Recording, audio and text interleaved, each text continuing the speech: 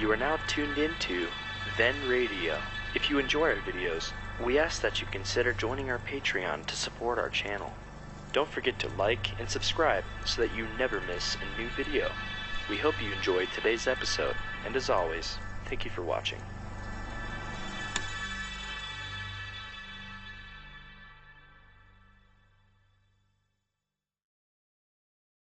The Equitable Life Assurance Society presents This Is Your FBI.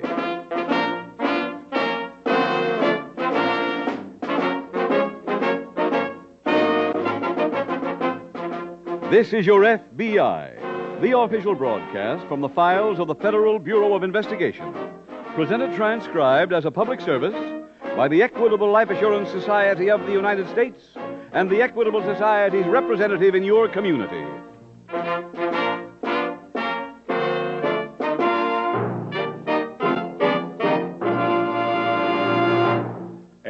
AHO.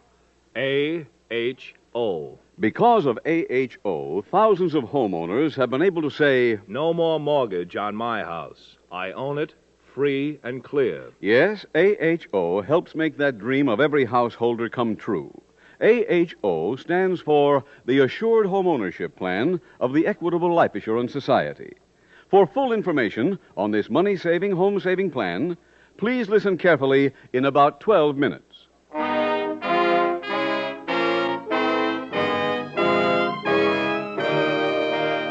Tonight, the subject of our FBI file, Juvenile Delinquency. Its title, The Face.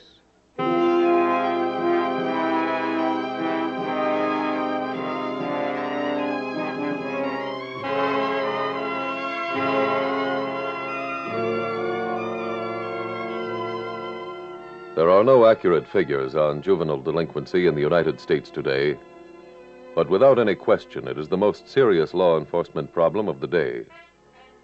Any statistic must be an understatement because of the practice in some localities of not fingerprinting youthful offenders. However, it can be said that during the past 10 years, youth has been in the vanguard of the criminal army in this country. One basic cause of that high rate of juvenile crime is the lack of a sense of moral responsibility. And for this, the blame rests squarely on the parents of the country. For it is in the home that the child must learn that others besides himself have rights, must learn the values that will help him grow into a decent, law-abiding citizen, a public servant, and not a public enemy.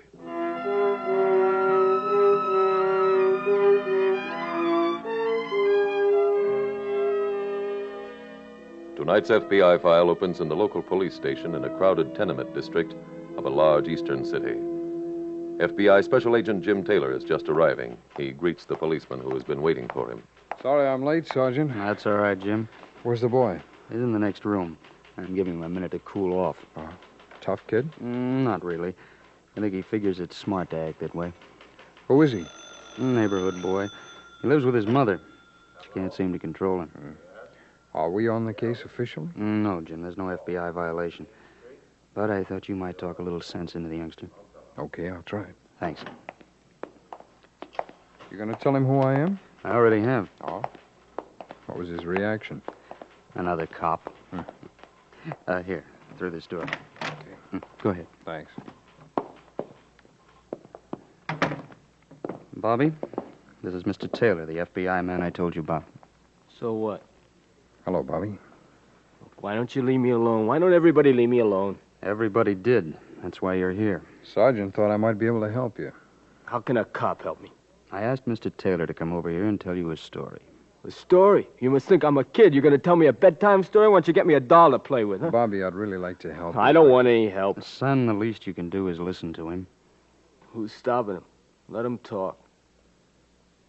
Well, the story begins some years ago, right in this neighborhood. Young boy, about your age, was having breakfast with his sister. He had no parents, and his sister had to work to support him. They were seated at a small table. Danny, eat your cereal. Okay. Hey, you're going to be late for work. I know. Don't you care? Well, I stayed to have breakfast with you on purpose. I wanted to talk to you. Oh, I won't have much time, sis. I gotta hurry to school. Well, that's what I wanted to talk to you about. School. Oh, but I'll be marked late if I don't leave now. Danny, you don't have to put on an act for me. Hmm? I know you haven't been going to school. Hey, you've been spying on me. No, Danny. Well, then how did you know that I haven't been to school? Oh, Miss Cronin called me at the office yesterday. She said you haven't been in school for a week. She asked me why. I suppose you really hung it on me. No, I lied to her. Told her you was sick. Huh? And then she asked why I hadn't signed your report card and returned it. Where is your card, Danny? I lost it. I don't believe you. Oh, look, lay off, will you? Danny, I think I know what this is all about. I don't care what you know. I'm telling you what I know. I ain't been going to school because I don't like school, and I ain't going back there. Danny, sit I down. gotta meet a guy. I'll see you at dinner.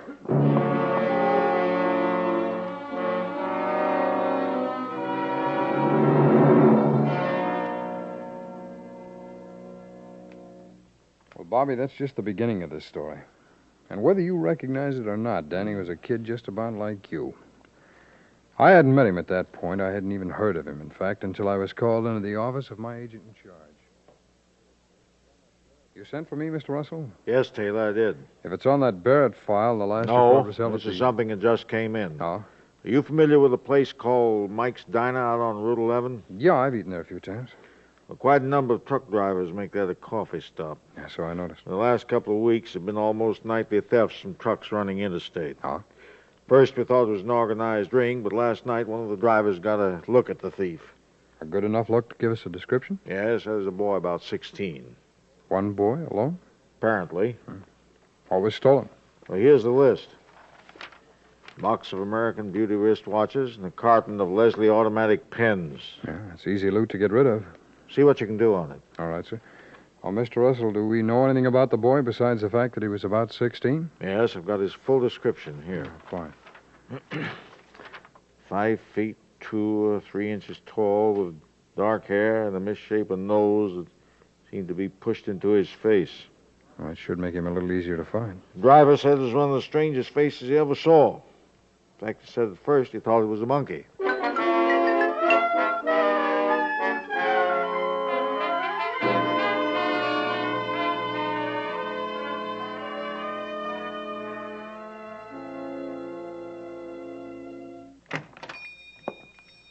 Yeah, back here, Danny. Okay. Well, hiya, pal. Have you got something for me? Mm-hmm. Oh, so you're really working, ain't you, kid? Don't call me kid. Oh, pardon me. Well, now, what have you got? Here. One fountain pen? Oh, I got more. How much is it worth? Where'd you get 'em? That's my business. Then take it back. Why? I want to know how hot the stuff is before I make a price. Maybe I got to hold on to it till it cools off. See, that makes a difference. Well, I swiped them off a truck out by Mike's Diner. Mm-hmm. How many more you got? 12 dozen. And I got some watches. Mm-hmm. Pens are worth $1 apiece. Hey, you got some right there in your window for $5 each. My price is $1. You know, you could buy a mask with the money. Shut up! Hey, come here, son. Oh, come here. I was only kidding. Come here, Danny, come here. Say, Danny, how'd you like to graduate? What do you mean?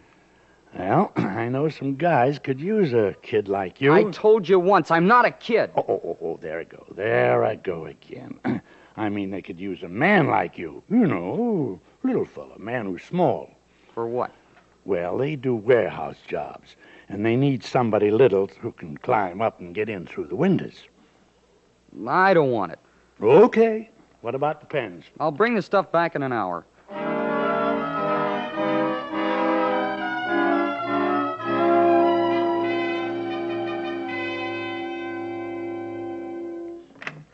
Mr. Russell, may I come in? Yes, Taylor.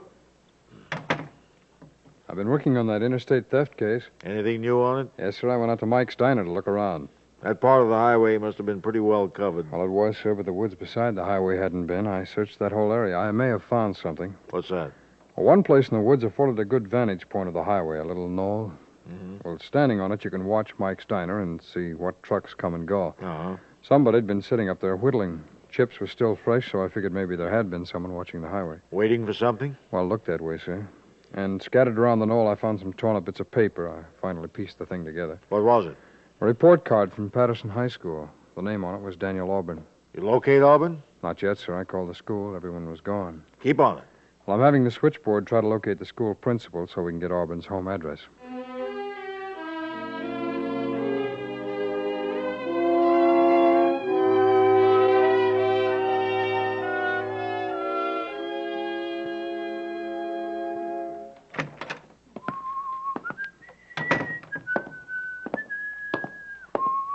Hello, Danny. Hello, sis. I thought you were going to work. I did. You didn't get fired, did you? No. Said I wasn't feeling well. My boss gave me the rest of the day off. Well, why don't you go for a walk, sis? That always makes you feel better. Well, why don't you go see the movie at the Paramount? It's swell. It's all about Are you a guy trying to and get me out of the house, Danny? No. Well, it won't work. I stopped at school on the way home and saw Miss Cronin. Oh. She tells me for the last few weeks you've been seen with a lot of money. That's right. I found some money. Oh, Danny. I did. I found a wallet on 2nd Avenue. I found something, too. Huh? I found a box of fountain pens and a box of watches in your room. Now, look, sis, I told you once before Danny, that I went to your bureau to see if any of your socks needed darning. Well, why didn't you ask me? No, that's not important. Where did you get those pens and watches? I found them, too. Danny. I'm telling you, sis, There's a story in the morning paper about a box of watches and a carton of pens being stolen from a truck last night out on Route 11. Well, what's that got to do with me? Where were you last night, Danny? I went for a walk. Where? I don't know. I don't remember. Danny, you stole those pens and watches. I know it. Well? Danny. Oh, cut it out, sis. Is this the way I've brought you up? Have I been such a complete failure that you don't even know it's wrong to steal? I suppose what happened to me is right. That was an accident. It still happened. All right, that was wrong, too. But the police did try to find the car that hit you. They just A couldn't lot of seem to... good that does me. Does it fix my face? Your face has nothing to do with stealing, Danny. Look, why do you think I ain't going to school? Because all the kids laugh at me. They call me monkey. Well, I'll show them. I'll steal and I'll have money. I'll have a lot of money and I'll be important, and then let's see them laugh. Honey, that's not the way to be important. The right way is to be decent and honest. Are you kidding? They won't let me play ball with them. I can't get a girl to go to the school dances with me. No, it doesn't warrant your stealing. I've got to put a stop to it, Danny, right now. How? You're coming with me. We're going to take those watches and pens back. I don't know who they belong to. Well, the police will know. The police? Yes. They'll send me to jail. No, I think they'll understand. I've got some money saved up. I'll pay for whatever's missing. Come on. I'm not going. Danny, it's the only thing to do. I'm not going, sis. You've got to. Oh, no! Danny. You're like all the rest. You hate me, too. Well, I'm getting out of here!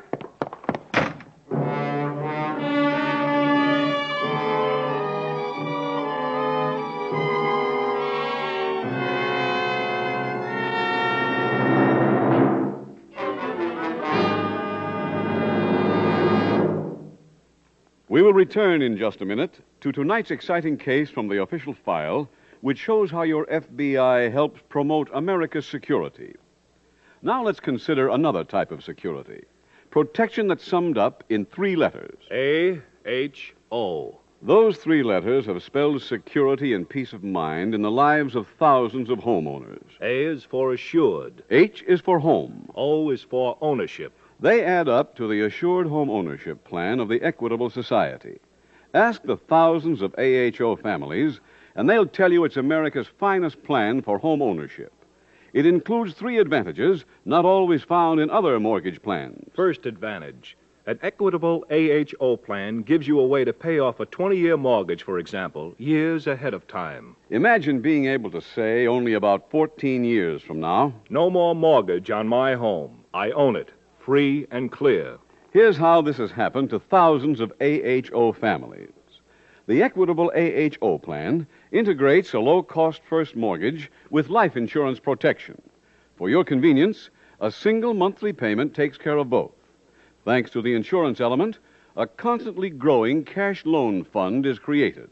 Year by year, the mortgage grows smaller and the cash loan fund larger until it's actually big enough to pay off what's left of the mortgage. Second advantage of an equitable assured home ownership plan. If the owner dies, his widow doesn't inherit a mortgage. She inherits the home, free and clear. And that's only half the story. In addition to canceling the mortgage, Equitable also returns to the widow every cent her husband had previously paid to reduce the principal. This may amount to hundreds or thousands of dollars. So, for many reasons, a man may consider himself lucky if his health, age, income, and the location of his home enable him to qualify for an Equitable assured home ownership plan. For full information, see your Equitable Society representative or write care of this station to the Equitable Life Assurance Society. Remember, the sooner you start an Equitable assured home ownership plan, the sooner you'll be able to say, no mortgage on our home. We own it, free and clear.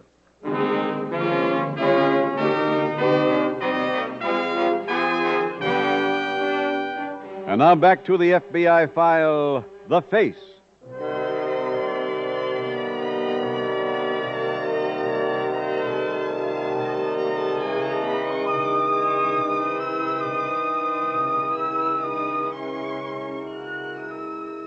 There's an important point brought out in tonight's case from the files of your FBI. The moral is that there is no quick answer to juvenile delinquency. The problem is deep-rooted and varies with each individual. It is the job of social workers, psychiatrists, all those who come in contact with antisocial youth, to burrow deep and find the cause of delinquency in each particular case, then to treat the cause itself. With Danny, we are discovering one possible reason for his difficulty. True, law enforcement officers are responsible for protecting society against its Dannys and Bobbies.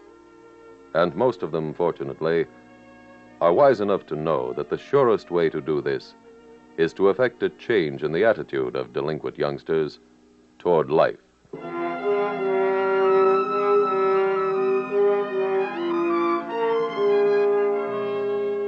Tonight's FBI file continues at the local police station. Sergeant, have I left out any of the details in Danny's story so far? No, Jim, I think you've covered everything. Bobby, what do you think of the story? It's a story, that's all. No, you approve of Danny hitting his sister? Sure, what business she have trying to bring him to the cops? Well, I think you'll understand that better when you hear the rest. Do you want to hear the rest of it, Bobby? Sure, I'll listen. I'm telling you right now, you're wasting your time. Go ahead, Jim. At about the same time young Danny quarreled with his sister and ran out of the house, the switchboard at the FBI field office was getting young Danny's address. I went over to the apartment. Danny's sister was still there. I introduced myself, and she invited me in. What did you want here, Mr. Taylor? Well, I've really come to see your brother. Is he at home? No. I wonder, would you mind looking at this picture? Does that resemble your brother?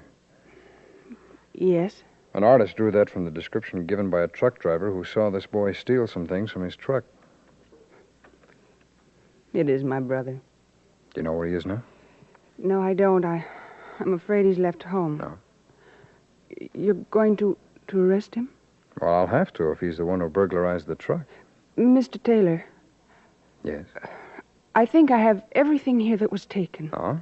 And I'm willing to pay for whatever's missing if you could drop the charges. Well, Miss Auburn, I'm not so sure it's going to be that easy. But this isn't entirely his fault. Well, whose fault is it? I don't know. 6 months ago, riding his bicycle down Bedford Avenue, Danny was struck by a hit-and-run driver. Go on. His shoulder was broken and his face badly cut. It's a miracle it healed at all. Danny spent 2 months in the hospital, and then they sent him home. His face was still terribly disfigured. Well, couldn't they have fixed his face up with plastic surgery? Oh, I don't know, Mr. Taylor, but... Well, even if they could have, that kind of thing costs a lot of money. Yes, it does. Tell me, was he ever in trouble before the accident? No. No, the first thing that went wrong was when he went back to school. No, what happened then? Well, the children started to call him Monk because of his face. Well, that can be pretty hard to take, Mr. Taylor. Yeah. Danny couldn't take it, so he stopped going to school. And then out of defiance, out of our wanting to show them attitude, he started to to steal. Yeah, well, I think I understand, Miss Robin. So you see, he's not really to blame. No. No, I guess maybe in a way everybody's to blame. Miss Robin, you say you're willing to make restitution for the missing items. Oh, yes, if you'll just let Danny alone. Well, I can't make any promises about that, because punishing Danny isn't our job. Well, can you help me at all, Mr. Taylor? Well, there's one thing we've got to do before anybody can help him. That's find him. But, he said he was never coming back. Oh, I think maybe we'll locate him. If we do, I'll be in touch with you.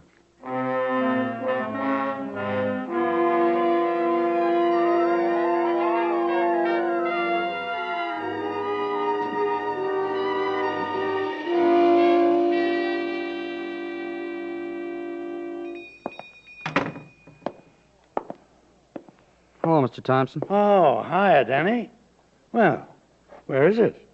I thought you were going to bring the stuff back. I couldn't. What's the matter, Palsy? Somebody steal it from you? No, I got caught. Yeah. Hey, look out. Now, wait a minute, kid. If you're hot... Oh, no, it ain't that. My sister nailed me. Your sister? Yeah, she's gonna give this stuff back to the cops. Oh, that ain't good.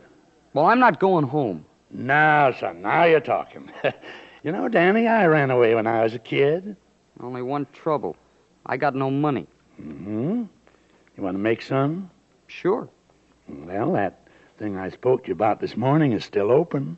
You mean with the big guys? Mm-hmm, that's right. All I gotta do is climb in a window, huh? Mm-hmm, that's all. Just climb in the window and come down and open the door. Well, Now. If you're afraid, you better not do it. Who's afraid? I'll do it. Good boy. But I need some money right away. That's all right. Your first job's tonight.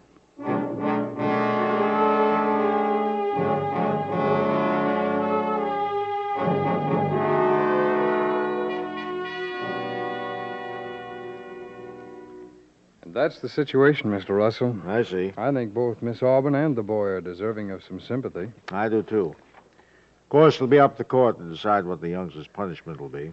Well, the facts ought to speak for themselves. They should. Mr. Russell, I've got a friend who's an outstanding plastic surgeon. I'm going to talk to him about young Danny. Oh, still got to find the boy. Yeah, I know.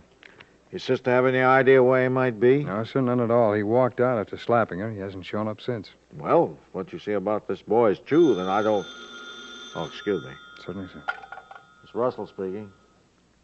Yeah? You have? I see. Just a moment. The boy's been located. Good. Yes, I've got that. Well, thanks very much. I'll have a man right over there. Young Auburn's picked up an act of attempting to burglarize a warehouse on 3rd Avenue. Oh, that's bad. He's at the 18th Precinct, Jim. Run down and have a talk with him.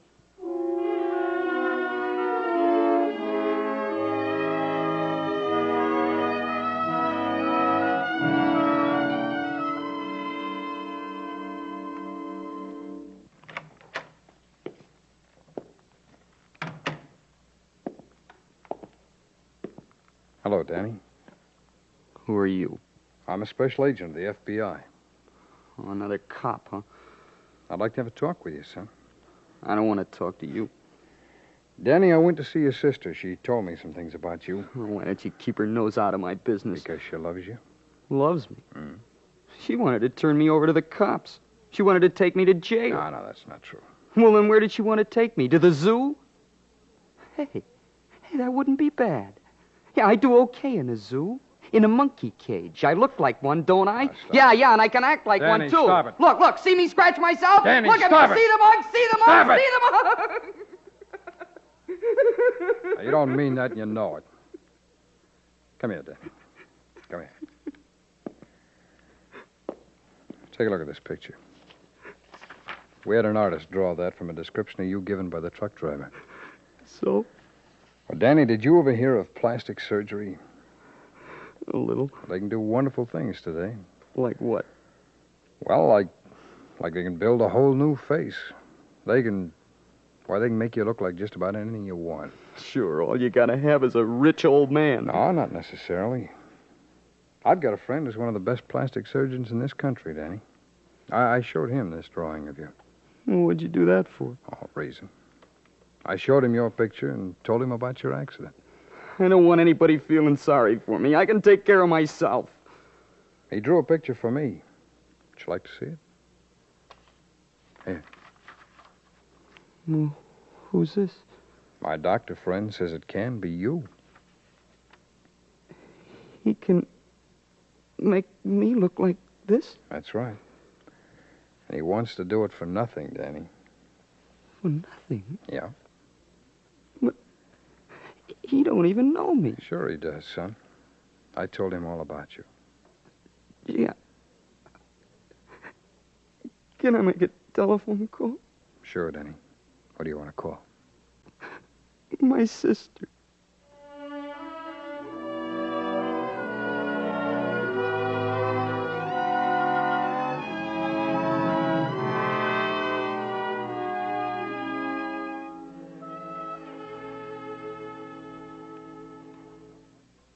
Well, Bobby, that's the story of Danny Auburn. A doctor operated on him, did a wonderful job. Then, on the recommendation of the court, he was released in the custody of his sister. What do you think of the story, Bobby? Yeah, he was just lucky, that's all. Well, that doctor's still alive, Bobby, and still practicing.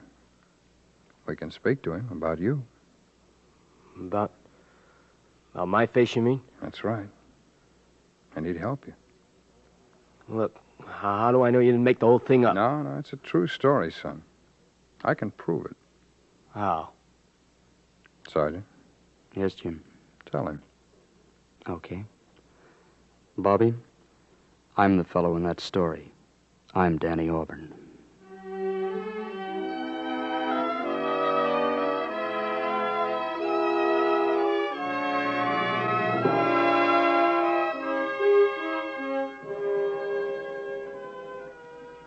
And that's the story of two juvenile delinquents who were saved by the intervention of your FBI, who were restored to good standing in their community because a doctor with a social conscience decided to work with law enforcement agencies to do his part in fighting the menace of law-breaking youngsters.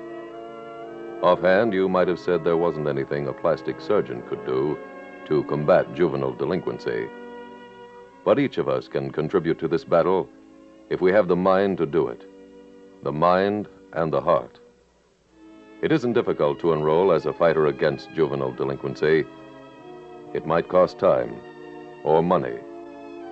But if the future of the nation is of any importance to you, you will enlist tomorrow in this war. This incessant war against a wave which is creating criminals in America faster than the nation can build prisons to house them. Let tomorrow be a day of dedication, when you will dedicate yourself to join the ranks of those doing their part to ensure the future, their future and yours.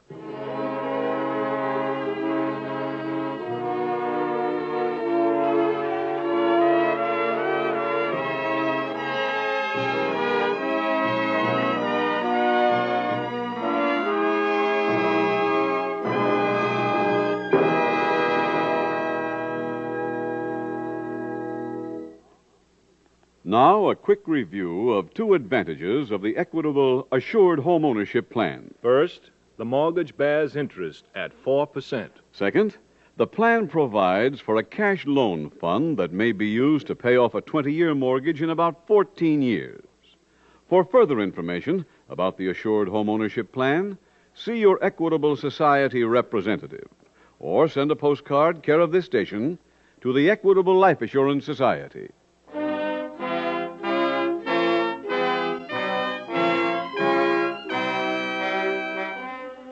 Next week, we will dramatize another case from the files of the Federal Bureau of Investigation. Its subject, theft of government property. Its title, The Old Hat.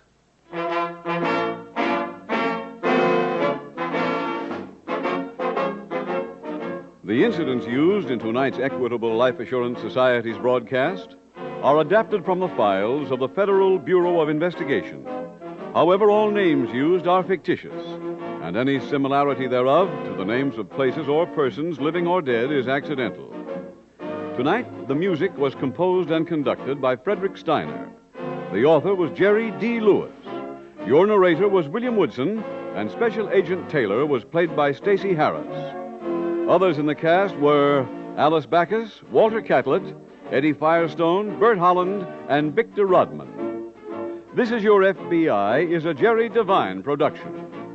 This is Larry Keating speaking for the Equitable Life Assurance Society of the United States and the Equitable Society's representative in your community, and inviting you to tune in again next week at the same time when the Equitable Life Assurance Society will bring you another thrilling transcribed story from the files of the Federal Bureau of Investigation.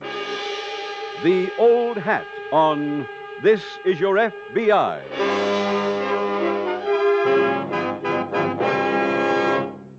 Stay tuned for the adventures of Ozzie and Harriet.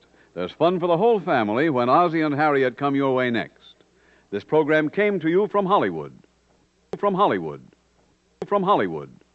From Hollywood. The Equitable Life Assurance Society presents This Is Your FBI.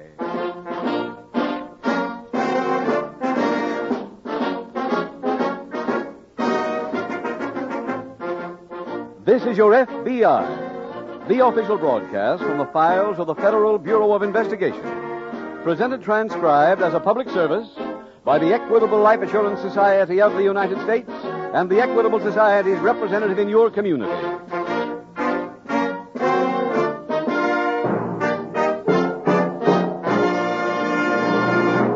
AHO. AHO. AHO is something you ought to know about. Those three letters stand for the Assured Home Ownership Plan of the Equitable Life Assurance Society. A money-saving, home-saving plan designed to speed the day when you say, "Our mortgage is all paid off. We own our home free and clear." Then listen carefully in about 13 minutes for full information on the Equitable AHO plan.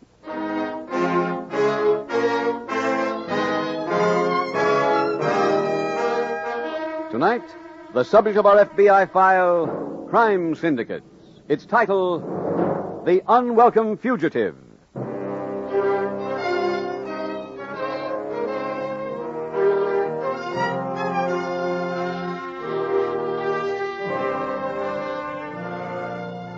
Since 1938, the last year of peace in the world, the number of major crimes in this country has increased almost 25%. Much of that rise is due to the fact that crime today in many parts of the nation is organized and operated on an assembly line basis. The profits to the well-run criminal machine can never accurately be figured. But from evidence your FBI has found in the past, it is certain that those profits in every large city run high into the millions. Where that kind of money is at stake, men will risk prison, death, or any other consequence. Because those men have found that once entrenched in a community, they can count on public apathy to keep them in power. For too many people have come to accept hoodlumism as a necessary part of our way of life. Your FBI is not a part of that group, and whenever it has proper jurisdiction, the Federal Bureau of Investigation will fight to prove that crime is not inevitable, but can be controlled if we attack it as we would any threat that faced us all.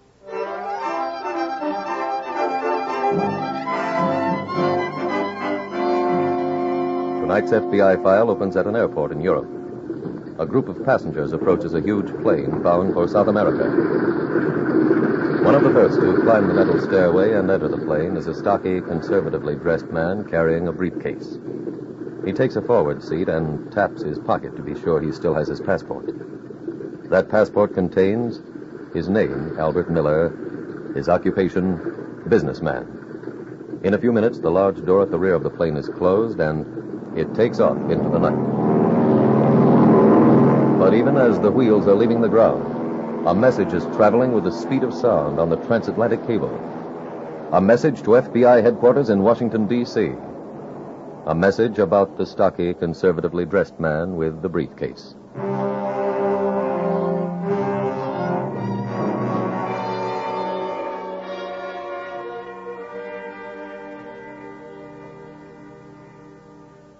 Bob, the SAC just put us on an alert. What's up, Jim? Washington called with the word that John Calusa's left Europe.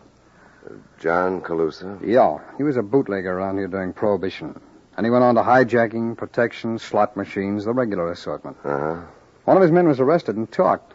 He involved his boss in a murder, and Calusa pulled every string he knew, but he was convicted. He was sent to state penitentiary for 20 years. How'd he get out? Well, when the war ended, he was deported as an undesirable alien.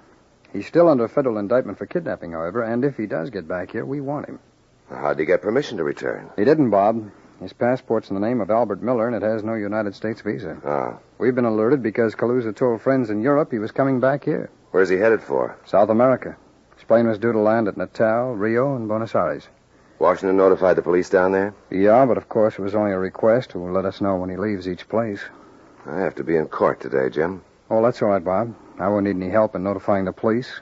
While we're waiting for word from South America, I'll check up on Calusa's friends around here.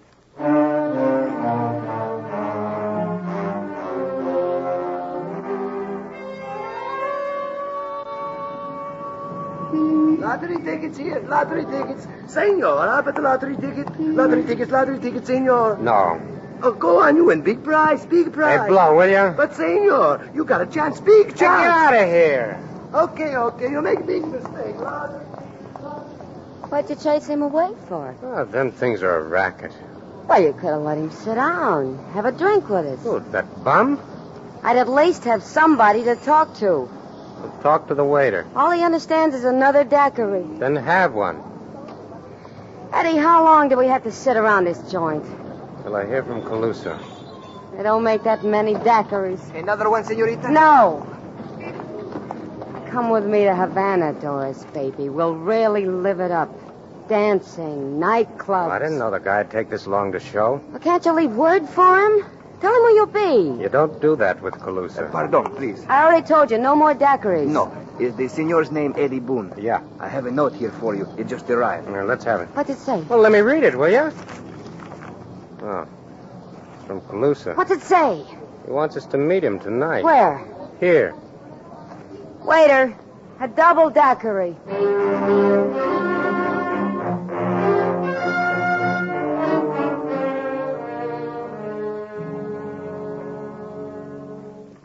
Jim, I'm available. Oh, fine, Bob. I can use the help. Anything new?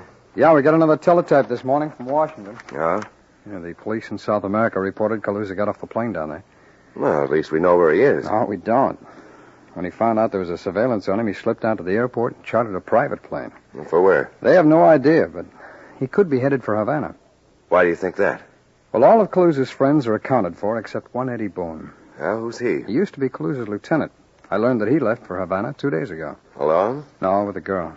Maybe he took Calusa a fresh bankroll. Yeah. Well, let's notify the Havana police and ask them to put Boone under surveillance.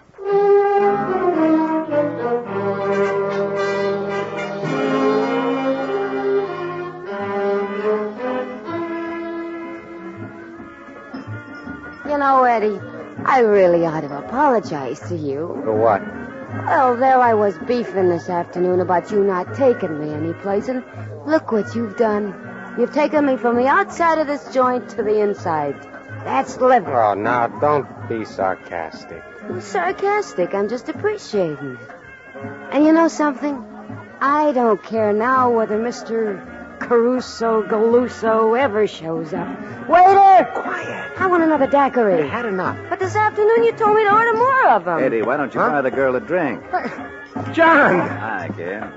John, hey, let me look at you. Oh, I swear to you, pal, you ain't changed a bit. Look okay yourself. Yeah, well, sit down, pal. Sit down. Okay. In case you didn't hear the introduction, my name's Doris. Okay, Doris. Go over to the bar and get a drink. Huh? We got business to talk. You heard him, honey. Get going. Well, thank you, gentlemen. I'll see if I can find a waiter who also dances. John, it sure is good to see you. When'd you get here? Tonight? You bring that package? Not as much as you wanted. How much? I dug 2,200, and I had to put the bite on 4 guys to get that much. How come? Well, things have changed, John. Every touch you had is gone. Rocky took over the slot machines, Artie's got the numbers, and Smitty's handling the protection. You let them move in? I was outnumbered. Well, I'll straighten them out. How? I'm going back. To the States? Yeah. You'll never make it. Yes, I will. Go to this address. Find a guy named Pedro Alamosa. Who is he? We ran rum together in Prohibition. You want me to tell him about... Just bring him back here.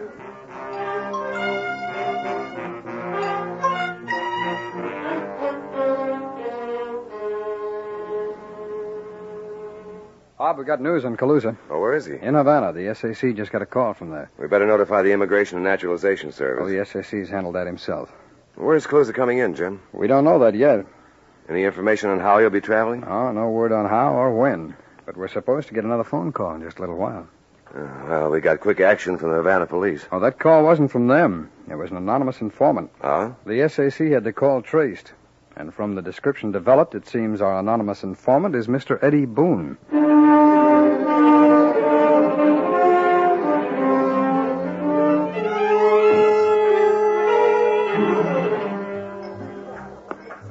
Hi, John. I'm sorry it took so long. Did you find the guy? Yeah. Well, where is he? I told you to bring him here. Well, that turned out to be quite a project. This character must be running for mayor. It took me an hour to steer him 2 blocks. Where is he now? He's in the lobby. He stopped to talk to... Ole, Johnny, ole, compañero. Hello, Pedro. Ay, Johnny, it's good to see you. Same here. How long has it been? 20 years? Just about. Well, we got to catch up on other things. First of all, the drinks. Mesero! Where's Doris? Still at the bar. Si, senor. What is your pleasure, amigos? Straight rye. I got one here. Bring him another one. And for me, tall glass, 2 jiggers rum, 2 jiggers brandy, 1 jigger Pernod. Ice? If there is room. Si, senor. Mesero! Si. Make that a double. Sit down, Pedro. Gracias, compañero mío. What happened to the leg? This leg? Oh, it is wood like my head. What happened? One day I am swimming. A shark is swimming too. We meet. I have 1 leg. Shark has 1. That's a tough break. Don't worry. I get even. Since then I kill 20, 40 sharks. Maybe even the one that bit me. John, I know you guys want to talk. I'll go find Doris. Okay, kid. Where'll you be? I'll be at the bar. I'll see you later, amigo. Yeah, sure. He's a nice little fella. Pedro, I asked you to come here because I'm looking for a favor. Oh, if it is one I can do for you, tell it to me. Well, I want to get back to the States. Oh, that is not difficult. It is when they've barred you. Oh? Pedro, you got a boat? Have I got a boat? Fastest one in Cuba. 40 feet long, 2 big engines. I could use it. You have got it, compañero, and with me a skip. Hey, we could have a fine time, Johnny. I get some whiskey, some senoritas. Pedro, just you and me would be better. When can you have the boat ready? Tonight.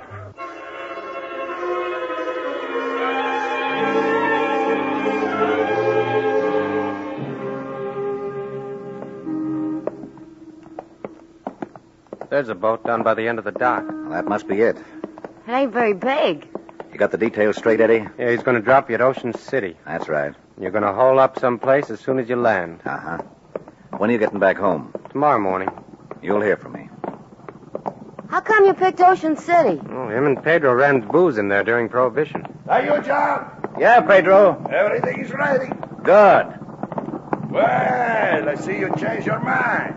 About what? Senoritas. She ain't coming. Oh, that is too bad. But we're not changing, querida. I have fine food, fine drink. And I have fine plane that's taking me back. Thank you. Oh, who can make love in the plane, eh? All right, hop aboard, John. Hey, give me your hand. All right. See you in the States, John. Yeah. Nice to meet you, Pedro. Same to you, amigo. Adios, senorita. Yeah, so long.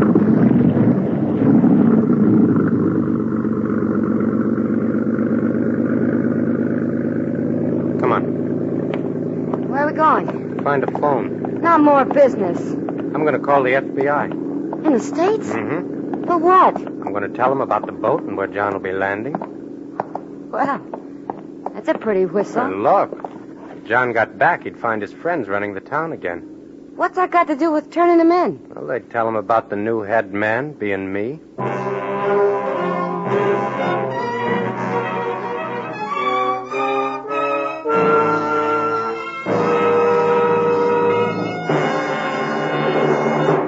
We will return in just a minute to tonight's exciting case from the official file, which shows how your FBI helps promote America's security.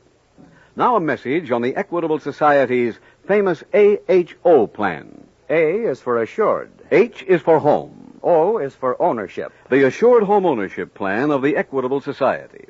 Many experts consider it America's finest mortgage plan because it combines three benefits not always found in other plans. First benefit, an equitable AHO plan gives you a way to pay off your mortgage years ahead of time. Yes, this plan was designed for the man whose ambition is to be able to say soon, "No mortgage on our house. We own it free and clear." Here's how an equitable AHO plan makes that dream come true. This plan combines a low-cost first mortgage with special life insurance protection. One convenient monthly payment takes care of both. Because of the insurance element, a cash loan fund is created. Year after year, this fund grows larger. At the same time, the mortgage shrinks. Eventually, the cash loan fund is big enough to pay off what's left of the mortgage. Actually, hundreds of AHO families are able to pay off 20-year mortgages in about 14 years. Second benefit of an equitable assured home ownership plan. If the owner dies, his widow doesn't inherit a mortgage. She inherits the home free and clear. In addition, the Equitable Society not only cancels the mortgage, but returns to the widow every cent paid to reduce the principal. This may amount to several $1,000s. So, for many reasons, a man may consider himself lucky if his health, age, income, and the location of his home enable him to qualify for an equitable assured home ownership plan. See your Equitable Society representative, or write care of this station to the Equitable Life Assurance Society. Remember, the sooner you start an equitable assured home ownership plan, the sooner you'll be able to say, "No mortgage on our home. We own it free and clear."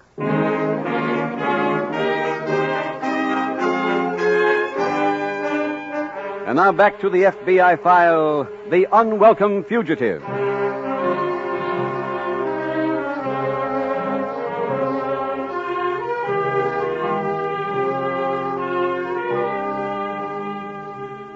A fundamental question raised by tonight's case is, how does a man, any man, whether his name be John Calusa, Eddie Boone, or anything else, get to control the illegal activities in an American city?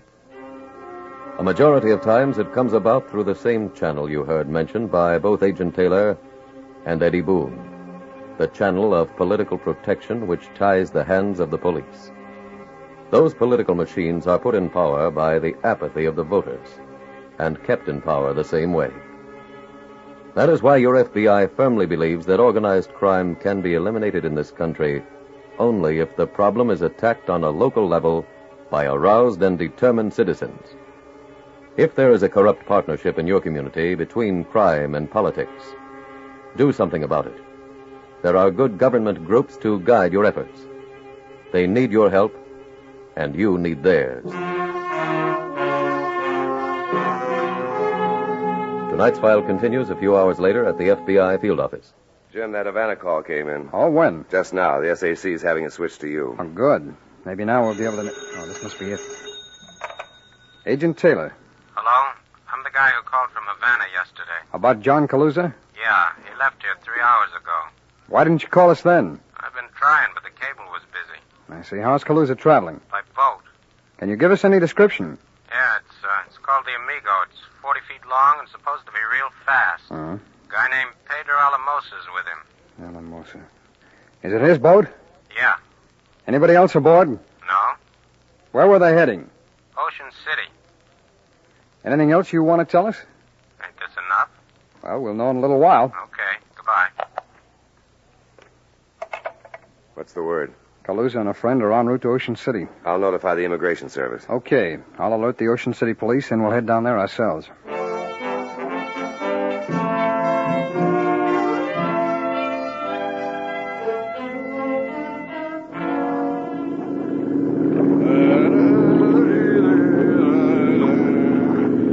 Drink, compañero?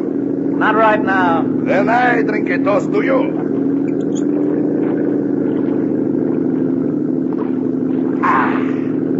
Salt air and rum, my favorite perfume. When do you think we'll make Ocean City? About an hour if the fog don't get no thicker. If it does, well, we head north to Auburn. You remember when we run the rum? It was always much clearer then. Oh, yeah. How about something to eat, compañero? See, I have a basket full of food. Chicken, beef, what will it be?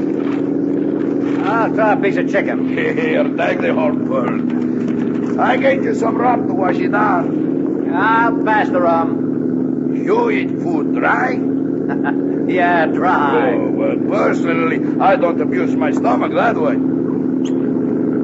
How about some of this chicken? Oh, I got one of my own. See?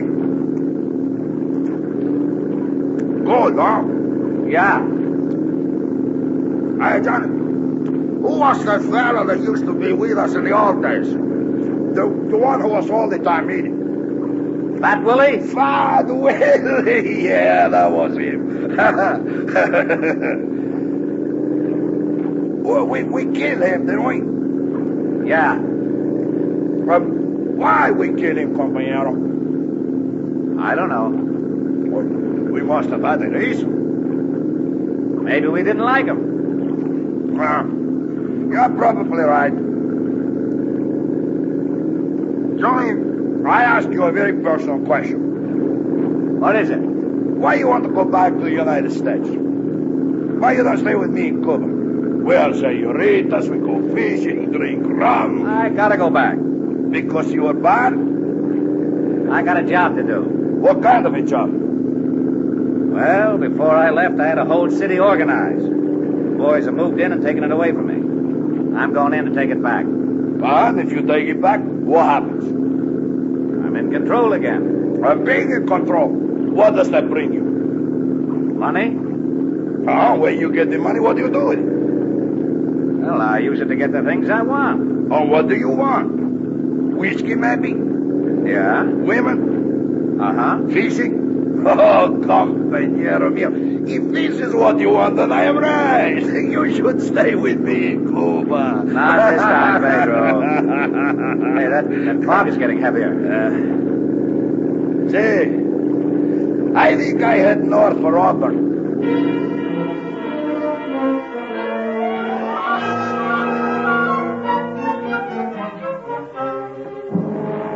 As the small speedboat churned through the coastal waters, the fog began to lift.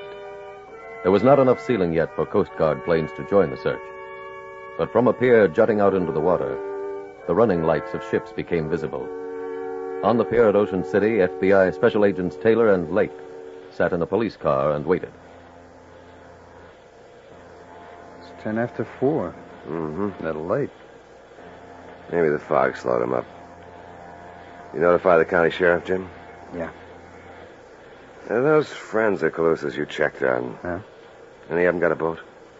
No, Bob, not that we know of. I was wondering if he'd switch boats a few miles out. Oh, I doubt it, Bob. After all, he doesn't know we're looking for it. I think we've taken just about every precaution we can. Calling car 3. Hey, that's us. Car 3 calling in. Go ahead. Radio report just received from the police at Auburn. They've spotted a boat that might be the Amigo. How far is Auburn? 10 miles north. I'm heading for there now. We'll meet you at the waterfront.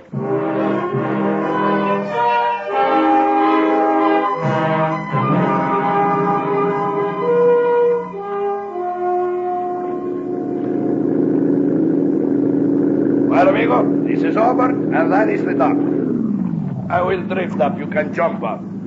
Pedro, I want you to know you've done a big one for me. I won't forget it. All I wish is you would forget it and come back with me to Cuba. Sometime later, maybe. I consider that a promise. And if you need me for anything, you call me, eh? Thanks. I'll get your rope. Okay. Throw it on the hook. Well, compañero, goodbye again. Vaya con buena suerte. Thanks for everything. I'll be in touch with you. That way up! Huh? John, the cops. Can you start? No. Get away. Underneath. You want me? Come in after me!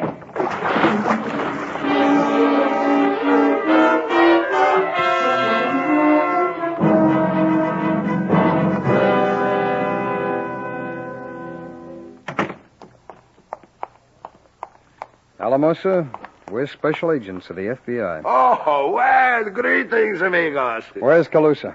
Who? John Calusa. I'll get it, Bob. Okay. You trying to say you don't know John Calusa? Maybe he was the shark who bit off my Hello. leg. Taylor speaking. Wood. Like my Yeah. head. Alamosa, your record shows you were When? arrested in 1929 with John Calusa. Oh, that is a long time ago. What time does it get I in? try to remember everybody I was arrested with. Okay, thanks very much. Bye. You know you've committed a crime, don't you? What? Bob, that was our call from the Caribbean Airlines. Maybe we can catch up to Calusa on our own.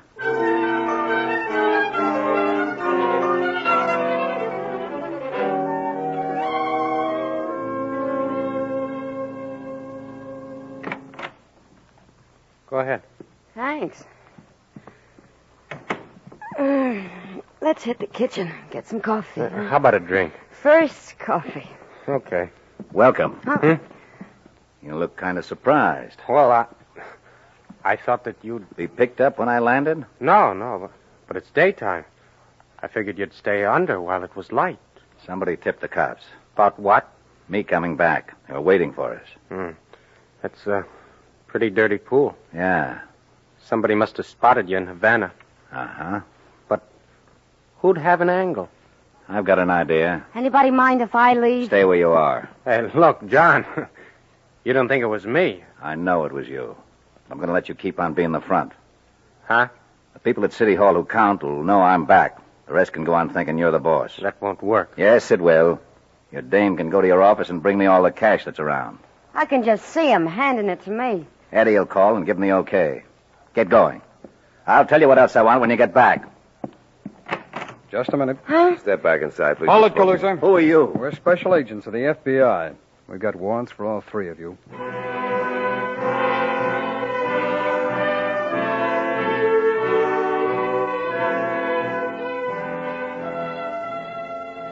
John Calusa was tried in federal court on the kidnapping indictment and sentenced to a federal prison.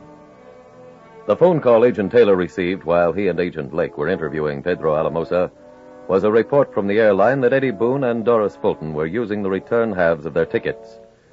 Setting up a surveillance at Boone's apartment house, they saw him arrive with his girl and waited long enough to give them time to reach Boone's apartment. The arrest of John Calusa was an important result of this investigation, but even more important to the citizens of the city to which he tried to return was the fact that the link between Eddie Boone and the political machine was exposed so that the people could do something about it. They did. They cleaned house. Possibly this time they won't again grow complacent and allow the corrupt element to return to power. For the decision is in their hands, just as the decision about your own community is in the hands of your fellow citizens and yours.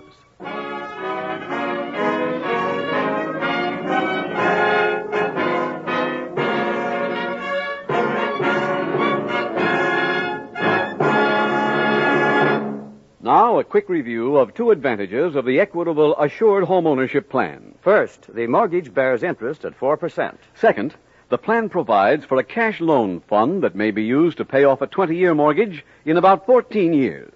For further information about the Assured Home Ownership Plan, see your Equitable Society representative or send a postcard care of this station to the Equitable Life Assurance Society.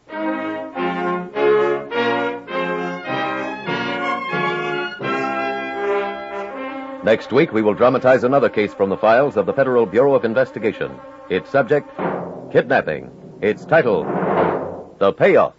The incidents used in tonight's Equitable Life Assurance Society's broadcast are adapted from the files of the Federal Bureau of Investigation. However, all names used are fictitious, and any similarity thereof to the names of places or persons, living or dead, is accidental. Tonight, the music was composed and conducted by Frederick Steiner. The author was Jerry D. Lewis.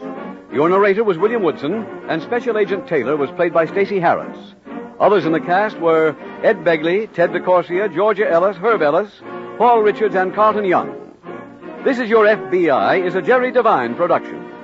This is Larry Keating speaking for the Equitable Life Assurance Society of the United States and the Equitable Society's representative in your community, and inviting you to tune in again next week at this same time when the Equitable Life Assurance Society will bring you another thrilling transcribed story from the files of the Federal Bureau of Investigation. The Payoff on This Is Your FBI. Stay tuned for the adventures of Ozzie and Harriet. There's fun for the whole family when Ozzie and Harriet come your way next. This program came to you from Hollywood. This program came to you from Hollywood. This program came to you from Hollywood. This program came to you from Hollywood. The Equitable Life Assurance Society presents This Is Your FBI.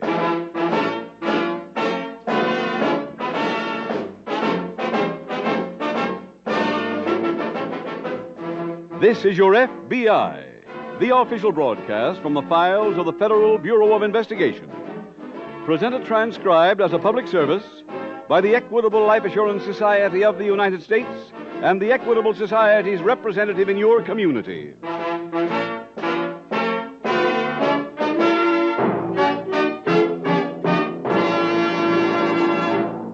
A-H-O. A-H-O. Those are three letters that every husband and wife who are thinking of mortgaging their home should remember. AHO stands for the Assured Home Ownership Plan of the Equitable Life Assurance Society, a money-saving, home-saving plan designed to speed the day when you say, "Not 1 cent of mortgage on my house. I own it, free and clear." Does that appeal to you? Then please listen carefully in about 13 minutes for full information on the Equitable AHO plan.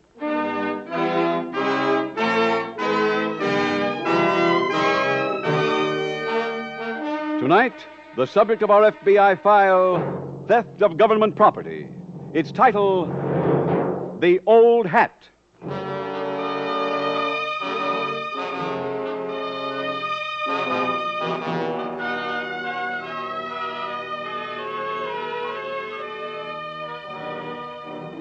Scientific advances are being made in laboratories throughout the country that stagger the imagination. An instrument has recently been perfected, for example, that will measure time to the 100,000,000th of a second. Another instrument will reveal the exact chemical properties in a fragment of material smaller than the tip of a needle. Those advancements and others like them are important to every person in the country because science is no longer now a branch remote to human learning, but a direct contributor to the fight against crime.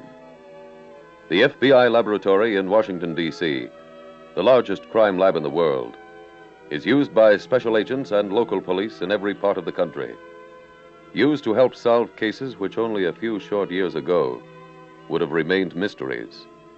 The case chosen for dramatization this evening is proof of that statement.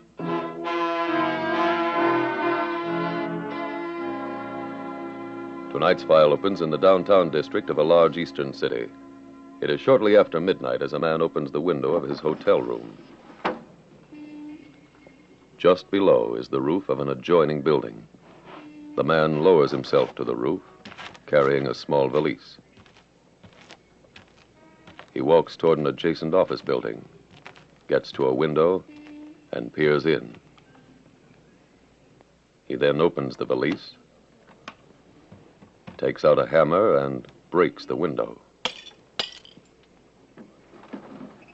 He then climbs in.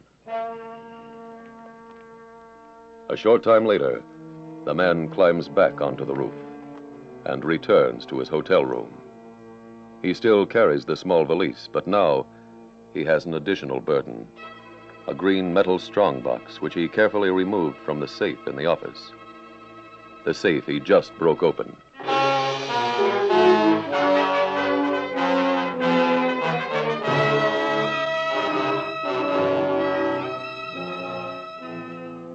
Because that strongbox contained not only $9,000 in cash, but also government-owned blueprints of a new secret weapon, the local FBI field office was notified immediately after the robbery was discovered. Early the following morning, Special Agents Jim Taylor and Jack Nelson entered the lobby of the hotel. Good morning, gentlemen. Good morning. We're special agents of the FBI. Here are my credentials. I see. Well, what can I do for you? Well, there was a robbery committed last night in the Johnson building. That's almost next door to us. That's right. We found evidence that the burglar who did the job lived in this hotel. Lived here? Yeah. He crossed the roof of the structure next door and entered an office in the Johnson building. Could you tell which room he came out of? Yes, it's the fifth window from the street on the left-hand side, third floor. Well, that would be... let me see. 305. May I have the key to 216, please? Surely. Here you are. Thank you. Miss, can you tell us who's registered in 305? It's unoccupied. I see. Well, it's possible the burglar checked out after the robbery. Can you find out who did have that room? Well, let's look through the register. Thank you. Here's a pencil, Jim. Oh, thanks, Jim. See, 218, 406. Yeah, here we are. 305. John Smith, Times Square, New York. Well, Jack, I'm afraid that won't be much help. When did he check in? A week ago. Yes, exactly a week ago yesterday. And he paid his rent in advance. What did he look like? I don't remember. Well, has the room been cleaned? Not yet. May we look at it, please? Of course. Just a minute, I'll get you the key. Here we are. Thank you.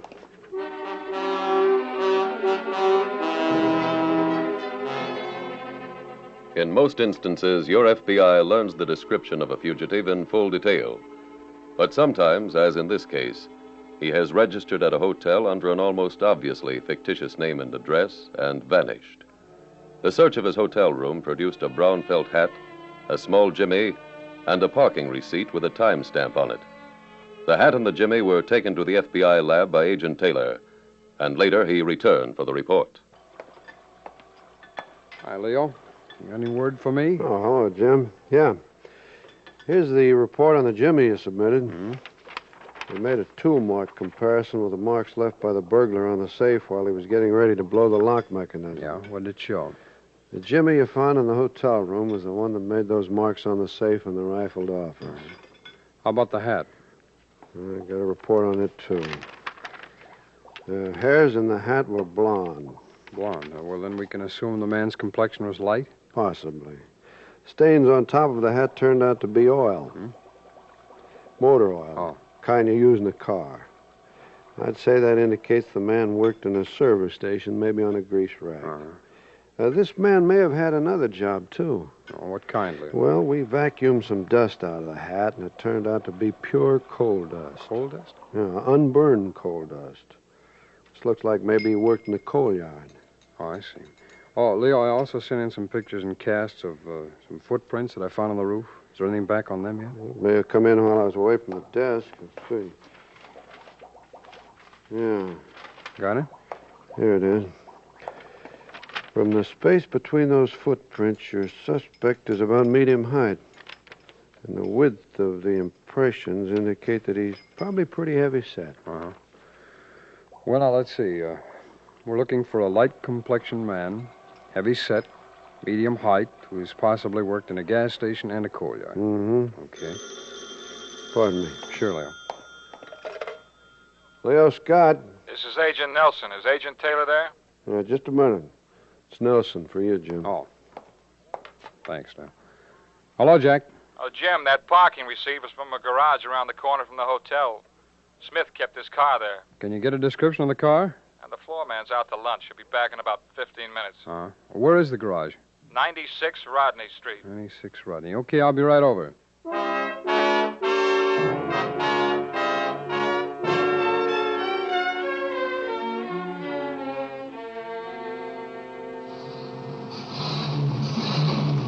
That car was left by a man named Smith in the Hotel Lafayette, around the corner. You remember Smith? Yeah. He was a blond guy, 30, 35 years old. Kind of heavy. What kind of car did he have? Black Ford sedan, 47. You have a record of the license number? No, afraid not. Is there anything unusual about the car? Well, nothing much. Except for the dirt. We get lots of tourists pull in here, but, man, that Ford was the dirtiest. Backed into a wall this morning before he pulled out. I'll bet he must have knocked a pound of it off from under his fender. Would that have been swept up yet? It should have been. Ain't had a chance to get to it yet. Well, can we see it? Sure, it's right over here. Did Smith mention where he was going from here? No. Well, did he say anything that might be of value? He just didn't do much talking. There's the dirt from his fenders. Well, thanks. Well, Jack, let's brush some of this up and get it back to the lab. Yeah.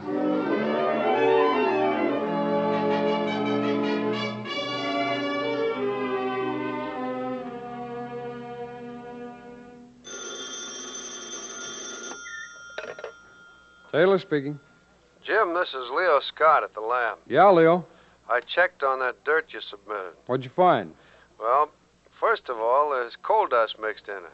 Coal dust. Oh, that should tie in with the coal dust from the hat. Yeah, but I also found quite a few bits of a plant called Dionea muscipula. Come again? It's a plant called Dionea muscipula. Uh-huh. I checked on it at the Smithsonian. It's very rare. Found only in the peat bogs along the coast of the Carolinas. Any specific area? Yeah, from Beaufort, North Carolina, to Georgetown, South Carolina. Beaufort, North Carolina, Georgetown. Okay, thanks, Leo. I'll notify the police in every city between Beaufort and Georgetown.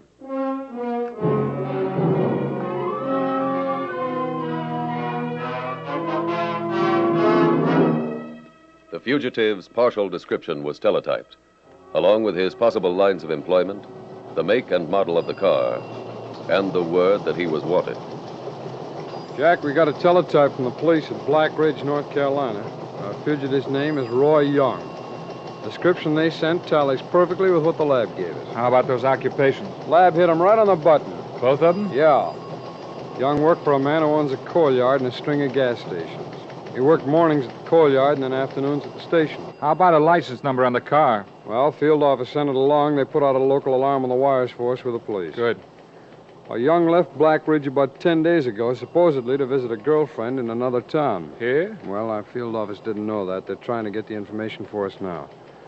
Police at Black Ridge say they've arrested him on several occasions for fighting and disorderly conduct, but there's no other record for him.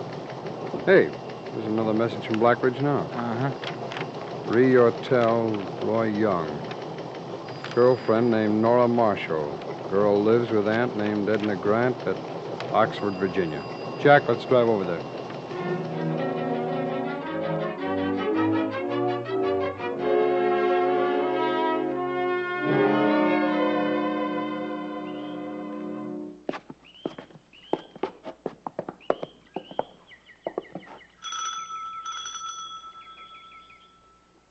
There's no sign of Young's car around the place. Let's hope this is the right Edna Grant. Yeah. Oh, good afternoon, ma'am. Are you Edna Grant? Uh-huh. We're special agents of the FBI. Here are my credentials. I see him. And this is Agent Nelson. Hello. What do you want? We understand you're the aunt of a girl named Nora Marshall, is that right? That's right. Well, is Miss Marshall here? No, May we come in and talk to you about her? I guess so. Go ahead, Jack. Ain't got but 2 chairs, so one of you'll have to stand. Oh, that's quite all right. I'm too tired to be polite. Go ahead, you can use that chair. Just shove that stuff onto the floor. I think we'll both stand, thanks. Suit yourself. I'm sitting. Miss Grant, do you know where we can locate your niece? Don't know why you'd want to. I took that girl in and let her share this whole place with me, and you know how she pays me back. She runs off. When was this? Yesterday, I think. No, come to think of it, it was today. This morning. Well, did she run off alone? No, she run off with Roy Young. Oh? You know where they went? No. Would there be a picture of your niece around the house here? In her room. Guess it'd be under a pile of junk I threw in there a while ago. May we have it? If you can find it. Oh, and Jack, we'd better flash word about the girl being with Young. It'll be easier spotting the Ford sedan with the 2 of them in it. Yeah. Mister, you ain't gonna find Roy Young that way. Oh, and why not? When he come here today to pick up Nora, he was driving the biggest, newest Buick I ever saw.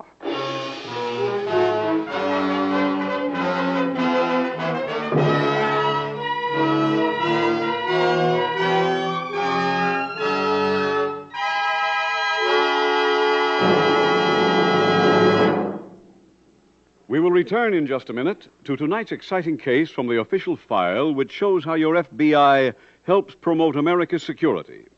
And speaking of security, here are 3 letters that every homeowner should remember. A-H-O. A for assured. H for home. And O for ownership. The Assured Home Ownership Plan of the Equitable Society, known from coast to coast as America's finest plan of home ownership. And here are 3 very good reasons why. Reason number 1, an equitable AHO plan gives you a way to pay off your mortgage years ahead of time. Right. This plan was created for folks who don't want to spend a lifetime making mortgage payments. For families whose big goal is to be able to say, no more mortgage on our house. We own it, free and clear. Here's how an equitable AHO plan can hasten the arrival of that happy day for you. This plan links up a low-cost first mortgage with life insurance protection. 1 monthly payment taking care of both. Thanks to the insurance element, a constantly growing cash loan fund is created. Year by year, the mortgage grows smaller and the cash loan fund larger until it's actually big enough to pay off what's left of the mortgage. This explains how hundreds of AHO families pay off their 20-year mortgages in about 14 years. That's 6 years ahead of schedule. Reason number 2 why you want to look into an equitable assured home ownership plan.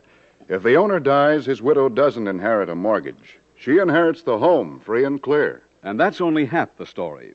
For the Equitable Society not only cancels the mortgage, but also returns to the widow every cent her husband had paid to reduce the principal. Last but not least, an AHO mortgage plan draws interest at 4%. So, for many reasons, a man may consider himself lucky if his health, age, income, and the location of his home enable him to qualify for an equitable, assured home ownership plan.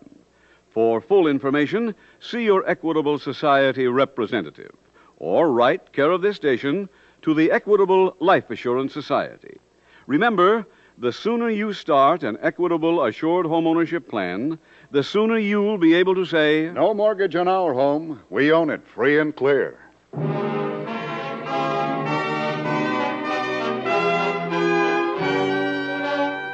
And now back to the FBI file, The Old Hat.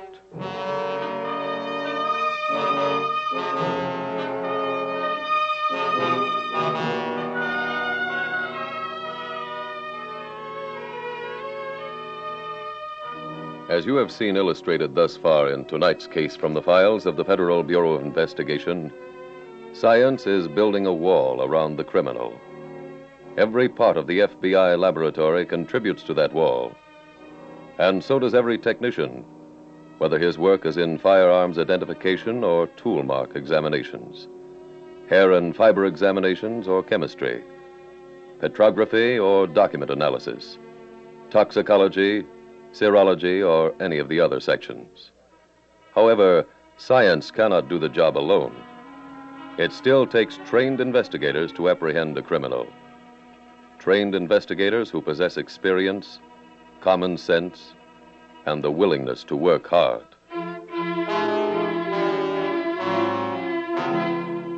Tonight's file continues at the FBI field office. Jack, the police located Young's Ford sedan at a used car lot. Here in town? Yeah, he traded it in on a new Buick convertible the morning after the robbery. You got the license number? Well, police gave it to me when they called. I've already sent out a new alarm. Which used car lot is it? Pete Simon's over on Broadway. Maybe you better interview Simon. Oh, I called. He's out demonstrating a car, but they say he'll be back in about half an hour. So let's start over there.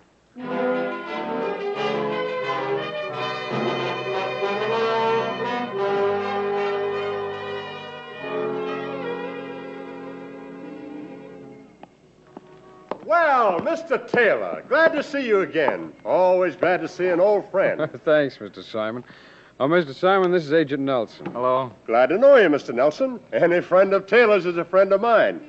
You want to pick yourself up a little car? I got a beauty this morning on a trade. No, Mr. Simon, we're on business. Well, I'll go quietly.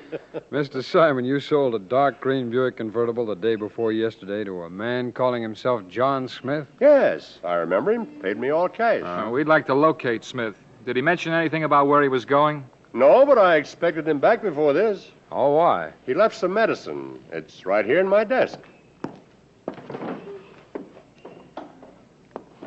Here we are. While we were closing the deal, he took a pill and walked over to the cooler for a drink of water. When he came back, he paid me and went off without them. No label, Jim. Yeah. Well, if you hear from Smith, will you please call me? Hate to lose a customer that way, but I will. Thanks, Mr. Simon. Well, Jack, let's take these pills back to the lab.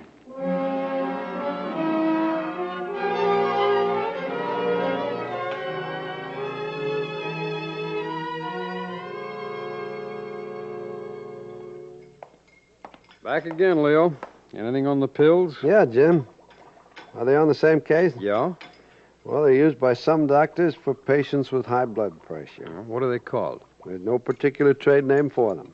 Does a person need a prescription to get some? Mm-hmm. Here, I'll write it out for you. Oh, fine. This is what's in each pill. Oh, pardon me, Jim. Sure, Leo. Leo Scott. This is Agent Nelson. Is Agent Taylor there? Yeah. It's for you, Jim. No. Thanks, Leo. Hello?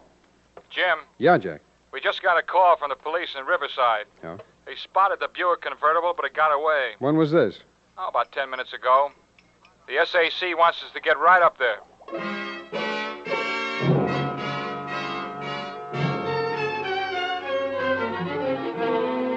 The two special agents flew to Riverside. They supplied each drugstore with a copy of the prescription for the pills. Within a matter of hours, one store reported an order in the name of a customer named John Smith. The pills were to be called for. Agents Taylor and Nelson sped to the store and waited. Jack, look. The prescription counter. Come on. Oh, just a minute, please. You talking to me? Yes, Miss Marshall. How do you know my name? We're FBI agents. What do you want with me? Roy Young. I don't know anybody named Young. Your aunt told us different. My Where aunt, is he? I don't know. That bottle of pills there is for Young. I don't know where he is. Is that your final answer? Yes. All right. You know you might be charged with a federal crime? What for? I didn't do anything. You knew Young committed a crime and you're helping him hide. I didn't know about any crime. Miss Marshall, if you were assisting Young to escape arrest, you might be charged with harboring a federal fugitive. Roy promised me I couldn't get into trouble. Well, he lied to you. I don't want to go to jail. Then where is he? At a motel just outside town.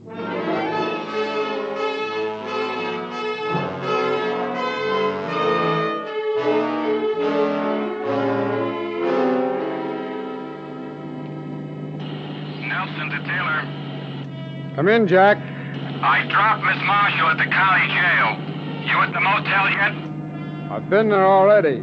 Young's gone. Where?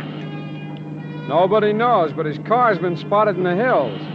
You coming back here? No. Jack, look. There's a police substation in the mountains. Alert everybody at your end and meet me at the station.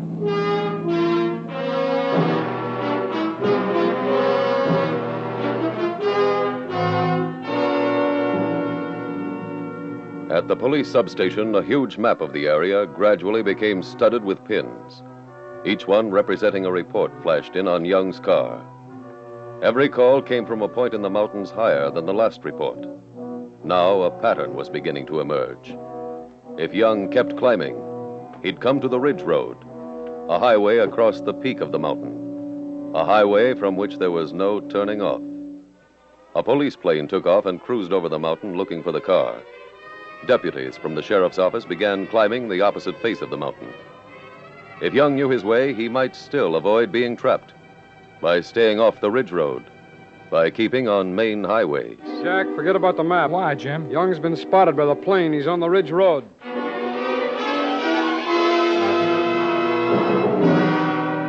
By two-way radio from their car as they climbed the mountain, Agents Taylor and Nelson kept in constant communication with the deputy sheriffs coming up the other face of the hill, with the police plane and the different police units aiding in the search.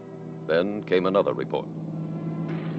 Police plane to Taylor. This is Taylor. We just saw Young's car stop near the top of the hill. Did you see him? No, but that area is heavily wooded once you leave the road. Anybody live up there? Not anymore. There's an abandoned hunting lodge close to where his car is parked. Okay, thank you. Attention, all units. Attention, all units. This is Taylor calling. Young may be holding up in the hunting lodge near the peak. Let's converge.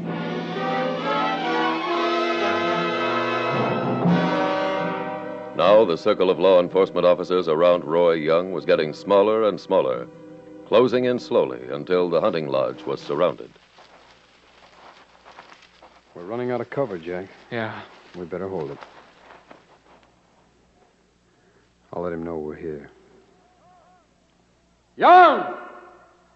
This is the FBI! Come on, hands up! Come out with your hands up! Can you hear me? I guess he heard us. Shots came from that lower window. Yeah, and he hasn't located us. He was firing wildly. Yeah. Jack, let's move to the right there, closer to the window. Huh? Okay.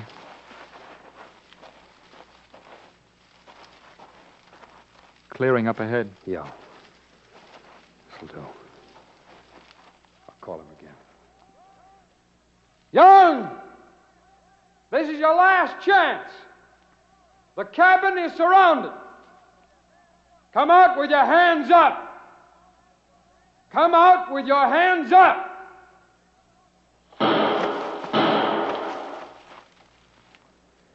Should we try tear gas? Well, let's wait till we get across the clearing. You ready? Yo. Let's go.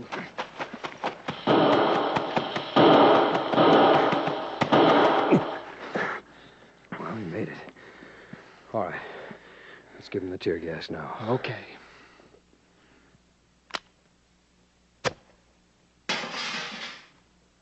That ought to bring him out.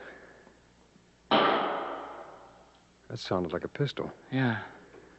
I'm going for the door. Wait here.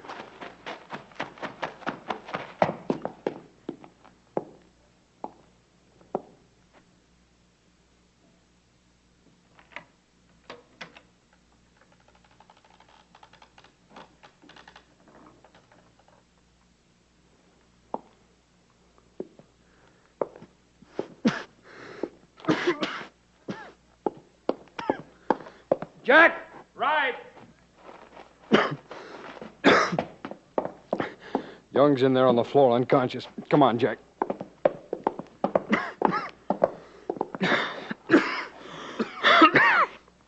Gas knocked him out. No. Oh, it wasn't the gas that got him, Jack. He used that last shot on himself.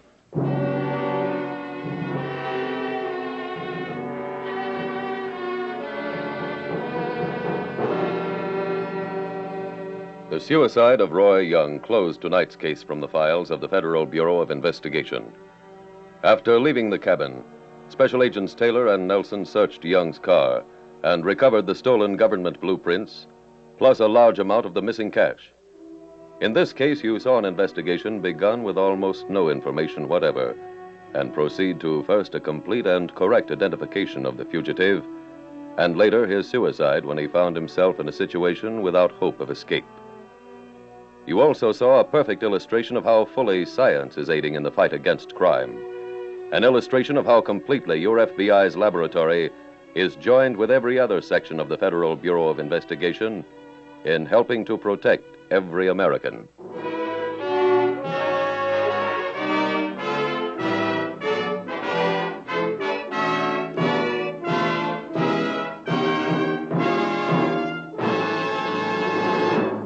Now, a quick review of two advantages of the Equitable Assured Homeownership Plan. First, the mortgage bears interest at 4%. Second, the plan provides for a cash loan fund that may be used to pay off a 20-year mortgage in about 14 years.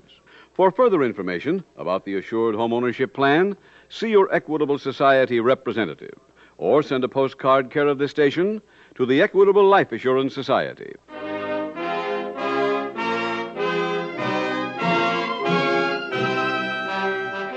Next week, we will dramatize another case from the files of the Federal Bureau of Investigation. Its subject, crime syndicates. Its title, The Unwelcome Fugitive. The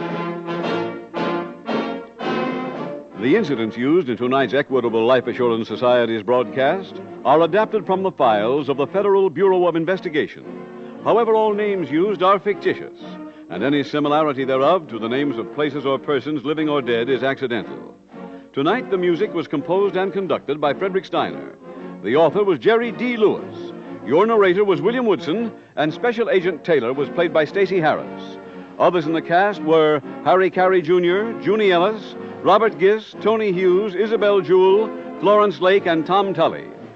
This Is Your FBI is a Jerry Devine production.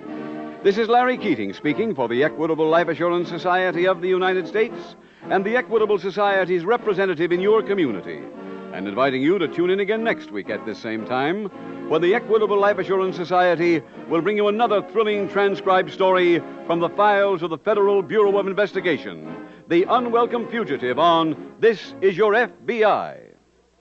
Stay tuned for the adventures of Ozzie and Harriet. There's fun for the whole family when Ozzie and Harriet come your way next. This program came to you from Hollywood. From Hollywood. From Hollywood. From Hollywood. The Equitable Life Assurance Society presents This Is Your FBI.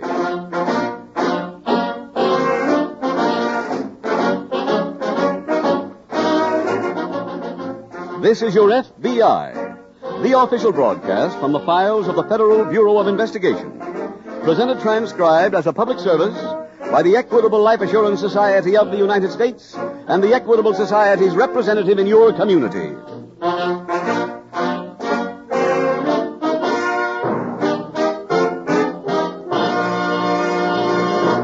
Did you ever think in these days of rising prices that there is one stable item that can and should be fitted into every family's budget? That's life insurance. What's more, for people who have trouble making both ends meet, and these days that covers almost everybody, the Equitable Life Assurance Society has designed a very flexible type of protection known as the Equitable Full Freedom Plan. I'll have more to say about this plan in about 12 minutes.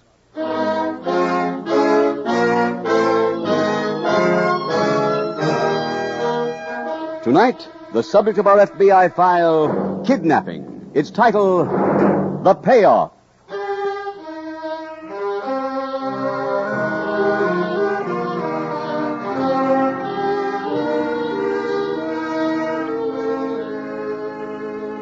Styles change in crime just as they do in automobiles or clothes. Less than 20 years ago, it was estimated that there were 3,000 kidnappings a year, or more than 8 every day. Today, there are comparatively few. That happy situation has not come about because criminals became tired of collecting ransom. It was the direct result of two things. The first was the federal kidnapping law passed by Congress in the early 30s, which gave your FBI jurisdiction over any kidnapping in which the victim was transported across a state line. The second reason for the decrease in kidnappings is a man. His name is J. Edgar Hoover. He is the one who realized that crime was being put on a business basis, and he determined to put law enforcement on that standard.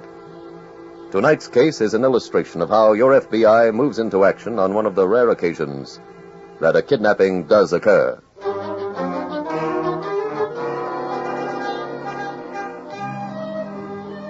Tonight's FBI file opens outside the entrance of a suburban roadhouse a few miles from a large Midwestern city. It is early evening as a well-dressed middle-aged couple leave the roadhouse and start walking through the parking lot toward their car. Oh, Floyd, that was a wonderful evening. Yes, I enjoyed it myself. You know, we ought to go out like this more often. That's what we always say, Grace. Mr. Elmore. Hmm? Mr. Elmore. Oh, who's that? I don't know. Are you Mr. Elmore? Yes? Phone call for you. For me? Oh, maybe it's one of the children. They said it was important. You know who's calling? No, sir. Grace, you go to the car. I'll be right back. All right, dear. Sorry, I didn't find out who it was. Probably is one of our children. Mrs. Elmore watched her husband start back toward the roadhouse with the young man in the messenger's uniform, then turned and went to the car. What she didn't see, what she didn't find out until later, was that her husband had been kidnapped.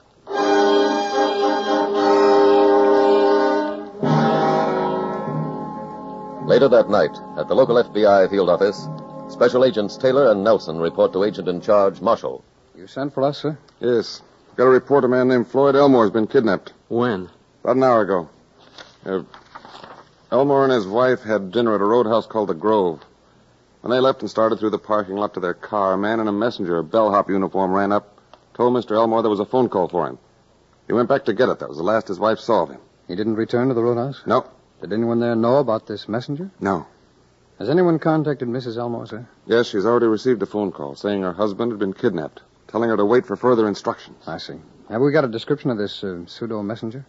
Just what Mrs. Elmore remembered. Dark, curly-haired, chubby, thin pencil mustache. How about a picture of the victim? No, I have one here. Yeah. Elmore has a bad heart condition. Unless he gets medical treatment at least once a week, he's in danger. That's not much margin for error. No. Nelson, I want you to go over to the Journal. Look through any clippings they might have on Elmore. He had some prominence as a real estate broker. Local? Yes. And first thing in the morning, start checking his background, his friends, enemies, everything about him. Want me to work on that with Bill, sir? No, Taylor, you report immediately to Elmore's apartment with another agent. Stay there till the kidnapper makes a contact. Apartment building's a large one. You can go in safely without causing any suspicion.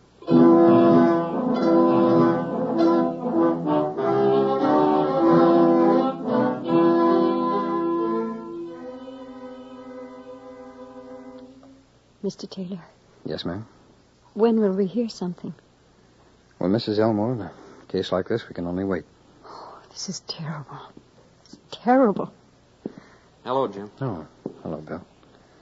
Mrs. Elmore, this is Agent Nelson. How do you do, Have Mrs. you Elmore? found my husband? No, ma'am. Mrs. Elmore, you really should try to get some rest. Won't you, please? Well, I'll try, but it's no good. I can't sleep. If we get any word, we'll call you. Thank you, Mr. Taylor. You're welcome. Well, Jim, I've really combed Elmore's background. Doesn't seem to have a single enemy. How about his business? Everybody who works for him or with him seems to be genuinely fond of the old man. Did you get any idea of his financial condition? I'd put him in the well-fixed class. Not rich, but comfortable. He's always had a good reputation. Any indication it was an inside job? Well, almost no one knew the Elmores were going to the Grove last night except close friends and their 2 daughters. Where are the daughters? Oh, they're both married and living in California. How do they know about the Grove? Well, the Elmores go there every anniversary. Mr. Taylor, this letter just came. Our regular postman delivered it. Oh, may I see it, please? Yes, here. Thank you.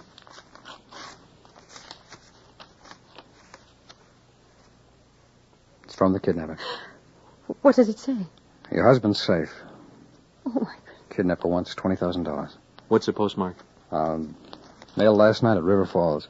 $20,000. That's right, ma'am. Bill, let's get this note to the lab, see if they can lift any fingerprints.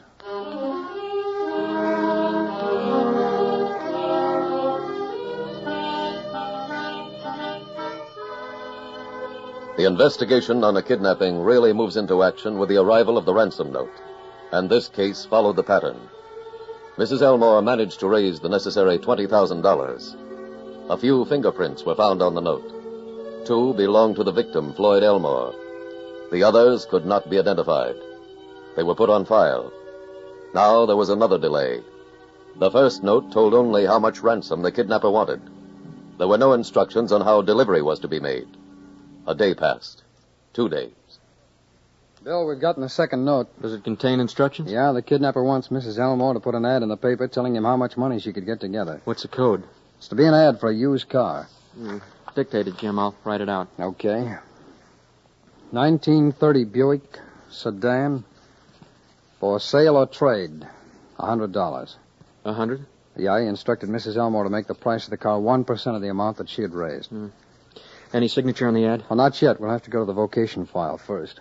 What for? Well, among the instructions was this paragraph. Here it is. Hire a motorcycle rider for a dangerous assignment. He'll deliver the money after I've decided you really mean to redeem your husband. I rode a cycle all through college. You did? That's great. Anything going into the ad about the rider? Well, put down your name and home address. Right.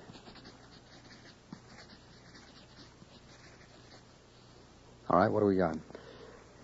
1930 Buick sedan for sale or trade, $100. Jim, shouldn't that be $200? He asked for $20,000. Well, the SAC advised Mrs. Elmore to offer $10. Then if he doubles it, why, she's still got enough. Yeah, and that's it, except for my name and address. Okay. I'll call Mrs. Elmore now and have her insert it in tomorrow's papers.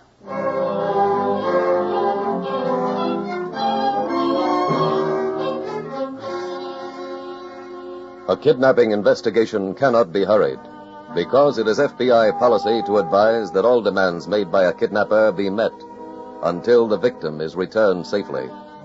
In this case, the ad was inserted in the following day's papers. Then came another wait. The possibility rose that the kidnapper had missed seeing the ad, or that he was dissatisfied with the offer and had broken off negotiations. Patience was the only course. The next move would have to be the kidnapper's.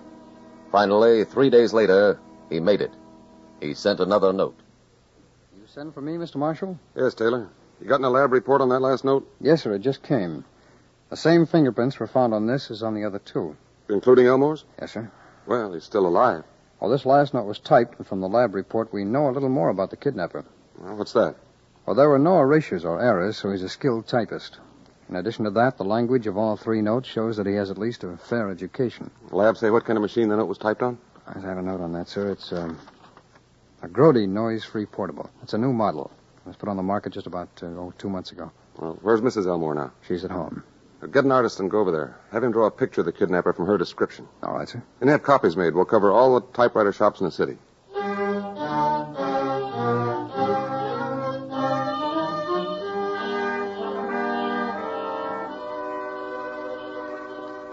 In a large city, there are hundreds upon hundreds of stores that sell typewriters. Each outlet was called on. Each employee shown a vague likeness of the kidnapper. 150 special agents blanketed the city, and finally the right store was found. A sales clerk remembered the man. He'd paid cash. The clerk didn't know the man's name or address. He did remember waiting on him a few other times. That meant the kidnapper could have lived somewhere in the neighborhood. A circle with a 1-mile radius from the typewriter shop was drawn on a map of the city. And your FBI began a discreet house-to-house canvass, contacting the owners and janitors.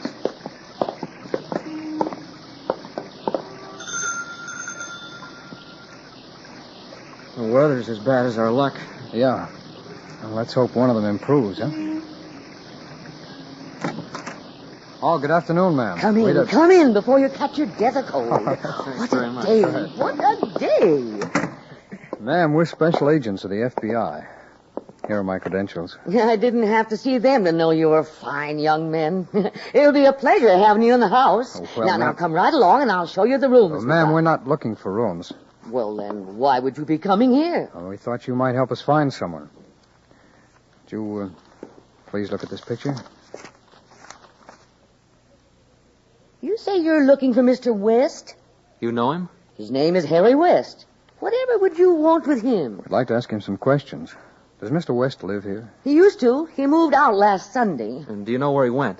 Now, that I don't. I guess maybe he went someplace quiet. He was always squabbling with Mr. King in the next room not to make so much noise. Tell me, ma'am, did Mr. West own a typewriter? Yeah, a new one. One day I went in to tidy his room, and he was writing away on that machine faster than a person could think. I see. Ma'am, have you rented his room yet? Nope. May we see it, please? You surely may. It's room 26, second floor back. Go right up. It's open. Thank you. Come on, Bill.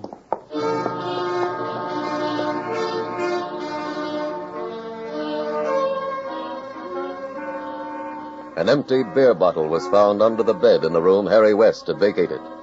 And that was all. The bottle was sent to the laboratory. Fingerprints were found on it. Fingerprints that matched the ones on the ransom note. Now your FBI knew a name. Harry West. From there it built a more complete description. Bits and pieces were contributed by the landlady, a bartender at the corner saloon, an old lady at a newsstand. They added up to a man 5 feet 8 inches tall, about 35 years old, weighing approximately 190 pounds, with blue eyes, stooped shoulders, and a harsh voice.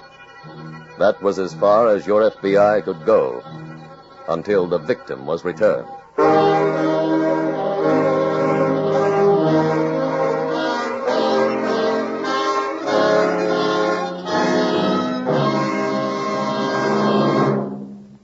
We will return shortly to tonight's case from the official files of the FBI. Now, as I promised earlier, a quick discussion of the Equitable Society Full Freedom Plan. The Equitable Society Full Freedom Plan is a type of life insurance that may be entirely new to you. A plan that gives you far greater freedom than many policies you're now familiar with. First, freedom from worry. Worry about how you're going to keep this policy in force in future years. That's right. You don't need to lose sleep figuring how this plan is going to fit into your budget now or in the future. To start with, this Equitable Society plan gives you a make-up-your-mind period of 5 years. During that time, of course, the cost is adapted to your present income.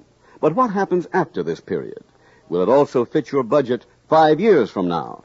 That's when the second freedom of this plan comes into force.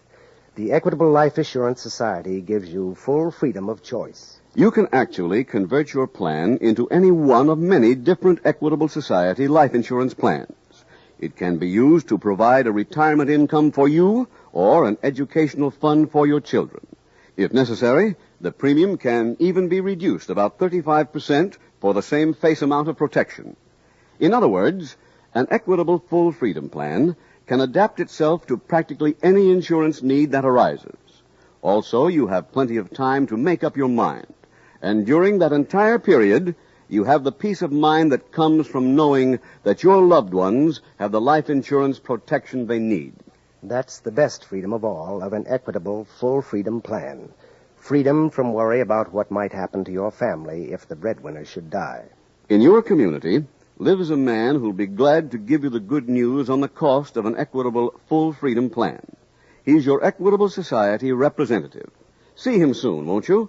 Or send a postcard care of this station to Equitable. That's EQUITABLE. The Equitable Life Assurance Society of the United States.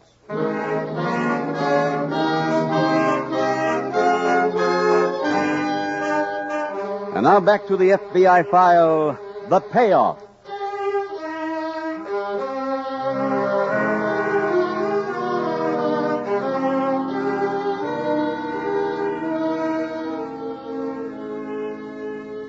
Perhaps there are some listening to this program who feel that the special agents have moved very slowly in this investigation. There is a reason for that. Your FBI strives for consistency rather than speed. It gathers every tiny shred of knowledge about the person it seeks. It hunts patiently, sometimes almost ploddingly. But the important thing is it uses infinite care to protect the life of the victim. And it keeps hunting. In one kidnapping case, as yet unsolved, more than 25,000 potential suspects have been cleared. That file is still under active investigation, as all unsolved crimes are. For your FBI recognizes only two reasons for closing any file.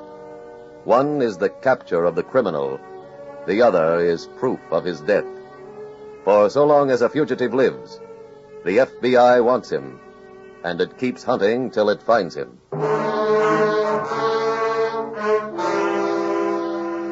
Tonight's FBI file continues the following morning as Agent Taylor enters the office of Agent in Charge Marshall. Mr. Marshall, another note arrived from Harry West. You ready to accept the ransom? Yes, sir, and he's got final instructions for the payoff. Everything all set on our end? Yes, sir. The motorcycle's been painted white, and Agent Nelson will wear white coveralls as West instructed. Good.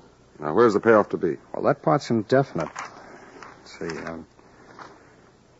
Here it is. Nelson is to leave here at 6 o'clock tonight. He's to take Route 81 going north. He's to travel at an average of 35 miles an hour. At some point, a car will follow him and blink its lights 3 times. He's to drop the bag without looking back, then ride the motorcycle off the road into a ditch on the right-hand side. Lay their head down for 5 minutes. Have you hooked up a way for Nelson to keep in touch with your car? Yes, he'll be wearing a throat mic, and he'll have earphones in his helmet. I'll cruise a few miles behind him. You double-checked that equipment? We tried it out on the road last night, sir. It worked fine, even in the rain. What does the note say about releasing Elmore? He's to be dropped at the side of the road exactly 3 miles after the money is picked up. Oh, you better take along that medicine of Elmore's. He might need some. I've already gotten a bottle of it from his doctor, sir. All right. Go ahead. Bill,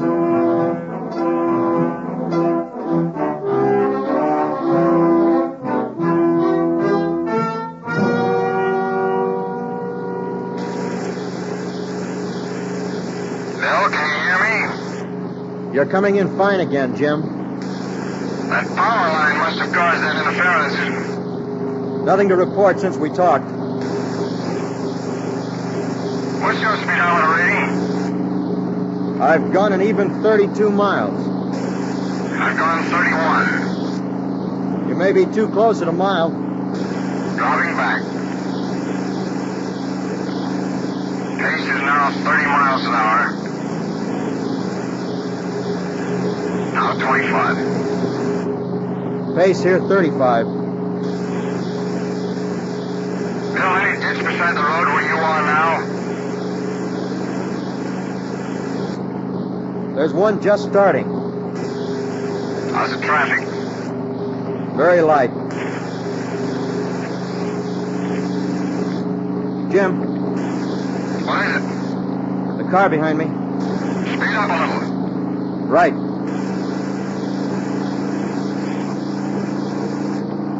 Pace now 40.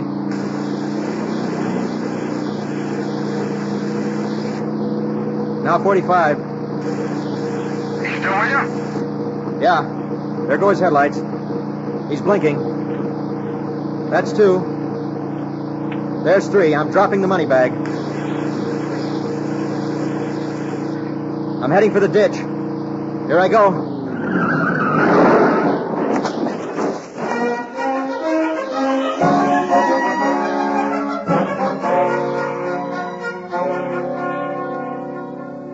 The money was picked up by the kidnapper, and Agent Taylor cruised the road 3 miles from that point, but without success.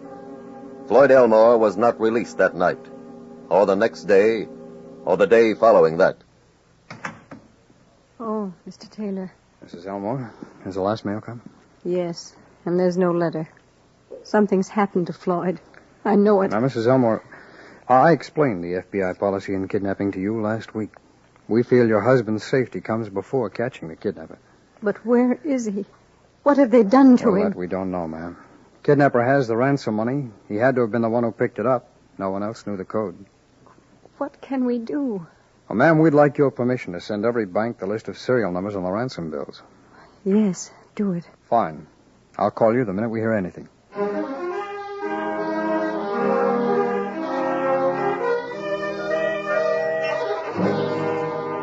Sending out a list of serial numbers and getting reports that ransom money has turned up doesn't always go hand in hand.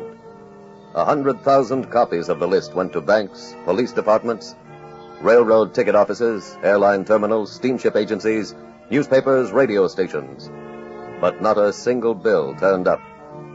3 days later, there was a new development. Bill, get ready to ride again. Ride where, Jim? Destination unknown. Mrs. Elmore just got another ransom note, and this one asked for $10,000. He's not claiming he didn't get the bag, is he? Oh, no. No, he admits picking up the $10,000. He says he wants another 10, though, or no Elmore. You told the SAC about it? Yeah, he's willing to do whatever Mrs. Elmore wants. She's got the money ready, hasn't she? Yeah. Tough thing to advise her on. Well, the kidnapper says he'll furnish proof that Elmore's still alive and healthy. How? Well, he doesn't explain that part.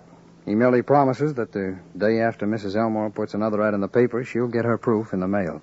Not much market for his promises. No, I'll admit that, but she's got no choice, Bill. The same code to be used in the ad? No code at all. We repeat the ad that she inserted last time. I see. So let's call the garage and have them get the motorcycle ready again. Mrs. Elmore's putting the ad in the morning paper, so we might be taking another ride tomorrow night.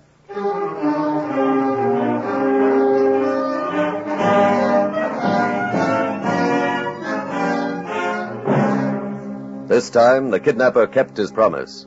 After the appearance of the ad, Mrs. Elmore received another note. The instructions were that the payoff was to be made in the same way, at a time to be specified by the kidnapper.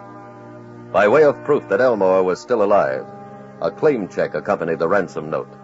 A claim check for films left at a downtown camera shop. Mr. Marshall, I've got those pictures. Fine, let's have a look at them. Here you are, sir. Thanks.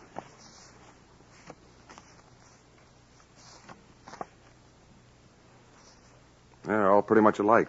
Except that Elmore is holding a different local paper in each picture there, sir. The day before yesterday's papers. That's right. Oh, I dropped by the Forestry Service on the way over from the camera shop so they could have a look at those trees there in the background. Will they give you anything? A little. Those are birch and beech trees. There are no leaves on the branches because of early frost, so their guess is the picture was taken in northern Wisconsin or Minnesota. Yeah, I wish we had time to cover that much area. I got some other general information at the camera shop. These prints are 9 by 12 centimeters, which means they were taken with a European camera. European film, too? And also, the American film companies make packs to fit those cameras. The man at the shop also said the lens on this camera was a very good one, and that whoever shot the pictures really knew how to do it. Yeah, we haven't got the time to check every camera shop in those 2 states either. Oh, Mr. Marshall, just a minute here. Well, what is it? Oh, that picture you just passed, sir. Right here, this one. Yeah? Well, look, sir, there's another newspaper on the chair there. See, in back of Elmore? The way it's folded, you can't see the masthead. Maybe the lab can figure out a way to tell us more about it.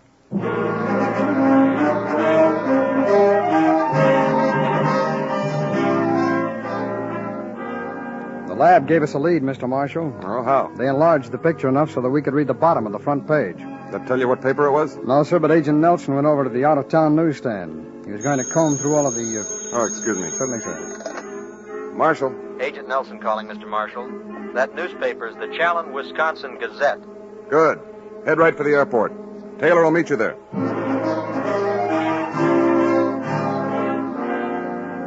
Good afternoon. Hello there. We're special agents of the FBI. Here are my credentials. What can I do for you? Have you ever sold any film to this man? That's Harry Franklin. You know his address? Sure, the old Franklin farm, first left turn down the highway.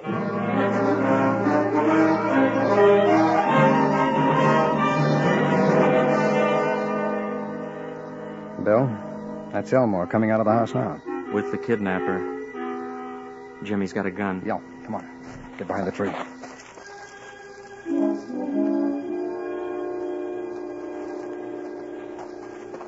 I'll take the gun, Franklin. Hey, what is this? You're all right now, Mr. Elmore. We're special agents of the FBI. We've come to take you home.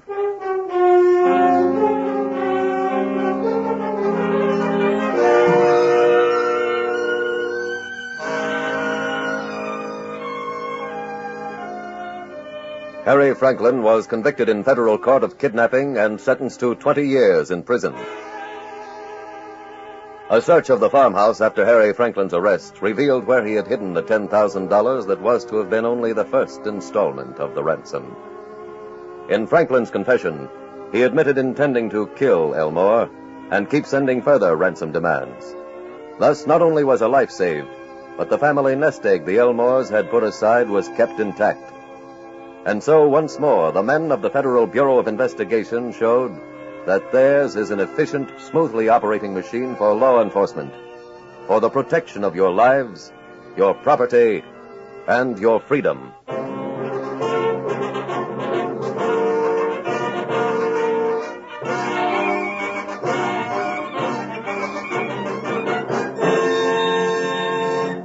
Now, a quick review of the Equitable Full Freedom Plan.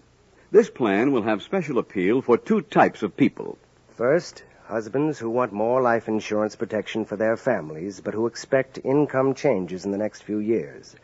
For such a man, that make-up-your-mind period of 5 years is a real lifesaver. This plan also is made to order for people who, in these uncertain times, are not sure just what their life insurance needs will be in a few years. In this plan, you postpone the decision while still reserving full freedom of choice for yourself. For complete information, get in touch with your Equitable Society representative as soon as possible.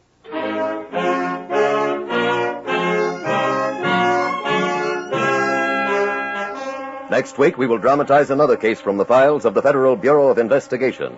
Its subject, grand larceny. Its title, The Skyway Man. The incidents used in tonight's Equitable Life Assurance Society's broadcast are adapted from the files of the Federal Bureau of Investigation. However, all names used are fictitious, and any similarity thereof to the names of places or persons, living or dead, is accidental. Tonight, the music was composed and conducted by Frederick Steiner. The author was Jerry D. Lewis. Your narrator was William Woodson, and Special Agent Taylor was played by Stacey Harris. Others in the cast were Betty Blythe, Dick Crenna, Harold Dyron-Forth, Jeanette Nolan, Gordon Oliver, and Herbert Rawlinson. This Is Your FBI is a Jerry Devine production. This is Larry Keating speaking for the Equitable Life Assurance Society of the United States and the Equitable Society's representative in your community, and inviting you to tune in again next week at this same time when the Equitable Life Assurance Society will bring you another thrilling transcribed story from the files of the Federal Bureau of Investigation. The Skyway Man on This Is Your FBI. Stay tuned for the adventures of Ozzie and Harriet. There's fun for the whole family when Ozzie and Harriet come your way next. This program came to you from Hollywood. You from Hollywood. You from Hollywood. You from Hollywood. The Equitable Life Assurance Society presents This Is Your FBI.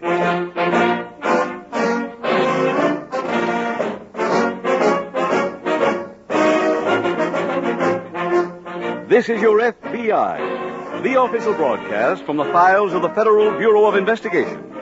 presented transcribed as a public service by the Equitable Life Assurance Society of the United States and the Equitable Society's representative in your community.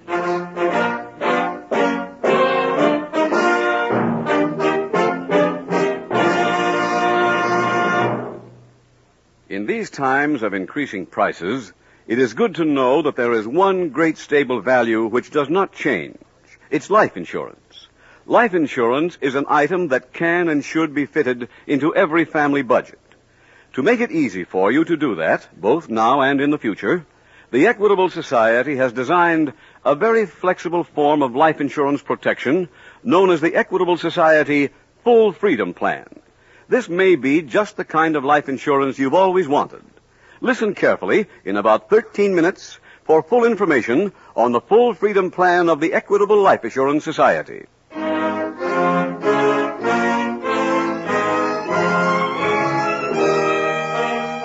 Tonight, the subject of our FBI file, Grand Larceny. Its title, The Skyway Man.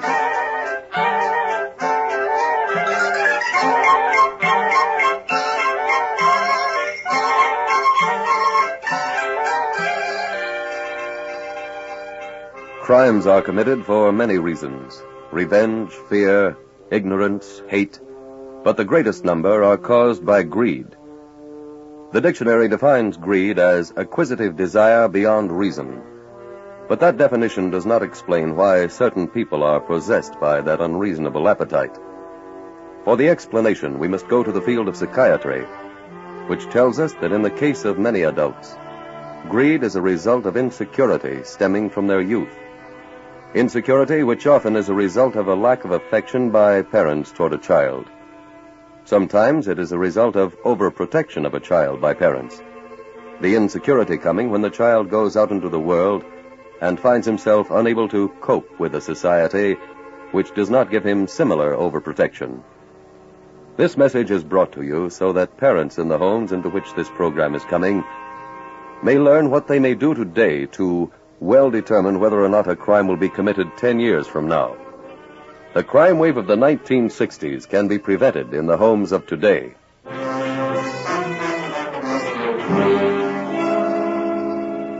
Tonight's FBI file opens on the midway of a county fair. It is early afternoon as a well-dressed man approaches one of the midway games of chess. Come on, anybody, you there, mister. Come on up to the counter. No, I don't want to play cards with you. Never gambled in my life, but I'll tell you what I'm going to do. I'm going to show you an amazing deck of cards. Come up a little closer, mister. That's it, right up to the counter. Now, let's say you've been losing to some rascal. You want to get even. That's human. That's natural. You bet this rascal $1, you can pick out the 4 aces without looking. You let him examine the cards. You let him shuffle them. Now, go ahead, mister. You shuffle them. Now, you leave the deck right where it is. That's it. You press down here, turn the deck this way, and the 4 aces come sliding out. Now, I could charge you $50 for this deck. I could charge you any price. But I don't want to be a millionaire. That's why I'm selling them cheap. $2. That's all it costs. And Hey, mister, come back. Al, where did you come from? Well, son, if you hadn't been driving that customer away, you'd have seen me. Yeah, I thought that'd be my first sale today. Do you have a report for me? Yeah. We're not doing a job here. No? Why not? Just tell me, where do they keep the money? The manager's got a safe in his office. If it's in his safe, the money's as good as trickling through our fingers. No, it ain't. I presume there's a reason for your pessimism. Remember how you came into the fairgrounds? Certainly I do. Of course. That's the only gate, and the road from town is the only road. There's no getaway. Ah, there must be. Do you feel like gambling? Well, if the proposition's attractive. 10 to 1, you can't figure one out.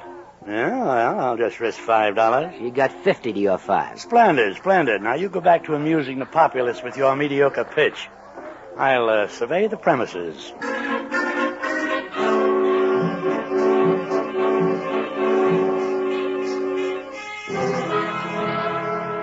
That same afternoon, at the FBI field office in a city some miles away, Special Agent Jim Taylor approaches the desk of Agent George Bentley.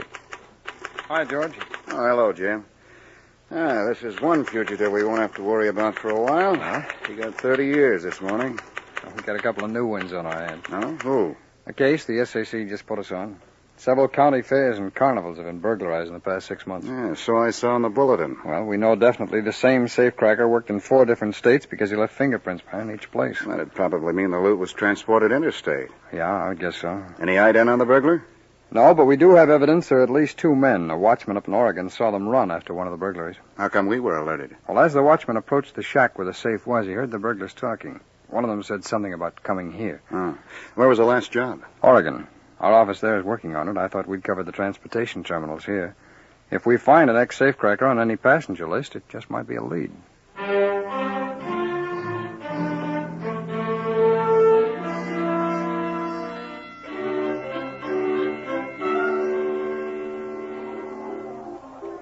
Hi, Betty. Hi, Chuck. You done your jump? Just now. Pretty soft. 1 jump and through for the day. Maybe through for good. You retiring? Might have to. Come on, walk me over to the office. What's playing there? Andy wrote to some carnies down south. That where you're going? Yeah, if we get a booking. What happens if you don't? We try something new, not eating. You that broke? I got about $6.50, and Andy's holding a 10 spot. Maybe you can borrow some dough on the plane. Anybody who would lend us money on that wouldn't have sense enough to have money. Hi, kids. Hi.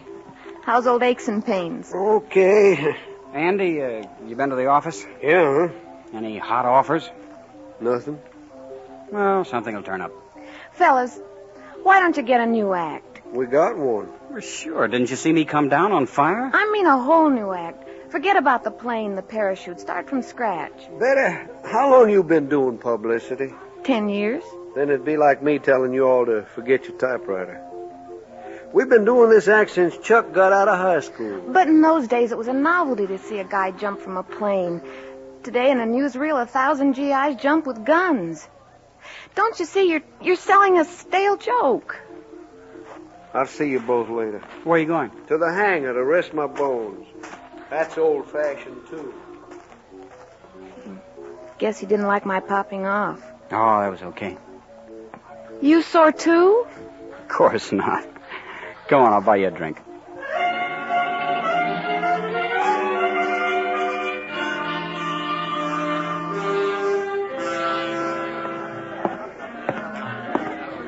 Well, hello there. Greetings, Roy. Oh, hi, Al. Sit down. Thanks. Well, Been over the whole layout already? yeah. And the outlook seems to appear gloomy. After this, when I say there's no getaway, don't bet me. Here, I ordered this drink for you. Oh, thank you, son. Thank you. Good luck.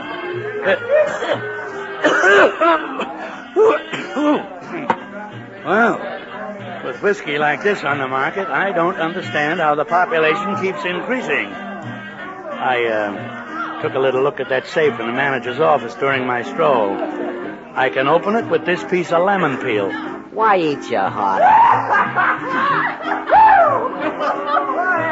Say, how can they get that drunk on this kind of whiskey? He ain't loaded. He ain't? You mean he acts like that all the time? Yeah, he's the guy who jumps from the plane. The plane? Whose plane? Oh, an old job him and his partner own. Oh, what's that young man's name? Chuck White. And the lady with him? Betty Kimball. She's a press agent for the show. Oh, she appears to be leaving. Hey, I thought you said dames and business don't mix. I am not interested in the young lady, but I have a notion about Mr. White. I'll see you in good time. Where you going? I'm going to the bar to accidentally make Mr. White's acquaintance.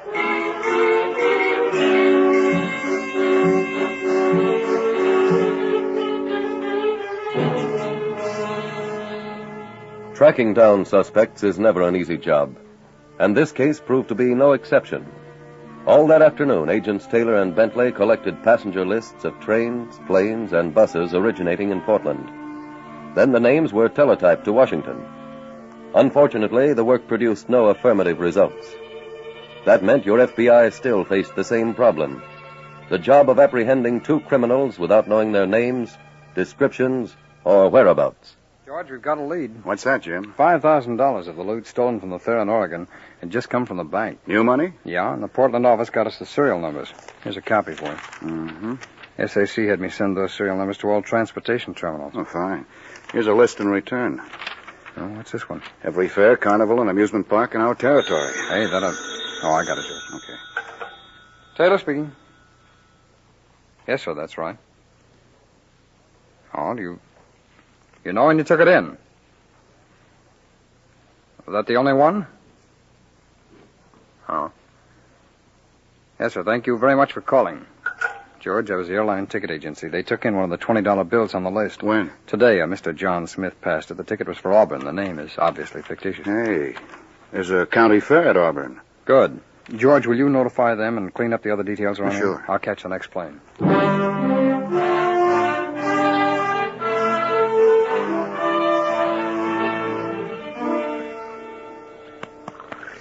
Andy. Andy. Up and at him. Come on, come kind on. of pain in the back of my neck. Wait till you hear the news. I was at the saloon on the Midway, and I ran into somebody named Mr. Williams at the bar. Yeah? He'll pay us $300 to take him to Lake City. In old-fashioned money? Yeah, get up. Oh.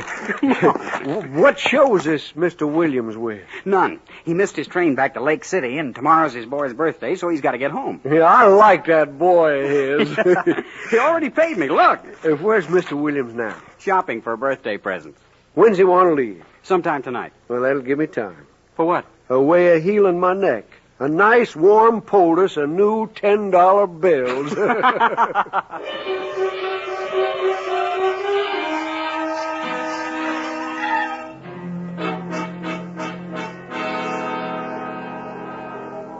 All right, you riffle the cards this way, and everyone's the 8 of diamonds. You say that's not a trick? Okay, try this one. Bet that rascal $1, you can cut the deck 10 times and always cut an ace. You say it can't be done? Well, just watch the deck. I'll be glad to. Oh, hi. Son, did it ever occur to you that the lack of customers could be due to a poor product? These rubes wouldn't pay a deuce for a key to Fort Knox. I came to bid you a fond farewell. The fair don't close for an hour yet. I am acquainted with the schedule, but my plane is waiting. I'll meet you at my apartment. What about the job? Son, in this little black bag are not only the tools of my profession, but the former contents of the safe. What? An opportunity presented itself a few moments ago that was a little bit too good to pass up. How'd you swing it solo? Eavesdropping outside the manager's office. I heard him tell a party on the telephone that he'd be right over to judge the livestock. Nobody saw you go in, did they? I beg your pardon. This is the first time I ever blew a 10-to-1 bet and liked it. Well, I'll deduct the loss from your portion of the proceeds. Okay. Oh, son. Yeah? When the gendarmes arrive, don't be surprised if they assume the theft was committed by your devil-may-care compatriot. Who? Mr. Chuck White. When I finished work, I left a memento for the police. A little wallet I borrowed from his pocket this afternoon.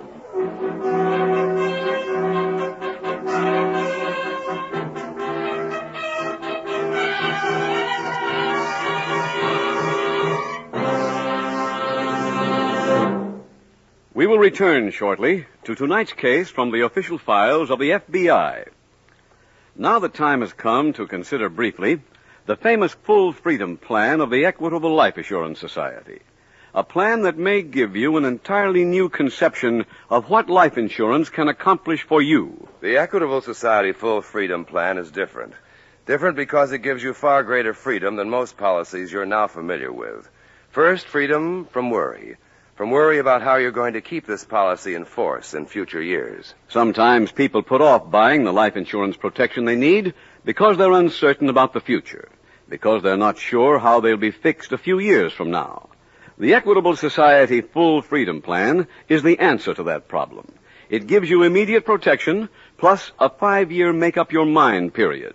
You get insurance that you can afford now with the privilege of waiting until 1957 before you decide just what form the policy will finally take.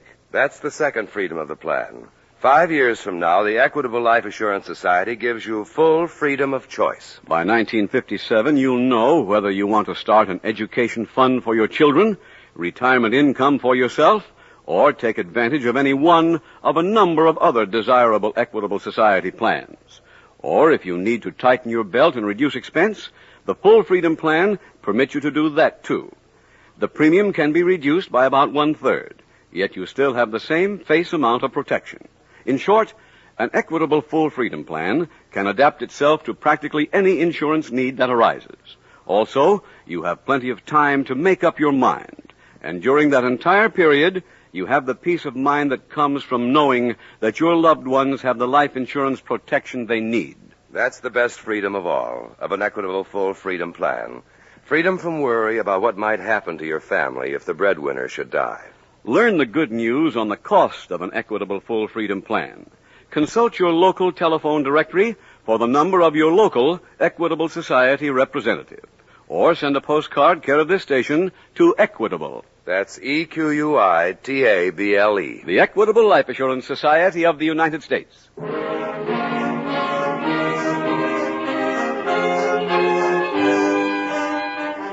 And now back to the FBI file, The Skyway Man.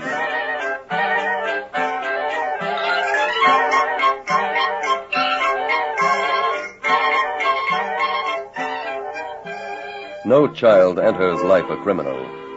Yet today, approximately 1 person out of every 20 in the United States has a fingerprint arrest record in the Washington files of your FBI. In tonight's case, you see 2 of those people, an older criminal and a young man in his 20s. Each is a confirmed lawbreaker. Why? Actually, the sources of crime in America may be sought in 3 directions. In the abnormal personality traits of the criminal, in the general culture of American society, and in the abnormal physical or social conditions under which the criminal has lived. Of those, perhaps the most important is the last, the physical or social conditions under which the criminal has lived. Each person is a product of certain influences, and it is axiomatic that home life and parents rank at the top of those influences. If you are a parent, what are you doing to help prevent your child from becoming a criminal of the future? Is he learning by watching you to respect law and order? Are you giving him the attention and affection he needs? Your FBI has learned many things in its years of fighting crime, one of them being that even more than charity, crime prevention begins at home.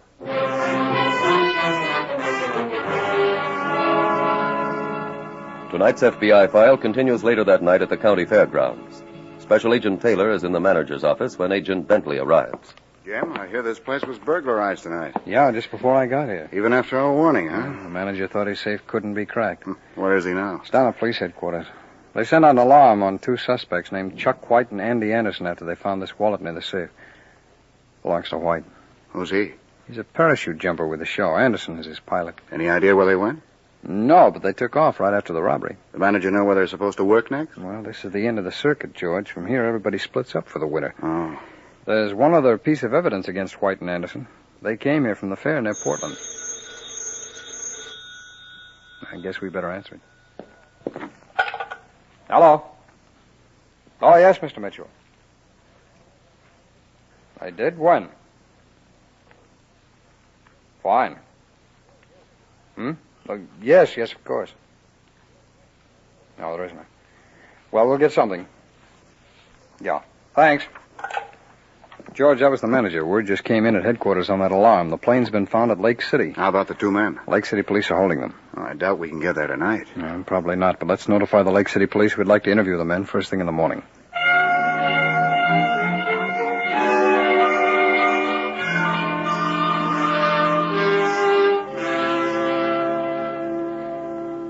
Now, Mr. White, you claim you have no idea how your wallet got into the manager's office, huh? That's right. When do you last remember having it? I don't know. Wallets are for keeping money in, so I didn't get to use it a lot. Seems like y'all ought to know me and Chuck ain't crooks. Mr. Anderson, White's wallet was found in the safe after the burglary. You both took off from the fair immediately after that safe was cracked. You both had money that was stolen last week at a fair in Oregon, and you both worked at that fair. But we told you we got that money from Mr. Williams. Yeah, ask him. We're trying to. Oh, hi, George. Find anything? No. We've checked every Williams in the phone book and on the voting records. Today's his boy's birthday. And that didn't help. Neither did that description you gave. You men know anybody who can prove there is such a man? No, I'm afraid not. We saw him and spoke to him. Don't that prove he's real? Well, I'm sorry, gentlemen. I'm afraid the evidence against you is pretty strong.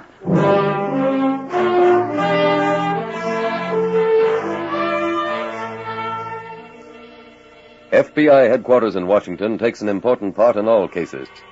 In this one, for example, Agents Taylor and Bentley sent the fingerprints of Chuck White and Andy Anderson to Washington, and also sent the description of the man they knew thus far only as Mr. Williams. Further investigation was also made on which fairs and carnivals Anderson and White had worked during the previous 6 months. Meanwhile, At an apartment in another city, the doorbell rang. Patience. Coming. Hi, Al. Well, Roy. Come in. Say, did you have any trouble brushing the two patsies? No, not a bit. Nice boys. I left them at the Lake City airport. They were arrested an hour later. Hey, what are you doing? Hanging picture. This guy a friend of yours? A friend? Yes indeed, son. Who is he? A great man, son. A really great man. Son, that was Robert Adams, the father of American safecrackers. I never heard of him. Ah, it's too bad, yes. He was rather neglected in the history books. Quite a pity. Why, do you know, the reward on him was more than most men can steal in a lifetime. Oh, I don't know. We ought to be pretty fat in the loot department. Where you got it? It's right over there on the table. It's waiting for you, the large envelope. How much is there? $8,000. Oh, brother, I can't wait to start spreading it around New York.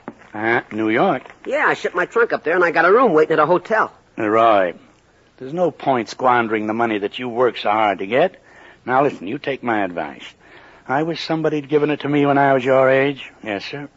You get married. You get married to some nice girl like that nice little girl up in Oregon. She's in jail. Oh. Well, there are other girls around. The place for you to go is south, my boy. There are plenty of carnivals running down there. You try to find one in Georgia or Florida. I still need 'em. For what? Well, I don't know. I suppose it's just an old man's pride. But before I retire, I would like to crack at least one safe in every state in the Union.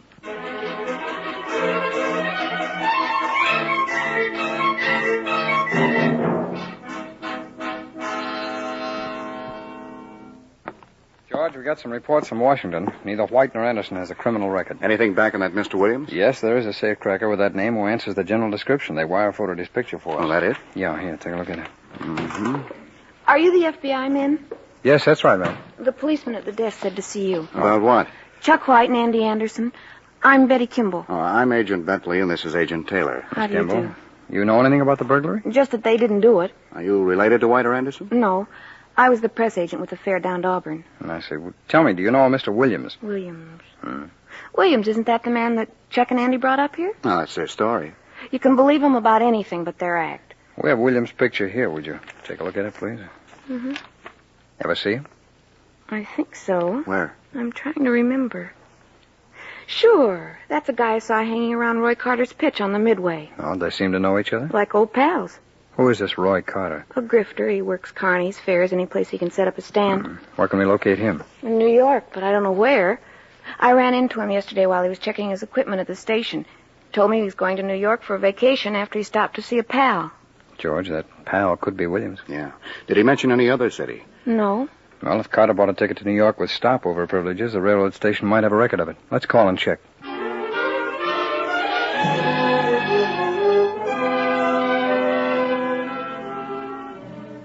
George, the railroad says Carter's ticket allowed for a stop at Oakville. Oakville? Al Williams was arrested there last year. Oh? And Washington sent this teletype. Those unidentified prints on the 4 safes are Williams. Well, then he probably did this last job, too. Yep. And they also learned that Roy Carter operated concessions at all the fairs and carnivals where the robberies were reported. Well, that ties them both in. Come on, we're going to Oakville. Never mind those phone books, George. Why? I found the cab driver who picked Carter up. Hey! And he remembers where he took him. Oh, where's that? An apartment house at 73 Allen Street. Let's get over there. Janitor says Williams left town yesterday. Oh, where? He doesn't know, but he told me Carter visited Williams a few days ago. They live together? No, but, George, if they're back in action, maybe we can find out where. Let's get to a phone.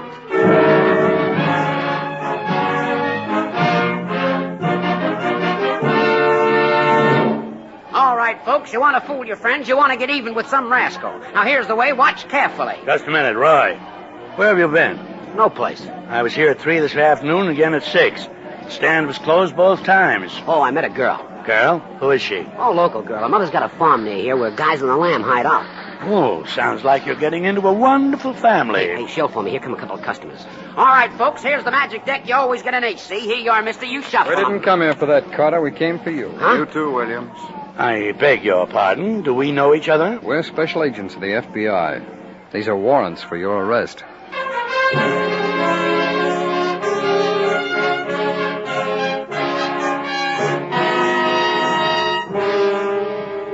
Roy Carter and Al Williams were convicted of interstate transportation of stolen property and sentenced to federal prison. Special agents Taylor and Bentley learned the name of the carnival at which Roy Carter was working by calling the railroad station in New York. The station master's office told them where Carter had requested that his equipment trunk be sent. The arrest of the two fugitives in this case illustrates not only the thoroughness of any investigation by your FBI, but also the labor which goes into freeing innocent suspects. The Federal Bureau of Investigation is proud of the fact that special agents have never set out to prove the innocence or guilt of any particular person, but have always concentrated on finding the evidence in a case and allowing the facts to speak for themselves. For only in that way can justice be served. And justice is the sole interest of your FBI.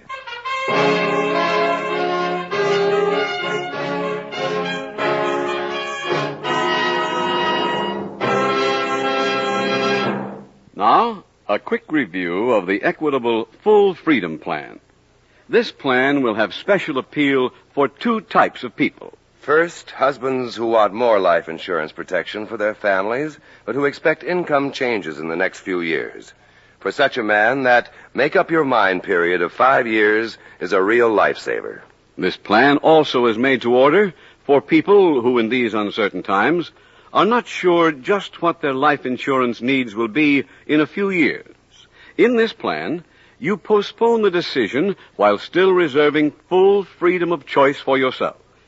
Consult your local telephone directory for the number of your local Equitable Society representative.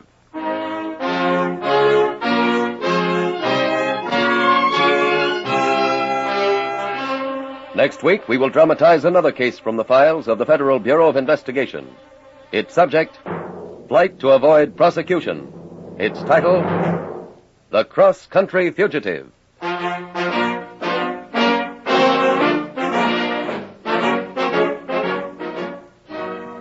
The incidents used in tonight's Equitable Life Assurance Society's broadcast are adapted from the files of the Federal Bureau of Investigation.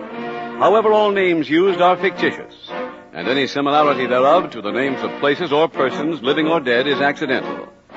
Tonight, the music was composed and conducted by Frederick Steiner. The author was Jerry D. Lewis. Your narrator was William Woodson, and Special Agent Taylor was played by Stacey Harris. Others in the cast were Walter Catlett, Sam Edwards, Billy Hallett, Joyce McCluskey, John Stevenson, and Tom Tully. This Is Your FBI is a Jerry Devine production. This is Larry Keating speaking for the Equitable Life Assurance Society of the United States and the Equitable Society's representative in your community, and inviting you to tune in again next week at this same time when the Equitable Life Assurance Society will bring you another thrilling transcribed story from the files of the Federal Bureau of Investigation. The Cross-Country Fugitive on This Is Your FBI. Stay tuned for the adventures of Ozzie and Harriet. There's fun for the whole family when Ozzie and Harriet come your way next. This program came to you from Hollywood. Your way next. This program came to you from Hollywood. Your way next. This program came to you from Hollywood. Your way next. This program came to you. The Equitable Life Assurance Society presents This Is Your FBI.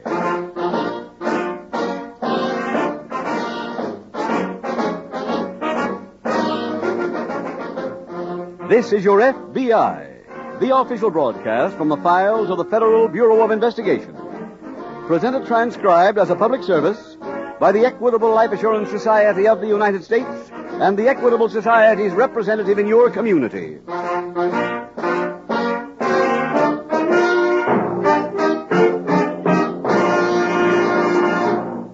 Tonight, in the middle commercial of this program, I'm going to give some extremely timely and useful information on a type of life insurance protection you may never have heard of before. It's a very flexible policy known as the Equitable Society's Full Freedom Plan. Full freedom? Just what does that mean applied to life insurance? Well, that's a very good question. and I'll answer it in about 14 minutes. Please listen carefully for complete details on the full freedom plan of the Equitable Life Assurance Society of the United States.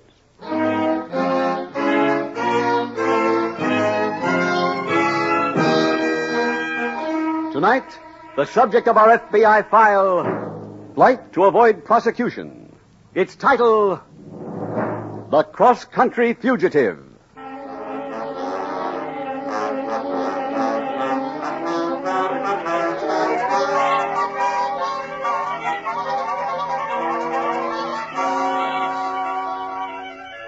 The Federal Bureau of Investigation cooperates with the local and state police everywhere in the nation. The FBI laboratory, for example, makes its facilities available to every accredited law enforcement agency. Thousands upon thousands of reports on the fingerprints of suspects are answered by the FBI Identification Division. Perhaps one of the most important aids your FBI gives local authorities is in locating missing witnesses. Under the law, if a witness in a local criminal case involving a penitentiary offense is served with a subpoena, and evidence is found that the witness has left the state, your FBI has jurisdiction under the law covering unlawful flight to avoid giving testimony. Such cases are actually manhunts, for a person in hiding can flee to any corner of the country, can change his occupation, his appearance, his habits. When all the facts are sufficiently evident, your FBI secures a warrant for that witness's arrest. Then comes the real job, the job of serving that warrant.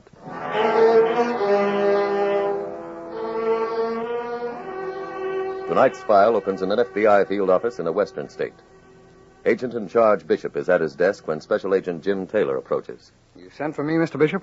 Yes, Taylor. I've got a job for you. How are you coming on that report? Almost finished. Good. I'm putting you on a surveillance. When you were in the Boston office, did you run across a hoodlum named George Tracy? No, not directly, but I know who he is. Well, Tracy comes up for trial next week. This time, the police think they've got a case that'll stand up. Oh. How does this office fit in? Well, the case depends on Tracy's former bookkeeper, a man named Harry Lander. Uh-huh. He was subpoenaed and came out west someplace. With Lander, Tracy can be convicted. Without him, there's no case. Boston have any idea where Lander might be? No, but they've got information that a hanger-on of Tracy's is delivering some money to Lander to keep him under for a while longer. Oh, I see. The hanger-on's name is Leo Parker. Leo Parker. He flew from Boston to Omaha, then switched to a bus. An agent from the Omaha office is on the bus now with Parker. Mm-hmm. He'll turn him over to you. Mm-hmm. When did they get in? Tomorrow morning at 8:30. Agent's name is Jones. We have any pictures of the witness? No, but here's a complete description. Thanks. How long shall I stay with Parker? Till you find Harry Lander.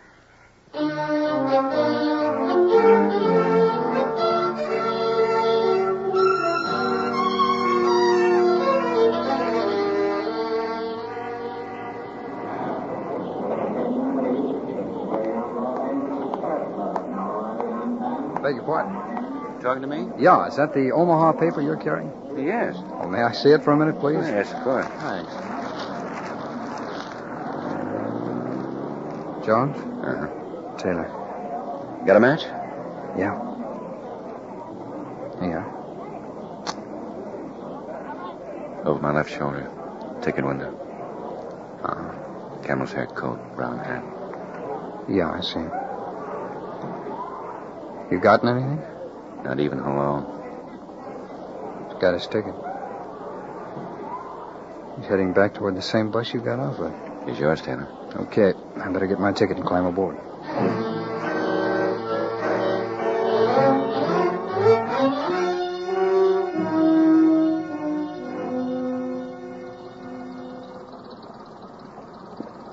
This seat taken?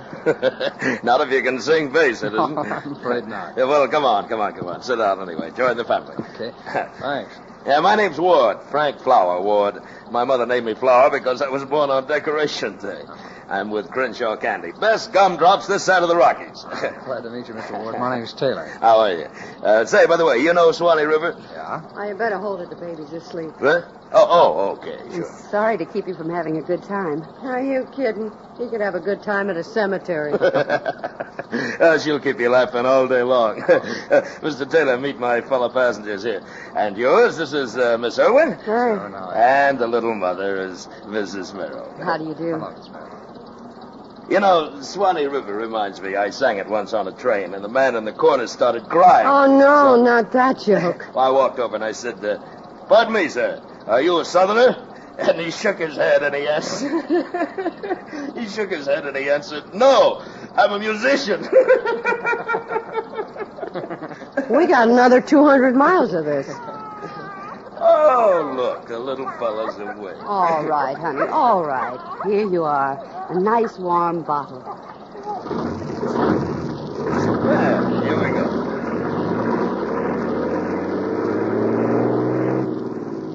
Hey, Laughing Boy, how about some canasta? Oh, sure thing. One thing, though, no more stale jokes, huh? Come on, Taylor, you'll be my partner, right? Well, I don't know the game, thanks. How about you, mister? I'll switch seats if you want to play. No. Hey, he can talk. What's that? Oh, we've been riding with him since Omaha, and this is the first word he said to anybody. I got enough friends now. Yeah? How'd you like to play to an audience of guys like that? No wonder I've been laying off.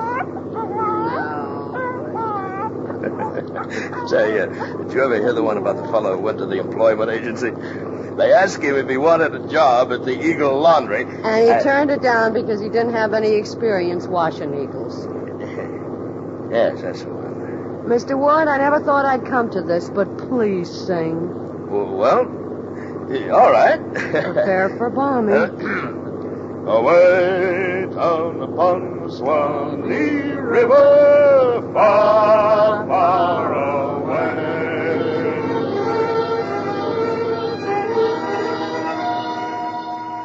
The bus rolled on through the open western countryside. A little past noon, it reached a small city and stopped at a combination hotel, coffee shop, and gas station. Agent Taylor put in a call for his agent in charge and waited for it to be put through. Hey, aren't you putting on the feed bag? Oh, after my call goes through. Oh, you using the booth? Yeah, but I won't be long. All right. I had to call my sister. She's waiting for me in Melrose. Driver says we'll probably run into some snow, and it could delay us. Yeah. It's just my luck. Yeah, we do an act, my sister and me. We've been laying off since old man Mose was a juvenile. We finally get booked in Melrose, and it looks like I'll blow it. Oh, pardon me, will you? That must be my call. Oh, sure, go ahead. Hello? Bishop talking. Well, this is Taylor. We're in Linwood, stopping for lunch. Any progress? No, I haven't been able to get Parker into conversation. Any idea yet how far he's going? No, none at all. He's been buying his tickets from one stop to the next. You think he's suspicious? Yeah, he hasn't given any sign of it. Where's your next stop? Mountain City. We're due in there at 3:30. I'll report from there if I possibly can.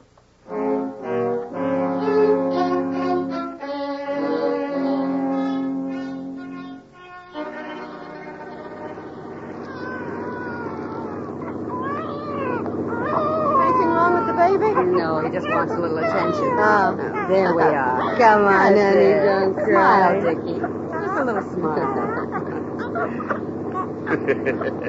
Look at him. You'd think he just had one of our gumdrops. I think it's warm enough for me to take off this extra blanket. Here, Dickie, let me take the blanket off. Merrill, can I give you a hand with that? Oh, would you put it on the rack, please? Yes, sir. Thank you. Oh, don't tell me you just remembered another joke. That's right. Where's the emergency door on this thing? I was looking out at the snow out there, and it reminded me that I better get a bottle when we stop next time. What's so funny about that? Well, every time I think of whiskey, I remember a doctor telling my father that if he'd quit drinking, he'd live to be 80. Bob said it's too late. I'm 85 now. Oh, what's happening? Who are we stopping for? Hey, those men in the road look like policemen, don't they? Yeah, they sure do.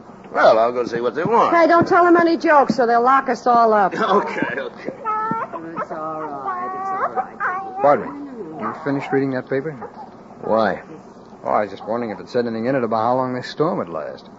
Look out the window, you'll find out. Look, mister, we're all in this together. You might as well be pleasant about it. Now, why? Hey, we're turning around. Oh, what for? Now, the road between here and Mountain City's closed on account of sludge, so they're sending us back to Linwood. Can't do that. Well, they are. I got a date with a guy tonight. I can't bust it. They say the road through the pass is blocked. You mean nothing is getting through? No, we're not. We're heading back to Linwood.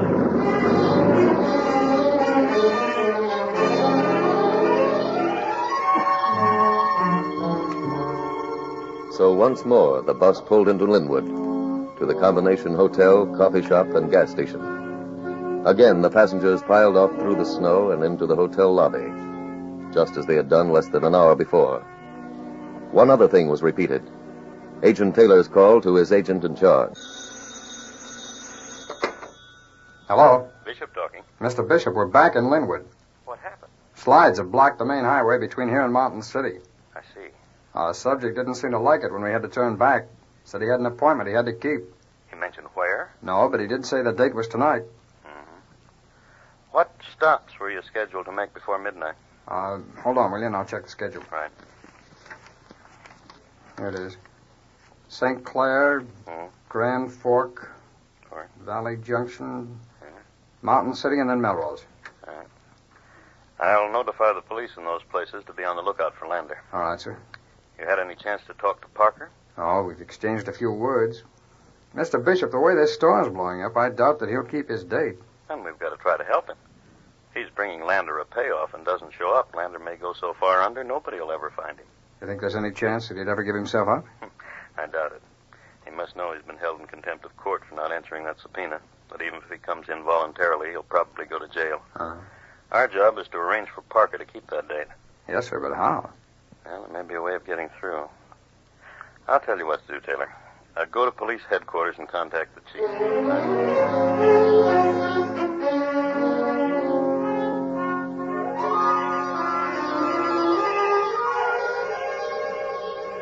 So this woman asks, does this taxi stop at a hotel? And the driver says, no, we keep it in a garage. Pardon me, Mr. Ward. Oh, you don't think that'll stop him? Well, look, I have something to say to all of you. I got in touch with a friend of mine who lives here, and he thinks he might be able to get us through. He's lining up some transportation for us now, so who wants to take a chance? What kind of a chance is it? Well, if we get stuck on the road, it'll be rougher than it is here in the lobby, but if we make it through the pass, you can continue on to wherever you're going. I'd like to go. I've got to get through to Mountain City. My husband's being shipped overseas tomorrow, and he's never seen the baby. Well, I'll be glad to take you, Mrs. Merrill. Thank you. That's all right. How about you, miss? Oh, sure. If I don't get to Melrose tonight in time to do the first show, we'll never get another job. Okay.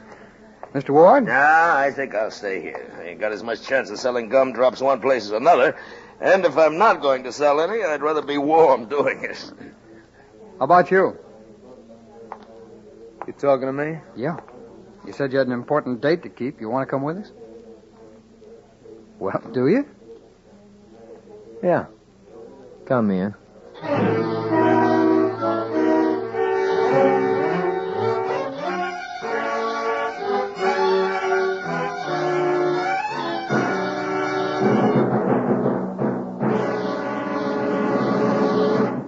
We will return shortly to tonight's case from the official files of the FBI. Now let's briefly consider the Equitable Society's Full Freedom Plan. This is a type of life insurance protection you may never have heard of before. A kind of protection that may be an ideal answer to your personal insurance problem. The Equitable Full Freedom Plan differs from policies you're now familiar with in that it does not tie you down. First of all, you have freedom from worry.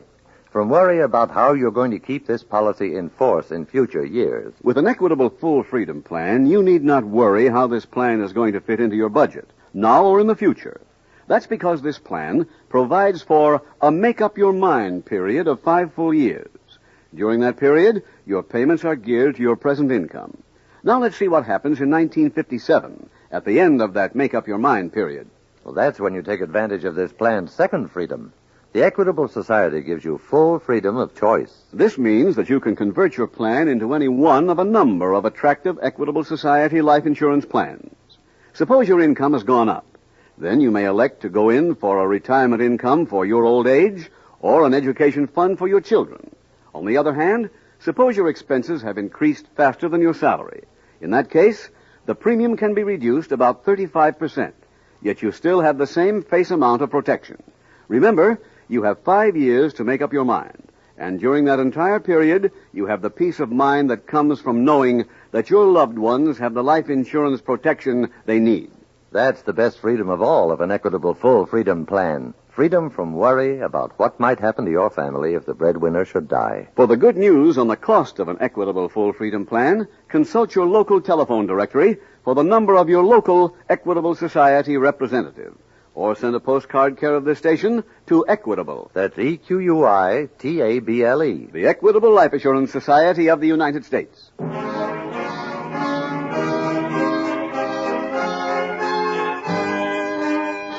And now back to the FBI file, The Cross-Country Fugitive.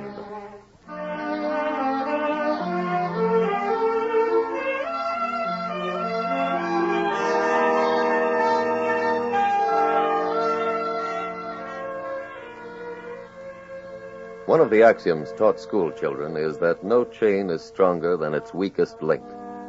That is also true of the chain of law enforcement agencies throughout the country. In this case, for example, you heard an agent in charge tell Special Agent Taylor to go to the local police. That happens in many cases, for FBI cooperation with the police is a two-way street. This time, it is the police in a small western city being asked. Next time, it might be the police in your community. If it is, will they be ready to help your FBI protect you? Will they have the manpower, the facilities, the training to enable them to cooperate? As a citizen, you should know the answer to those questions. Your FBI has learned that the strength of any local law enforcement group is usually in direct proportion to the interest shown by the people of the community. You are not expected personally and individually to make your local police a strong force for protection. But you can help if the situation demands by working with already formed good government organizations in your neighborhood. Do that tomorrow. And by helping to make your city a better place in which to live, you'll be helping not only the entire country, but also yourself.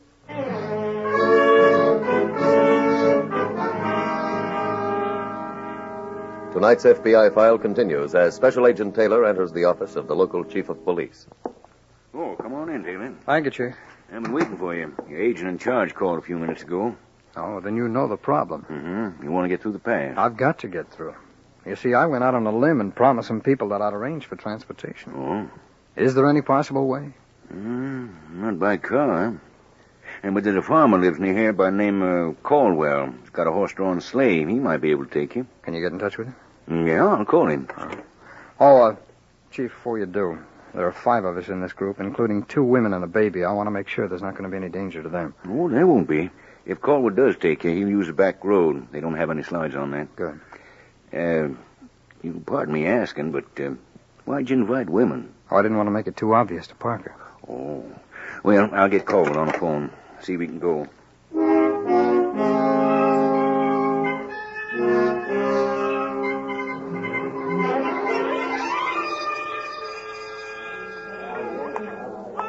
Well, folks, we got our transportation. Hallelujah. His friend I was in the service with found a man with a sleigh. He'll take us through to Mountain City.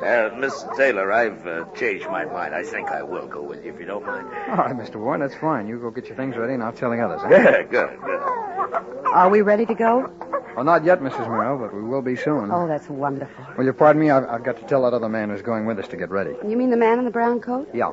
Oh, you don't have to bother about him. Oh, why not? He went out to find his own transportation.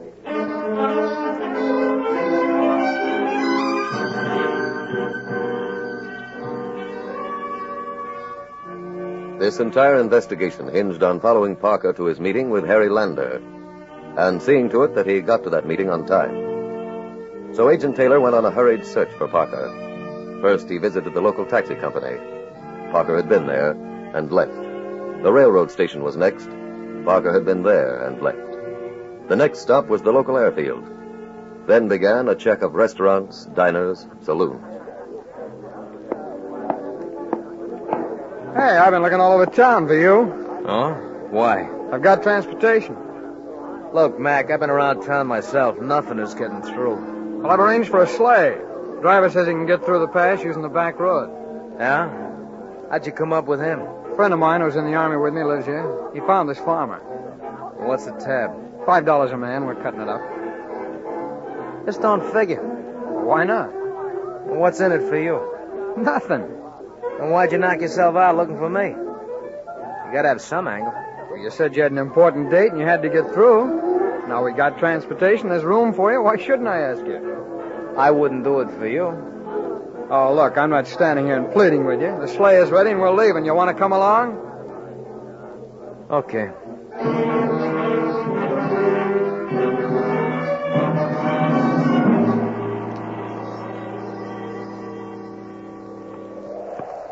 Come on there. Get up, boys. Up now. Come on. Well, look what I found in my pocket, my bus ticket. I forgot to turn it in back there. Oh, they'll redeem it in Mountain City, Mr. Ward. You know, that reminds me of a story about the kid the teacher asked Mr. him. Ward, it's too cold. You know what I mean? Okay. Mr. Taylor, what's that driver's name again? Caldwell. Huh? You call me? Oh, no, Mr. Caldwell. This gentleman here just wanted to know your name. Yeah, it's just part of my business. I try to know everybody's name. Oh. Is it now? You know, it looks like the baby's enjoying the ride. Yes, he likes to nap in the fresh air. How can he sleep in this cold? He's got 6 layers of clothes Mr. on. Caldwell! Yep. You think we'll get through all right? Ain't missed in 30 years. The horses aren't that old, are they? Not by a darn sight. Well, they move like they are. Eh? Can't you get up any more speed? Wouldn't do no good. Why not? Horses run now, they'll walk later. Better off letting them go the way they be. What time you think we'll hit the pass? No telling. I'll pay you an extra 50 if you make those nags gallop. I'd sure like to oblige. Why don't you use a whip? That'd hurt the horses. And they wouldn't be getting the extra money, I would. Another comer. Get up there. Come on, boys. Say, Mr. Caldwell. Yep. How far in this direction can a car come from Mountain City? Just the other side of the pass. Well, if we could phone ahead and have a car meet us, we'd save a lot of time. Are there any telephones between here and the pass? 2 or 3. What's the first one we come to? First Miller's Farm. A mile so up the road. Well, if you'll stop there, I'll phone ahead and try to make arrangements.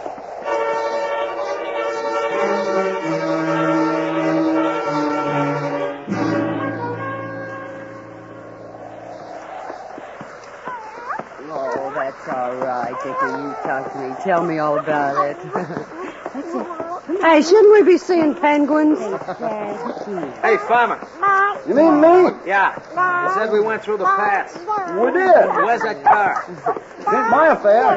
The driver said he'd come out as far as he could. It's after 4:30 now. I know. Farmer, how far is Mountain City? Oh, 50 miles or so. Is that where your appointment is? Mountain City? Yeah. In this weather, it'd take us till 6 o'clock to get there if this was a car. And it ain't. I'm almost sure of that. You know, I'm in the same spot you are.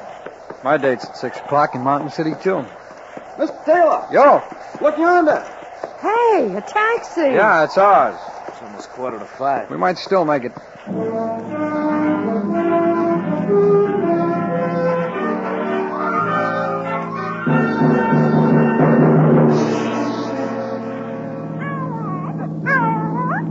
Yes, Richard, we're going to see Daddy. Look at him smile. 6 o'clock. Yeah, I know. There's the hotel. Oh, thank goodness. Oh, Mr. Ward, you're going to keep the cab? We're both going on to Melrose. Oh. Here we are. Hey, let me out. Hey, take it easy. Well, keeps his record clean. I think Richard's trying to say goodbye. Huh? Oh, yeah. Right. Goodbye, honey. Oh, Mr. Ward. Goodbye. Here, this will take care of the cab up to now. Oh, thank you. So long, Mr. Taylor. Bye, Miss Irwin. Bye, Miss Merrill. So long, Mr. Bye. Ward. Thank you.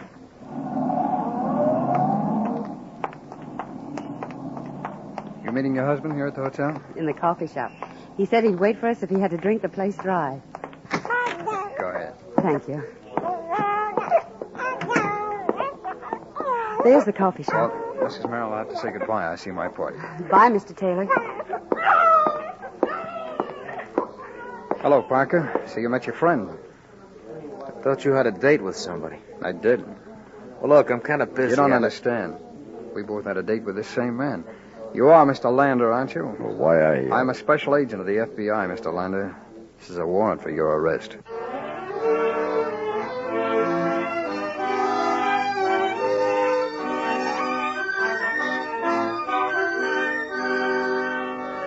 Lander was returned to testify at the trial of George Tracy, who received a substantial prison sentence. Lander also received a prison sentence. Perhaps no better example is needed than tonight's case from the files of the Federal Bureau of Investigation to show the lengths to which your FBI goes to ensure the proper workings of justice. Occasionally, a case comes along so simple it can be handled without having an agent leave his desk. However, on most files, a special agent needs and uses the tools of his profession: training, experience, hard work, and common sense. Those are the primary weapons of every member of your FBI. The weapons by which they do their job of protecting your property, your lives, your freedoms.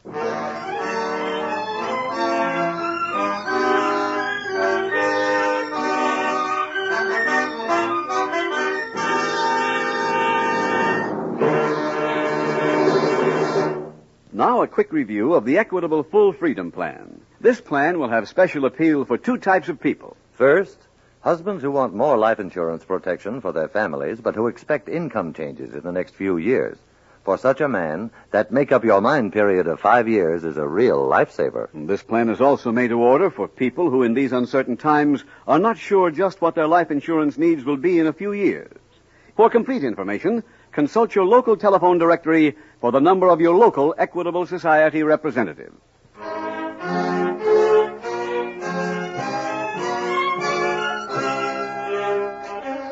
Next week, we will dramatize another case from the files of the Federal Bureau of Investigation. Its subject, kidnapping.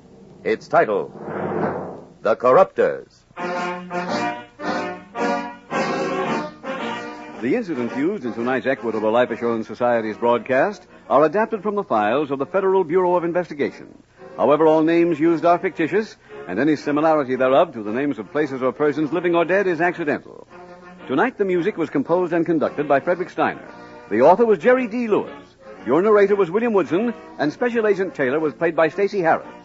Others in the cast were Anthony Barrett, B. Benaderet, Colleen Collins, Bill Conrad, Bill Johnstone, Lou Merrill, Vernon Rich, and Sarah Spencer.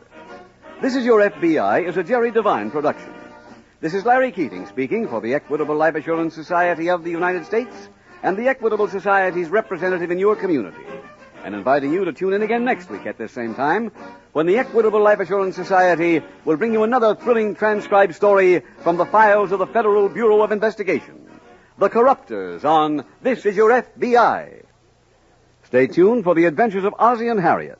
There's fun for the whole family when Ozzie and Harriet come your way next. This program came to you from Hollywood.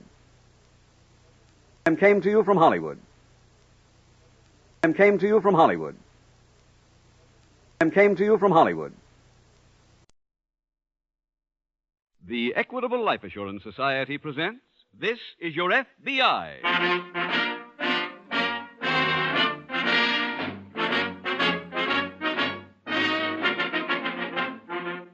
This is Your FBI, the official broadcast from the files of the Federal Bureau of Investigation.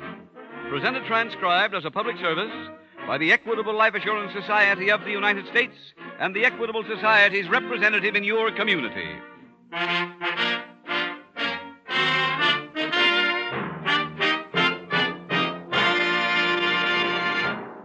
Here's a question most fathers of families occasionally ask themselves. Do I have as much life insurance as I ought to have?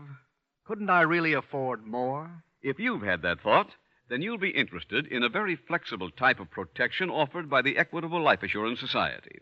It's known as the Equitable Society's Full Freedom Plan. It's designed to fit your budget both now and in the future. I'll have more to say in about 11 minutes on the Equitable Society's Full Freedom Plan.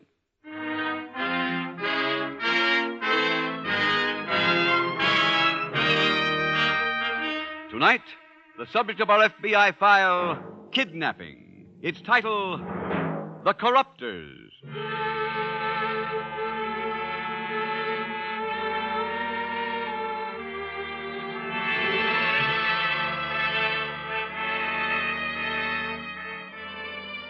In connection with tonight's case from the files of the Federal Bureau of Investigation, we bring you a message from FBI Director J. Edgar Hoover. Mr. Hoover's words are, and I quote, "In every community, there are some men who would like to corrupt the public officials and to profit from that corruption. In a few places, those men have succeeded. And where discovery has been made, there was great publicity given to the venal politicians. That is as it should be, but your FBI wishes to emphasize one important point. For every official found guilty of accepting a bribe or an indirect payoff, there are thousands upon thousands of honest, sincere, hard-working men and women. Those people represent the overwhelming majority who regard public service as a public trust, who give living, everyday proof that democracy does work."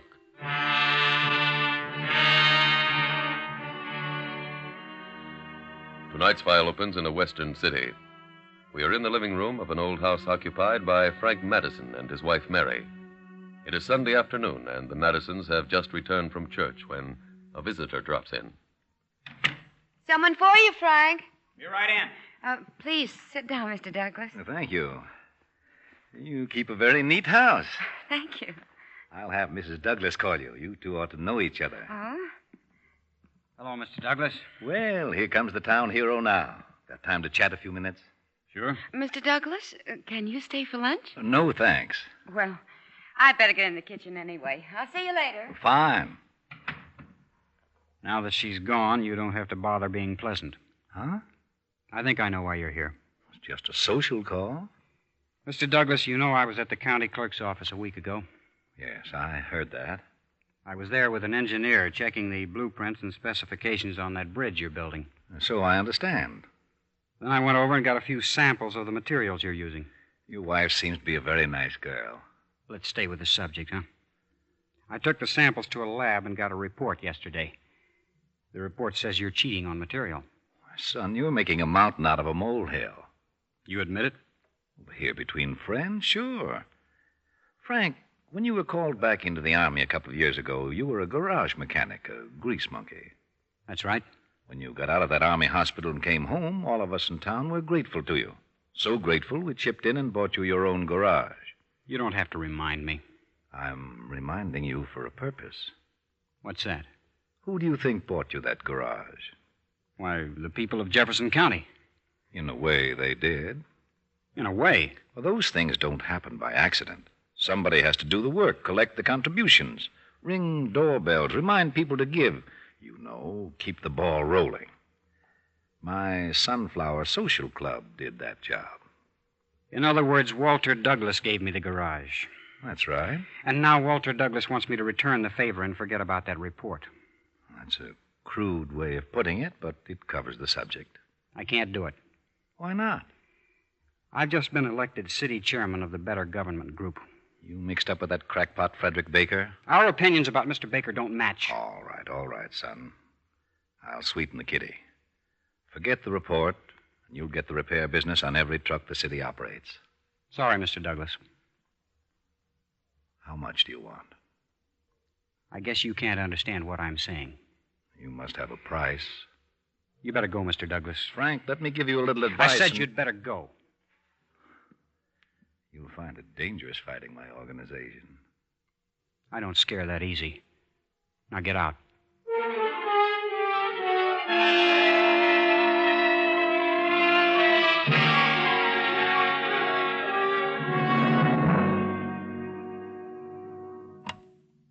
Yes, Mr. Douglas.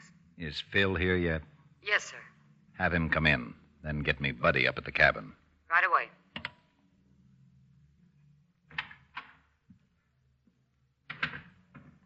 I would have got here quicker, but... All right, Phil. Just sit down and listen. Okay. I've got a job for you. I sure can use the dough. You know the garage at Main and 5th? Sure. I remember the guy's a friend of yours, so I stopped there for gas. You ever been inside? 2 weeks ago when I had a flat fix. Good. Now, do you remember doing a job for me a few years ago on the turnpike? The fire? Yes. I want the same kind of job done again. What, that guy from the garage? He's a friend of yours. Phil, if I ever get time, I'll explain it to you. Right now, I'm giving you an order for a job, understand? Oh, sure. Good. You want the whole place to burn? Not quite. Maybe a one-alarm fire so it'll burn a little, but they'll get there in time to put it out, huh? Exactly. When? Within the next 48 hours. All right. Tomorrow night? Hello? Hello, Mr. Douglas. Oh, buddy. Glad I got through to you. You coming up? No, but Phil will be there tomorrow night. Have the cabin ready for him. Phil, stay at the cabin about a week. Okay. And don't forget, not too big a fire. Just enough to scare the boy.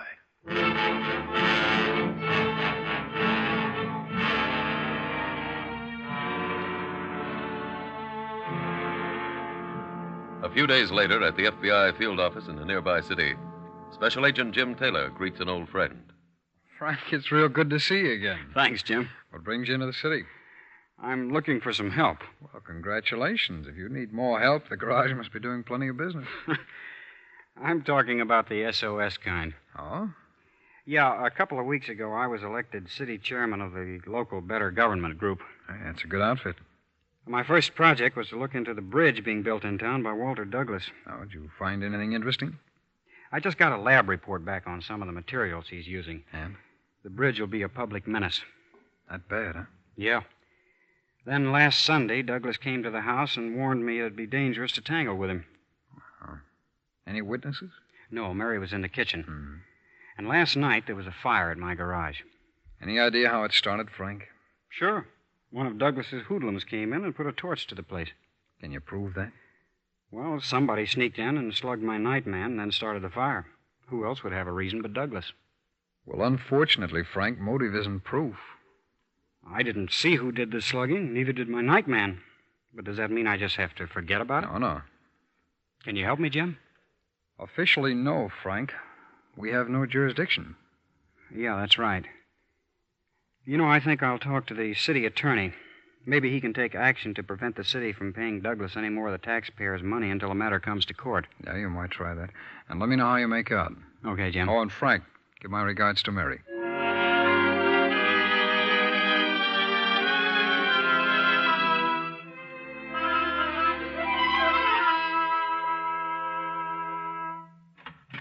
Come in, Phil. I've got another job for you. Good. You're taking a trip. Where? Back up to the cabin. Swell. Buddy stuck me for $30 last weekend, Jim. You'll have company going up this time. Oh. Now, listen to this carefully, Phil. Yeah. I can't afford to have any mistakes. I'll be real careful. On your way up to the cabin, you go through a town called Medford. Yeah, I know the place. Frederick Baker lives there. He's head of that Better Government group. The one the guy from the garage is hooked up with? That's right. You want me to burn Mr. Baker's house? No. Just go to a phone booth in Medford, call Western Union, and send this telegram to Frank Madison. Uh-huh. It says a car will pick Madison up, and it's signed with Baker's name. Why do we have to go anyplace? I can call the guy now and say I'm Baker. You and Baker sound different, even on a phone. Oh. Do it my way. Okay. After you send the wire, go to the cabin and have Buddy drive you down here. I got you. Then pick up Madison, blindfold him, and keep him at the cabin till his case comes up.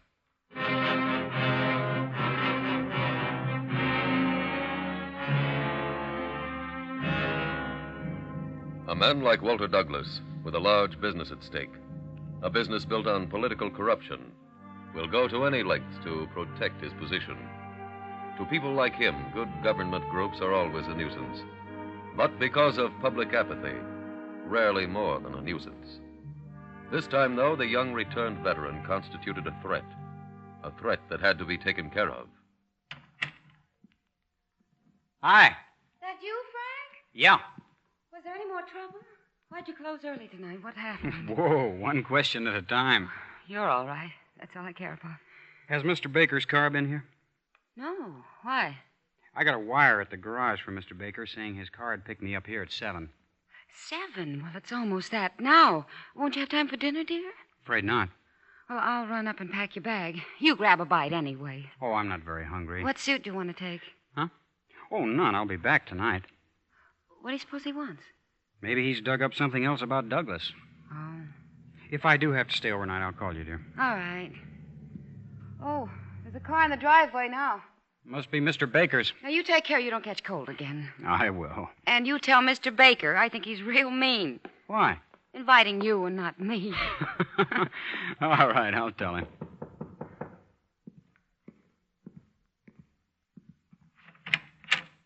Mr. Madison? Yeah.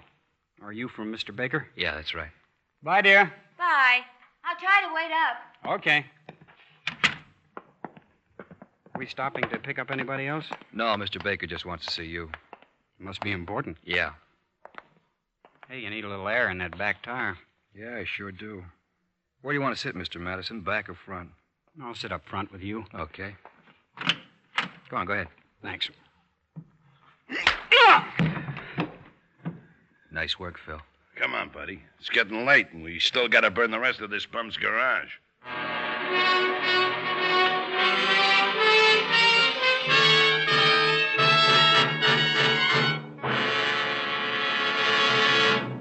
We will return shortly to tonight's case from the official files of the FBI. At the opening of the program, I mentioned the Equitable Society's full freedom plan. Now let's briefly discuss what such a plan can mean to you and your future. In the first place, the chances are that this plan represents something entirely new to you in the way of life insurance. The Equitable Full Freedom Plan does just what its name implies.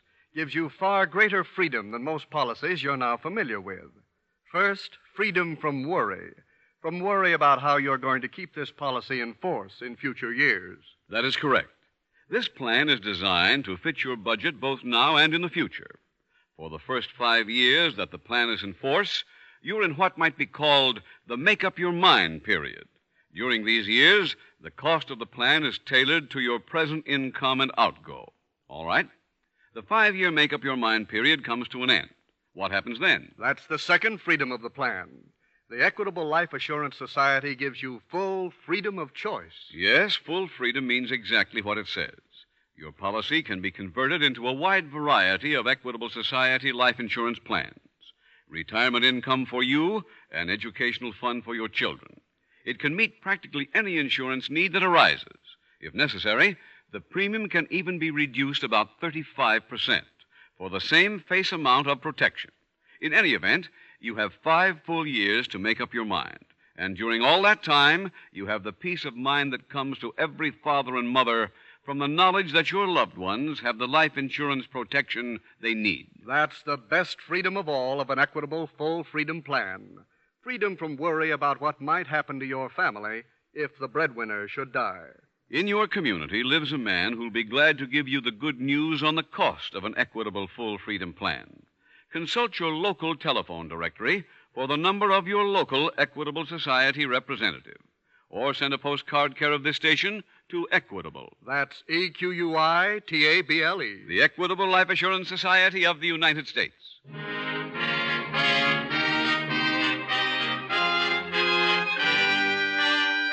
And now back to the FBI file, The Corruptors.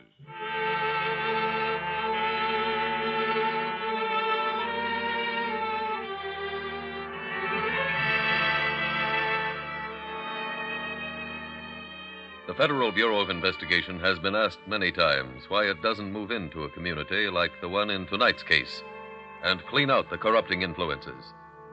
The answer is that your FBI is a law enforcement agency, not a vigilante group. It operates within the strict framework of federal law. When the facts show a violation of one of the federal statutes over which your FBI has jurisdiction, it takes action. In that lies your guarantee that your FBI will remain a servant of the people. Any federal law enforcement agency which moved into communities to handle strictly local problems would be on its way toward becoming a national police force, a goal for which your FBI has no ambitions. The time has come for some straight thinking on the subject of responsibility. All too frequently in recent years, when local pressures have mounted, Some people have cried that conditions called for intervention by the federal government.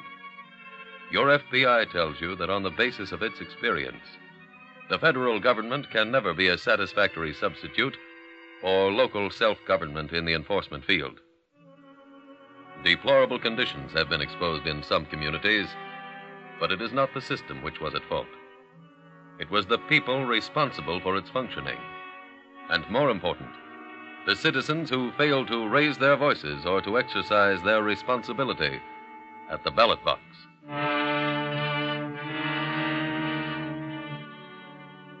Tonight's file continues in the living room of the Madison home. Special Agent Jim Taylor is there with Mrs. Madison. Oh, Jim. It's all right, Mary. Now, come on, get a hold of yourself. Try to answer a few questions for me, huh? I'll try. Now, you told me on the phone that a man came by last night and picked Frank up. Uh-huh. Did you see him? Yes. Can you describe him? I didn't pay any attention to him. Well, he wasn't Mr. Baker's chauffeur. I checked. Baker didn't send Frank any wire. I know. You didn't know when you talked to me?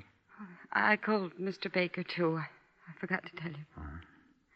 Mary, anything else you forgot? I don't know. Can you describe the car that came for Frank? It was a black sedan. That's all I could see. Did you watch it pull out of the driveway? It turned left and went across the bridge. Are you sure of that? I could see it all the way. Well, then it had to cross the state line. That gives us jurisdiction. Now, Mary, try to remember this. It's very important. Has any car been in the driveway since Frank left? No. Good. And that was the only car in the driveway yesterday. Well, then maybe we got something to work on. Can you find Frank? I don't know, Mary, but there are clear tire tracks in the shoulders of your driveway. And there's some loose red clay that probably came off of that car. What good is that? Well, I'll make casts of the tire tracks and have the lab check on that clay. Please, Jim. Please, find him. We'll do our best, Mary. I'll call you the minute we have any word.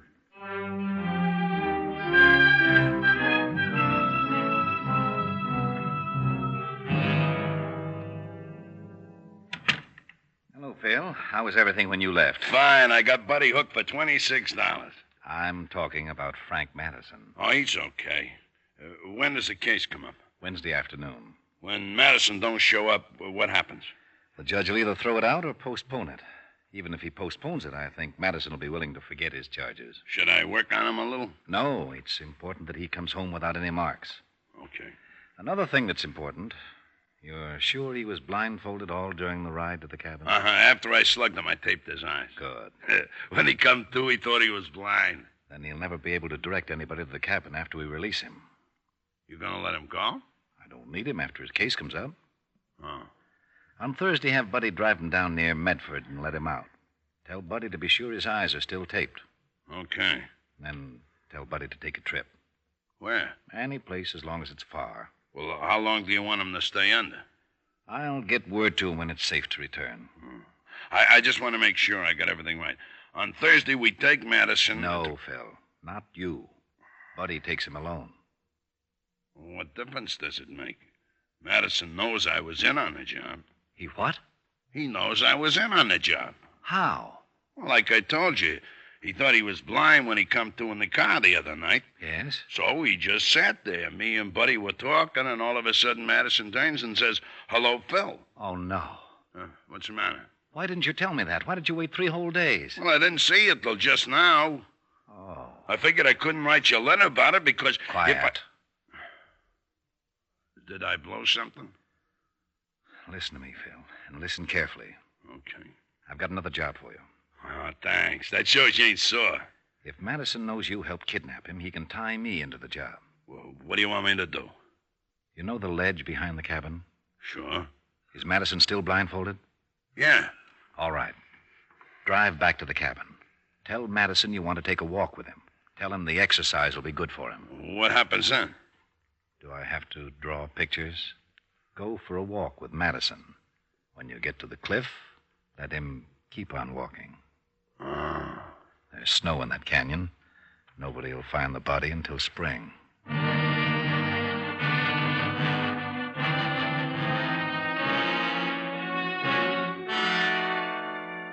Time is a factor in every investigation, an element which at first favors the criminal. He decides when and where a crime will be committed, and only after that does the investigation begin. In this case, the FBI crime laboratory reported on the tire track impressions and told Agent Taylor what brand of tire made them. The petrographic section examined the samples of clay from Madison's driveway.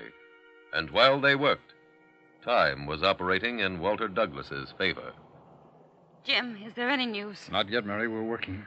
Can't anything be done? Well, I've been over at the Hall of Records all morning, checking deeds to see if Walter Douglas owned any property. He's the one who kidnapped Frank, isn't he? We're not sure, but he's obviously the logical suspect. I know he did. I know it. Well, if it was Douglas, he's holding Frank at a place that isn't registered in his name. What about those hoodlums of his? I've checked their names, too, Mary. No luck.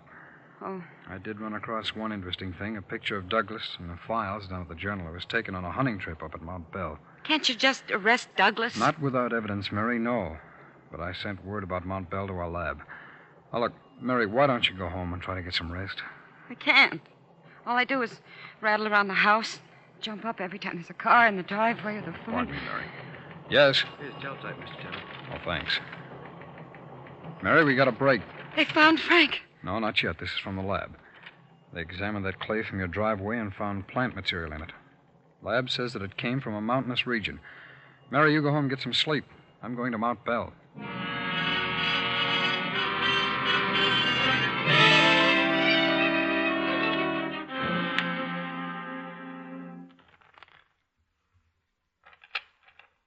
I sure wish he wasn't blindfolded. So do I. I'm tired of solitaire. How can I get even against myself? Tell me something, will you?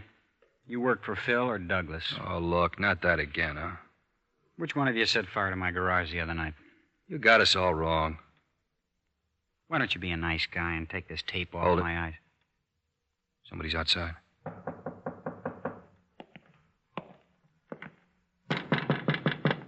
Who's there? It's me, Phil. Okay.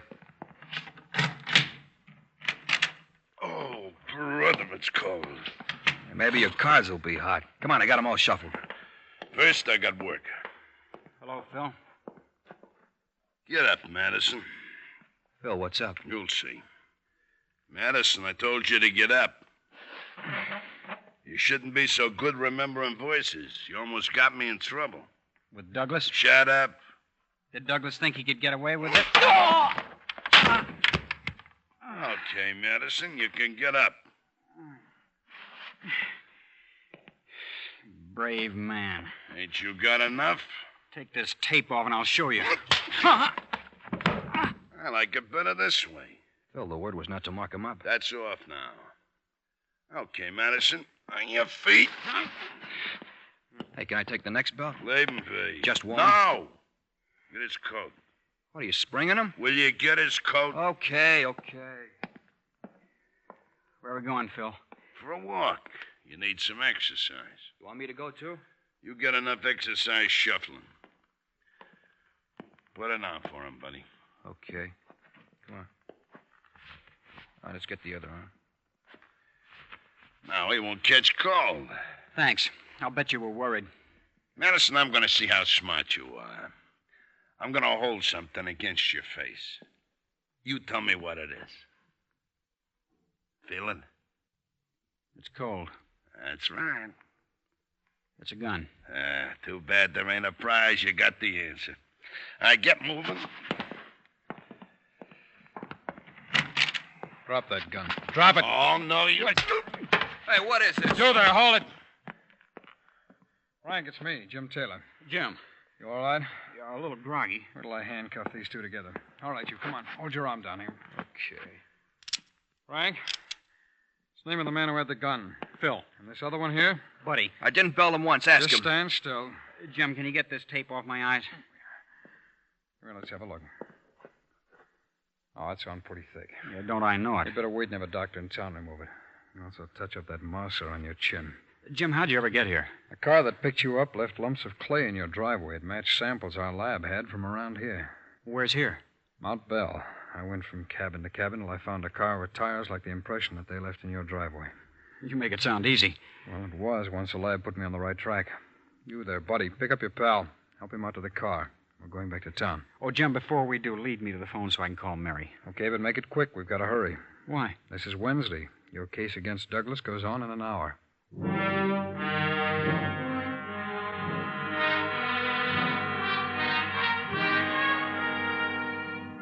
Walter Douglas was never tried and convicted of causing Frank Madison to be kidnapped because he committed suicide. His accomplices, Charles Buddy Cook and Philip Young, both received long sentences in a federal penitentiary. And so another crime was prevented, another murder in this country's growing crop of homicides, prevented by the quick work of your FBI, whose job is your security, but whose even more important job is to protect the civil liberties that you American citizens have under our Constitution, a charter that grants you your right to free speech, your right to freedom of religion, and your rights to life, liberty, and the pursuit of happiness.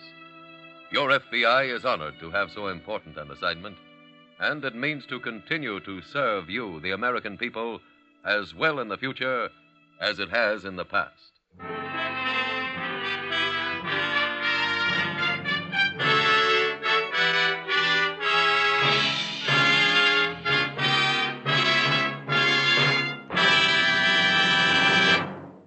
Now, a quick review of the Equitable Full Freedom Plan.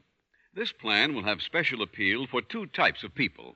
First, husbands who want more life insurance protection for their families, but who expect income changes in the next few years. For such a man, that make-up-your-mind period of 5 years is a real lifesaver. This plan also was made to order for people who, in these uncertain times, are not sure just what their life insurance needs will be in a few years. In this plan, you postpone the decision while still reserving full freedom of choice for yourself. For complete information, consult your local telephone directory for the number of your local Equitable Society representative as soon as possible.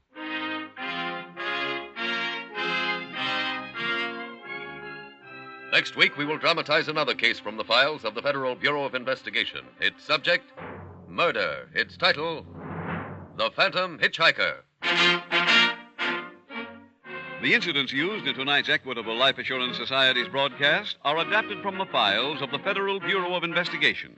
However, all names used are fictitious, and any similarity thereof to the names of places or persons, living or dead, is accidental. Tonight, the music was composed and conducted by Frederick Steiner. The author was Jerry D. Lewis. Your narrator was William Woodson, and Special Agent Taylor was played by Stacey Harris. Others in the cast were Ed Begley, Ted DeCorsia, Sam Edwards, Georgia Ellis, and Herb Ellis. This Is Your FBI, a Jerry Devine production, was directed by Sid Goodwin.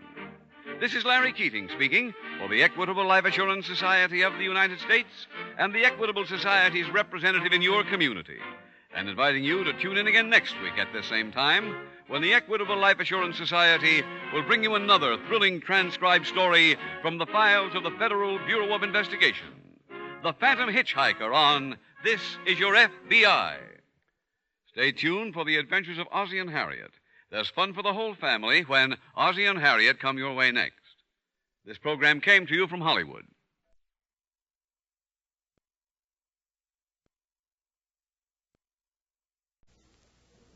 The Equitable Life Assurance Society presents This Is Your FBI.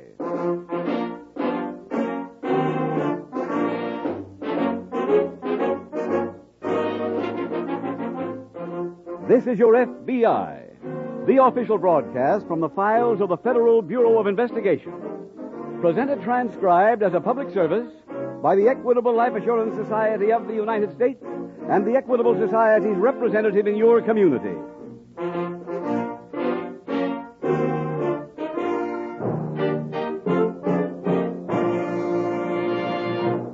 We Americans like to think of ourselves as independent-minded, self-reliant people who believe in standing on our own 2 feet. And that's exactly why over 5 million of us have become members of the Equitable Life Assurance Society of the United States. Of our own free wills, we have joined forces in the Equitable Society to provide more secure futures for ourselves and our families. It was because we like to look out for ourselves that we first decided to talk to an Equitable Society representative. In about 13 minutes, I'll have further information on the Equitable representative in your own community and the many services he offers.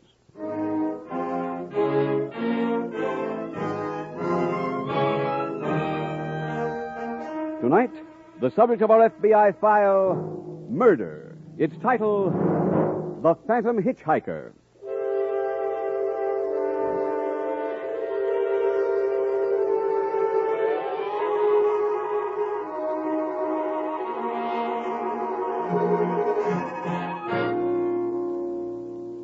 A special agent of the Federal Bureau of Investigation has something in common with a good newspaper reporter.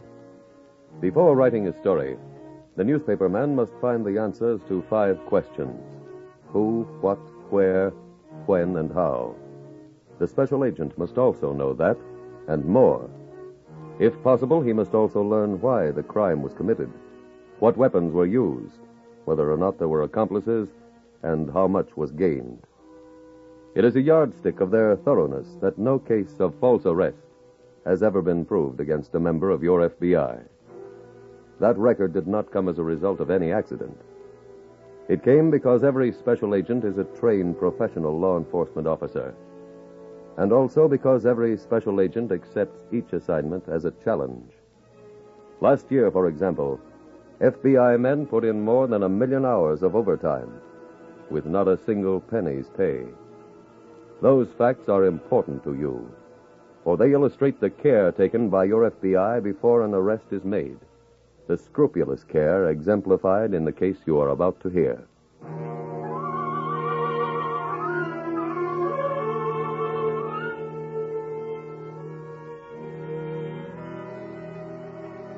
Tonight's FBI file opens in a national park located in a western state. FBI Special Agent Taylor has just greeted Captain Wilson of the State Police.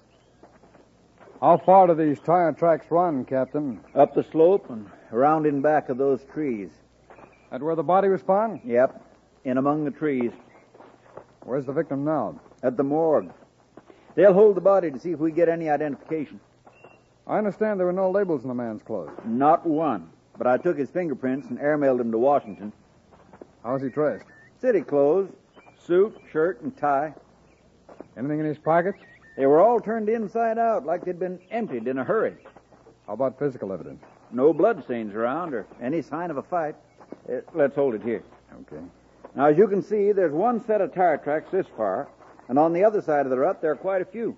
Yeah. The way I figure, the car that made the single set got stuck in this rut.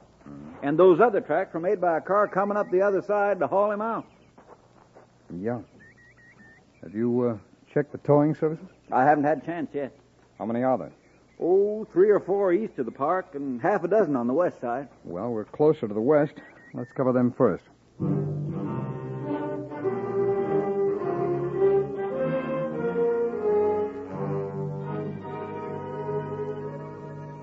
That night, in a roadside diner on the outskirts of a nearby town, an elderly woman sits in front of the cash register as a girl comes out of the kitchen.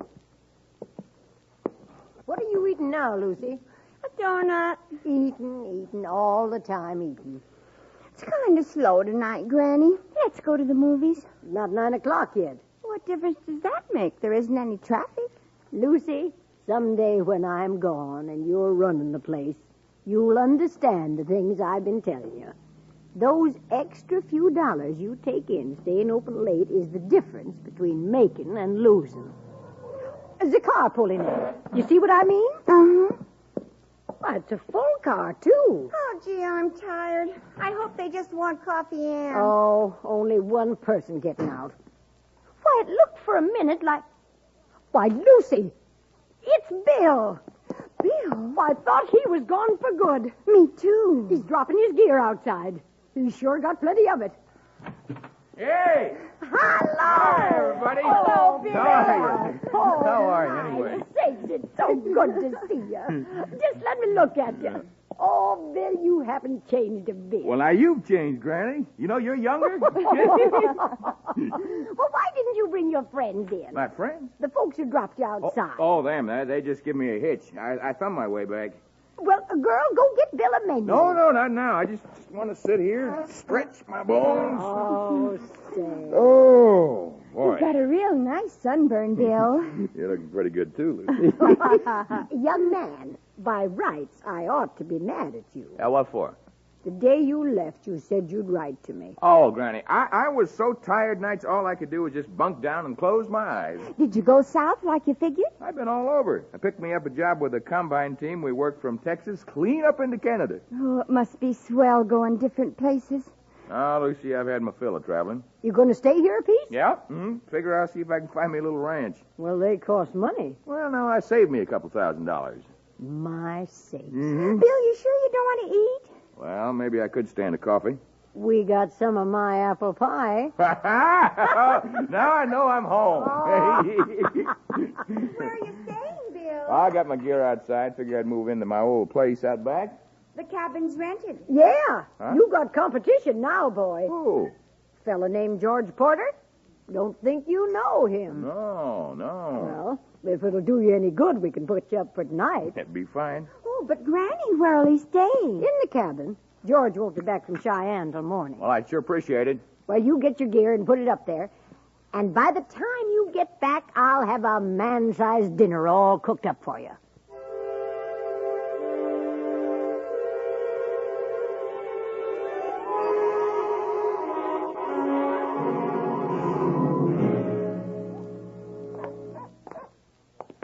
Evening, Captain. Hello, Tom. Tom Knox, this is Agent Taylor of the FBI. How are you, sir? Howdy, glad to know you. Thank you.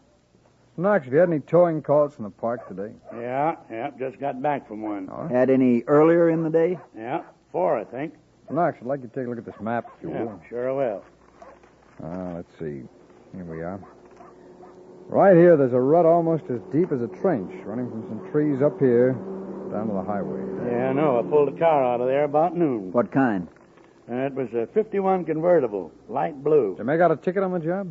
Yeah, I got it right here. Yeah, it's funny how this book gets into my pocket so easy and comes out so hard. Well, here we are. Any name? No, he paid cash. And by jingo, he certainly could afford it. He had a roll of bills as big as that there. You remember anything about the car? Now, let me see. Carried a Wyoming license. Looked like a new wax job, and, he blew a tire when he hit that rut. No? Right front wheel. I didn't have any white walls, so he's riding around 3 white and 1 black. How many people were in the car? Well, just the driver. What did he look like? Oh, average, about 5'10". Kind of heavy set. About 35, maybe 40-year-old. Remember anything else? Yeah, I guess he'd been hunting. He had a rifle and a mess of gear in the back seat. How's he dressed? Well, he just had jeans and a blue shirt. You wear glasses? No. He had kind of a leathery skin, like, say, like a cowhand. I'm afraid that's not much help around here. Anything unusual about the way he talked? Yeah, no, he didn't say much. Well, after you towed him back to the road, which direction did he take? He headed up that way. Car seemed to be damaged in any way? No, not so I could tell. Well, then you'd have no reason to stop for repairs, huh? No, didn't have to stop for gas either. The needle on his gauge was right up on the full mark. That means the car must have been gassed up close to where it had the blowout. No more than 15 or 20 miles. Any stations in the park, Captain? No, but there are a half dozen or so just beyond the east entrance. One of them might remember the car. Yeah, but they'd all be closed by now. Well, then I'll cover them first thing in the morning.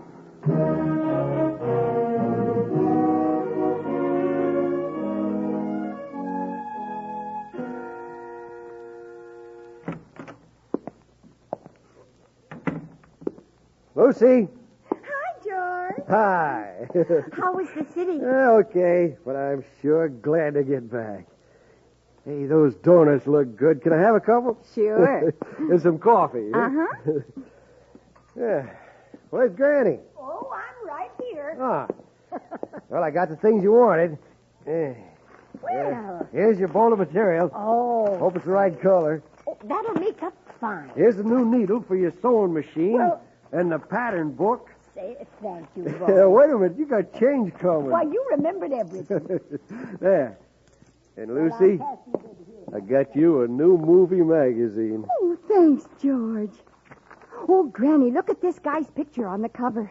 Huh? Oh, too skinny. I like a man big enough so you can't see front and back without moving. Like George here. Or Bill. Who? Oh, you mean Lucy ain't told you about her old boyfriend coming home? No. You better stay close to home from now on, or Bill Brown will steal Lucy right out from under your nose. Oh, Granny. What's he want around here? He come back to settle down. Why, George, you ain't jealous. You know, whoever gets Lucy will have to feed her. I'd be pleased to do that. Well, fine, then you can just start in right now and get us some lunch.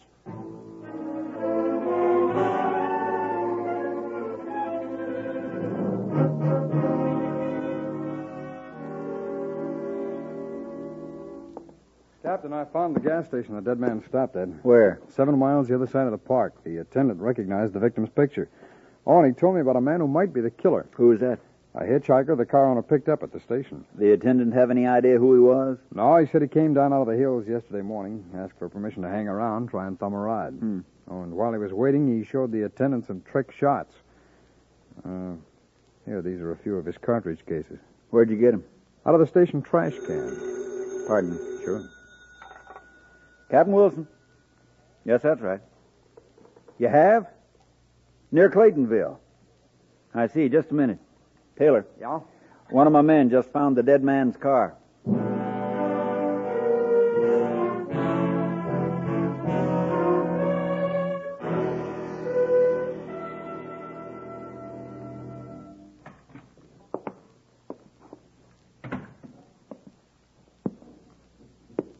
Afternoon. Afternoon. Granny and Lucy out? Uh-huh. You must be George. That's right. You Bill Brown? Uh-huh. Anything special you come for? I can wait. What was it? I some grub for a hunting trip. Hey, as long as I'm here, I'll have some coffee. Figured on staying around here? Uh-huh.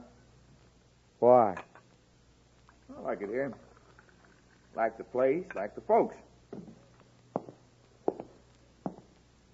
Yes. Oh, thanks. You count on working? I'm going to start me a ranch. Help situation ain't good around here. Yeah, I'll get by. Well, I'll see you around. Hey, coffee's a dime. Oh. Can you break it 10? Anything smaller? No. Look, you just tell Granny I owe her a dime, huh? Don't come back just for that.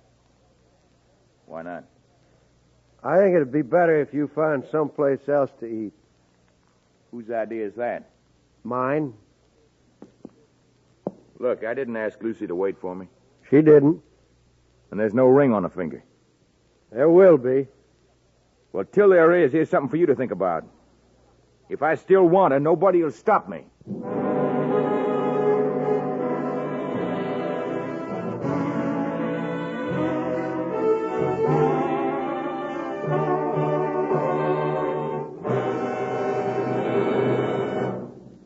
We will return shortly to tonight's exciting case from the official files of your FBI. Now a brief interview with a young mechanical engineer named Edgar Wentworth, who has been a member of the Equitable Life Assurance Society for the past 6 years. Mr. Wentworth, what led you to become an Equitable policyholder? This radio program, Mr. Keating, I liked what I heard about Equitable Society services. So I looked in the phone book and got in touch with an Equitable representative.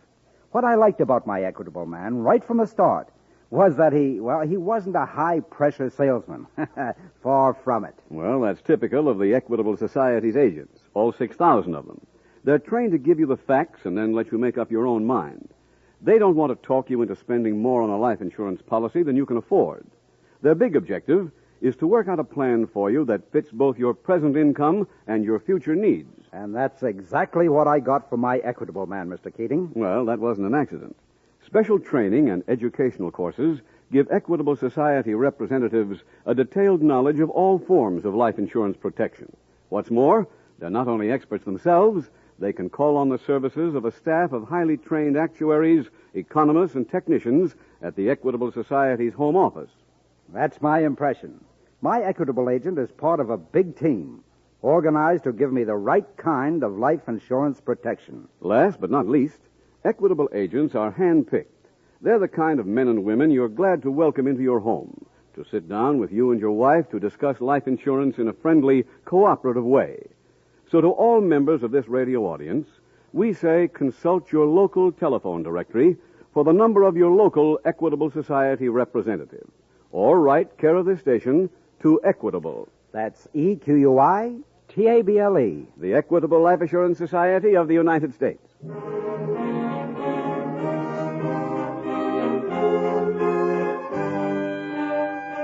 And now back to the FBI file, The Phantom Hitchhiker.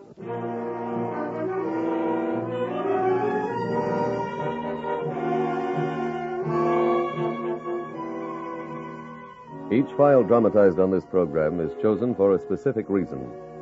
For different cases illustrate different methods by which you may help fight crime. And even more important, may help prevent crime. Tonight you see another example to substantiate advice given by your FBI in the past. Advice some motorists refuse to heed. Don't pick up hitchhikers. The Federal Bureau of Investigation never fails to get reports from every section of the country about robberies, beatings, murders that followed from the generous but foolhardy impulse of a driver to give a lift to a stranger. Not every hitchhiker is a criminal, but some of them are. Don't allow yourself the luxury of thinking you can tell the difference. You can't.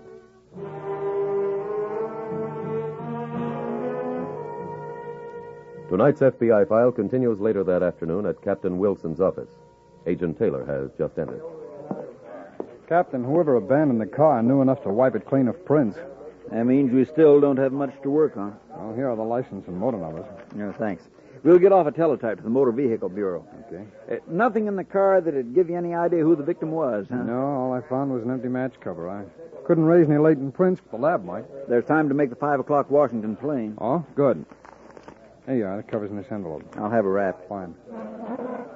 Captain, where would you buy rifle shells in Claytonville? The general store. Why? Might help to find out who buys .270 caliber ammunition. That's pretty common around here. Charlie. Yes, Captain? Got a match cover in here. Wrap it and send it to the FBI lab. Yes, sir. All right, sir. Say, these are from Granny's Diner. Yeah, but they don't say what city. Her place is near where that car was found. Oh? Let's go by the general store, Captain, then head for that diner.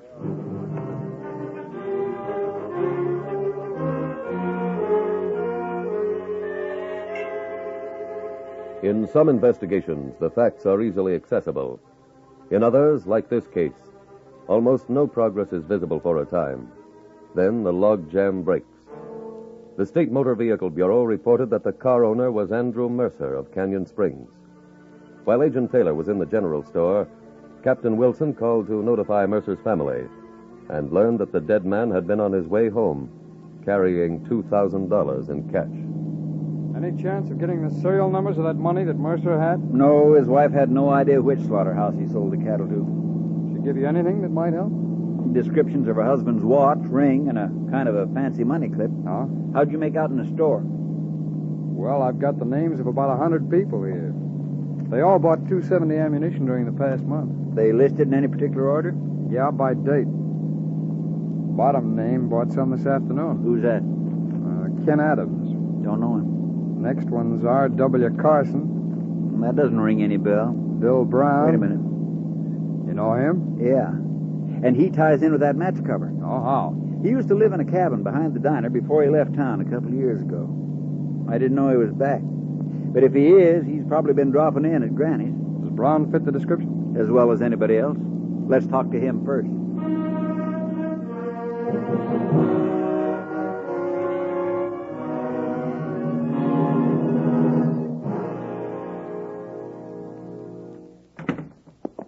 Evening, Miss Fremont. Well, hello, Captain. This is Agent Taylor of the FBI. Glad to meet you. Here's my granddaughter. Hello there. And this is George Porter. Hello, George.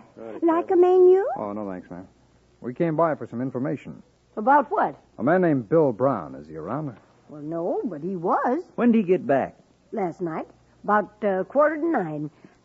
Lucy, there's a stack of dishes at the kitchen that want washing. Oh, but Granny... Get to doing them. Come on, Lucy. I'll drive for you. Oh, all right. Mrs. Fremont, are you sure Brown got here before 9 last night? Yes. Why? The train was 20 minutes late. Well, that don't matter. He hitchhiked home. That could mean he came through the park yesterday, Captain. When did you see Brown last? Well, just about an hour ago. He was in to get supplies. Oh, for what? Hunting trip. Said he thought he'd try his luck up near Rocky Point. Where is it, Captain? Close to where that car blew a tire. Could we make it up there now? Yeah, but it'd be almost impossible finding him in the dark. Now, if he's taking food, he might stay in a few days. Oh, he's got enough food for a week. Well, I guess that's all we need to know. Yeah. Well, thank you, Mrs. Fremont. Good night, Granny. Well, say, now, I'm sorry you boys won't have a cup of coffee. Thanks, just the same. Captain, as long as we've got some time tonight, let's go back to your office and go over that list of names that I got, huh? All right. There. What? Over here.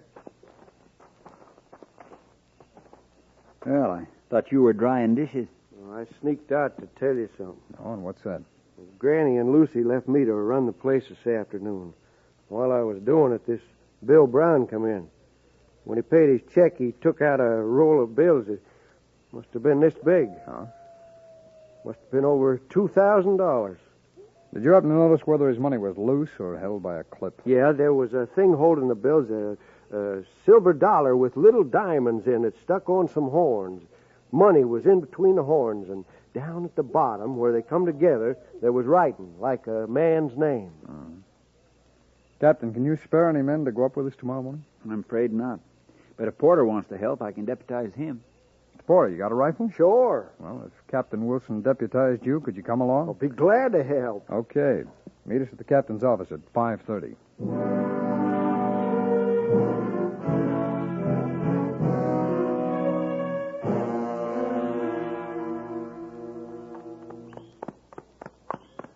Can't see Wilson anymore. I guess he's up the other side of the trees. Yeah. Easy, boy, now. You go hunting much, Mr. Taylor? No, I don't have the time anymore. What do you hunt up here? Oh, mountain goat, elk, bear. Sounds great. Yeah. That Wilson? No, he said he'd shoot 3 shots if he found Brown first. Oh. Come on, boy. Hip. How long you known Brown? Only met him once. What's he like? Well, I don't know him enough to like him or to hate him. Know what I mean? Yeah. Easy, boy.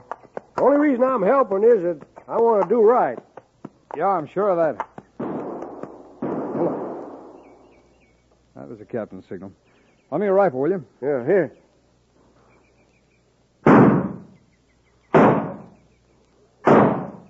His shots come from up there in the grove. Okay, let's go.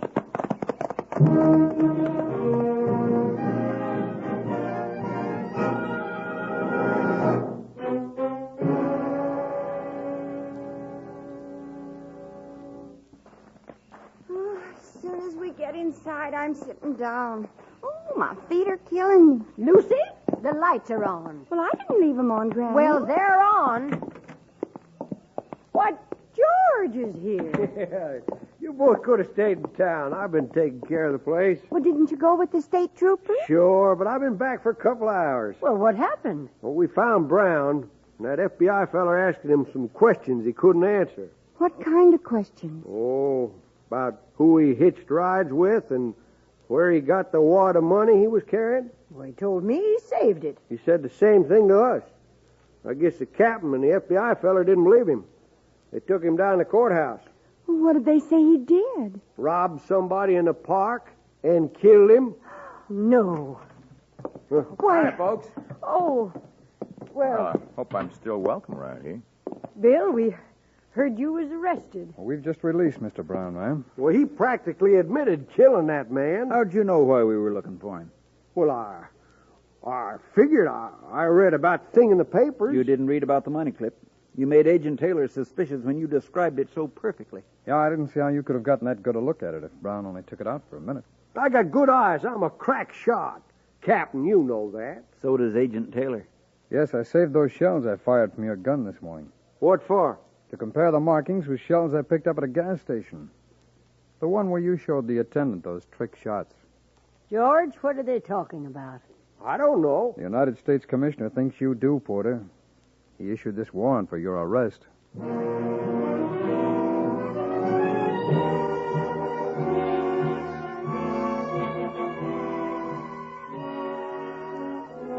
George Porter was convicted of murder on a government reservation and was sentenced to death.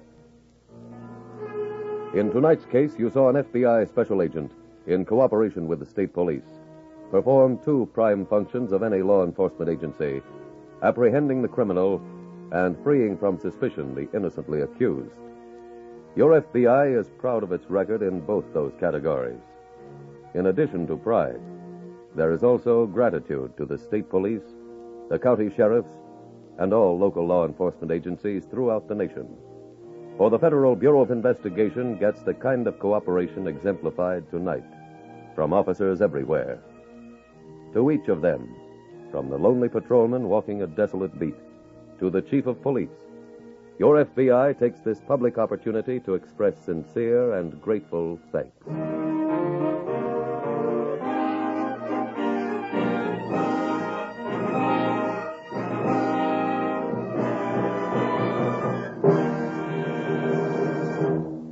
Now, one last word about more than 6,000 Equitable Society representatives from coast to coast. The merchandise they sell is peace of mind, freedom from worry, future security for you and your family. Consult your local telephone directory for the name of your local Equitable Society representative.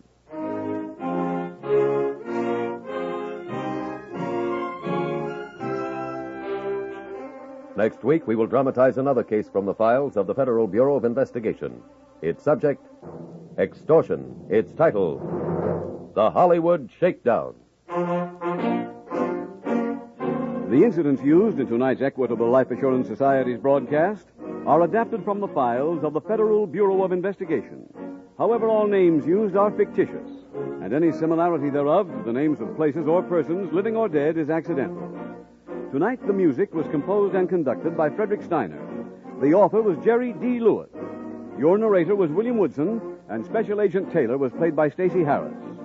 Others in the cast were Harley Bear, Walter Catlett, Isabel Jewell, Lamont Johnson, Jeanette Nolan, and Tom Tully. This Is Your FBI is a Jerry Devine production. This is Larry Keating speaking for the Equitable Life Assurance Society of the United States and the Equitable Society's representative in your community, and inviting you to tune in again next week at this same time when the Equitable Life Assurance Society will bring you another thrilling transcribed story from the files of the Federal Bureau of Investigation. The Hollywood Shakedown on This Is Your FBI. Stay tuned for the adventures of Ozzie and Harriet. There's fun for the whole family when Ozzie and Harriet come your way next. This program came to you from Hollywood.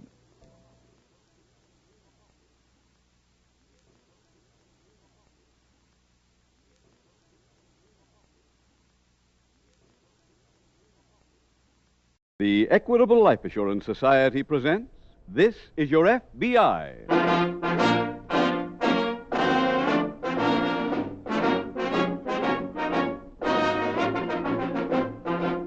This Is Your FBI, the official broadcast from the files of the Federal Bureau of Investigation, presented transcribed as a public service by the Equitable Life Assurance Society of the United States and the Equitable Society's representative in your community.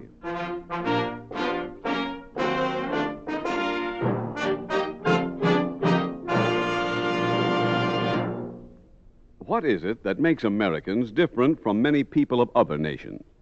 Here at the Equitable Society, we like to think that it's our heritage of freedom, that freedom has made us self-reliant and independent. We look out for ourselves and take care of our own. That's why more than 5 million of us Americans are members of the Equitable Life Assurance Society of the United States. Of our own free will, we have joined together into the Equitable Society to provide for the security of our families and our own peace of mind. In about 13 minutes, we have something to tell you about a man who knows more about that kind of security than anyone in your community.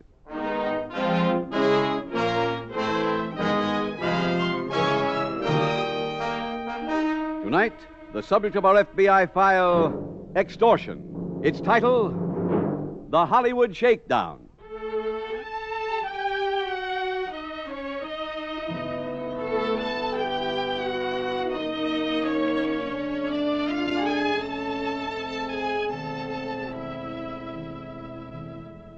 Since the passage by Congress of the federal extortion statute in 1932, the number of such crimes has been drastically reduced.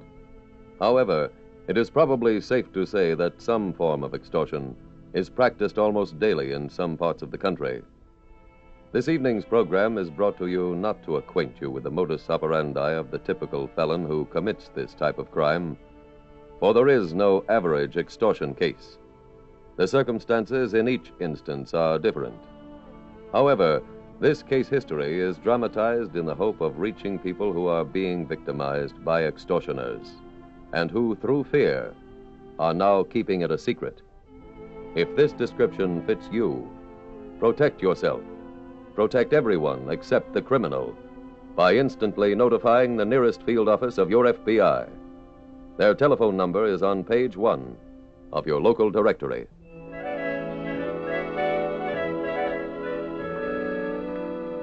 Tonight's FBI file opens in the fan mail department of a motion picture studio. Oh, a letter from my hometown. You mean somebody was left after you moved? Yes, from Alice Green. Nora? We went to school together. What'd she want? Picture Lionel Butler. Well, let's dig a good one. Okay. Hey, maybe I ought to put a little note to Alice. She'd get a kick out of it. Wonder what she's doing. Nancy, listen. Dear Ruth Elmore, I have received certain information from Bertha Kingman. You know that information I mean, and you also know what would happen if it was made public.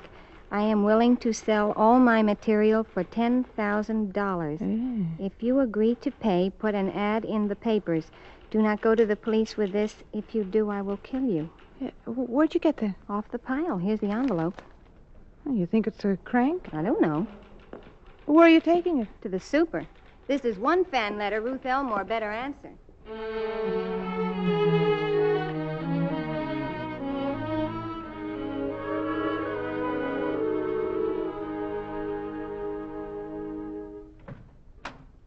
Mr. Noble, the man from the FBI is here. Oh, let him come in. This way, please. Thank you, miss.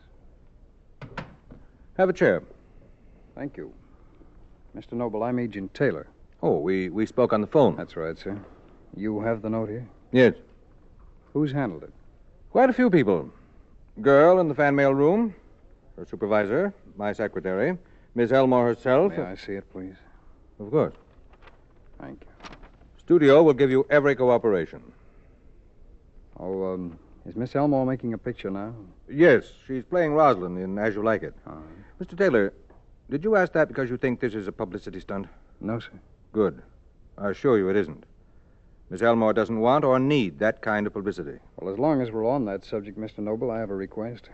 We'd like to avoid any publicity on this until the investigation is completed. I can promise that. Fine. Oh, and would it be possible for me to see Miss Elmore? Of course. I'll have a boy take you over. All right, thank you, sir. Her trailer is right inside Stage 7. Call if there's anything else you want. The entire studio is at your disposal.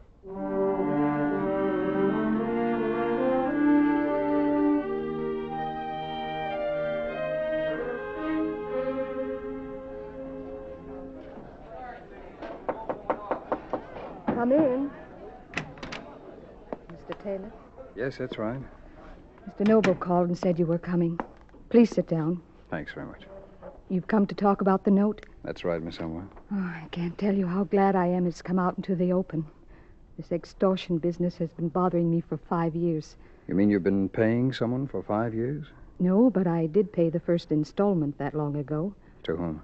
Bertha Kingman, the woman mentioned in the note. Who is she? A woman who used to be my secretary. I know I should have gone to the police 5 years ago, but for once in my life I let somebody change my mind. And who was that? The man I was married to at the time. He convinced me the publicity would ruin my career. Where is he now? In Europe, sunning himself on the Riviera with his 5th bride. That eliminates him. Now, who else knew about it? No one. How much did you pay Mrs. Kingman? $500. And believe this or not, Mr. Taylor, everything she threatened to expose was a complete and utter lie. When did you last hear from Mrs. Kingman? 5 years ago. By letter? Yes. Would you know where she lives? I have no idea. I see. Would you have a picture of her? The publicity department has a few. Oh, that's fine. Is there anything else I can do? Yes, Miss Elmore, we'd like you to insert that ad. All right. You see, we may get a lead when you receive instructions for paying. I'll have my secretary call the papers this afternoon. Good. And we'll start an immediate search for Mrs. Kingman.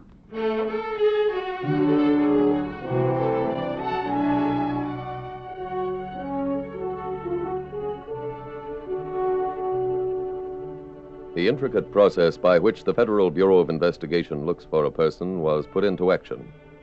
A copy of Bertha Kingman's marriage license was obtained. The two witnesses were questioned, but they had lost track of the subject many years ago. Finally, a lead was secured. Her address 5 years ago was a modest hotel. Arriving there, Agent Taylor learned Mrs. Kingman had checked out 3 years ago. From the hotel, she was traced to a small apartment building, and finally to a cheap theatrical boarding house on a Hollywood side street. Good morning. Are you the landlady? You can save your breath. We got no vacancies. I don't need another vacuum cleaner, and I never subscribe to magazines. Ma'am, I'm a special agent of the FBI. Oh. Here are my credentials. Oh, come in. Thank you. Sorry, but it's only 9:30, and I've been swinging this door so much I feel like a hinge. And that only sounds like an earthquake. That's the Hungarian hussar rehearsing his wrestling match for tomorrow night. Quiet little spot we got here. Yes, it is. Tell me, ma'am, do you have a tenant named Bertha Kingman? What kind of an act does she do? Well, she's not in the theatrical profession, but I understand that she once lived here. Well, then I ought to know her. Well, do you keep a register? Well, I used to till a guy checked in with a talking goat. Well, I have a picture of her that I'd like you to take a look at, if you will. Okay. Do you recognize her? Wait a minute now. She looks familiar. Oh, Bertha Kingman. Oh, yeah, now I remember. She lived here about a month. Would you know where I can find her? I'd like to ask her some questions. Well, that'll be pretty tough. She's dead.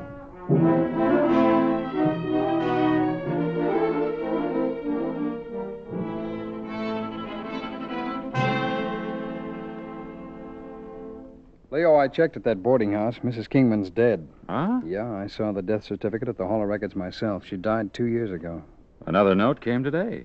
Oh, where? It was delivered to the studio by messenger. From the description of the boy's uniform, it sounds like the Central Messenger Service. Oh. They're checking their delivery slips. What'd the note say? Get the money ready. No payoff instruction? Oh, not yet, but the threat was repeated. Well, excuse me, sir. Sure. Agent Sumner. That's right. You did. Just a minute. Pencil? Yeah, thanks. All right, go ahead. Uh-huh. What street was that? Yeah, I got it. Uh-huh. Well, fine. Thanks very much. Yes, I'll wait here for him. Jim, Central Messenger did deliver that note. The boy picked it up from the bartender at this saloon. When? Around 3 this afternoon. The messenger's on his way up here now. I'll try to get a description from him. All right. I'll see what I can pick up at this bar.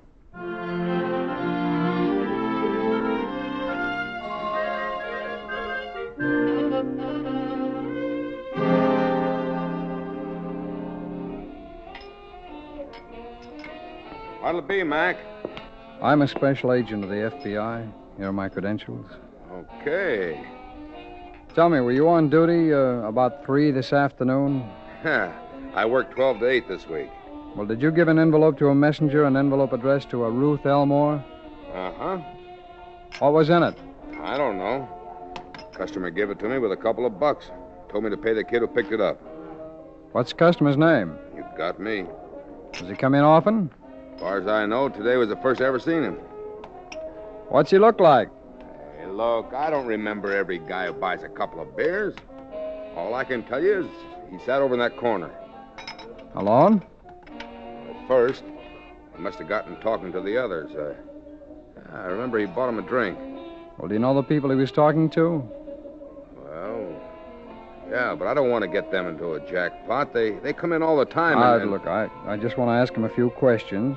Maybe they can remember what this person looked like, that's all. I guess that's okay.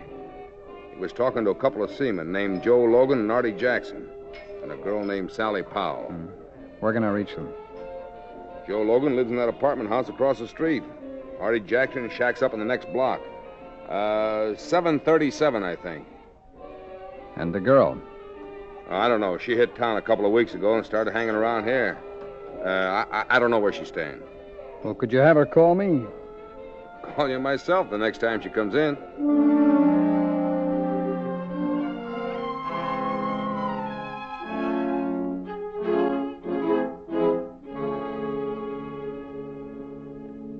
Leo, did you get anything from the messenger? No, Jim, he didn't talk to anybody but the bartender.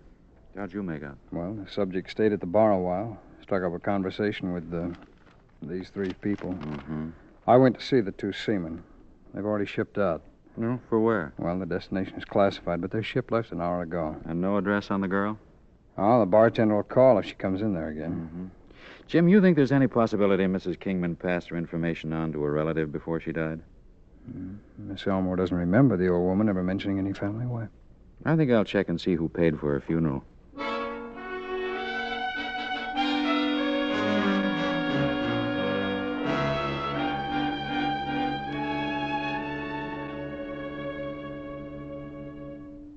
Say a day without the other.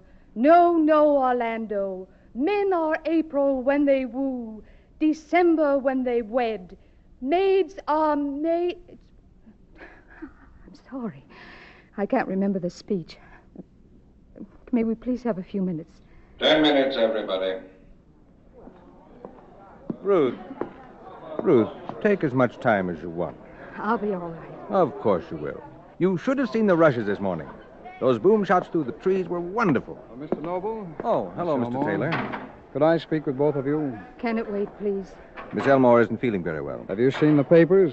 I haven't even stopped today for a sandwich. Well, the extortion story is all over the front page. Front page? In the papers? That can't be. I haven't told anybody about this. Have you, Miss Elmore? No, Ruth, do you mind if Mr. Taylor sees you back to the trailer? not at all. I'm going over to publicity and find out about this. Let's go this way.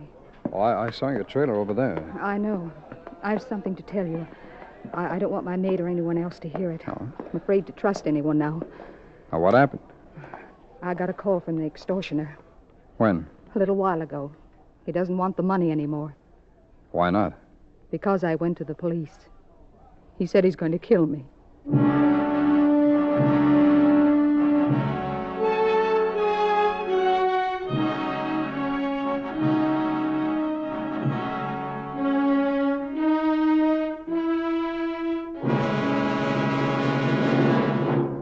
In just a minute, we'll return to tonight's dramatic case from the official files of your FBI.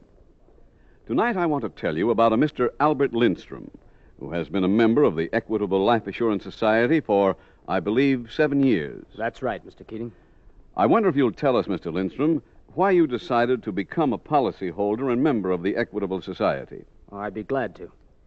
You see, it all started the first time I listened to This Is Your FBI. There was an insurance plan outlined on the show that I wanted to learn more about. So I telephoned the local Equitable Society office, and a representative came out to see me. He was friendly and very helpful. And what I liked, he answered my questions seriously and fully. He certainly knew his business. I think you'll find that true of equitable men everywhere, all 8,000 of them. Your equitable man thinks of himself, and rightly, as belonging to a fine profession, a profession dedicated to bringing security and peace of mind to his community. He believes in helping you to buy the kind and amount of life insurance you need and want. That way, he makes friends as well as policyholders. That's exactly the impression I got, Mr. Keating. Well, you see, Mr. Lindstrom, every equitable man is given special training in the details of all kinds of life insurance protection. And backing him up is a very highly trained staff of specialists, actuaries, economists, technicians, all part of the Equitable Home Office team, and all of them at your service. Now, to everyone in our radio audience, may I say this. The head of every family owes it to himself, his family, and his future to at least find out what kind of insurance he needs and how much of it he can afford. Your local Equitable agent will be glad to discuss your life insurance problems with you and your wife at any time and without any obligation to you. You will find him friendly, cooperative, and helpful. So if you want security and peace of mind, consult your local telephone directory for the name of your local Equitable representative, or write to the Equitable Society, care of this station. That's EQUITABLE. The Equitable Life Assurance Society of the United States.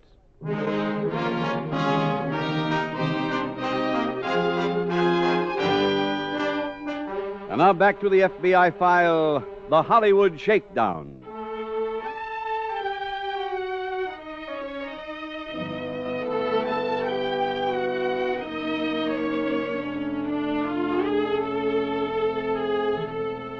The backgrounds of extortioners show as wide a variety as those of their victims. One is a youth with criminal ambitions. Another is a hardened criminal The third is a psychopathic killer. No two are alike. That is why your FBI never takes chances in an extortion case. It treats each one as if the threat is real, as if the extortioner will carry out his menacing promise. It advises you to adopt the same attitude. You may be fortunate enough never to receive an extortion letter, but if you do, protect yourself by remembering one thing. It may be from a harmless crank. It may be from a criminal intent on money or murder. Don't take any chances. Call your FBI.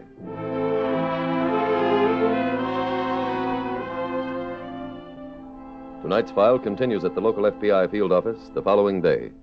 Jim, how's Miss Elmore? Well, she seems to have recovered completely from last night's phone call. I wonder if it's safe for her to be working. Well, the studio's arranged for 3 shifts of armed guards to protect her around the clock. Maybe it'd be a good idea to ask Mr. Noble not to allow visitors on her set, huh? Well, that's a pretty tough stage to keep closed, Leo. They've got a couple hundred extras on that thing. Oh, excuse me. Agent Taylor. Oh, yes. You have, huh? Fine. Yeah, right away. Thanks very much. Leo, that was the bartender at that saloon. You get the girl's address? She's in there now. I'll see you later.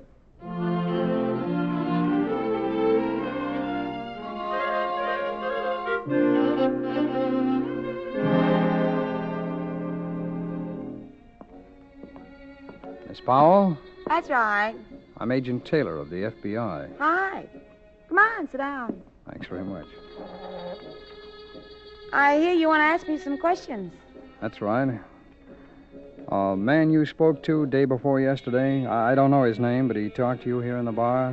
Well, that's like asking me about which salted peanut I ate. I get to talk to lots of guys. Well, you were over there in that corner with this man and 2 seamen. Oh, well, that still don't tell me which one you mean. Well, the seamen's names are Artie Jackson and Joe Logan. Oh, yeah, I remember them. Well, do you recall the other man? Uh-huh. He stayed after the sailors left. Can you describe him? Uh-uh. Remember his name? Well, he told me, but I forgot. If I don't like somebody, their name don't register. Well, if you didn't like this man, why'd you sit with him? Oh, it's better than drinking alone, paying for your drinks. Well, what didn't you like about him? He kept telling me what a big shot he was. Real big shots don't keep reminding you. They don't have to. Now, how'd he try to impress you? Oh, he's the kind of guy who knocks winners. He just can't stand anybody else doing good. Well, do you recall specifically what it was he complained about? Oh, everything. The way the studios are run, who should have gotten the Oscars, what's wrong with color pictures. You name it, he knocked it. Is he in show business? According to him. Say what he did? No, but he talked like he wrote, directed, produced, and acted in every picture, and then stood in the lobby and took tickets. He probably hustles hamburgers at a drive-in. Hi, Sally. Hi, honey. Can you remember anything else he said? Huh? Anything else he said about pictures? Oh. Well, let's see. Yeah, he even put the blast on the way Lionel Butler fenced in his last picture. Oh. Held the sword wrong. Knees were bent too much. Didn't have his feet spread wide enough. His elbows were stuck out. Everything with this guy was a federal case. Did he actually say all those things about fencing? Sure. Right with you, honey. Okay. Miss Powell, you mentioned before this man complained about the Oscar winners. Yeah, that's right. Well, did he indicate that any of the candidates was a friend of his? No, I can see why he's sore about the Oscars, though. You must figure he should have gotten one. Oh, for what? The biggest romance of the year. The one he has with himself.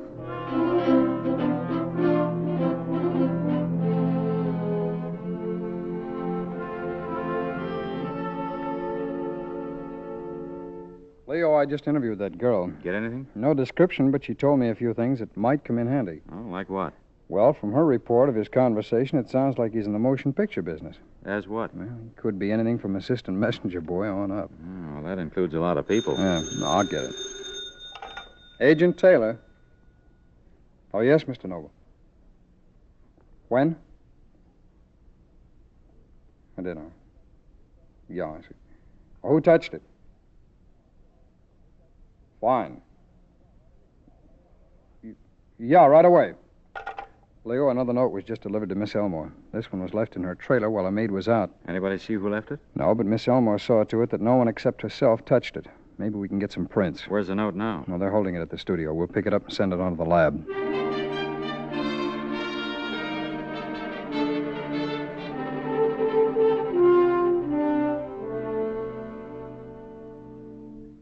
Leo, we just got a report from the lab. What does it say? They found some clear latent prints on the envelope of the last note we sent him. Well, how about the note itself? No prints, but Miss Elmore's. And the typewriting? Done on the same machine. Not much to work on, Jim. Leo, you know, extortioners don't like to carry around a note any longer than they have to. Yeah, so? So this last one was delivered right to Miss Elmore's trailer, yet no one remembers a stranger coming by. Plus which we have a fair suspicion that the criminal's connected in some way with the motion picture business. Do you think it's someone at her own studio? Could be. We can check the typewriters out there. Let's do that. We'll also try to get as many fingerprints as we can.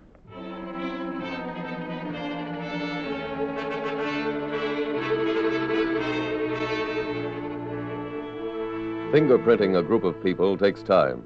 So does rounding up sheets of paper, all bearing the same message.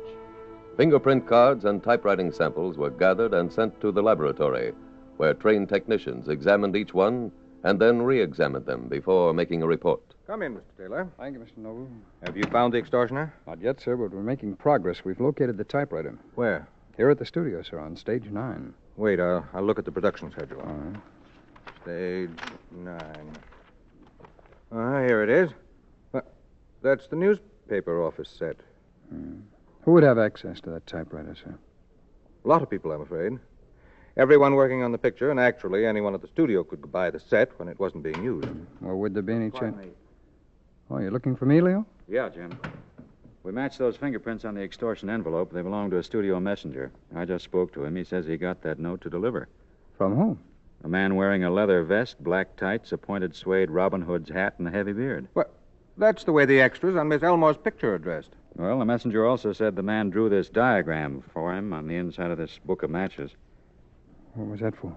The messenger just went to work here and didn't know where Miss Elmore's trailer was. Well, Leo, these matches belong to the messenger? No, to the extra. Mr. Noble, can you come over to the stage with us? Of course. You think you can pick the extortioner out of 500 extras? No, sir. But there's a good chance he'll pick himself out for us.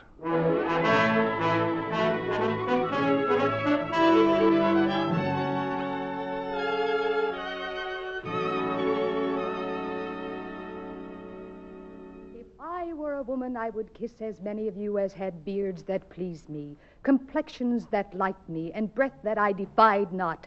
And I am sure as many have good beards and good faces or sweet breath, will for my kind offer when I make curtsy, bid me farewell.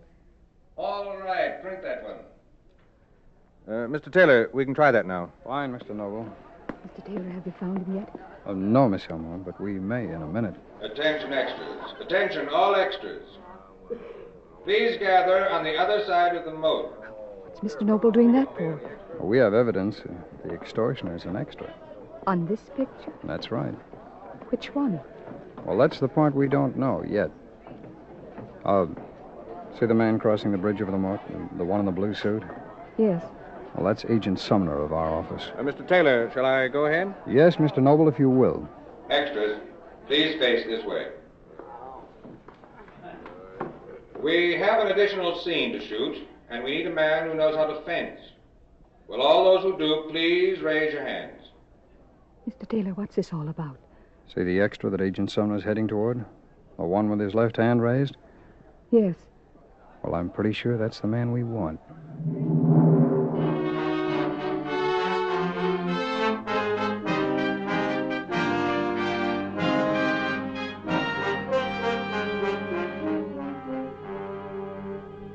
A few minutes after Agents Taylor and Sumner began questioning the extra, he made a full confession and explained that he had known Miss Elmore's former secretary and had heard about the original extortion from the old lady before she died.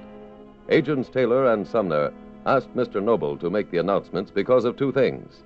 The girl at the saloon had mentioned the extortioner's criticism of the fencing form exhibited by an actor whose picture was on the saloon wall. Because the criticism was technical, it seemed probable that the extortioner knew how to fence. Then Agent Taylor noticed that in the book of matches given to the messenger by the extra, all matches had been torn from the left side, indicating that the user was left-handed. when only one extra raised his left hand in answer to Mr. Noble's announcement. He did what Agent Taylor predicted. He picked himself out of the crowd and led to his own arrest. He was subsequently brought to trial, convicted, and sentenced to a term in federal prison.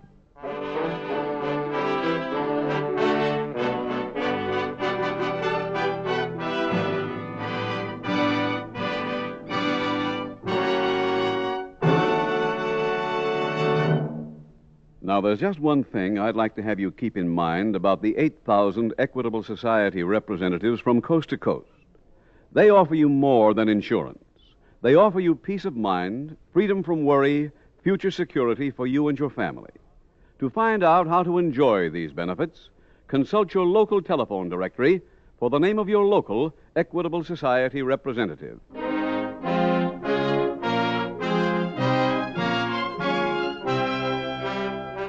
Next week, we will dramatize another case from the files of the Federal Bureau of Investigation. Its subject, interstate theft. Its title, The Fastball Frame-Up. The incidents used in tonight's Equitable Life Assurance Society's broadcast are adapted from the files of the Federal Bureau of Investigation. However, all names used are fictitious, and any similarity thereof to the names of places or persons, living or dead, is accidental. Tonight, the music was composed and conducted by Frederick Steiner. The author was Jerry D. Lewis. Your narrator was William Woodson, and Special Agent Taylor was played by Stacey Harris. Others in the cast were Tony Caruso, Whitfield Connor, Patty Chapman, Betty Lou Gerson, Joe Gilbert, Ted Osborne, and Elaine Williams. This Is Your FBI is a Jerry Devine production. This is Larry Keating speaking for the Equitable Life Assurance Society of the United States and the Equitable Society's representative in your community, and inviting you to tune in again next week at this same time when the Equitable Life Assurance Society will bring you another thrilling transcribed story from the files of the Federal Bureau of Investigation. The Fastball Frame-Up on This Is Your FBI. Stay tuned for the adventures of Ozzie and Harriet. There's fun for the whole family when Ozzie and Harriet come your way next. This program came to you from Hollywood. The Equitable Life Assurance Society presents This Is Your FBI.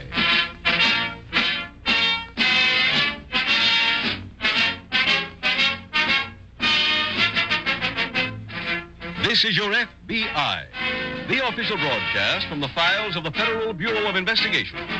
Presented transcribed as a public service by the Equitable Life Assurance Society of the United States and the Equitable Society's representative in your community.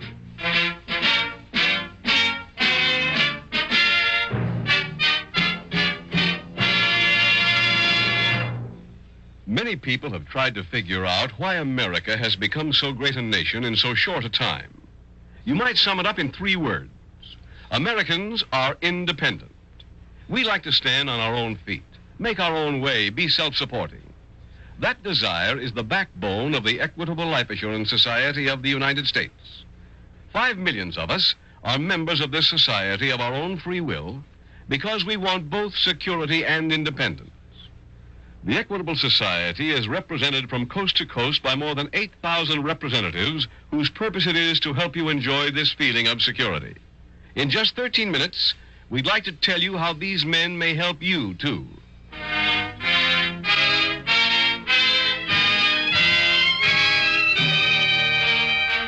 Tonight, the subject of our FBI file, interstate theft. Its title, The Fastball Frame-Up.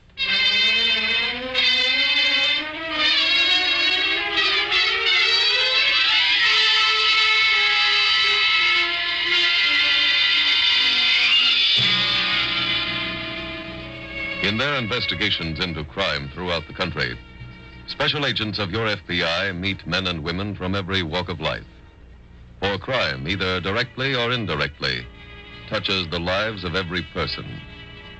The case from the files of the Federal Bureau of Investigation you are about to hear dramatized was chosen not only for the lesson it teaches, but also because its background is timely.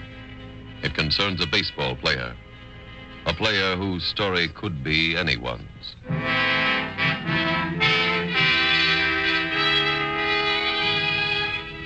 Tonight's file opens in a small southwestern city A few hundred fans are sitting in a dilapidated wooden grandstand watching the local semi-pro team warm up.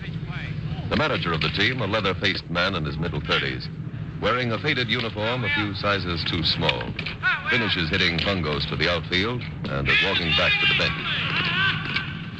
Scotty! You, Scotty! Huh? Over here. Hey, turkey neck. How are you? Never mind that turkey neck. You're not talking to the new chief scout. For who? The Sox. You couldn't find a ball player in Yankee Stadium. Hey, you look great, Steve. You too, Scotty. You too. Say, I read where the Sox look pretty good. Yeah, we can use a little more pitching. Who can't? Hey, Rube, go warm up Miller. Got anybody worth looking at? Nah. These guys are a bunch of plumbers. You wouldn't con an old roomie, would you? Well, look at them. They all got 2 left feet. Yeah, well, how come you're in first place? Now, Steve, you know about semi-pro ball. One good pitcher can carry you. You got one? Well, I got a left-hander named Miller. He throws pretty hard. Yeah? Any control? Yeah, and good junk. But forget about him. Why? He don't want to go up. I told him I could get him a job in organized ball, but he brushed it off. Well, what does he drag down? 25 a game when he pitches. That's twice a week. You don't have to be crazy if you're a left-hander, but I guess it helps. Yeah. Come on, little pepper out there. Hey, that guy's throwing behind first base. Oh, that's Miller. He flips his glove hand just like the guy we had last year, a guy named Rocky Brown. He won 12 for us up to July and disappeared. Call him over, will you, Scotty? Sure. It won't do you any good. Hey, Miller! Miller, come on over. Come on, hurry up. How's he handle? Oh, easy. No trouble at all. Hey, he's got a game leg. No, he's working with a blister on his foot. Down here, it's play or no pay. Mike, his name's not Miller. What? You want me, Scotty? Oh, Rocky. My name's Lewis Miller. You ever see me before? Can't say as I did. You ever hear of a guy named Rocky Brown? Don't think so. I guess I must have made a mistake, Miller. I'm sorry. Steve's a scout. He thinks he might be interested in you. Thanks, but I like it fine right here. I might get you a good bonus for signing. No thanks. Scotty, my arm's cooling off. Okay. Start throwing again. Right. Pack him up there, will you? Well, Steve, you still think he's the other guy? I don't think so, Mike. I know it.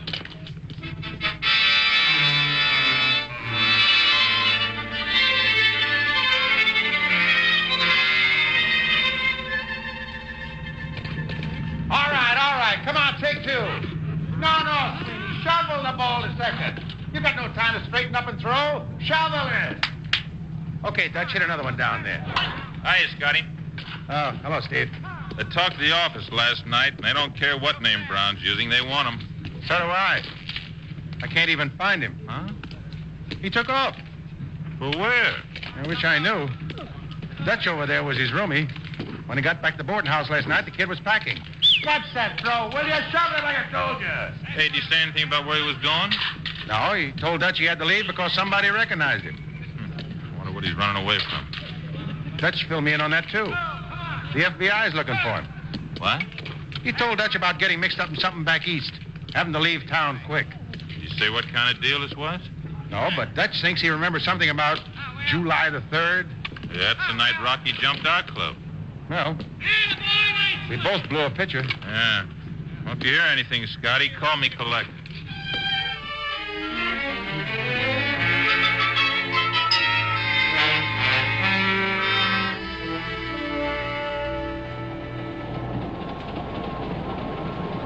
Steve Lamar? Yeah. Jim Taylor, the FBI. Oh, sure. I remember. You worked out with us a couple of times last year. That's right. You alone? Yeah. Come on, sit down, Steve. Thanks. Been out on business? Yeah, taking inventory on pitchers. Think the Sox can win this year? Yeah, we can all win in April. How's that new catcher, Steve? Good hit, no throw. Guys on crutches will be stealing. What were you doing out in this part of the country? Testifying in a case we had down in Waterville. Didn't go there looking for anybody. Fugitive, maybe? No, why? Well, I heard about somebody you're looking for. You remember a pitcher we had last year named Rocky Brown? Yeah. Yeah, I saw him pitch his no-hitter on July 3rd. Mm-hmm. Well, then you probably remember he disappeared that night. Yeah. Well, I ran into him pitching for a semi-pro club in Waterville. I spoke to him, and last night he disappeared again. How's he connected with the fugitive? He is a fugitive. What? He told his roommate on the Waterville club that the FBI was looking for him because of something that happened on July 3rd. Steve, I think I'd have heard about it if we wanted him. Can you check? Sure. Sure, I'll take a look at our files when we get back.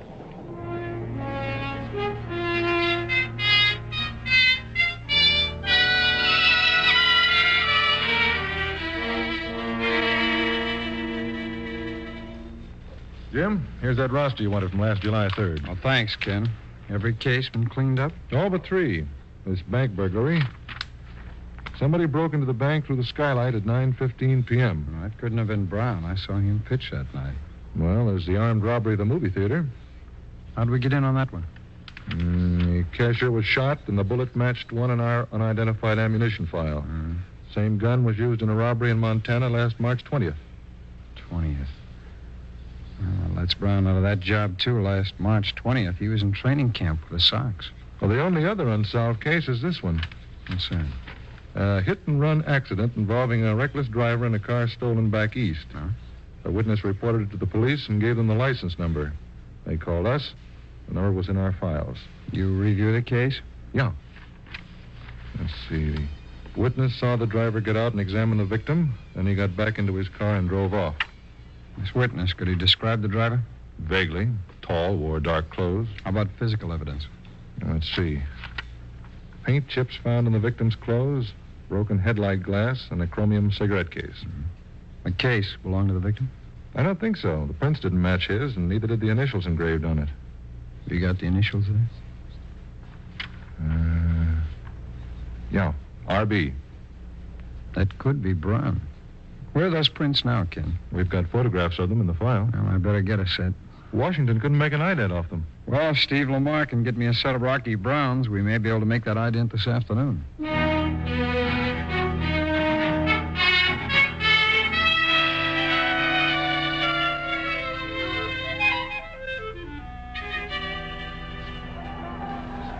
Come in, Jim. How's the game going, Steve? Oh, our guys have hit 3 homers, and we're still 2 runs behind. Huh? Yeah. Look out that window. You can see the whole field. Who's pitching for the Sox? Everybody so far but the bat boy. Steve, I looked up our files on last July 3rd. Did you find anything on Rocky? There's one possible crime he might have been connected with. It's involving a stolen car. We're interested in it. Oh? May be able to tell a little more if you've got a set of Brown's fingerprints. I'm afraid we haven't. Was he ever in the service? He tried to enlist, but they turned him down. Hey, they'd have his fingerprints at the draft board, huh? No, Steve, they don't take them until you're actually inducted. Well, then I wouldn't know where to look. Hey, look. How about that, man? We tied it up, huh? Steve, did the club ever try to find Brown? Yeah, I spent a couple of $1,000 on private detectives. Oh, what'd they have to say? I got their report here. What happened? Base hit. Let's see, they traced Rocky from the ballpark that night to a steakhouse downtown. And Rocky met a girl, and they joined a man who came in later. And the 3 of them had dinner together and left. That's the last entry. Who was the man they met? Detectives couldn't find out. How about the girl? Her name's Betty Holmes. He just met her the night before at the ball game. Got her address there? Yeah, it's 35 Wentworth Boulevard. 35 Wentworth. Okay, thanks, Steve. I'll go see her.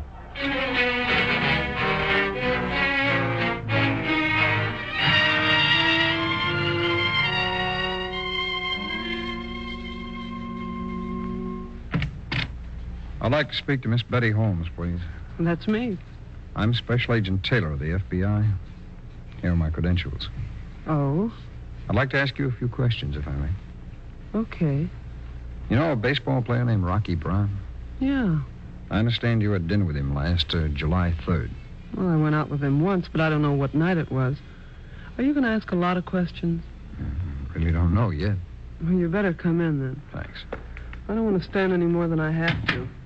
I work at the Mayfair, and every time they have a sale, I wind up with no feet. Well, you can sit there. Thanks. Miss Holmes, can you remember the evening you spent with Rocky Brown? Sure. Where'd you go? To some steak place. I remember it was this other fellow's birthday. This other fellow, who was he? A friend of Rocky's. We met him at the restaurant. What was his name? I don't know. Is he a ball player?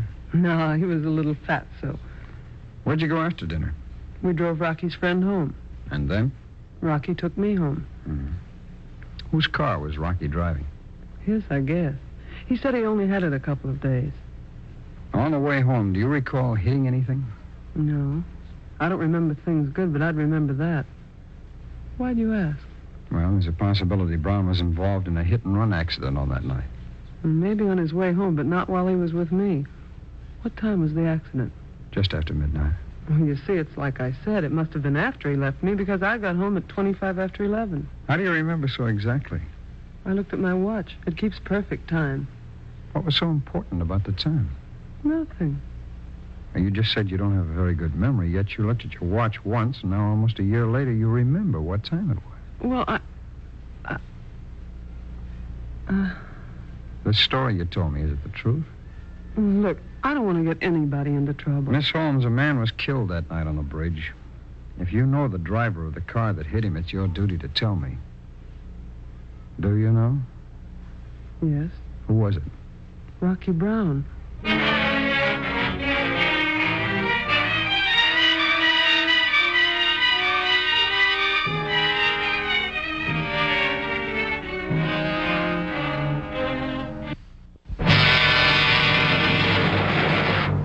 We will return in just a moment to tonight's case from the official files of your FBI.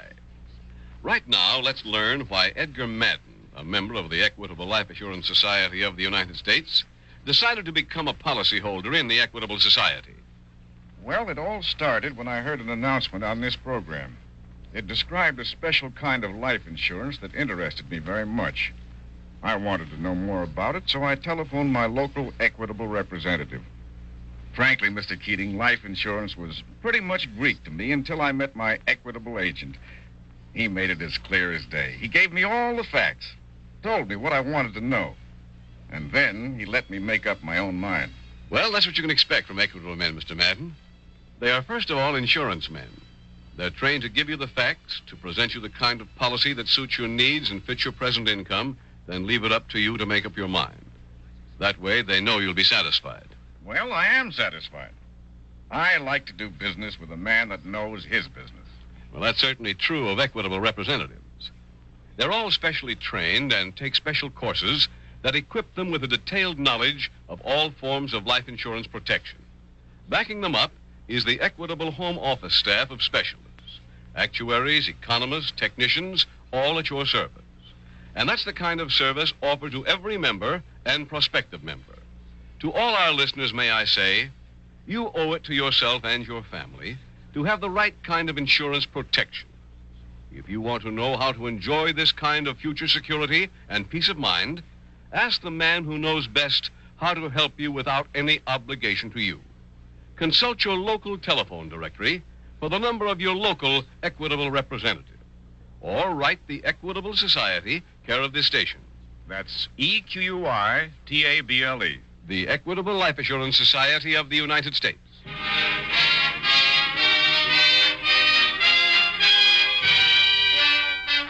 And now back to the FBI file, the Fastball Frame-Up.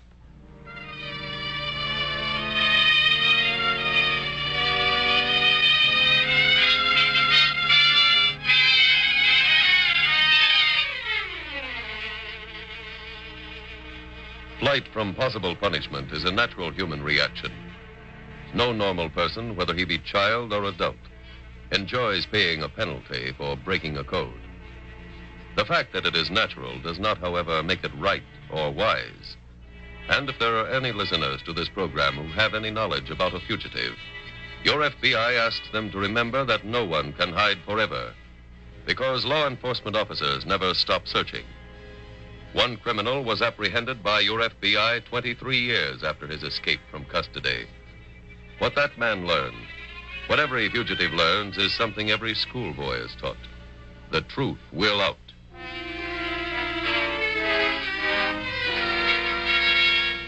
Tonight's FBI file continues at the ballpark in Waterville. Agent Taylor has just introduced himself and is standing behind the wire backstop with manager Mike Scott during batting practice. Have you heard from Brown? Not a word. Have any of your ball players? Careful what you call them. Marty, take a cut. You can't hit what you don't swing at. Scott, any of your players heard from Brown? He hasn't even gotten in touch with his girl. Oh, you got a girl here? Mm-hmm. I spoke to her yesterday. For all she knows, he could be dead. What's her name? Marty, get out in front of the ball. Pull it. Take your full cut. I hate to do this to you, Mr. Taylor, but I go to sleep nights watching these guys pop up with the bases loaded. It's okay, I understand. If you'll just tell me Brown's girl's name, I'll be through asking questions. Mary Kemper. Where does she live? The far side of the gas station across the ballpark. Second floor in the back. Okay. Thanks, Mr. Scott. We're playing later. Yeah, I know. If you get through talking to the girl soon and you really like good baseball, take my tip. Go see a movie.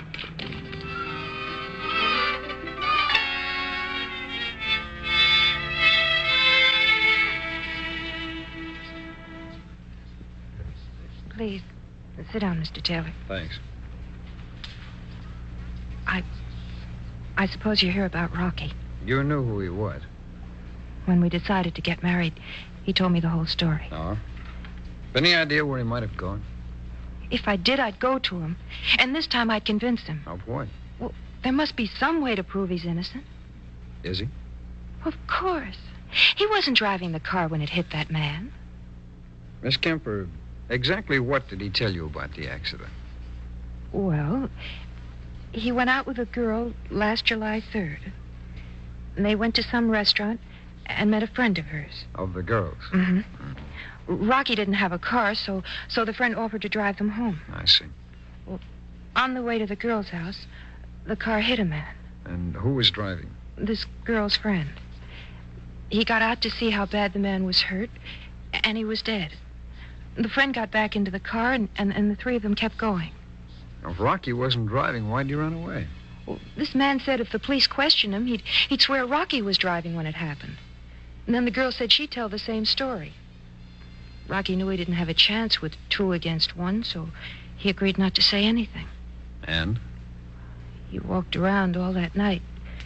The more he thought about it, the worse it got. Then when the morning papers came out, they told about the car being stolen and the FBI looking for the driver. That's when he decided the only thing he could do was run away. Did he mention this man's name? He didn't remember it. The girl tells quite a different story about the accident. Look, what can I say to make you believe Rocky's telling the truth? Nothing, Miss Kemper. The only thing that'll decide whether Brown's innocent or guilty is proof.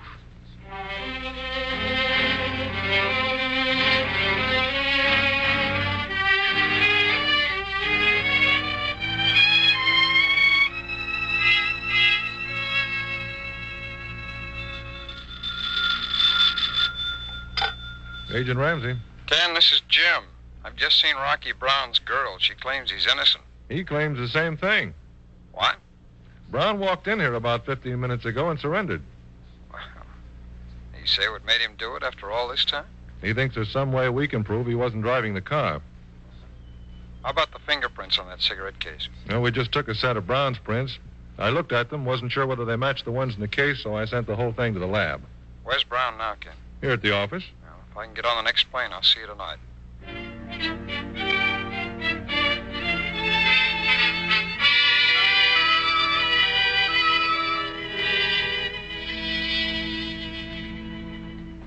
Brown, this is Agent Taylor. How'd it do? Hello, Brown. Seems like I've seen you someplace. Yeah, I worked out with the Sox a few times last year.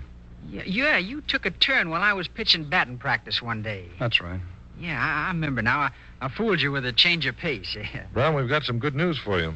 Our lab says those aren't your prints on the cigarette case. Oh, thank you. This solves your problem, but not ours. We've still got to find the man who was driving that car. Brown, what can you tell us about that man? Afraid nothing much. Can you remember his first name? Oh, I've been racking my brain for it, but I just can't seem to bring it back. Well, if you don't mind my asking, how can you remember a pitch you fooled me with in batting practice and forget an important thing like this man's name? No, it's easy remembering what a fella can't hit. Do you recall what he looked like? Yeah, kind of like me, tall and skinny. Miss Holmes described him as short and fat. No, I can't say as I'd go much on what she says. They mentioned what business he was in? No. What did they talk about? Well, mostly how he used to live here. That's how come they knew each other. Can you recall the names of any mutual friends they mentioned? Yeah, there was some teacher, I think. They went to school together? Uh-huh. Which one? High school. They say what high school? No. Well, Ken, I think we may have enough to start with.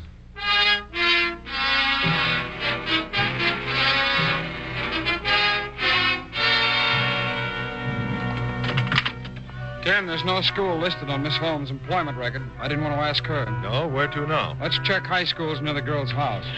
Calling car 42. This is car 42. The Board of Education called. A Miss Elizabeth Holmes graduated from Central High School in 1945. Thank you. Ken, let's head for Central High.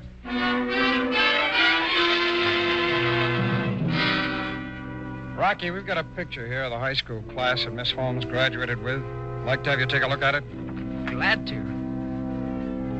Here. Is that him? Yep. All right, Ken, let's try and find out who he is.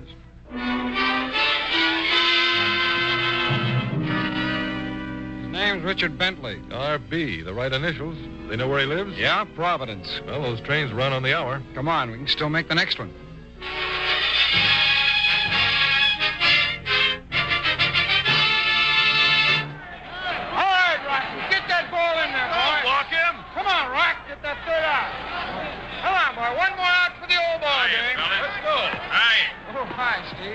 Rocky's one out away from a win. Yeah, I know. I'd like to see him get this one. Well, he's tired. He's not used to going 9 heats against this kind of club.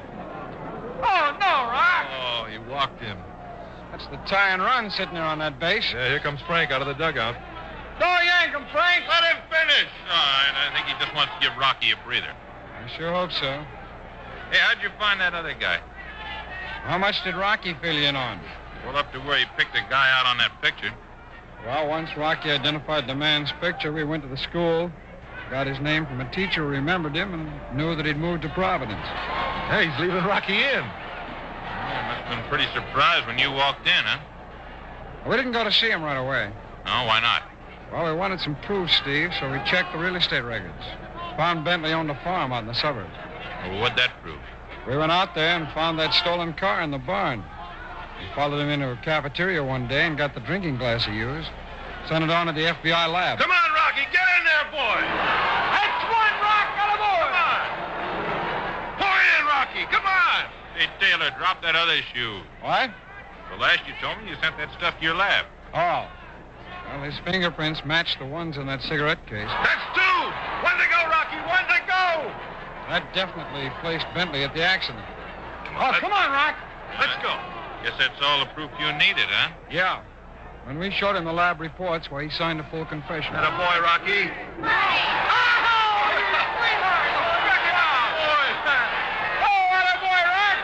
What a ball game, huh, Steve? Yeah, it was.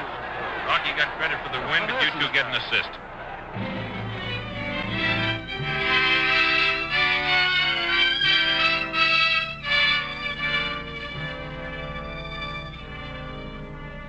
Richard Bentley was turned over to state authorities and after trial was found guilty of manslaughter.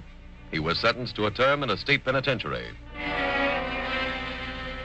Tonight you saw an example of callous indifference toward another human being by 2 people who were not professional criminals, but who, by their conspiracy, became lawbreakers. You also heard Agent Taylor describe something of much greater importance to you, and that was the infinite care with which Agents Taylor and Ramsey collected evidence once they arrived at the city where the hit-and-run driver lived. Similar care is taken in every case by the Federal Bureau of Investigation in the collecting of evidence, for that is the job of your FBI, and the only job. Your FBI operates exclusively as a fact-finding agency. It does not find any person innocent or guilty. It does not convict or acquit. It merely collects the available facts and allows justice to take its natural course, as it did in this case, as it always does.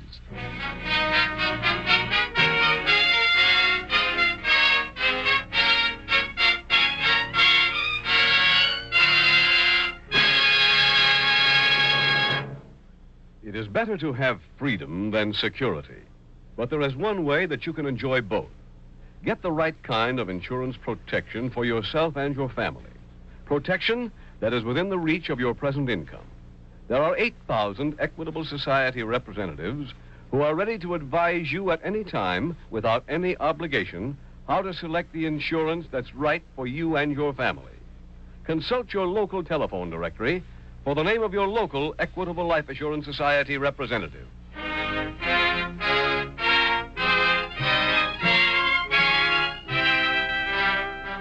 Next week, we will dramatize another case from the files of the Federal Bureau of Investigation. Its subject, impersonation. Its title, The Masquerader. The incidents used in tonight's Equitable Life Assurance Society's broadcast are adapted from the files of the Federal Bureau of Investigation. However, all names used are fictitious, and any similarity thereof to the names of places or persons, living or dead, is accidental. Tonight, the music was composed and conducted by Frederick Steiner. The author was Jerry D. Lewis. Your narrator was William Woodson, and Special Agent Taylor was played by Stacey Harris.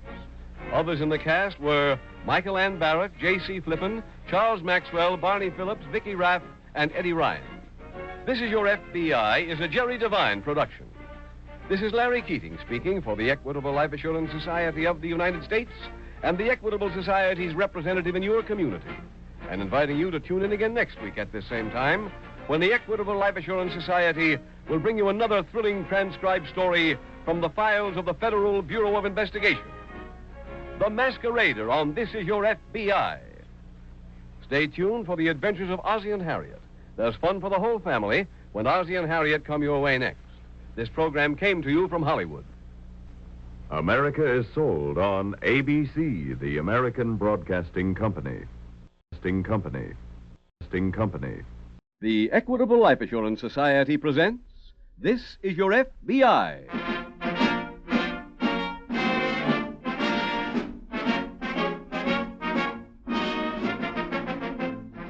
This is Your FBI, the official broadcast from the files of the Federal Bureau of Investigation. Presented transcribed as a public service by the Equitable Life Assurance Society of the United States and the Equitable Society's representative in your community.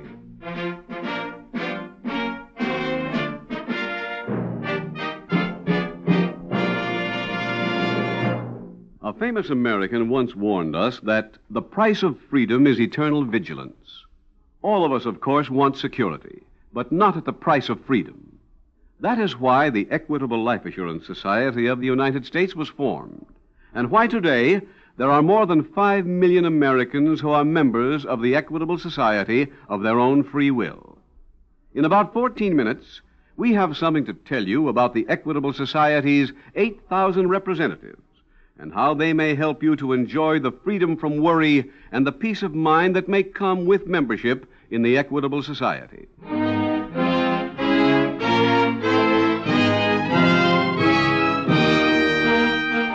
Tonight, the subject of our FBI file, impersonation. Its title, The Masquerader.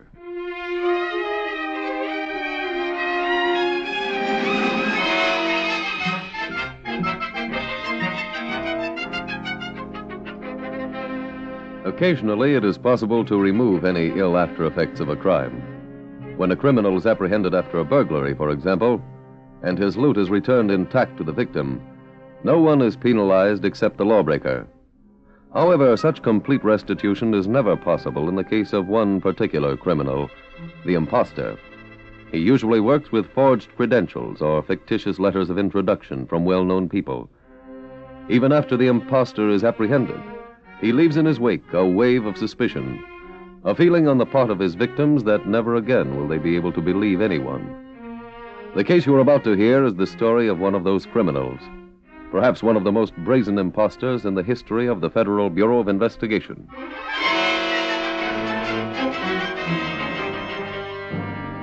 Tonight's file opens in the rural district of a Midwestern state. It is early afternoon as an elderly man in overalls walks back and forth in front of the entrance to a newly constructed bridge. As a truck from one of the neighboring farms approaches, he holds his ancient rifle at his side and waves the truck to a stop. Hold it, Roy! Stop right there. What's up, Clyde? Nothing wrong. You want to cross? Of course I do. Cost you 50 cents. What for? Crossing? Clyde, I'm late now. I'll see you later. Don't move. Huh? You start without paying, and I'll blow your tires off. You been at the jug again? This ain't no fool matter. From now on, it costs 50 cents for friends and $1 for strangers to cross my bridge. Your bridge? That's what I said. I bought it today. From who? The United States government, that's who. Paid a man $2,000 for it, and I got a deed to prove it. That's my boy Willie collecting at the other end. See, he's got a customer. Hey, Clyde, step up on the running board and take a look. I can't see that far without my specs. Willie got into that car with a fella. Oh, wait a minute. Yeah, that's his car, all right. Whose? The sheriff's.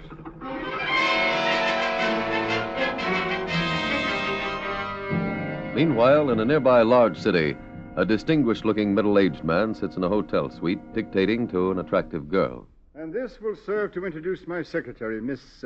what name are you using here? Ann Pope. To introduce my secretary, Miss Ann Pope. New paragraph. Because so many people here have been so kind, I find that purchasing farewell gifts for each will deplete my supply of cash. I would therefore appreciate your cashing the enclosed check. Uh-huh. Usual closing? Yes, if you're ever in Scotland during the grouse shooting and so forth. Yeah, okay. Use the blue checks. I don't have any. But I had some printed last week in Riverdale. I left that package on the train. Oh, no. Look, the checks will bounce just as high if they're yellow. The yellow checks are for next week. They've got the name Roger St. Clair printed on them. You'd better take a memory course. First, you have the wrong initials put in my Inverness cape. Then you forget to tell the hotel here that I'm Lord Roger Hudson. And now you've lost the blue checks. I'm sorry. Don't be sorry. Be right. I hate to hold myself up as an example, but when I was an admiral and sold those people the destroyer to use for scrap, I knew the history of that ship from the day it was launched. Yeah, maybe I can get the blue checks if I call lost and found at the station. Girl, use your head. Huh? The law just missed us at Riverdale. If they traced us to the train, they're waiting for someone to claim that package. Oh. I don't mind being caught by the police if they outwit me, but I refuse to help them. Okay. What do you want me to do, kill myself? No, I'll need you in Temple City.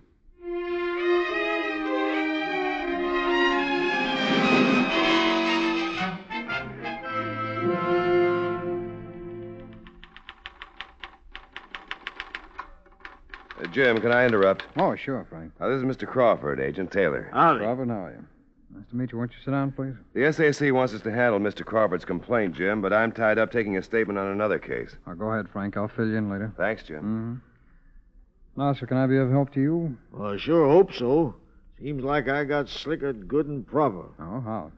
Well, a fella yesterday sold me the new bridge in Monroe County. Sold it to me for $2,000. Man'd have to be a fool not to pay that for a brand new bridge. Did he explain why he was selling it so cheaply? Yeah. Said he was an official from some federal agency and they was getting out of the bridge business. Well, representing himself as a federal officer would put him under our jurisdiction. Now, sir, what was this man's name? John Smith. Can you describe him? Well, kind of tall, had gray hair, about 55 or so. Did he just take your money and tell you the bridge was yours? Oh, sirree. I got me a deed. Do you have it with you? Right here in my pocket.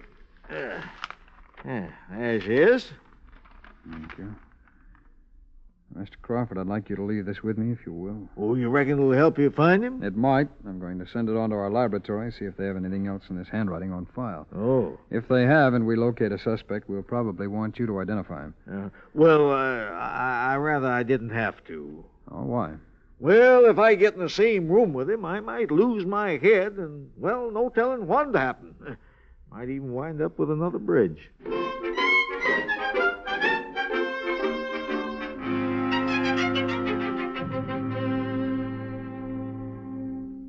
A toast, Mr. Wheeler, to Temple City, the metropolis that care forgot and sunshine remembered. Why, that's a wonderful say. I learned poetic phrasing as a boy on the banks of the Ganges. Have you ever been in India? No. Oh, what a shame. I always say, see Temple City first. We've got 37 square miles within the city limits, and Mrs. Wheeler and I have set ourselves to getting to know each of them. A high goal. Oh, Miss Sheridan, did you send those cables? Yes, sir. Thank you. Miss Sheridan, Mr. Wheeler. How do you do? How do you do, Mr. Wheeler? Mr. Wheeler is head of the Temple City Chamber of Commerce. That must be exciting. Well, Mr. St. Clair has consented to allow us to tender him a testimonial dinner on Saturday night. Isn't that nice of them? Oh, very, sir. I wish I could return the favor. Miss Sheridan, would you like to attend the dinner? Oh, yes. By George, I have thought of something. Mr. Wheeler, what's your favorite charity? Why, well, I guess Temple City Federation. I'll put on a polo match a week from Saturday, with all proceeds going to the Federation. Should raise, I'd say, $10,000. Oh, but Mr. Sinclair, you have an appointment a week from Sunday with the ambassador. Cancel it. Wire to have my horses and men flown in. And I'll buy the first $1,000 worth of tickets myself. Oh, no, we can't let you do that. Oh, nonsense. Miss Sheridan, take care of the details. You'll have to form a committee, Mr. Wheeler. Oh, yes, of course. Mr. St. Clair, you'll serve on it, won't you? In one of the lesser positions, you can put me down as, treasurer.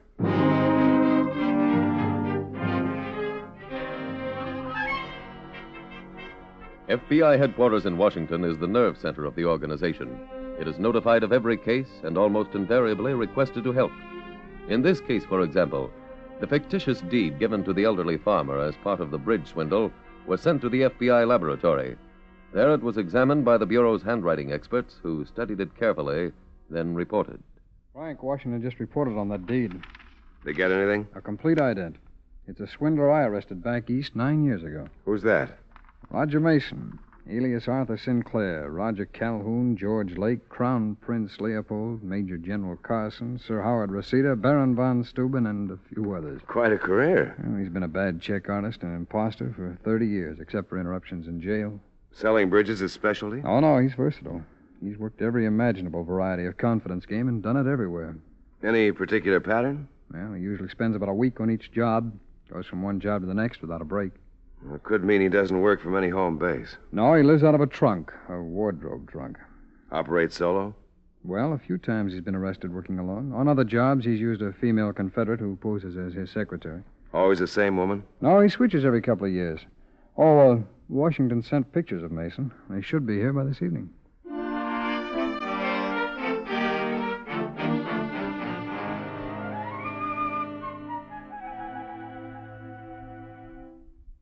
Anne, come in here and help me. Okay. I just can't make this tie. Hey, don't you look elegant. These evening clothes were made for me by the Royal Tailors in London. Roger, we're alone. They were. Oh. I insisted that the head of the firm cut the cloth himself. And as a bonus, I paid an extra £20 by check.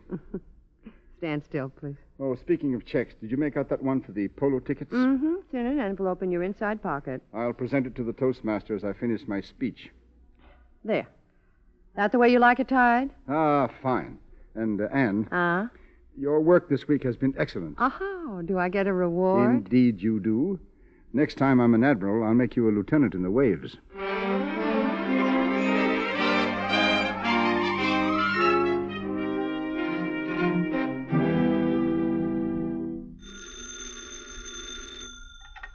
Agent Taylor. Jim, this is Frank. Yeah. I'm at the railroad station. A ticket seller just picked Mason's picture out of the album. He bought 2 tickets to Temple City. 2? Mason had a girl with him. Any description? Just that she was blonde and well-dressed. How long ago were they there? A week or so. Well, then he's probably just about ready to leave Temple City. I'll call the police there and ask them to check on visiting celebrities. There's a plane to Temple City at 7:20 tomorrow morning. Okay, make reservations, Frank. We'll meet at the airport.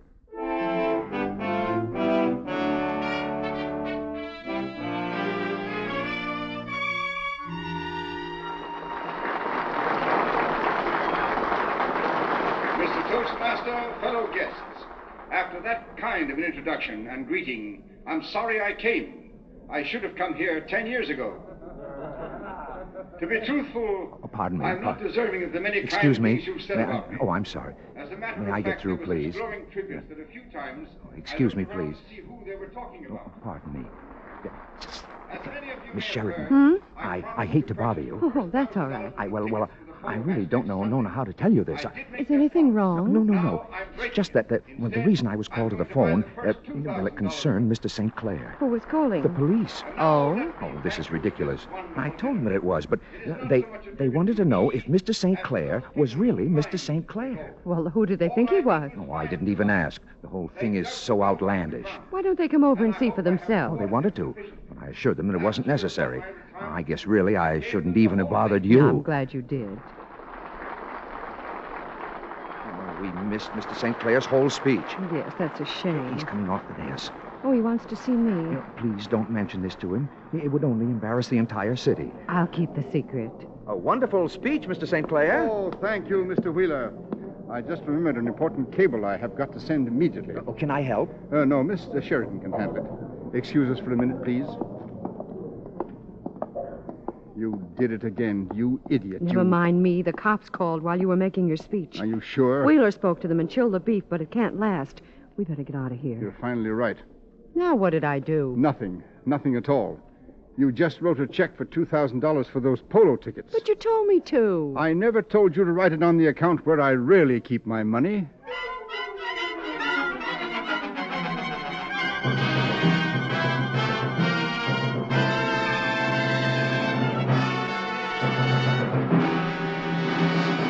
We will return in just a moment to tonight's exciting case from the official files of your FBI. But right now, a message from Mr. James K. Merton, a member of the Equitable Life Assurance Society for 4 years, Mr. Keating. Do you remember, Mr. Merton, just what it was that got you interested in membership in the Equitable Society? Why, it was this program, Mr. Keating. It described an insurance plan I wanted to know more about. So I looked up the phone number of my local Equitable agent. The next evening, he dropped in to see me. Now, that man really knew his business. He gave me all the facts, answered all my questions. He seemed a lot more like an advisor and a friend than a salesman. Well, that's just what equitable men are, Mr. Merton. All 8,000 of them. They believe in helping you find the kind of insurance you want. They want to make friends as well as write policies. Well, that sounds like a mighty fine bunch of men, Mr. Keating. They are, Mr. Merton. And they do know their business. Every equitable man is given special training, and he has the support of a large staff of highly trained specialists in the Equitable Home Office. And all these trained men are at your service. That's why I'd like to say this to our radio audience. If you, too, are interested in enjoying freedom from worry, if you want to find out how to protect yourself and your family, ask the man who can help you most. Ask your local Equitable Society representative. Simply consult your local telephone directory for the name of your local Equitable representative. Or write to the Equitable Society, care of this station. That's EQUITABLE. The Equitable Life Assurance Society of the United States.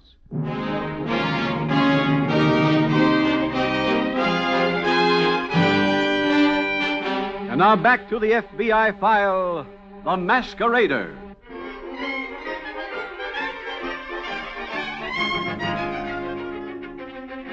Each year, the American people are cheated out of millions of dollars by swindlers of every description.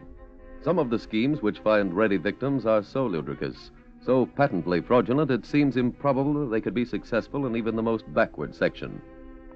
Yet your FBI and local law enforcement agencies receive daily complaints and know that actually many other victims exist who are too proud to report that they were fooled. The way to prevent your joining the list of victims is simple. Be careful. If a stranger approaches with a business proposition that promises fantastic returns, use every possible caution. Remember that no one has yet made money grow on trees. Remember, too, that only one person can keep you from being swindled. That person is you.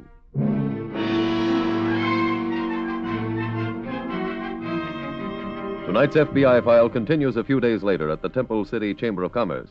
Special Agent Taylor is interviewing Mr. Wheeler. Taylor, to make matters worse, I even lent him my car. That's the one you told the police about? Yes. I thought the bank was joking when they said he stopped payment. Stopped payment? Yeah. Well, I heard all the checks were returned marked no such account. All except mine. Well, that means he actually has an account at that bank, then. Mr. Wheeler, where is that check he gave you? Oh, right here.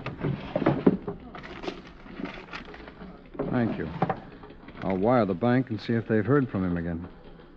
Now, did Either Mason or the girl mention any city? Oh, plenty of them. London, Paris, Rangoon, Calcutta. No. What I mean, sir, is any in this country? Oh, no. Pardon me. Certainly. Mr. Wheeler? This is Agent Dixon. Is Agent Taylor there, please? Just a minute. For you. Thanks. Yum. Jim, the state police just found Wheeler's car in Emerson County. It was cracked up on Route 9. Oh, when? They didn't say. Mason left a note of apology and a check on the front seat. Another check? To cover the repairs. How near a city was the car? Fairly close to Emeryville. Okay, Frank. I'll meet you at headquarters in 10 minutes, and we'll drive over there.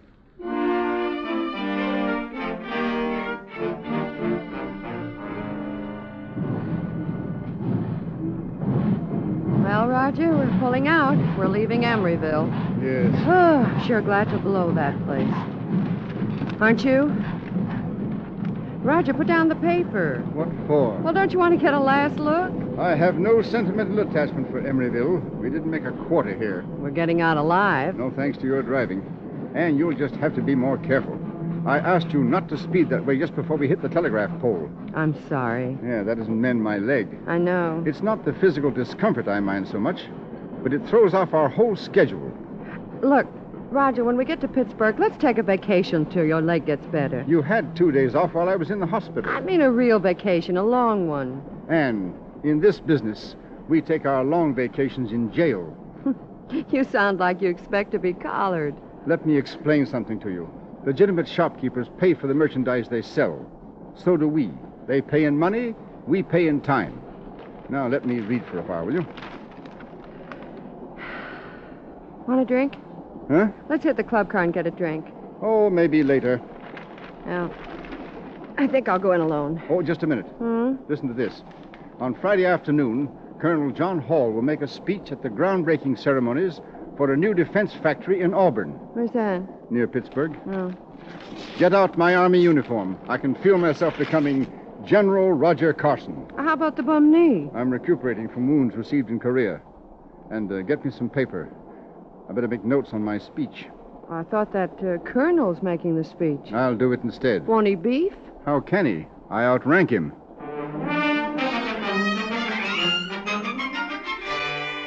Time is the important element in following a criminal like Roger Mason.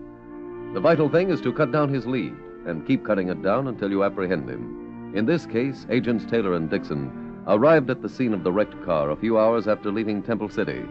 Agent Dixon began a close inspection of the vehicle, while Agent Taylor went off to interview the neighboring farmers. In a short time, he returned to their car. Get anything, Jim? Well, the farmer across the road was awakened by the crash late Saturday night. He came out and drove Mason and the girl to Emeryville Hospital. How badly were they hurt? Well, the girl was shaken up. Mason hurt his leg. Hospital reports he sustained a badly wrenched knee. He was in the hospital till this morning. Was the girl hospitalized? Overnight. The Emeryville police are checking hotels and clubs for us. Did you get anything from the car? No, all the papers and maps in the glove compartment were Wheeler's. Calling car 3. This is car 3. Report in from Officer Adams. Miss Sheridan checked out of the Emeryville Hotel this morning. Anyone with her? Mason. Travel counter clerk says he bought 2 tickets for Pittsburgh. Traveling on what? The 9:40 train this morning. I checked. That train's already in Pittsburgh and unloaded. Thanks. We'll head over there anyway.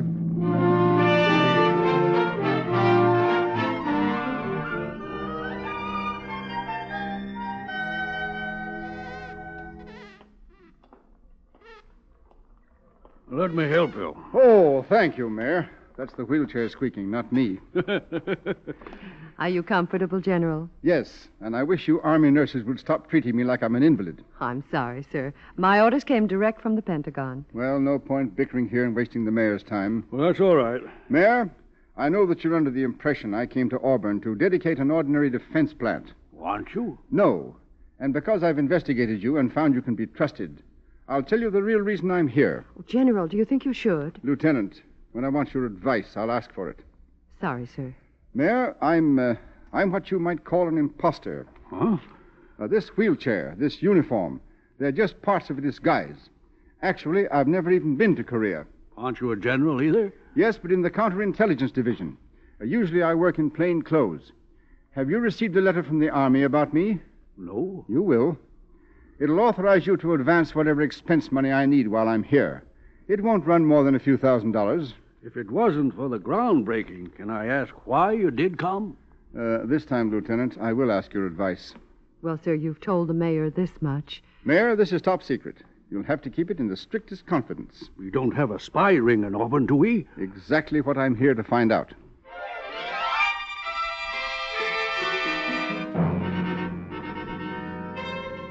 Checking every hotel and club in a large city is a tedious job, but by the time agents Taylor and Dixon arrived in Pittsburgh, the FBI field office there had finished the chore. Mason and his female accomplice were not registered in any of them. A call to the railroad station revealed that the train on which the pair had come to Pittsburgh was still in the railroad yards and available for inspection. Let's see, drawing room G's the other end of the car. Uh-huh. Porter said he hadn't cleaned up yet. Good. Now, Frank, when we get through in the compartment, let's check cab drivers, huh? They might remember that wardrobe trunk. Here we are. Go ahead. Right. Didn't leave much. Maybe there's something in the washroom. No, there's nothing in here. This closet's empty, too. Anything on that shelf? No, I looked. And there's a newspaper under the seat. I'll get it. That's the Emeryville paper. Some scraps of paper under there, too. Huh? Note paper. Just says, Courier. This one says, explain why no medals. What do you think that means? With Mason, it could mean anything. Frank, look. There's been something torn from this page of the paper. Might be a lead.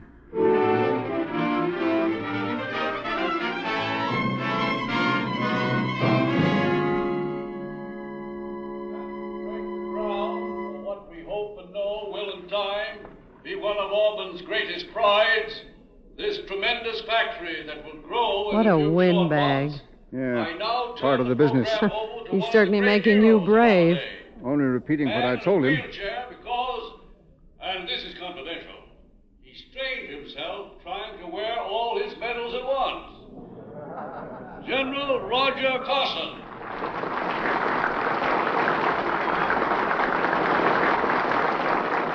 I guess I've been introduced. Thank you. Mr. Mayor, ladies and gentlemen, using this type of hand microphone makes me think I'm back in Korea talking to my troops. I heard the mayor mention my medals. I'm not wearing any, as you can see. I never wear them because I didn't really win them. My men did. They deserve every one of them. A month ago, I had no idea that today I'd be here in Auburn, the city that care forgot and sunshine remembered. This is a happy community. Look around you. Look at the people on this platform, all of them smiling, friendly. There's my nurse, your mayor, Councilman Brown, and this gentleman just coming onto the platform. Like me, he's a stranger in town, but a man I knew many years ago. I believe he's here to ask me to give up my military career. Aren't you, Mr. Taylor? That's right, Mason. You and Miss Patterson are under arrest.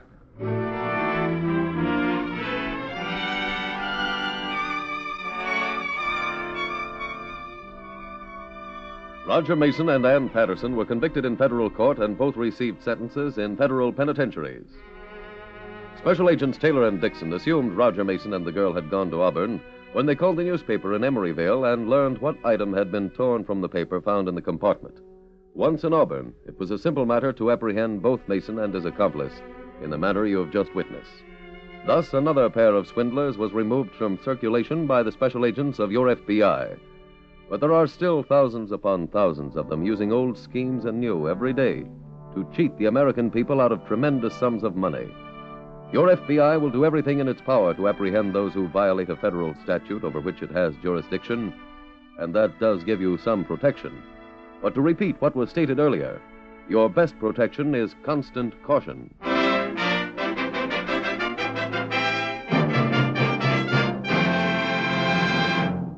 If you are interested in security and peace of mind for yourself and your family, consult the man who can help you best, your local Equitable Society representative. He will be glad to help you solve any life insurance problem, and without any obligation to you. Simply consult your local telephone directory for the name of your local Equitable Society representative.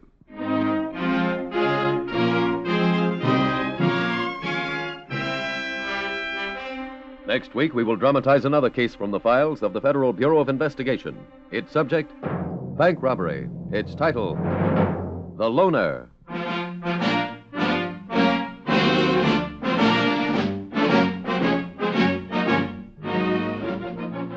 The incidents used in tonight's Equitable Life Assurance Society's broadcast are adapted from the files of the Federal Bureau of Investigation.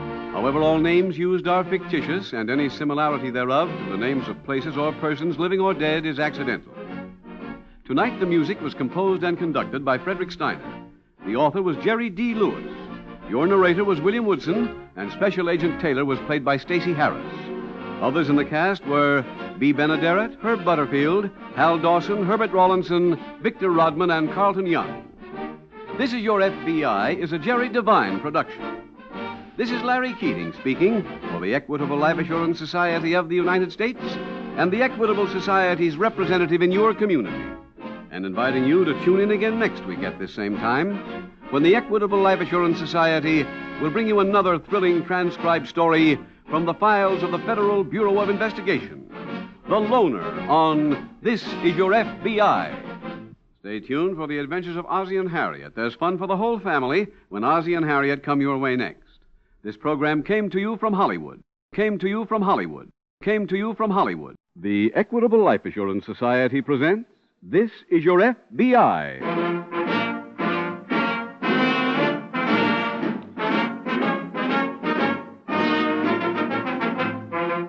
This Is Your FBI, the official broadcast from the files of the Federal Bureau of Investigation. Presented transcribed as a public service by the Equitable Life Assurance Society of the United States and the Equitable Society's representative in your community.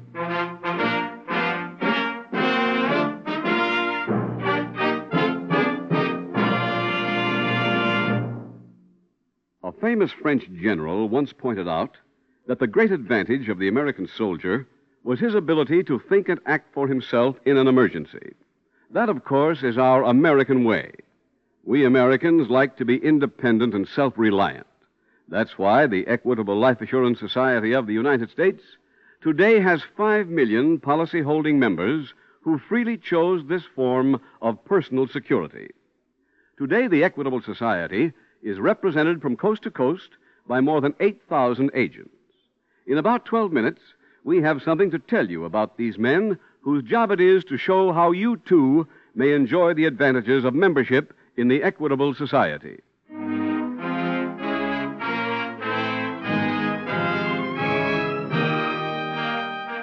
Tonight, the subject of our FBI file, bank robbery. Its title, The Loner.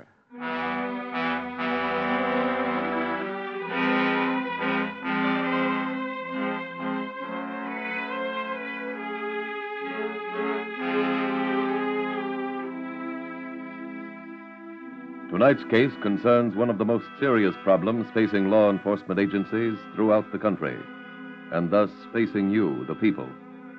That is the problem of parole. The Federal Bureau of Investigation wishes to make perfectly clear that it is not opposed to the concept of paroling eligible and deserving prisoners. Do you know how paroles are handled in your section?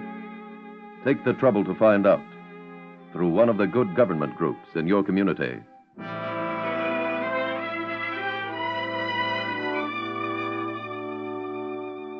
Tonight's FBI file opens in a large western city. It is early afternoon as a man wrapped in a heavy overcoat hurries along the crowded sidewalk and enters the corner bank. Once inside, he puts his briefcase on the counter and wipes his heavy eyeglasses. The gray hair showing under his hat appears well-groomed. He claps his gloved hands together to warm them and attracts the attention of a clerk. He tells the clerk he wishes to see the gentleman sitting at the desk in the corner, a gentleman named Bristol. In a minute, the clerk returns, opens the gate, and shows the visitor to Mr. Bristol's desk. Good afternoon. Have a seat, please. Thank you. You said you wanted to see me. Is that so? Was it about a loan? Yes, sir. With that, the visitor opens his scuffed leather briefcase and hands it to Mr. Bristol. I would like for you to fill this. I beg your pardon? I have a gun in my pocket. Huh? Take this briefcase over to those men, the cashiers, and fill it with money. But I... And please, no trouble, or I will have to shoot you.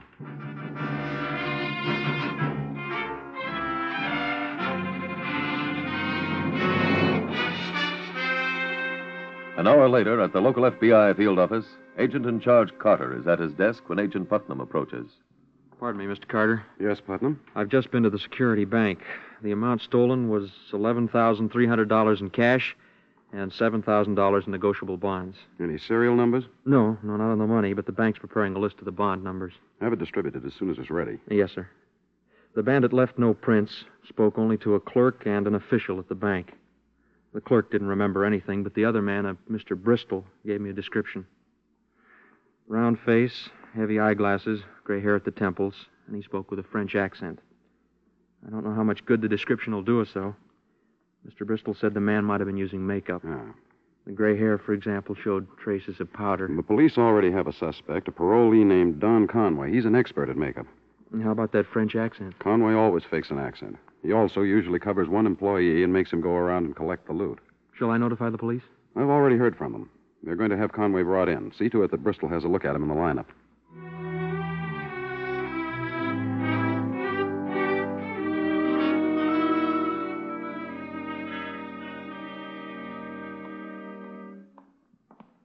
Am I on time, Mr. Putnam? Oh, yes, Mr. Bristol. Let's go into the booth. Go ahead. Thank you.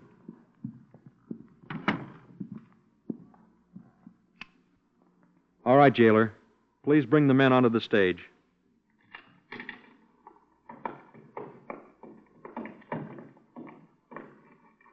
Please line up in front of the markers. Do any of those men look like the bandit? Let me see.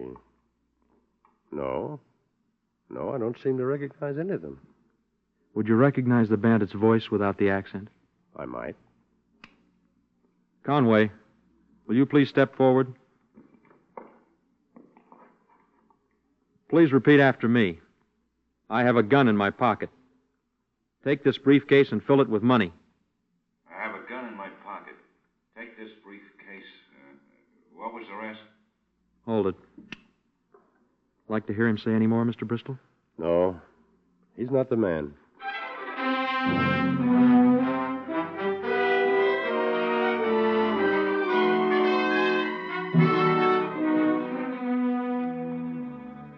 A bank is robbed, and the only eyewitness fails to identify the suspect. However, that man remains the lone logical suspect, so a surveillance is kept on him. When, after a month, no actual proof is found, Agent in Charge Carter turns for help to FBI headquarters in Washington. A request is made for the loan of an agent from the Boston office. The following day, Special Agent Jim Taylor reports. Glad to meet you, Taylor. Thank you, Mr. Carter. Now, let me give you some of the details on why you're here. All right, sir. There was a bank robbery here last month. Because of the modus operandi, we suspected a parolee named Don Conway. Ever hear of him? The office gave me a copy of his record to study on my way down here, sir. Good. Then you may have noticed Conway was sentenced to a 10-year term and was fined $5,000. Yes, I saw that. In order to get his parole without paying the fine, Conway took a pauper's oath. I see. Here are the surveillance reports on him since the robbery. When you read them, you will see that he's been to the racetrack every day, betting at the $50 window. No? If we question him, Taylor, you'll have some excuse. He borrowed the money or won it or found it or some story that can't be disproven. Has he spent big money anywhere else? No, the track seems to have been his only extravagance. He doesn't play the nightclub circuit, he hasn't splurged on a new wardrobe, and he's still living in the same two-room flat. Has any of the stolen money turned up, sir? We have no way of knowing. Here's a list of the serial numbers on the stolen bonds. That's all the bank could give us. Oh. Your assignment is to become Conway's friend and try to locate those bonds. Finding them is our only chance of solving this case. May I ask a question, sir? Surely. Was I picked for any special reason? I requested someone from the Boston office because that's where Conway's from. I see. All right, who are his friends? He has none. He works alone, lives alone, eats alone. Any family? No. But before you work up a cover story, see Warden Onslow at the penitentiary. He'll give you the background on Conway's prison years. All right, sir.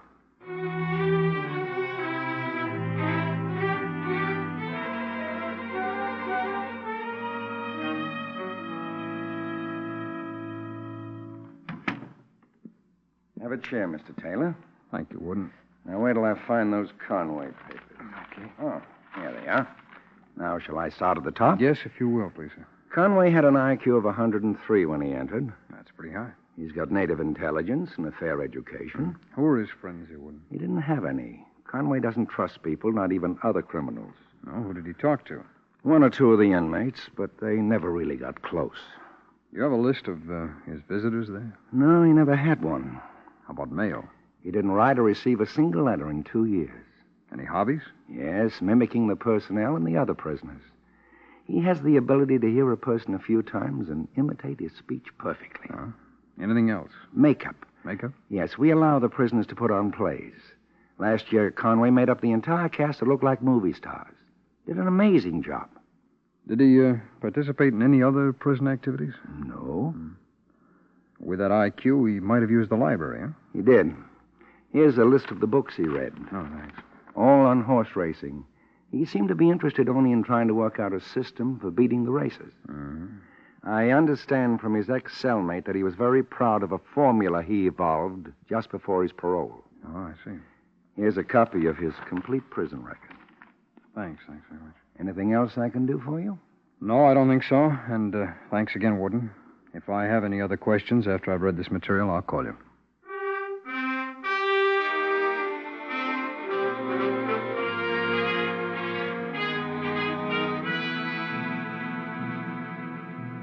The success of the Federal Bureau of Investigation is founded on several things, one of which is the ability to improvise and do the job with the material at hand.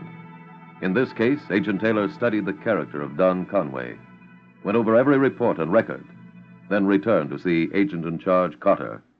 Worked out a plan, Taylor? I think so, sir. The only thing that I can find that Conway's really interested in is horse racing. Now, according to the surveillance reports, he goes to the track every day. The only books that he drew from the prison library were about racing.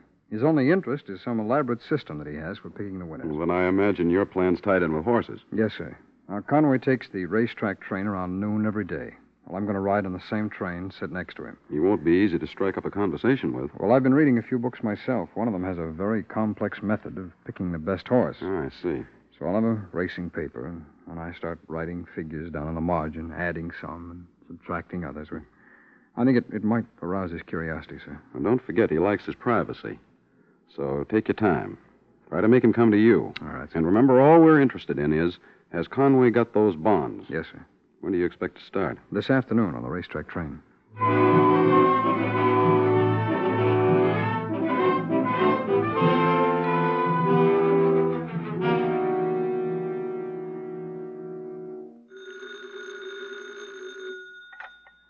Carter speaking. Agent Taylor, Mr. Carter. Are you making any progress? I think so, sir. I've been riding that racetrack train all week.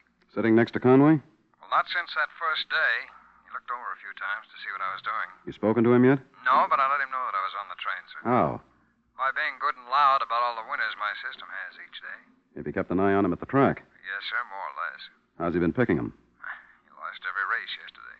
He might be ripe to learn a new system. I think it's time for you to move back in. All right, sir. I'll sit next to him again on today's train.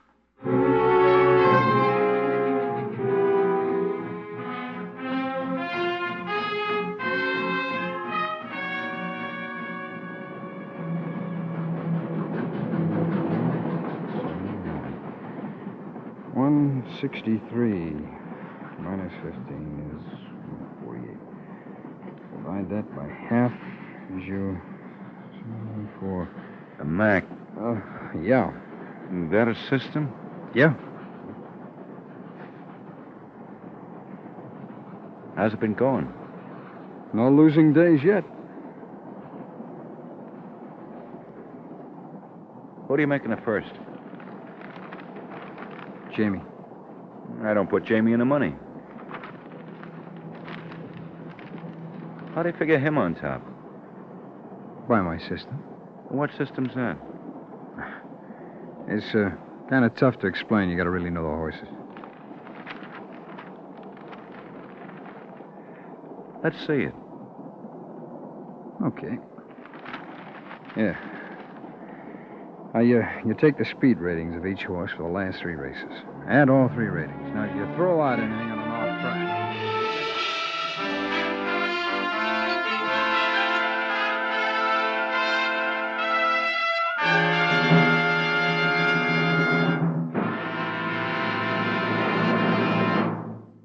We will return in just a moment to tonight's exciting case from the official files of your FBI. But first, a message from Mrs. Marie Williams, who has been a member of the Equitable Life Assurance Society for about 6 years. Exactly 6 years, Mr. Keating.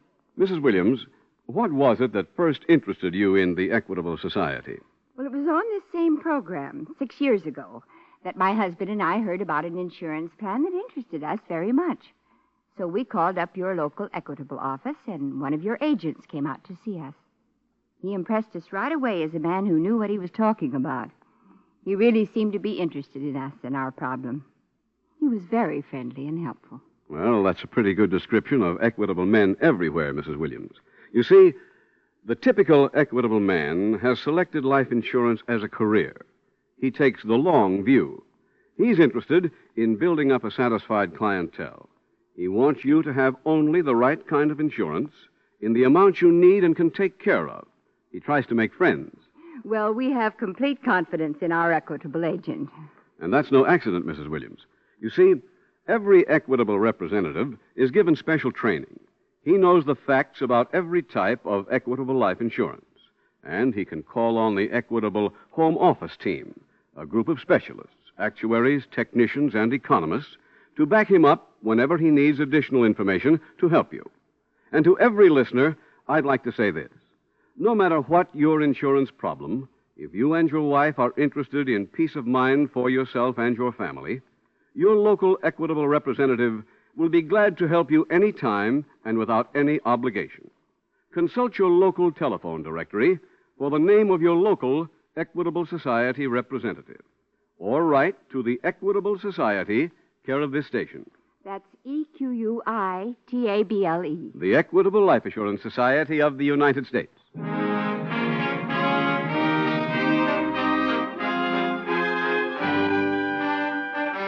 And now back to the FBI file, The Loner.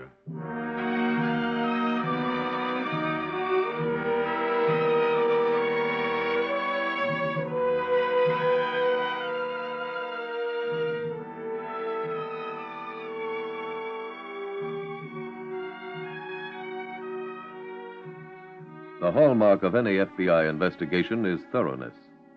In this case, you have seen a plan based on that meticulous attention to details.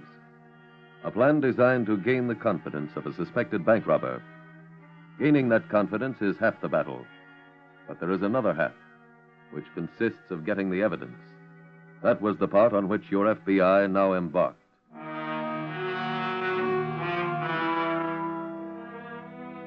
Tonight's file continues a few weeks later at the local FBI field office. Any news, Taylor? Yes, sir. This racing meet closes next week. Conway's indicated that he's leaving town when it does. For where? Probably another racetrack, but I'm not sure. Any chance of your going with him? No, I'm afraid not. Oh, we're still friendly enough, but it's strictly on a racetrack basis. I can't even swing the conversation around to the war news, let alone the stolen bonds. You been to his flat? No, sir. I've hinted a few times that maybe one of us could pick the other up on the way to the train, so... Mr. Carter, I think it's time to try our other maneuver. All right. Have you picked an agent yet? Agent Putnam. You met Phil. Yes, sir. He grew up on a horse farm in Kentucky. Oh, that's fine. Okay, I'll put it into action this afternoon out at the track. In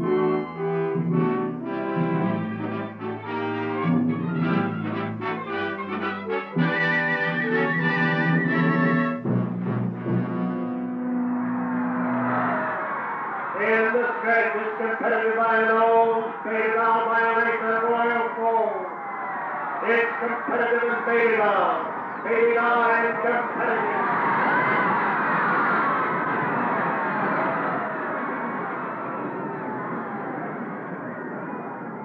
Your attention, please. It's a photo finish. Please hold all tickets while the judges examine the photograph. Got the winner? Huh? Oh, hi. Hi. My system made it competitive. I bet Baby Doll. Yeah, well, don't worry if you lose it. Huh? I got a way for us to win us a chunk. Oh. Remember me telling you about a trainer I knew back east? Guy named Phil Putnam? Uh-huh.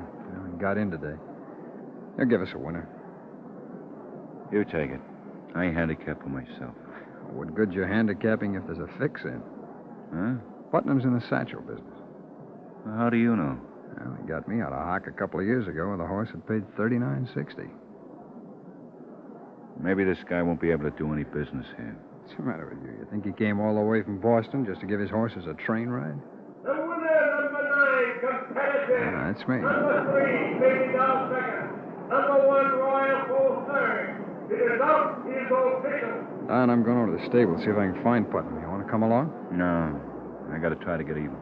Well, where you be later? Around here someplace. Okay. Wait a minute. Yeah? In case you miss me, you better take my address and phone number.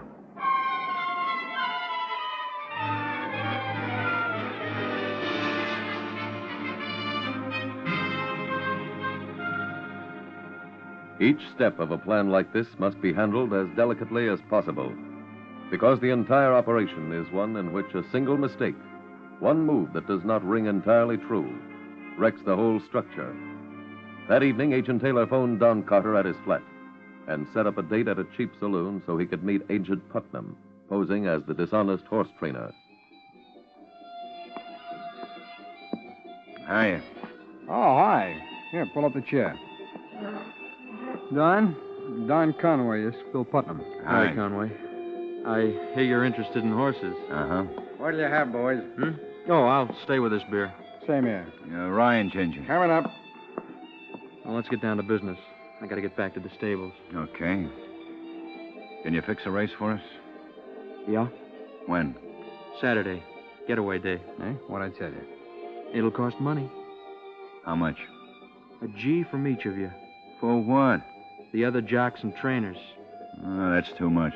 I didn't come looking for you. Oh, Phil, wait a minute. Sit down. You told Now, me don't you came get up with a sore. guy who likes to bet and he beefs about a G. Come on, sit down. Look, I don't care how much you bet or where you bet it. Ain't that worth 1,000? Sure, Phil. Now, what's the horse's name?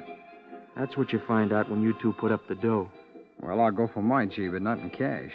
Why not? I'm pretty near tapped myself out on that last race today. What have you got? Bonds. Conway, you mind leaving for a minute? Oh, he's okay, Phil. You can talk in front of him. Are these bonds like the ones you gave me last time? Yeah. Well, you still got that guy back east who changes the numbers, haven't you? Yeah, he's around. Well, that'll cool these right off. They're negotiable. They're the kind with coupons. Hey, you mean you got a guy who can change the numbers on bonds and make them okay? Sure. With the numbers changed, they're as good as cash. Hey, where you going? I'll see you later.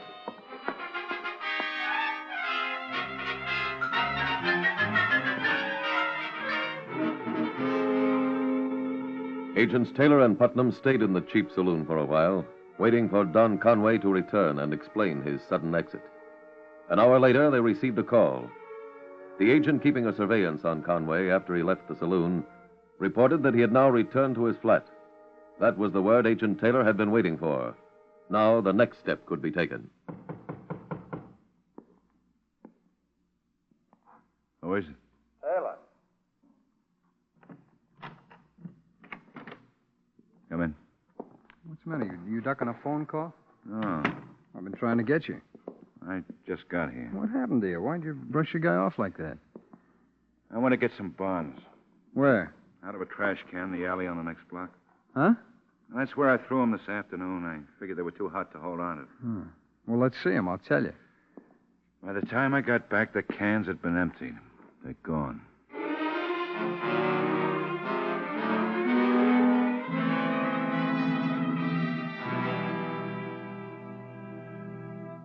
Carter, we've got a new problem. What's that? Conway threw the bonds away. I know. We've got him. Well, you have? How? When he left his apartment to meet you at the saloon, the agent, keeping him under surveillance, followed him. Yeah? Conway ducked into an alley on the next block. The agent couldn't follow right behind him. But he searched the alley later and found the briefcase. But he didn't see Conway discard it. No. Were Conway's prints on the briefcase or the bonds? No. That makes it just about impossible to tie him into that robbery. Mm-hmm. Mr. Carter, has any announcement been made? I haven't even notified the bank yet. Good. Maybe we've still got a chance.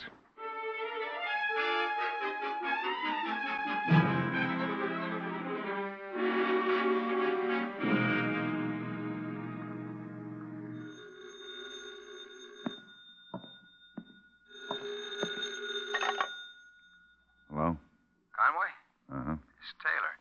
Look, I just called the sanitation department. The trash from that alley is dumped at lot number 6. Usually takes a whole day before this stuff gets shoveled into the incinerator. So what? Well, so the bonds must still be down at the dump. Let's try and find them. And all that junk? Well, the guy at the sanitation department thought there was a chance. Let's give it a try. We can't tonight. Well, how about tomorrow morning? Well, okay. Okay, I'll pick you up as soon as it's light.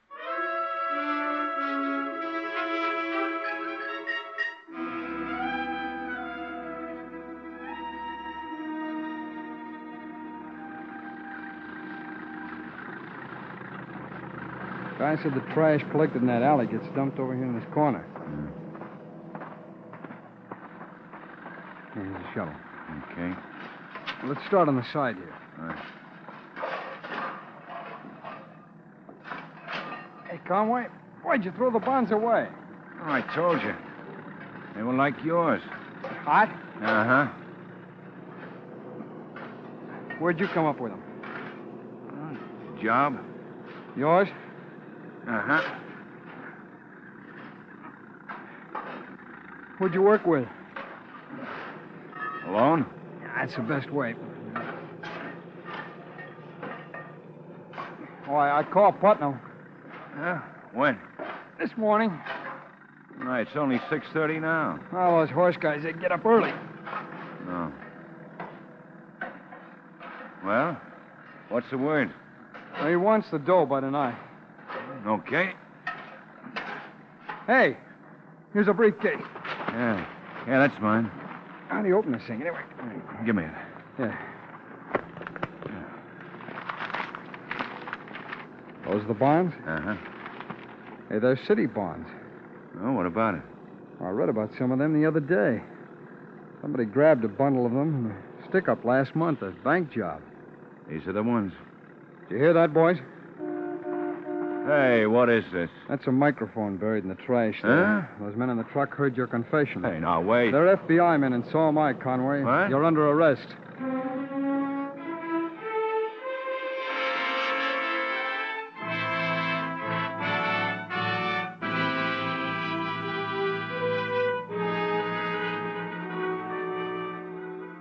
Don Conway was convicted in a federal court and received a substantial sentence. Not only did the special agents in the truck at the city dump hear Don Conway's confession, but his words were transcribed with the tape recorder they operated. When Conway heard it played back to him, he immediately signed a written confession. Thus, your FBI not only apprehended the guilty man, but also recovered almost the entire amount stolen from the bank. In the early 1930s, rising young gangsters looked upon bank robbery as one of the most promising underworld professions.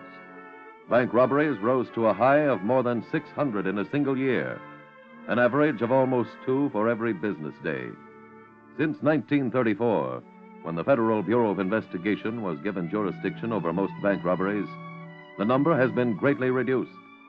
Another illustration of how your FBI protects your freedom, your life, and your property.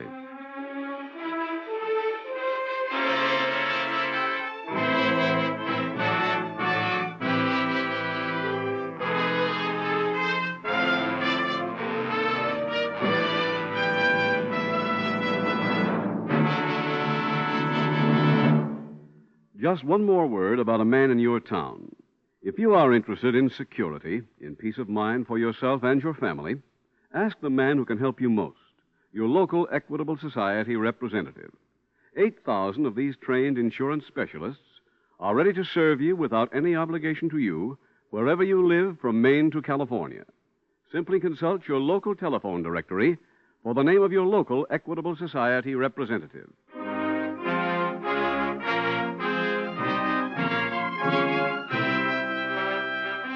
Next week, we will dramatize another case from the files of the Federal Bureau of Investigation. Its subject, subversive activities. Its title, The Courier.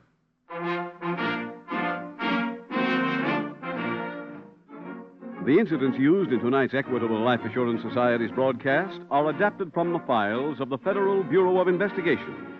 However, all names used are fictitious, and any similarity thereof to the names of places or persons, living or dead, is accidental. Tonight, the music was composed and conducted by Frederick Steiner. The author was Jerry D. Lewis. Your narrator was William Woodson, and Special Agent Taylor was played by Stacey Harris. Others in the cast were Dick Crenna, Joe Forte, Tony Hughes, Bill Johnstone, and Vernon Rich. This Is Your FBI is a Jerry Devine production. This is Larry Keating speaking for the Equitable Life Assurance Society of the United States and the Equitable Society's representative in your community, and inviting you to tune in again next week at this time when the Equitable Life Assurance Society will bring you another thrilling transcribed story from the files of the Federal Bureau of Investigation. The Courier on This Is Your FBI. Stay tuned for the adventures of Ozzie and Harriet. There's fun for the whole family when Ozzie and Harriet come your way next. This program came to you from Hollywood.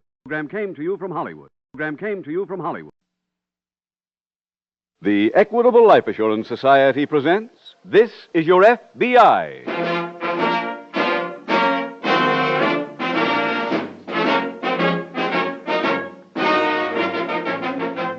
This Is Your FBI, the official broadcast from the files of the Federal Bureau of Investigation, presented transcribed as a public service by the Equitable Life Assurance Society of the United States and the Equitable Society's representative in your community. Appearing on this evening's program in the role of Inspector Young is George Murphy, star of the new Louis de Rochemont production, Walk East on Beacon, released by Columbia Pictures. This authentic motion picture, made with the cooperation of your FBI, reveals the manner in which the FBI is carrying out its widespread offensive against espionage in the United States.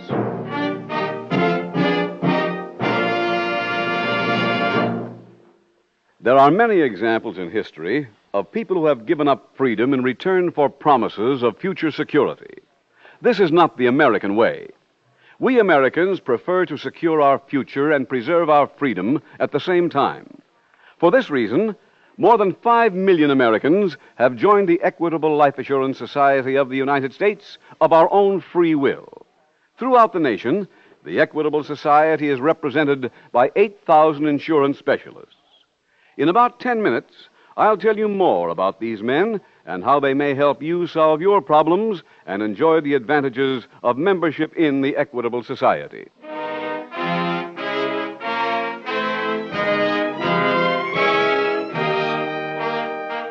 Tonight, the subject of our FBI file, Subversive Activities. Its title, The Courier.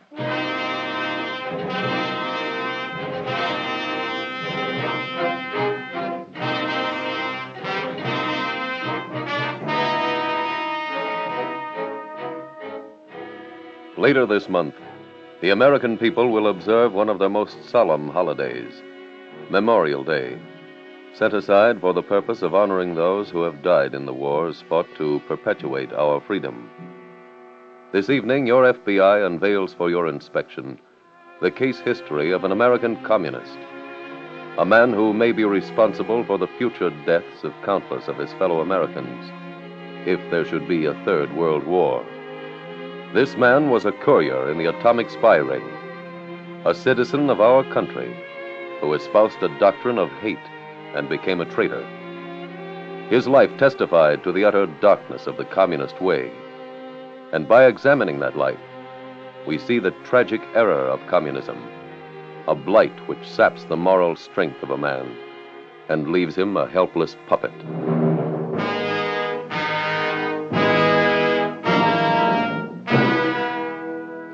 Tonight's FBI file opens on a January afternoon in 1944. The place is a busy street corner in downtown New York. I wasn't there. I found out about this part of the story years later. I'm Inspector Young, assigned to the Federal Bureau of Investigation's headquarters staff. I wasn't on that corner, but a short, chunky, bespectacled man was. He was carrying a book with a green leather binding. He was waiting for a man carrying a very strange object in his left hand, an ink-stained tennis ball. After waiting a few minutes, the man with the tennis ball came along. Pardon me. Is that book from the library? Yes. I'm Dr. Panola. I'm Christopher. Let's walk. Tell your friend I may not be here long. You just arrived. It's possible I'll be here a week, a month, or I may have to leave tonight. For where? Maybe Tennessee. What's so important down there? Our experiments. We're working on nuclear fission. Really? You understand? Not entirely, but I'm a chemist. I know what atomic energy would mean. You better wait for the light. Yeah. How will I contact you in the future? On the first page of this book, you'll find a phone number. Call there and leave word with John that you want to see me.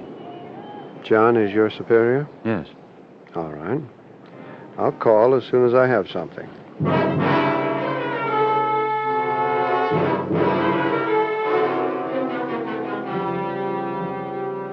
With that meeting, the history of the world was affected. Dr. Panola was a member of a team of European scientists, and Christopher was the code name for an innocuous-looking chemist. But both had something in common besides an interest in science. Both were anxious to help in the foundation of a new world, a Soviet world.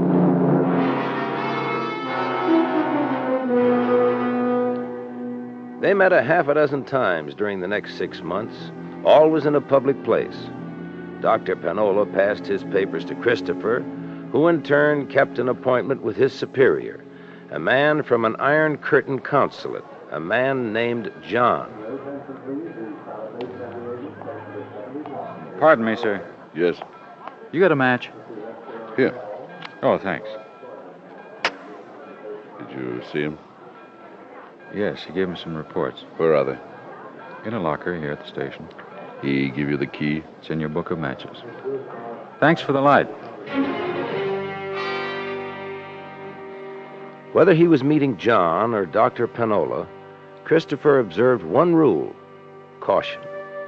That was vital, for now the information Dr. Panola was relaying was becoming more and more important. Everything was going according to plan, and then one day... John, something's happened to the doctor. An accident? I can't find out. He didn't meet me this morning. I waited for 2 hours, and then I went to the alternate meeting place. He never came near either one. Go to his apartment. Oh, he's not there. The janitor says he left town, but he doesn't know for where. I thought he'd call you before he went anyplace. He should have. Well, what can we do now? His sister lives in this country. Oh, where?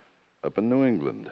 Her name's, Mrs. Kermit. I'll give you her address. Go see her.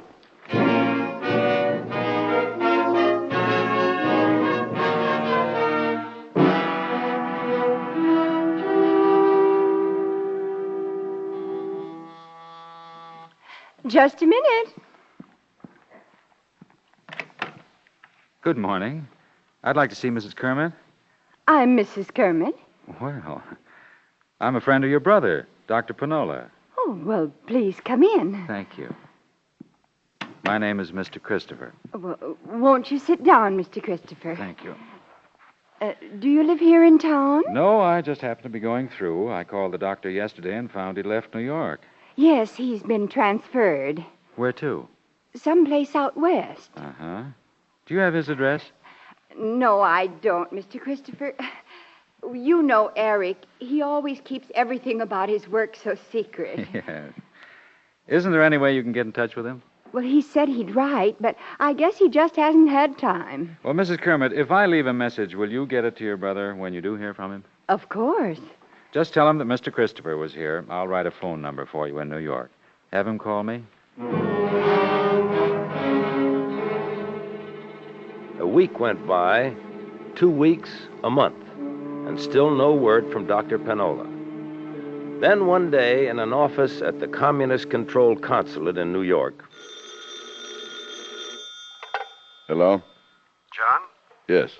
Dr. Panola. Where are you? In Santa Fe, New Mexico. I was transferred very suddenly to a new atomic center near here called Los Alamos. You should have called me. I didn't have time. Do you have any news? Yes, and it's very important.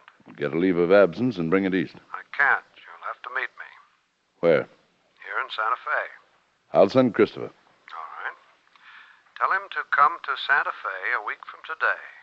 I'll meet him at 4 in the afternoon on the Castillo Street Bridge.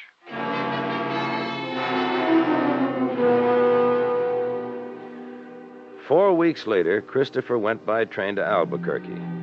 From there, he took a bus to Santa Fe. And now he used the caution he had been taught. He went to a store and purchased a city map. That meant he wouldn't have to ask anyone for directions to the Castillo Street Bridge. Wouldn't have to speak to anyone who might later identify him. Using the map, he arrived at the bridge. He began to walk across. Where are you going? The bus station. Jump in. Oh, thanks.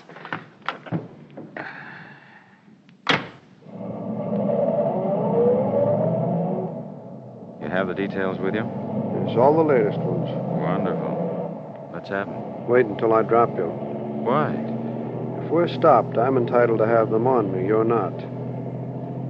Tell John he won't hear from me again. Why not? I'm going back to Europe. My work here is done. When are you leaving? Any day now. There's nothing more to be transmitted. When these papers get to Moscow, they'll know as much about the bomb as we do.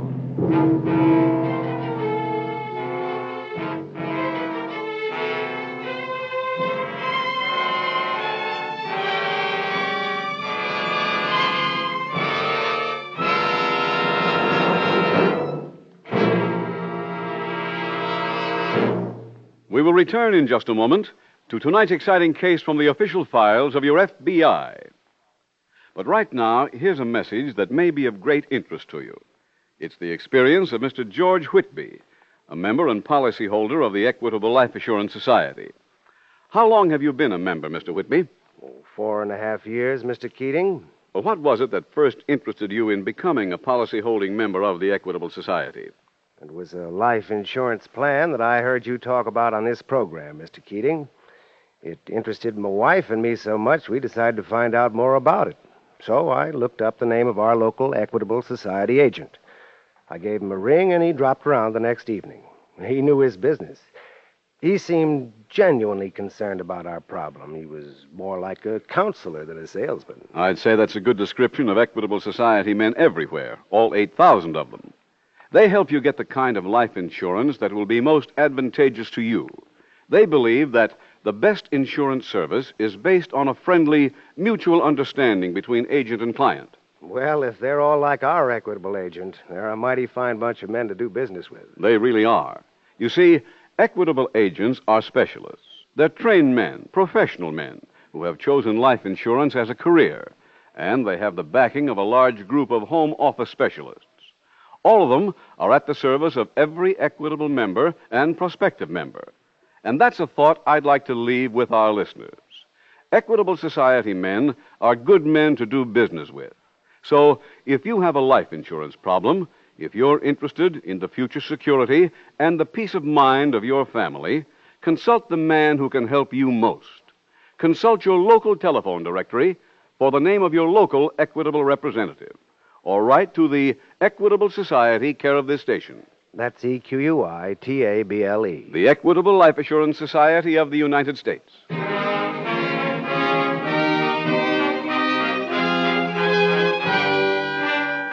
And now back to the FBI file, The Courier.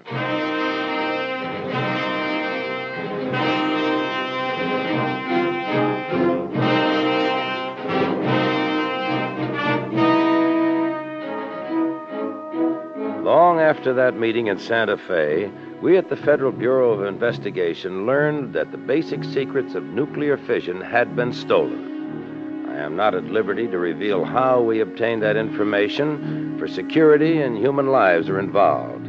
However, I can tell you the information was conclusive. It proved beyond any question that the secrets of atomic bomb construction had been acquired by Russia. Now, Mr. Hoover called a meeting and issued an order. Find the guilty man. To do the job, he mobilized every possible resource. The case was given top priority. Tom, we've gotten a break on the atomic investigation. What's that, Jim? Well, we developed some information about a scientist who was at Los Alamos back in 1945. His name is Dr. Panola. Is he still at Los Alamos? No, he's back in Europe, so Mr. Hoover sent our information to the authorities over there. They just cabled that Panola's made a full confession. Oh, good. Well, he claims he'll cooperate, but he's only mentioned 2 people he worked with over here. We have any records on them? Well, yes and no. First man was somebody named John, who worked at the New York consulate of a communist-controlled country. Where is he now? He's back in his own country. Oh. The other man Panola named was the courier who delivered his reports to this John. His name is Christopher. Is that his first or last name? Panola says that's all he ever called him. Has he given us any description? Yeah. Here's the cable with all the information. Mm-hmm. Study it, then we'll go to work.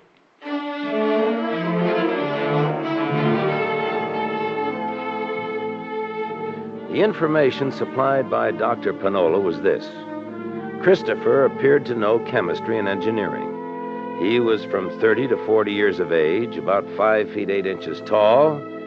He didn't know where Christopher lived, but he thought he was still in the United States. That meant your FBI had the task of locating a man whose name they didn't know, whose complete description they didn't have, and who might be anywhere in the country.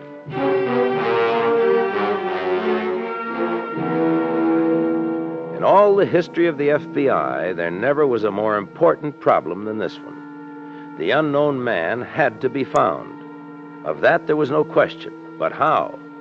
Where do you start on a manhunt where the wanted person can go almost any man in the United States?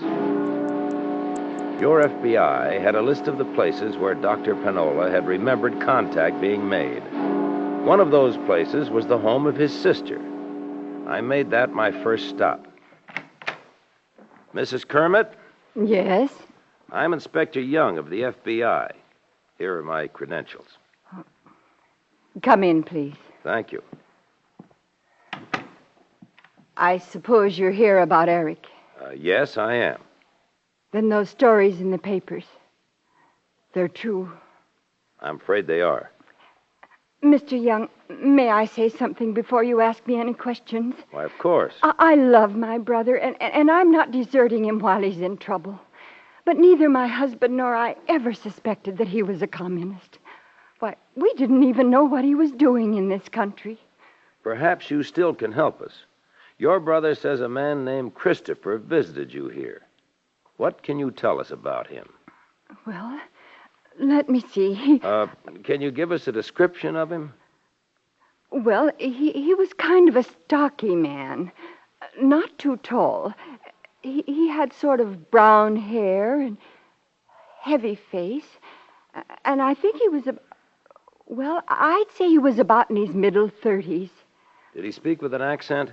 No, he didn't. How long was he here? About an hour. Mm-hmm. Did he tell you what he did for a living? I think he said something about chemistry. Was he married? Well, I don't think he said anything about that one way or the other. Did he mention any city besides New York? Yes, he did. He told me he came here by train from... Oh, yes, he said Philadelphia. That's about all I can remember about him. Well, if you think of anything else, I'd appreciate your calling me.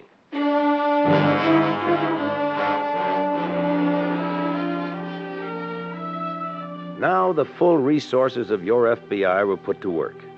Every tenant in the large New York apartment house where Dr. Panola had lived was questioned. Some were scattered to distant points on the map, but each was located. Did any of them furnish any information? No. Former employees and scientists at the 2 atomic centers where Dr. Panola had been stationed were interviewed. Did they know anything about a heavy-set chemist whose name might be Christopher? No. In Santa Fe, Inquiries were made at bus, air travel, and railroad ticket offices. Hotel registers were analyzed, again with no results. A list of chemists was compiled from the city records of New York and Philadelphia.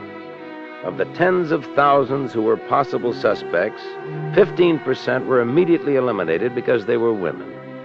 Other thousands were removed from the list because of discrepancies in age, physical appearance. Gradually, the number was pared to 1,000, then 500, then 100, then 1. Jim, there's a chemist in Philadelphia named Craig. He might be Christopher. No? Here's his description. Thanks. Age 37, brown hair, Bill Snap. Born Russia. Where'd you get his name? It was on the list of chemists, and it was in our files.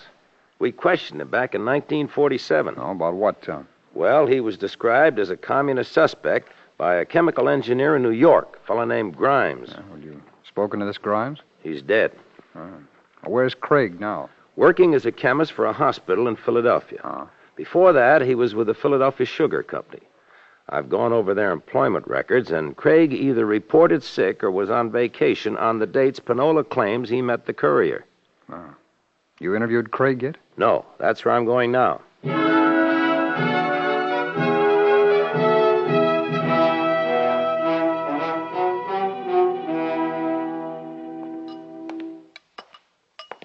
I'm looking for Mr. Craig. I'm Craig. You waiting for a test? No, I'm Inspector Young of the FBI. Here are my credentials. Mm-hmm. Well, what can I do for you, Mr. Young? When you find time, I'd like to ask you a few questions. Why don't we do it now? Fine. By the way, what am I charged with? Well, nothing yet.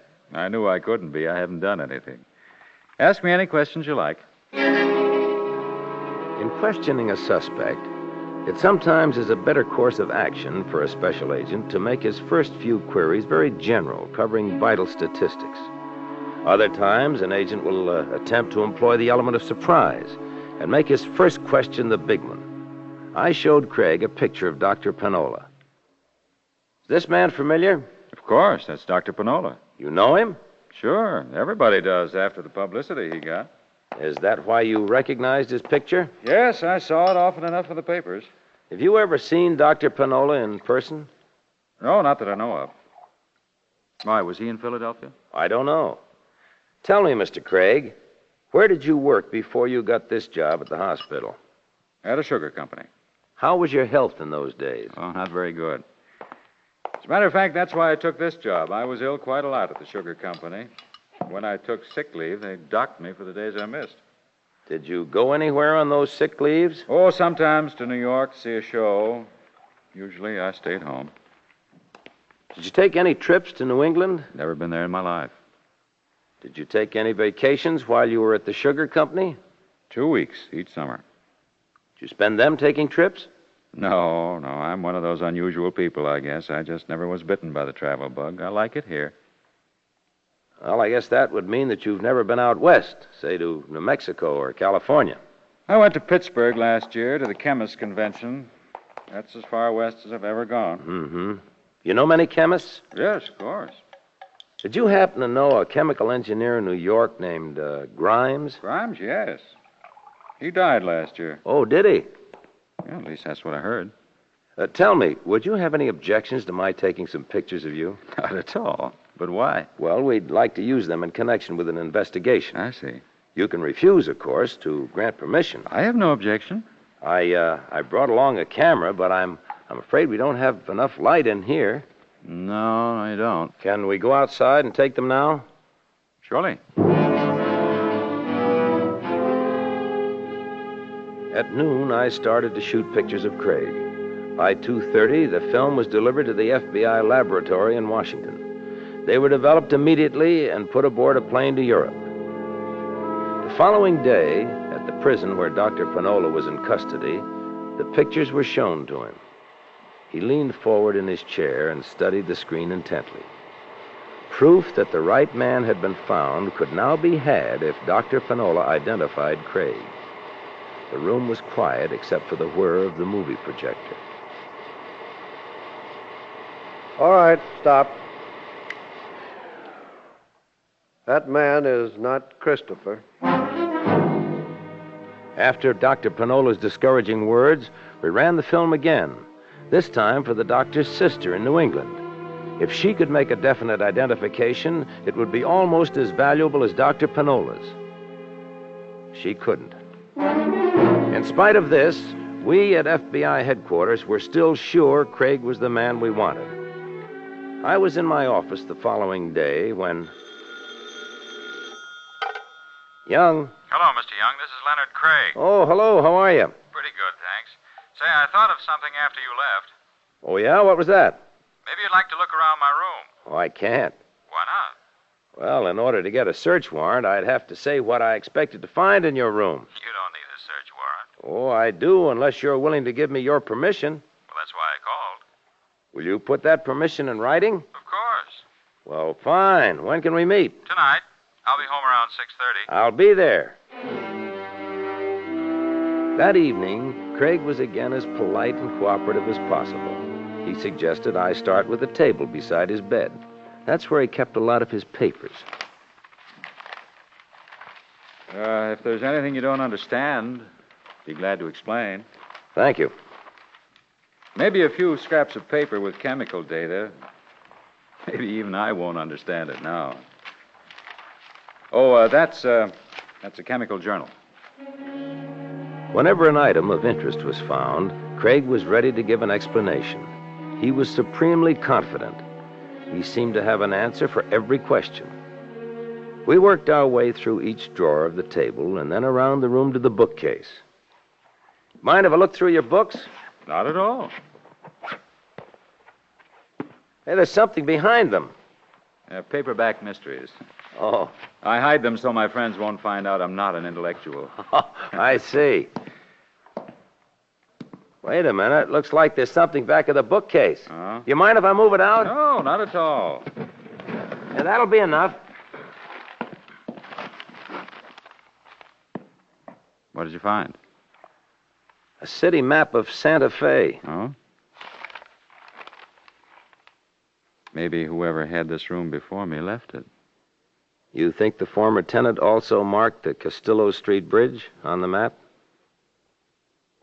Well, You said you'd never been west of Pittsburgh. Was that true? Mr. Craig, would you like to tell me the whole story?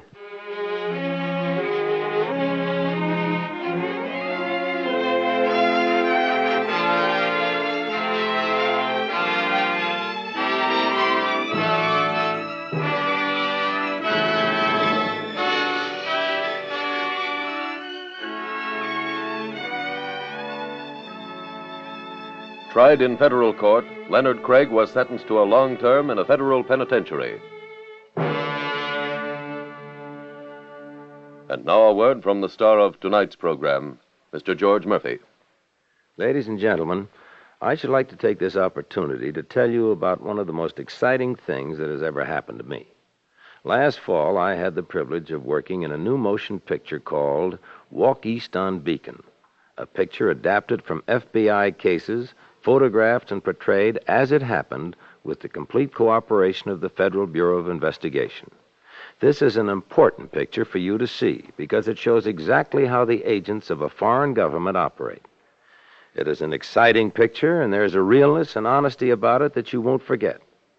It's a picture that Americans, both old and young, should see. I would like to thank Mr. J. Edgar Hoover for selecting me to play the part of Inspector Belden.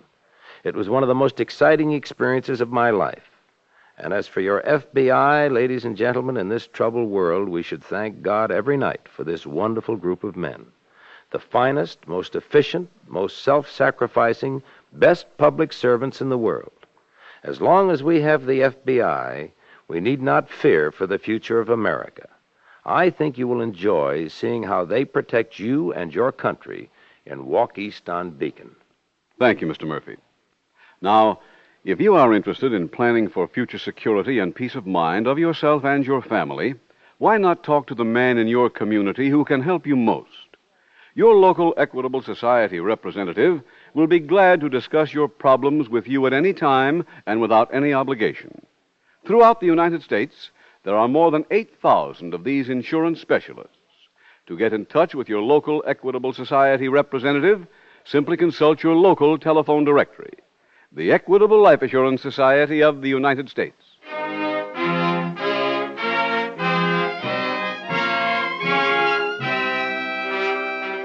Next week, we will dramatize another case from the files of the Federal Bureau of Investigation. Its subject, impersonation. Its title, The Punch and Judy Shakedown.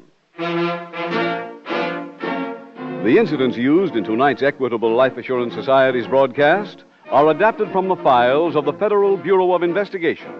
However, all names used are fictitious, and any similarity thereof to the names of places or persons, living or dead, is accidental.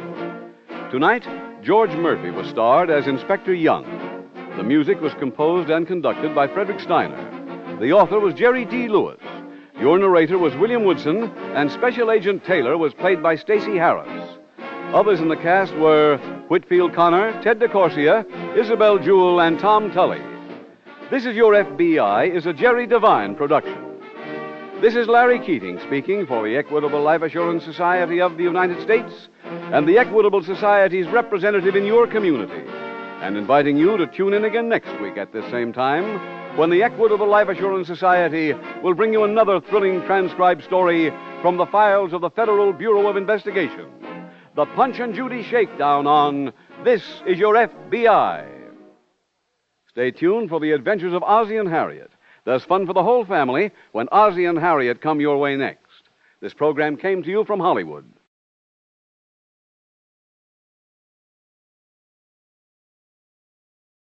The Equitable Life Assurance Society presents This Is Your FBI.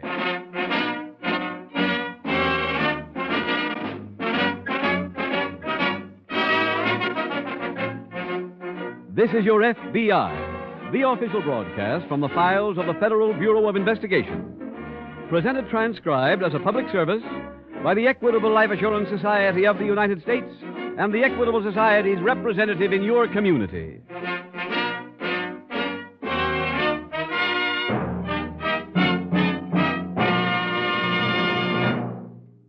We Americans believe in providing for our own security without sacrificing our independence and self-reliance. That is why the Equitable Life Assurance Society of the United States numbers 5 million American families among its policyholders. The equitable way of assuring future security is the American way. 8,000 men represent the Equitable Society from coast to coast. In about 14 minutes, I'd like to tell you how one of these men may help you enjoy freedom from worry and peace of mind that may be yours with membership in the Equitable Society.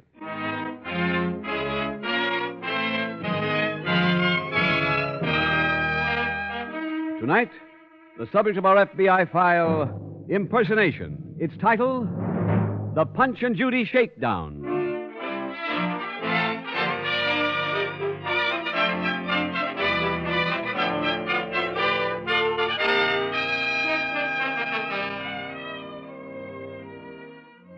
There have always been men who tried to make their way through life by cheating their fellow man. In good times and bad, they ply their trade, scheming to steal anywhere from pennies to millions of dollars. Their victims come from every part of the country, from every level of society. The swindler whose case history from the files of the Federal Bureau of Investigation you are about to hear dramatized is perhaps the most contemptible of all swindlers, for he preys on the poor. In law enforcement language, he has a name, the Misery Chiseler. Like other swindlers, the Misery Chiseler is an opportunist. He takes advantage of every condition. To him, headlines are more than a summary of the news. They are the means by which he keeps his illegal activities up to date, by which he changes a 1910 swindle to reap a 1952 harvest.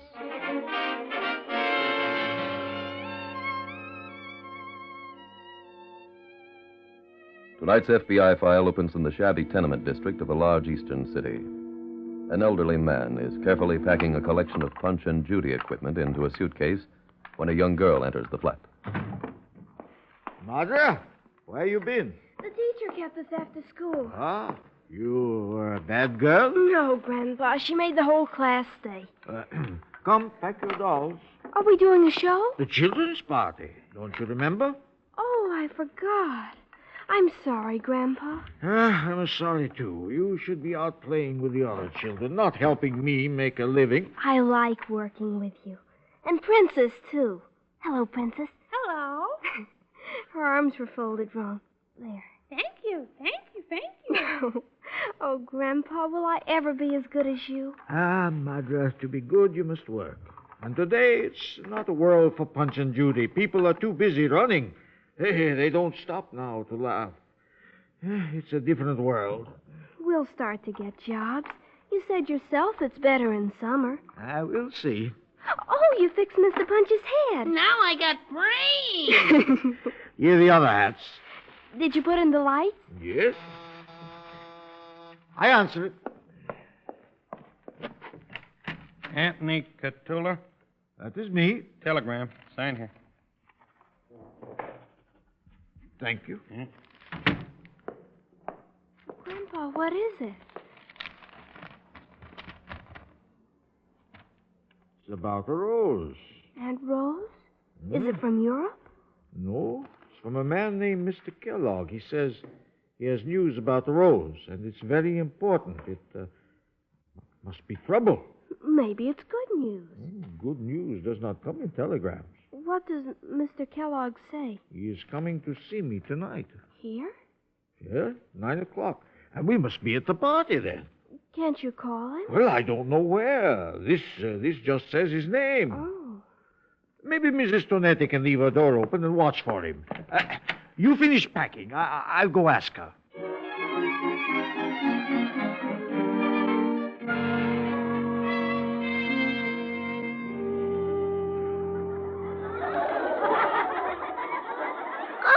Punch, go away. No, I won't. All right, then, take this. No. Grandpa, what are you looking for? The man, he's not here. My head fell off. Oh, I'll pick it up. There. Thank you. Now, go away. I won't. All right, then, I'll knock your head again there. I should have been here by now. Call a doctor. Oh, here comes the doctor. Judy, did you do that to Punch? Yes, doctor. Well, how? Like this. There. Maybe Mr. Kellogg was mad. Why? Because I didn't wait for him. Now you knocked off my head. Oh, I'm sorry, doctor. I don't like to have my head knocked off. Why not, doctor? Because it makes it hard to put on my hat. There will now be an intermission. Grandpa, a man just came in. Where? Through the back door. He sees us. Maybe that's him. Are you Mr. Catula? Yes. I'm Kellogg, United States Government. United States Government? Madra, you get everything ready for the next act. All right. What is it about Rose? She wants to come back to the United States. Oh, she's sick? No, but she may have trouble. What kind of trouble? Mr. Catula, it's a long story. I can't tell you everything now. When will you be finished here? In an hour. But please, Mr. Kellogg, she's my only sister. Can I help her? That's why I came to see you. I forgot the skirt for the princess. It was on the table. I didn't see it. Can I use your handkerchief? Yes. Here. Oh, it's no good, Grandpa. I need a white one. Would you like to borrow mine? Can I, please? Surely. Here. Oh, thank you. I'll be real careful with it. Mr. Kellogg, you're sure Rose isn't sick? Now, don't worry about it. I'll see you at your apartment later and tell you the whole story.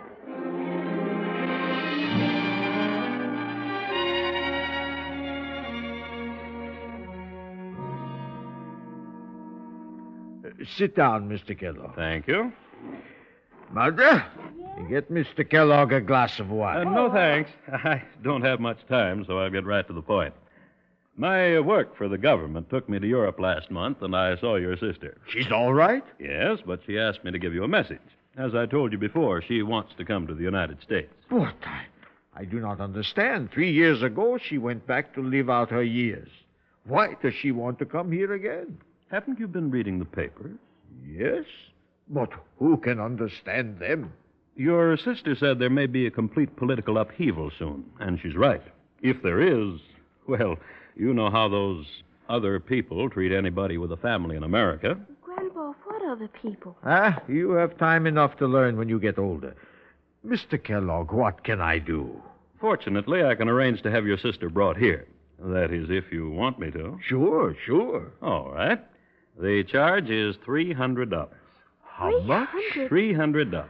If she was a citizen, there wouldn't be any charge. Oh, Grandpa's a citizen. That doesn't make any difference in this case. But if I can't pay... Then I'm afraid your sister will have to suffer. The government, it would leave her there? Mr. Cthulhu, we can't bring people here free. It costs too much. As it is, the government loses money, but this way it doesn't lose everything. Well, I see how much I have. Martha, run and get the sugar bowl. All right. I would be glad to pay you, Mr. Kellogg, if my business was good, but today, you know, all kinds of dolls you see on this television for nothing. Is there something you could sell? My gold sword. Maybe somebody would buy that. Here, Grandpa. Oh, thank you, Martha. Turn it over. I'll count the silver. $5, 10, 11, 21, 22. Here's a 10. That's 32.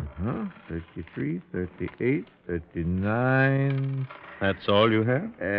And 20 I get for tonight. That's 59. There's $2.25 here. 61. That leaves a balance of $238.75. Can you have it for me tomorrow? I'll try my best.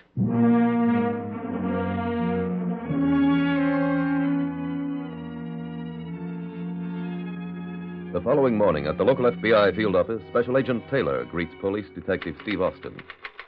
Steve, can you wait a few seconds? Oh, sure, Jim. I just want to finish this report. Get ready to write another one. Oh, on what? A misery chiseler who's been operating around town for the past month or so. Who is he? I don't know. He's used a different name each time. Here's his description. Thanks. And we raised these prints off the back of this picture of one of the victims. We don't have the prints in our files. Yeah, Washington may. But if you can, I'd appreciate you putting a rush request on this, huh? Sure, Steve. I'll get it out to them today. Fine. Oh, what's the swindle? Allie works the foreign-born sections, contacting poor families with a close relative in Europe, offering to get the relatives here so they won't fall into the hands of the communists. Oh. His charge is usually $300. Steve, you went to the FBI National Academy, so I don't have to tell you we'll give you our cooperation, but we can't just step in and investigate unless we have jurisdiction. Well, you have now. Under what statute? Impersonating a federal officer? He added that part for the last victim. No? He showed her a white card with the words United States Government on it and a small picture of the swindler in the corner. How many victims have there been? 9 that we know about. Here are the names and addresses. Okay, thanks. I'll get in touch with you, Steve, as soon as I get any word from Washington.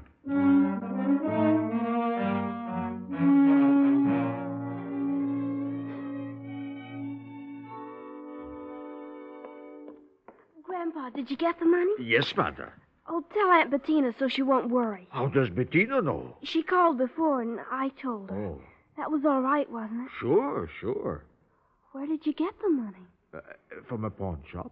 I finally found a man who gave me $250 for the sword. Grandpa, was that sword really gold? Oh, yes, my child. I always thought you were fooling me. I answer. All right. You do your homework. Hello? Yes, Bettina. Oh, all right for an old man. Yes, I know. What did she say? When? You still have it? I'll come over. Yes, right away.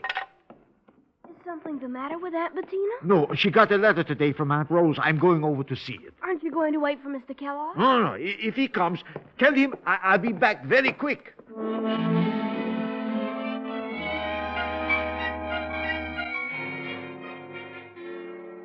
The Federal Bureau of Investigation in Washington receives thousands of requests for help every day.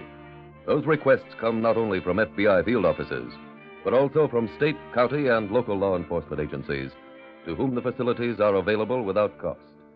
Every section of your FBI works speedily and efficiently, and within 24 hours after receiving the description and fingerprint information from Agent Taylor, a reply was put on the teletype. I'm glad you came by, Steve. We just got this report from Washington. Oh, they give us an ident? Yeah, the man's name is Pete Lombard. Huh? What's his record? 5 previous arrests. All misery, Chisling? Yeah, during World War II, he swindled families of dead servicemen, and before that, he posed as a government collector of charity contributions. Yeah. He's running true to form. Lombard's originally from the West Coast. I teletyped our San Francisco office to see if they could get a lead for us. What's his pattern? Well, I haven't had time to study the record yet. How about pictures? They're being wire-forwarded. We should have them, well, within the hour. Fine. When they get here, let's call on one of the victims and double-check the ident. Okay.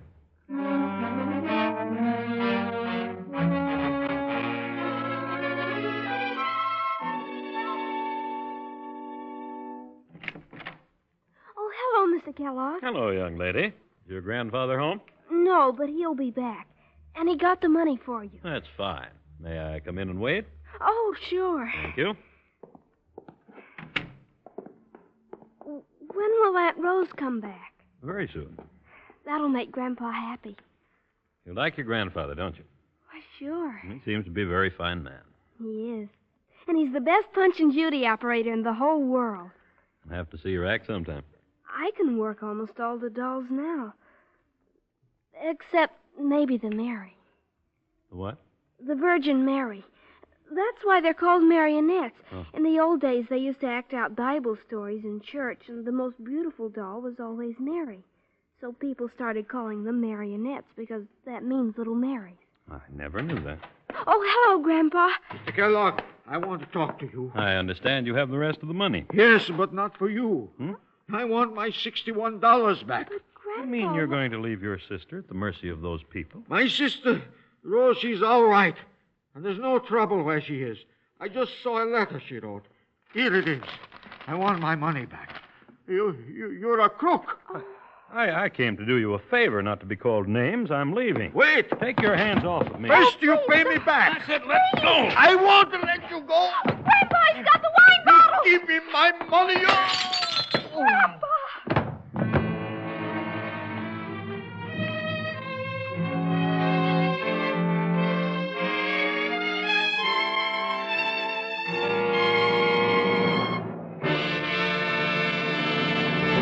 We will return in just a minute to tonight's exciting case from the official files of your FBI.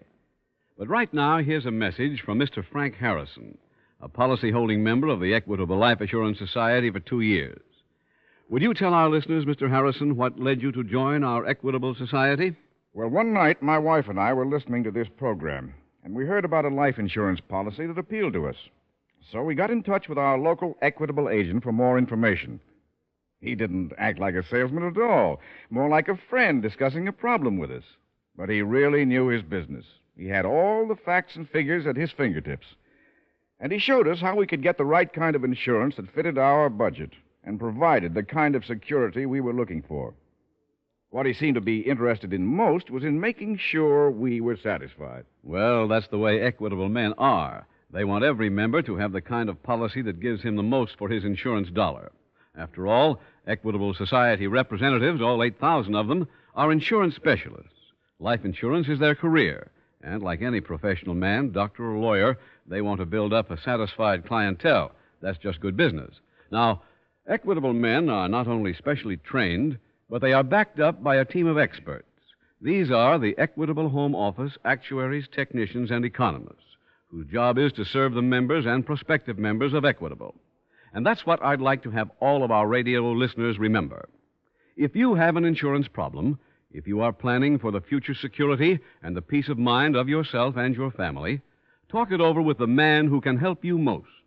Consult your local telephone directory for the name of your local Equitable representative, or write the Equitable Society, care of this station. That's EQUITABLE.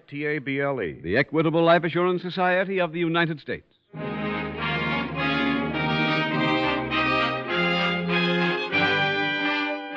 And now back to the FBI file, The Punch and Judy Shakedown.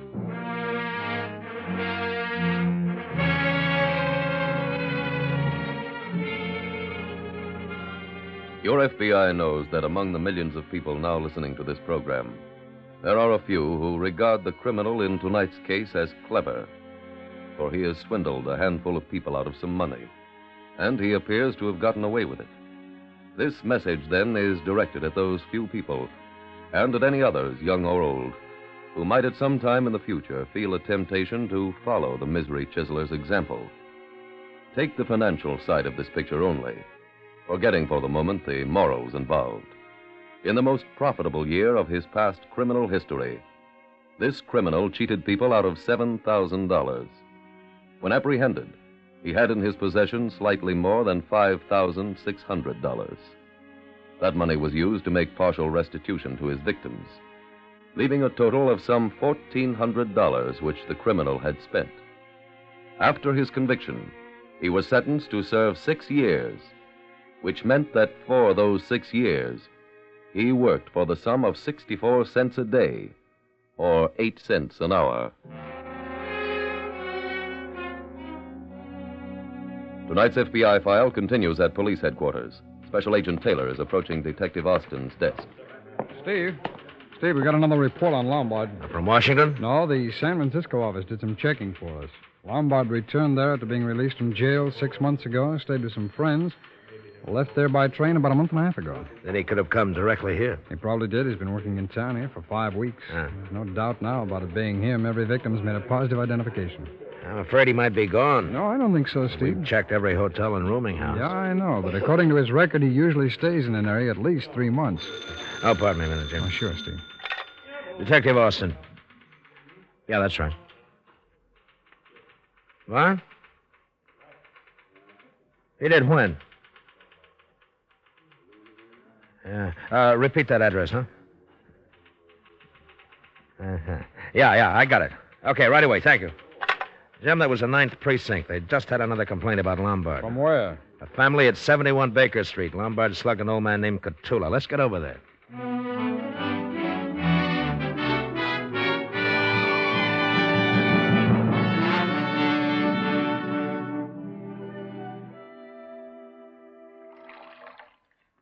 Grandpa, does your head feel better? Yes, Madra, but it's enough washing. These men, they're in a hurry. No, that's all right, Mr. Couture. You do what the doctor said. See, Grandpa, just what I told you. All right. But for now, we're finished. We have to wash it again in 15 minutes. Mr. Catula, you feel able to tell us the rest of that story? Yes. After you saw that letter from your sister saying everything was fine, what did you do? I come back here. I asked the man for my money. Then they had a fight, and he hit Grandpa on the head with a wine bottle. That is why I cannot ask you to have anything. I don't imagine Lombard said anything about where he was going, did he? No, sir. Did he ever mention where he was living? No. Well, that telegram he sent you, do you still have it? Here it is, Mr. Taylor. Oh, thanks very much. May we keep this? Oh, of course. Is there anything else you want to ask? No, Mr. Catula. If we have any more questions, we'll be back.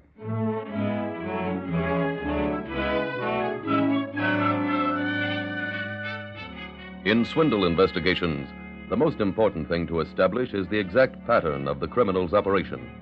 Agent Taylor and Detective Austin re-interviewed the victims, trying to establish some common denominator among them.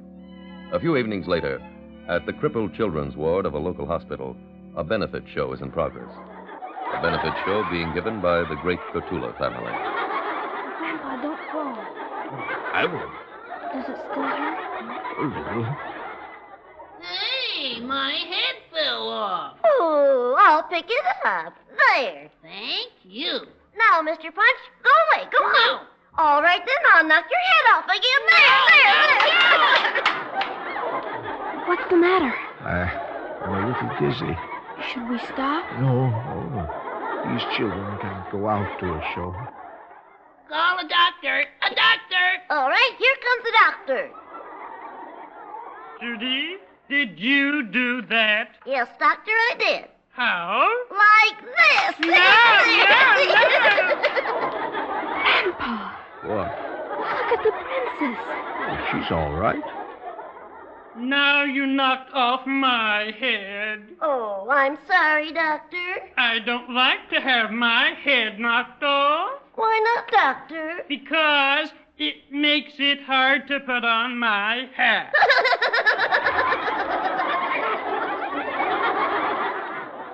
There will now be an intermission. Grandpa, the skirt on the princess. It's that man's handkerchief. That's right. I'll call Mr. Taylor.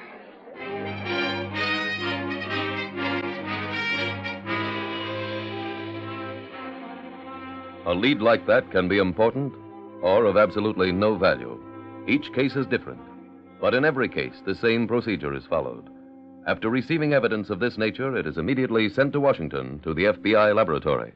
Any news, Jim? Yeah, we've got a couple of reports on that handkerchief. A couple? And the lab found an invisible laundry mark from a firm in San Francisco. Well, Lombard's hometown. That's right. But a check showed the handkerchief didn't belong to Lombard. It was sent to the laundry by a man named Arthur Gillespie. No?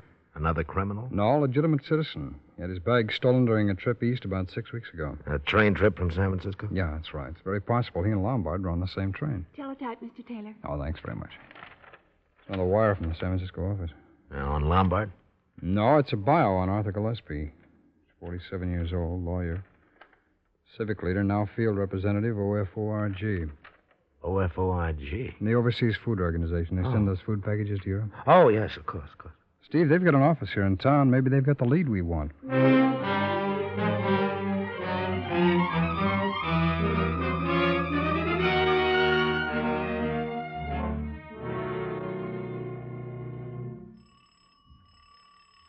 Just a minute.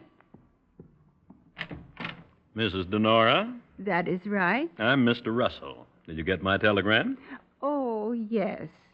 Come in. Thank you. Sit down, please. All right. You have word about my brother? Yes. My work with the government took me to Europe last month, and I saw your brother. Oh, how is he? Fine, but he wants to come to the United States. You are with the government? The United States government. Here, I'll show you my credentials. Oh, yes. I see. That's him. Huh? Yes, Mr. Taylor. Cthulhu.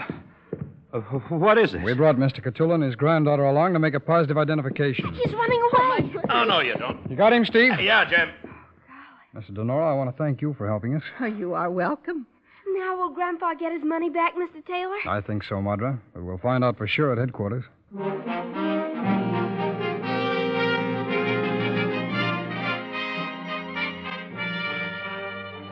Peter Lombard was convicted for a violation of the federal impersonation statute and sentenced to a term in a federal penitentiary.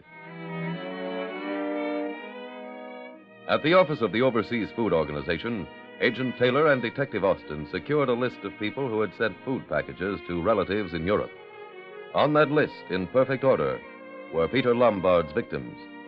By waiting at the flat belonging to the next person on the list, the two law enforcement officers were able to apprehend this misery chiseler. However, his arrest and conviction does not mean this type of swindling has been wiped out. This very minute, there are other criminals working equally detestable schemes. Your name may appear on some list. Almost everyone's does, and you may be contacted. Your FBI can give you one piece of advice on how to avoid being victimized. If any stranger appears and offers to do an important favor for you, be cautious. Examine every element of the offer. And if you have the slightest doubt about any part of the story, call your local police.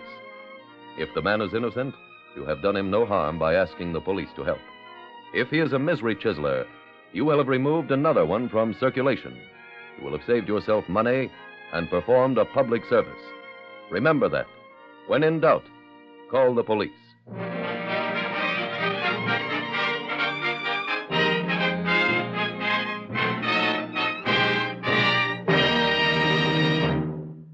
Now I would like to leave you with this one thought. If your plans for the future include the security of your loved ones and peace of mind for yourself, then why not have a talk with your local Equitable representative? He is the man who can help you most. He'll be glad to discuss your problems at any time and without any obligation to you whatsoever. Simply consult your local telephone directory for the name of your local Equitable Society representative.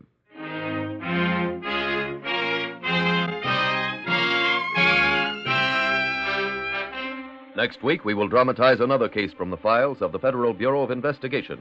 Its subject, fraudulent bankruptcy. Its title, Manhunt. The incidents used in tonight's Equitable Life Assurance Society's broadcast are adapted from the files of the Federal Bureau of Investigation. However, all names used are fictitious, and any similarity thereof to the names of places or persons, living or dead, is accidental. Tonight, the music was composed and conducted by Frederick Steiner. The author was Jerry D. Lewis. Your narrator was William Woodson, and Special Agent Taylor was played by Stacey Harris. Others in the cast were Bill Conrad, Helen Klebe, Dal McKennon, Lou Merrill, Marion Richmond, Victor Rodman, and Ann Whitfield. This Is Your FBI is a Jerry Devine production. This is Larry Keating speaking for the Equitable Life Assurance Society of the United States and the Equitable Society's representative in your community, and inviting you to tune in again next week at this same time when the Equitable Life Assurance Society will bring you another thrilling transcribed story from the files of the Federal Bureau of Investigation. Manhunt on This Is Your FBI. Stay tuned for the adventures of Ozzie and Harriet. There's fun for the whole family when Ozzie and Harriet come your way next. This program came to you from Hollywood. The Equitable Life Assurance Society presents This Is Your FBI.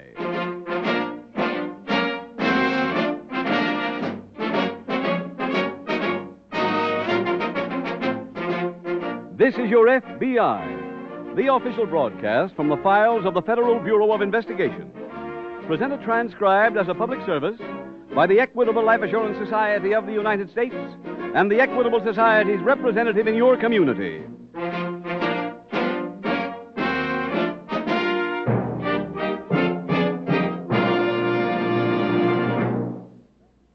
We Americans value security, but we also treasure our independence. We like to be self-reliant. That's why the Equitable Life Assurance Society of the United States has 5 million policy-holding members. The Equitable Way promotes personal security without jeopardizing personal freedom. In about 11 minutes, we would like to tell you how these Equitable Society life insurance specialists from Maine to California may be able to help you enjoy the advantages of membership in the Equitable Society.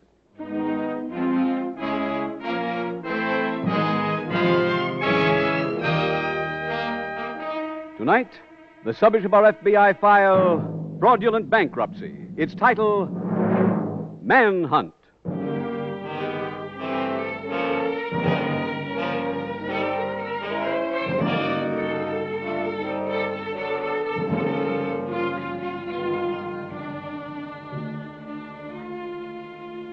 The Federal Bureau of Investigation is a carefully run organization, operated along certain well-defined lines of procedure.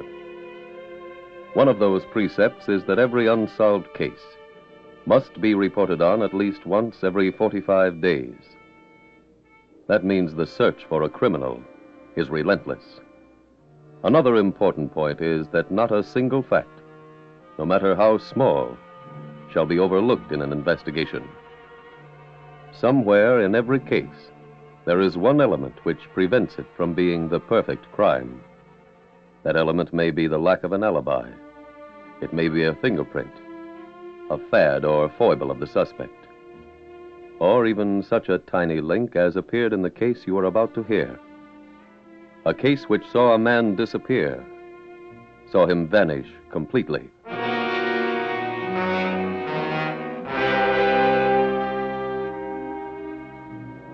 Tonight's file opens in a large Midwestern city. It is late afternoon as a short, conservatively dressed man walks along Main Street and enters a flower shop.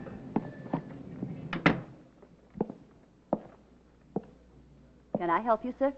Do you carry funeral wreaths? Yes, I do. Right this way, please. The man looked at several and rejected each. He said they were too fancy. He wanted something simple and in good taste. Perhaps this one. Exactly. That's the one I want. It's $10. Very well. I'd like it delivered to this address as quickly as possible. Madison Street? Near the river. I have to be in that neighborhood in about an hour. Oh, could I trouble you to bring it? Surely. I'll be waiting out front for you. And here's your money. With that, he turned, left the store, and walked leisurely to his car. Then drove off through the downtown traffic. A few minutes later, he reached his destination, a warehouse in the waterfront district. Over the entrance was a large sign, McDonald Wholesale Grocery Company. The man entered and went to his office. In an hour, he returned to the street and waited. Sorry I'm late, Mr. Cooper. Oh, that's all right. Here's your wreath. I'd have been on time, but I drove around the block twice looking for a funeral parlor to deliver this to. No, it's for this front door. One of my oldest employees passed away. Oh. And out of respect for the dead, I'm closing the warehouse for 5 days. The wreath was then tacked to the door, where it had more of an effect than expected. For it was that wreath which led to the investigation of one of the most brazen criminals in FBI history.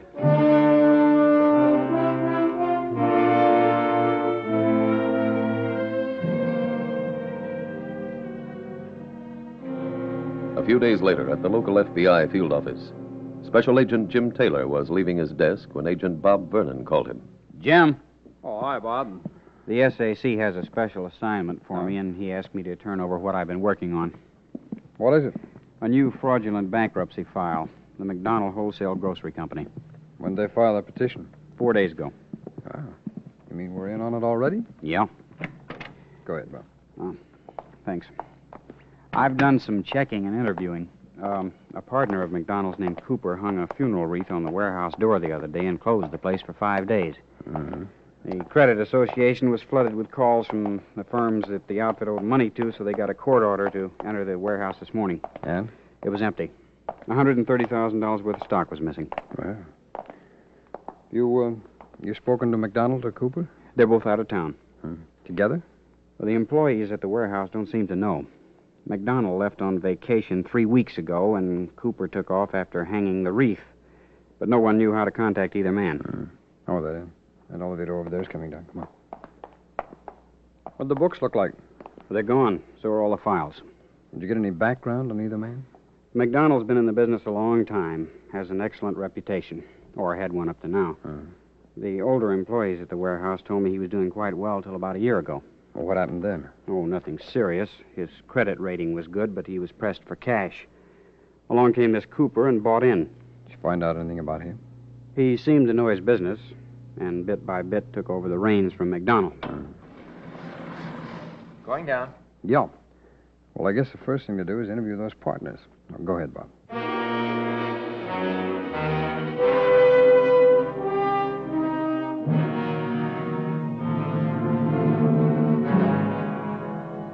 Agent Taylor quickly located Mr. McDonald, the original owner of the warehouse. He told about becoming a figurehead in his own business, with his new partner, Andrew Cooper, taking gradual control. Investigation proved that to be true. McDonald was cleared. The search for Cooper was intensified. His former home was searched. His neighbors were interviewed. His business associates and acquaintances were questioned.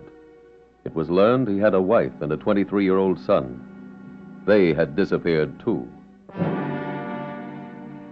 Meanwhile, in another city a few hundred miles away, a short, conservatively dressed man enters a flower shop. Good morning, sir. Morning. Well, what can I show you? A floral piece.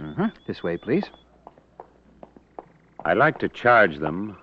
My name is Kaiser. Here's my card. Oh, I know the Bay City Grocery Company. You do? Oh, yes. My brother used to work in the stockroom there. Well, small world. Well, here we are, Mr. Kaiser. Is this your complete assortment?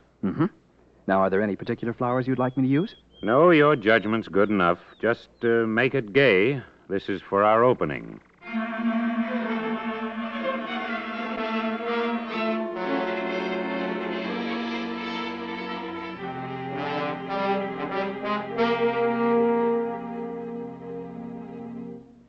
Jim. I'm finished with that special assignment. Oh, that's fine, Bob. Your bankruptcy file's still open. The SAC wants us to work together, so it's your turn to give me the fill-in. Okay, fine. Well, the strongest lead we had up to yesterday came from the freight records at the railroad station. 5 carloads of goods were shipped from the McDonald warehouse to Crystal City. When? The week before Cooper disappeared. Shipped to whom? A wholesale grocery firm. I went to Crystal City yesterday, hit another blank wall. Company there had never ordered the goods, so they refused to accept shipment on them. What happened then? Well, the railroad notified Cooper, who showed up the following day and had all the goods loaded onto trucks. Any description of those trucks? No, none at all. And that's the last that anybody saw of the merchandise. Or Cooper, huh? Yeah, that's right. Oh, he had a brokerage account at Hill & Jones. The account was quite active. Well, we might trace him through his dividend checks. No, he sold everything before leaving. No. But there's a chance that he'll open an account wherever he is now, so Washington teletyped his description to every field office, asked them to check the stockbrokers in their areas. How about pictures, Jim? Well, apparently he was as careful there as he was about other details. There aren't any. Oh, come on down to the teletype room, will you, Bob? Oh, sure. Something might be in by now on that stockbroker angle.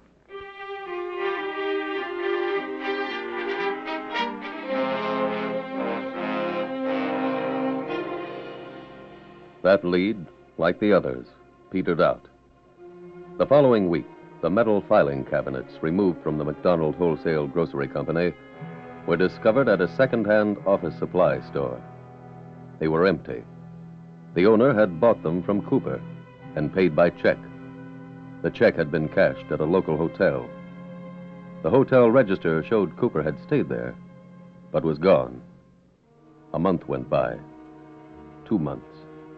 A year. Cooper's neighbors were re-interviewed. His personal and business friends were questioned again. No one had heard from him. Then, one evening in Bay City, the door of a warehouse opened, a wholesale grocery warehouse.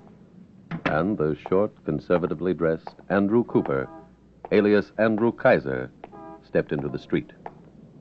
As he crossed the sidewalk to his car, he saw a policeman approaching.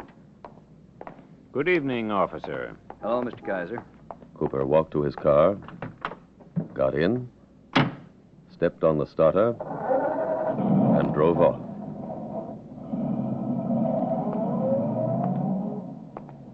Patrolman Welch continued walking his beat. When he reached the corner, he walked to a green iron box on the lamppost, opened the door, and picked up a phone. Welch calling in. No, not a thing, Sergeant. Yeah, that's right.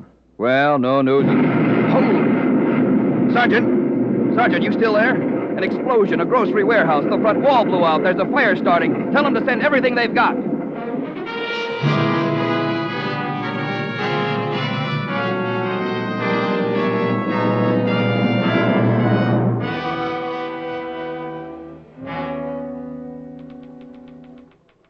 Bob, did you draw the Cooper file? Yeah, Jim. My turn to do the report. Oh, well, don't start it yet, huh? Why not? We just got a memo from the resident agent covering Bay City. On Cooper? No, on a fraudulent bankruptcy case. Here it is. A firm named the Bay City Grocery Company was owned by 2 partners, Mr. Allen and a Mr. Kaiser. Mr. Allen took sick about 2 months ago, had to stop coming down to the office, leaving Mr. Kaiser to run the place. Mm-hmm.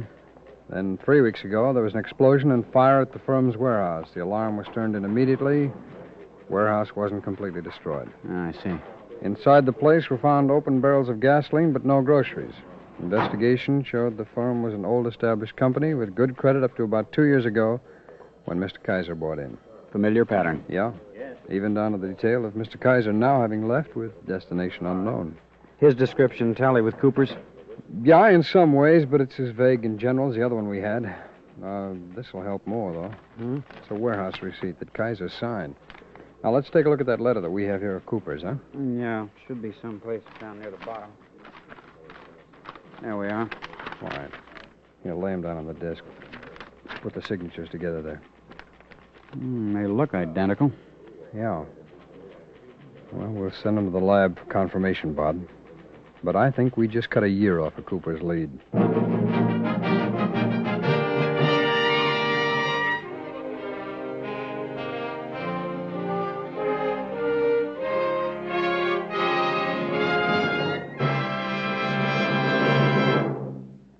We will return in just a moment to tonight's exciting case from the official files of your FBI.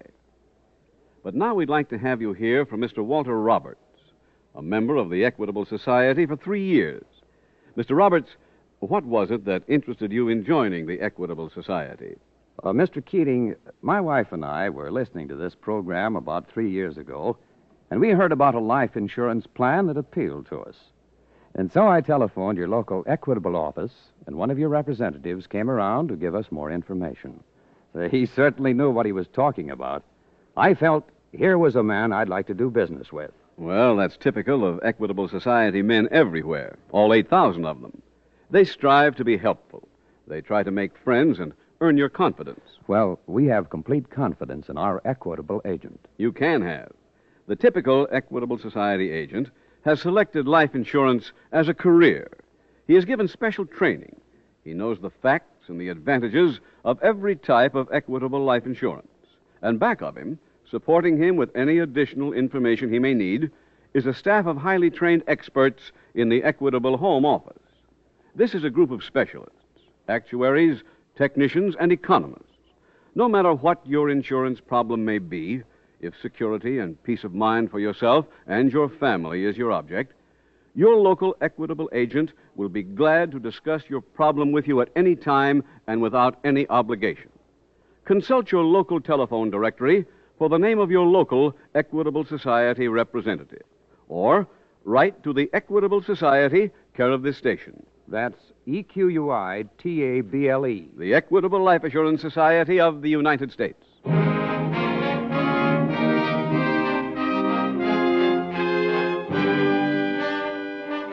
And now back to the FBI file, Manhunt.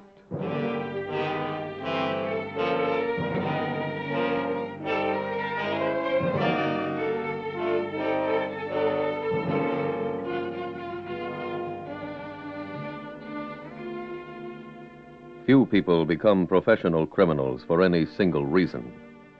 Greed may be a dominant cause in many, insecurity in others, and hatred of society in a proportion of the remaining cases. Some students of crime point to another reason seldom mentioned: the decline of religion. Study after study of religious training among criminals prior to their arrest show almost none with interest in or knowledge of any religion. One of the tenets of any form of worship is the golden rule of doing unto others as you would have them do unto you. Obviously, no criminal lives by that code. Mainly because, as the figures show, the great majority were never taught the basic concepts of any religion. As a citizen, you can do nothing about your neighbor's interest or lack of interest in moral ideals, except by your example. However, if you are a parent interested in preventing your child from becoming a criminal of tomorrow, invest your time, your effort in helping him learn the truths of religion. It's the best investment you can possibly make in his future and in your country's.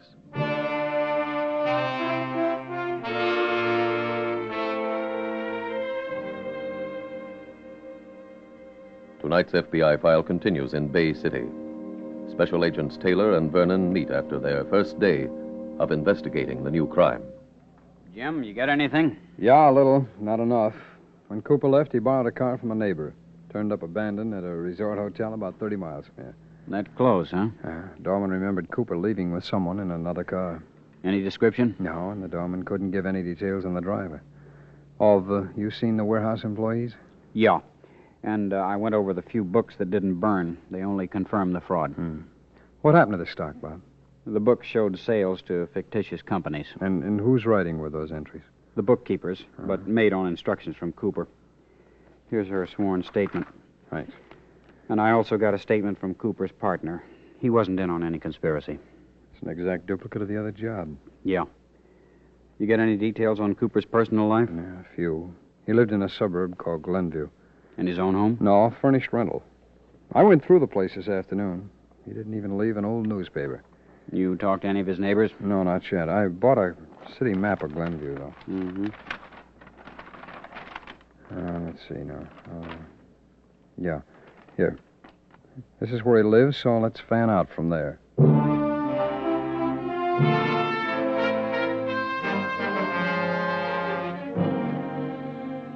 Using the alias Andrew Kaiser, the fugitive had lived in the small suburb for 2 years. Now, Agents Taylor and Vernon set out to reconstruct that period. The first stop was the house next to the one Cooper had rented. Pardon me. Do you know the Kaiser family? Some information was gathered there. Other facts were learned from neighbors across the street. No doorbell was overlooked. No question seemed too unimportant to ask. Did Mr. Kaiser ever mention any hobby? Thousands of questions were asked. What subjects did the fugitive like to discuss? Did he ever talk about friends in another city? Was he interested in any sport? What did he like to eat? To drink? What habits did he have? Every answer was recorded and added to the file. Would you know if Mr. Kaiser ever belonged to any club? After covering the neighbors, Agents Taylor and Vernon visited the tradespeople in the area. The laundry the Cooper family patronized, the corner newsstand, the milkman. Everyone who saw or spoke to the fugitive. Can you remember any of his visitors? Then came visits to Cooper's former business acquaintances. Restaurants he frequented were called on. Waiters interviewed, bartenders, hat-check girls. Each day, the two agents continued their search for facts.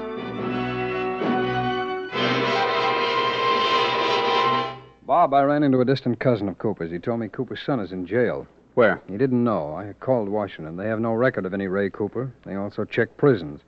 Now, there are 5 inmates around the country with that name, but none of them's the man we want. Well, what's he in for? Auto theft. You know, if we can find him, we might get a lead on his father. Did the cousin have any idea what other name he might be using? No. He did have a snapshot of young Cooper, though. Oh, you got the picture on you? No, I dropped it off at the print shop. As soon as copies are ready, let's mail one to every field office and have them check on the prisons.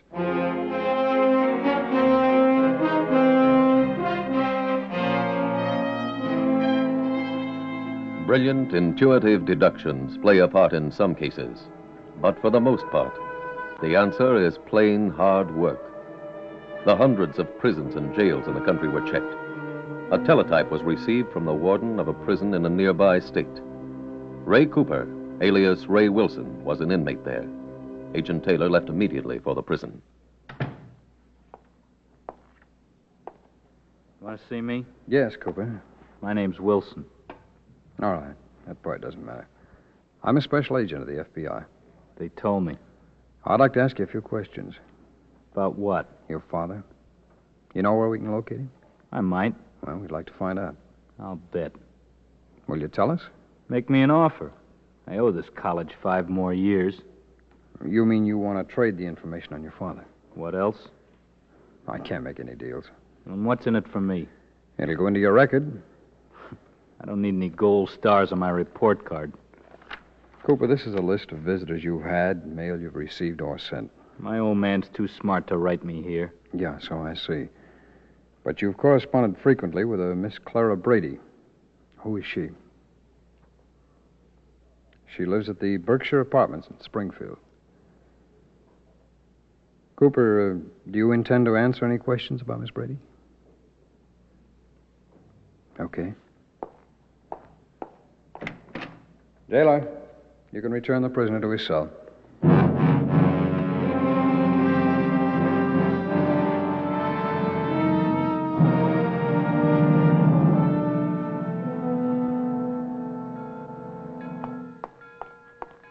I got here as soon as I could, Jim. Now, come on, the Springfield Express leaves from track 11. Cooper in Springfield? No, but a friend of his son lives there, a girl named Clara Brady. She may be an intermediary for the Cooper family. What makes you think so? Well, Cooper corresponded regularly with the girl. The minute I mentioned her, he clammed up. If the family has an information drop, this is the kind of a girl they'd pick. Springfield police told me she has a record.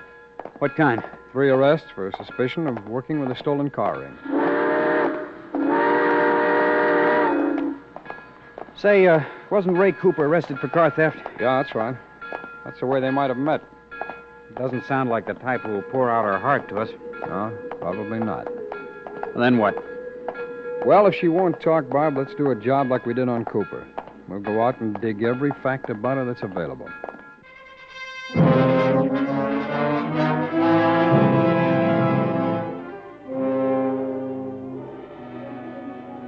Bob, I just saw Miss Brady.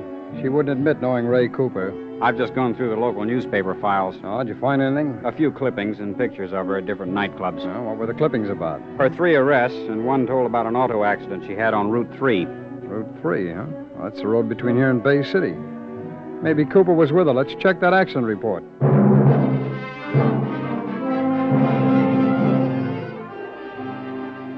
Jim, the Brady girl was alone when she had the accident. Yeah, but look what I found on the traffic records. Those all traffic tickets? And all hers. The last 3 are for overtime parking in front of 61 Broadway. That'd be way downtown. And downtown here is the warehouse district. We'd better find out about that address.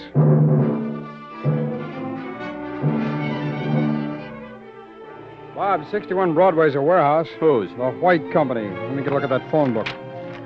WWH. Here it is, the White Company. Wholesale groceries.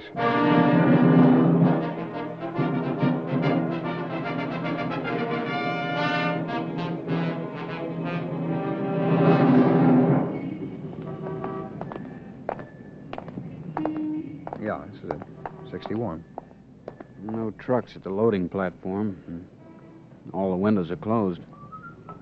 See, it's only 3:15. Everybody couldn't have gone home. Hey, Bud. You call me? Yeah.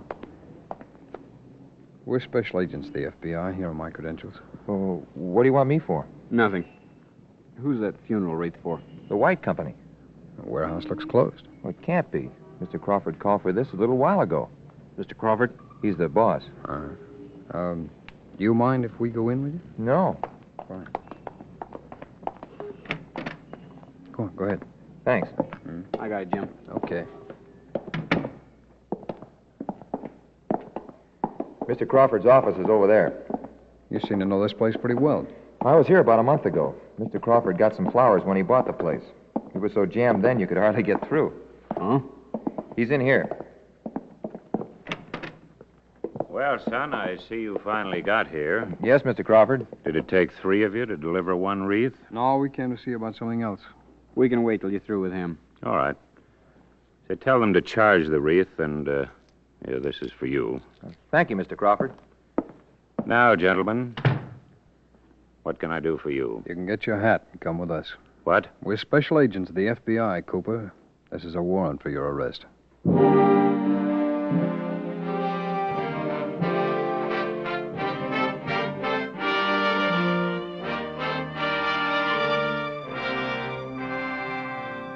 Andrew Cooper was sentenced to a term of imprisonment in a federal penitentiary for a violation of the federal bankruptcy statute.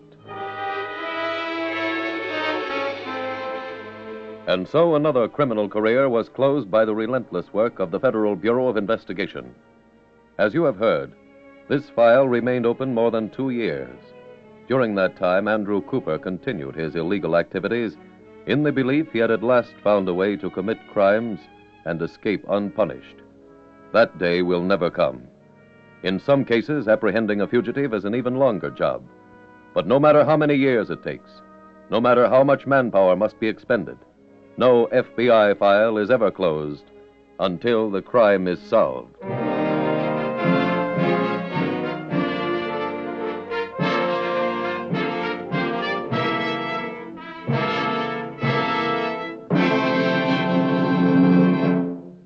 Just one last word about a very important man in your community. He is the man who can help you most if your problem is how to provide for future security and peace of mind for yourself and your family. He is your local Equitable Society representative. There are 8,000 of these trained life insurance specialists ready to serve you and without any obligation to you, no matter where you live. Simply consult your local telephone directory for the name of your local Equitable Society representative.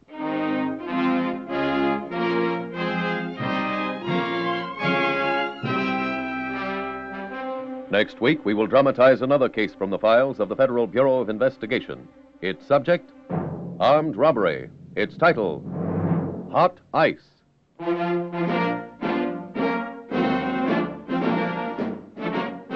The incidents used in tonight's Equitable Life Assurance Society's broadcast are adapted from the files of the Federal Bureau of Investigation. However, all names used are fictitious, and any similarity thereof to the names of places or persons, living or dead, is accidental. Tonight, the music was composed and conducted by Frederick Steiner. The author was Jerry D. Lewis. Your narrator was William Woodson, and Special Agent Taylor was played by Stacey Harris. Others in the cast were Harry Carey Jr., Sam Edwards, Herb Ellis, Florence Lake, Henry Morgan, and Gil Stratton Jr. This Is Your FBI is a Jerry Devine production. This is Larry Keating speaking for the Equitable Life Assurance Society of the United States and the Equitable Society's representative in your community, and inviting you to tune in again next week at this same time when the Equitable Life Assurance Society will bring you another thrilling transcribed story from the files of the Federal Bureau of Investigation. Hot Ice on This Is Your FBI.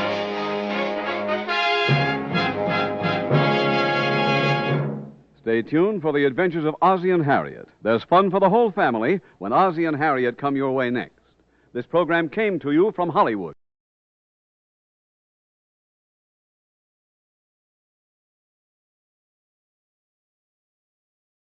The Equitable Life Assurance Society presents This Is Your FBI.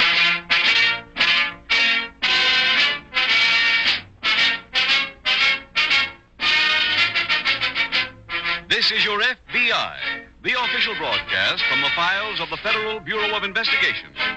Presented transcribed as a public service by the Equitable Life Assurance Society of the United States and the Equitable Society's representative in your community.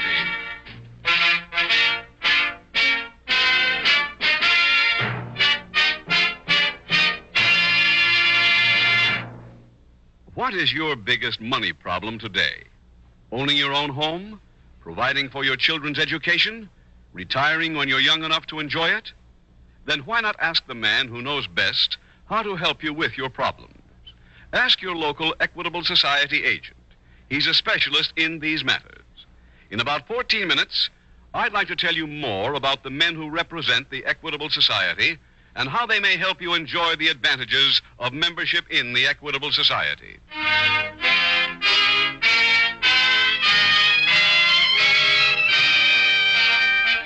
Tonight, the subject of our FBI file, Armed Robbery. Its title, Hot Ice.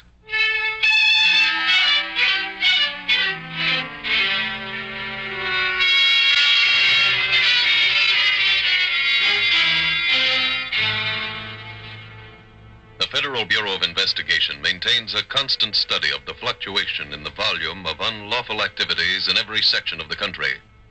For by knowing the trends in crime, it is better able to meet the threat. Constantly throughout the year, crime reports and fingerprint arrest records forwarded by the local police are reviewed by your FBI, and a summary of the facts printed semi-annually in a booklet called the FBI Uniform Crime Reports. The last issue of that report reveals, among other facts, that the number of women arrested in the United States is rising at a tremendous rate. Nor are all their crimes petty infractions. Last year, for example, 3 women every day were arrested for criminal homicide. The figures on other crimes committed by female lawbreakers showed that women were beginning to constitute a major factor in the field of crime.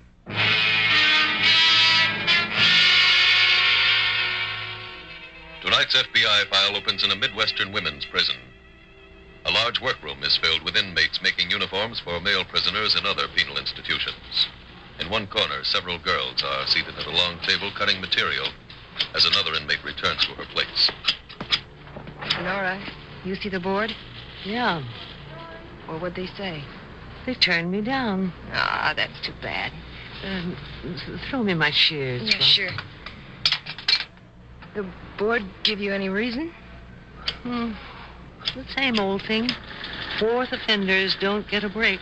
No, well, you'll be out in 10 days anyway. That's not soon enough. You've been here over 5 months. What difference is 10 more days? Plenty. Hey, watch what you're cutting. Oh, sorry, Flo. This guy better have awful short legs. Flo, you got anything waiting for you tomorrow? Yeah, 2 ex-husbands. You want to work on something with me? Well, sure. Well, my boyfriend was Happy Harrison. Yeah, so I heard. You see, just before he died, he robbed a place and he hid the loot on the Crescent Beach Pier in the gyp auction joint he had. What kind of loot was it? $30,000 worth of jewelry, rings, watches, bracelets, everything. It's in a box wrapped in tissue paper and velvet. Huh? Who else knows? Nobody. Why are you telling me? Because you're getting out tomorrow and the pier's due to open next week. Oh. Pick up that box and hold it till I'm loose. Then what? I'll split it with you. How do I get it? It's the last place on the pier. In the back room, there's a loose floorboard under the window. Just lift it up and reach in. That's all? Mm-hmm. I'll meet you at the Star Hotel as soon as I'm out.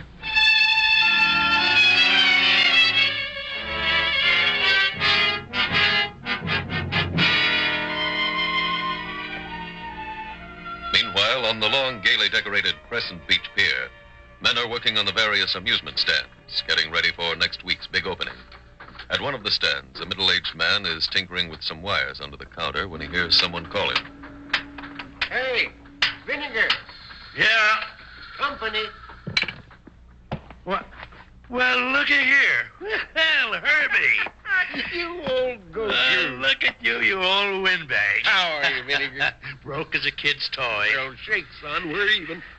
Say, Herb, what are you doing here? I ran into Smitty, and he said you'd hooked up with his rag bag. Well, sir. Now, look at you. It's great to see you. It's been a long time. Yes, sir. See, that was the Chicago Fair. 33. That's the best shell game I ever ran. Hey, you remember the sucker who lost 300 and then yelled copper? What a night. Oh, what a night is right. That sure was. Say, you know, you never gave me my half of that 300. Yes?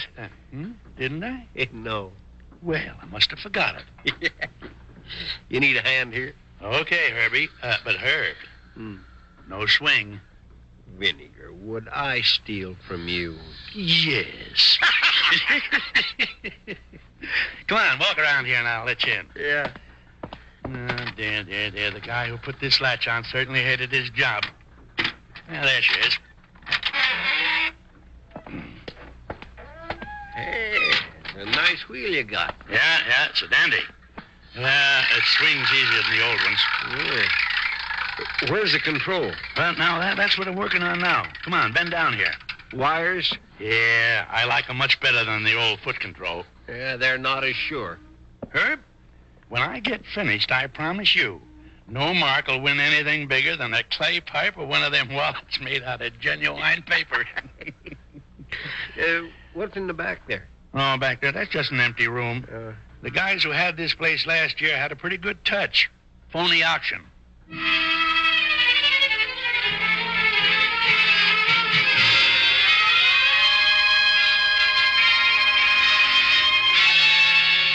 That afternoon, at the local FBI field office, Special Agent Jim Taylor reports to Agent in Charge Cordell. Welcome to the office, Taylor. Thank you, sir. What desk were you on at Salt Lake City? Interstate theft. Good. One of the men who just transferred out left this file. Take it over. All right, sir. It's a jewel theft that took place on the other side of the lake 6 months ago. Thief came back across the state line by boat and was seen by a policeman coming off the Crescent Beach amusement pier. Do we know who the thief was? Yeah. The victim made a positive identification. There's a man named Harrison. The policeman stopped Harrison, searched him, found a gun, and arrested him. On the way to the station, Harrison made a break. The policeman fired, but he kept going. He get away? For a few hours. He was arrested at his girl's house and died the next day at City Hospital. The officer find the stolen jewelry? No. And it's never turned up. Finding it will be one of your jobs. All right, sir.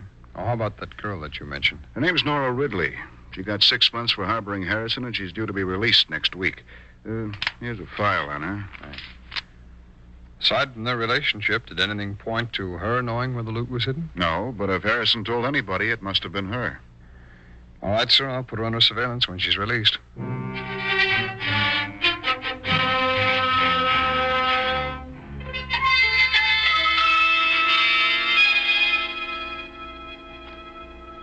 Well, there she is. All right, Herbie. Go ahead now, spin it. You're spinning. Okay, boy, now just throw a number at me. 11. 11. Now, you watch that wheel.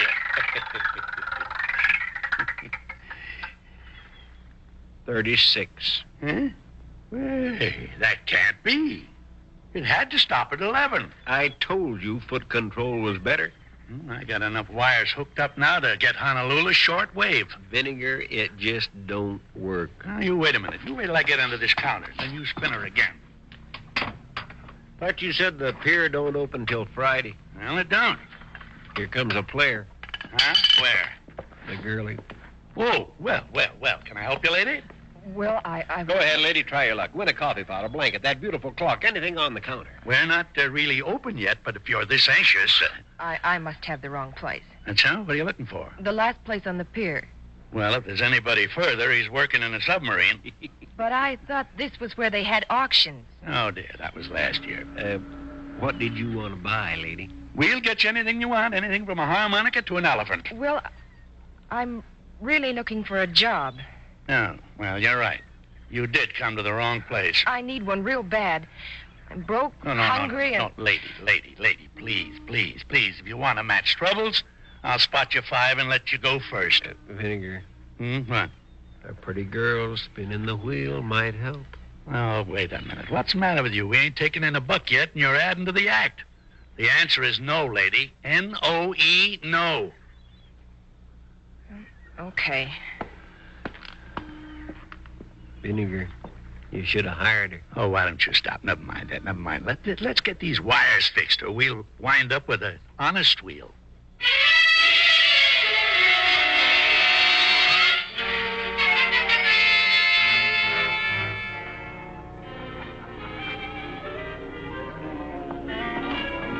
Hello, Larry. Oh, hey, stand back. Let's get a look at you. Hey, you look great. Come on, sit down. Thanks. Where you been? On vacation. The state paid for it. Oh. Well, what do you want to drink? Oh, nothing, thanks. What are you doing now, Larry? Oh, I got a little action going. Would you like some real action? Like what? Like the loot from a big robbery? Which one? Happy Harrison's last job. Where would you get that? I was in with his girl. Nora Ridley? Yeah, you know her?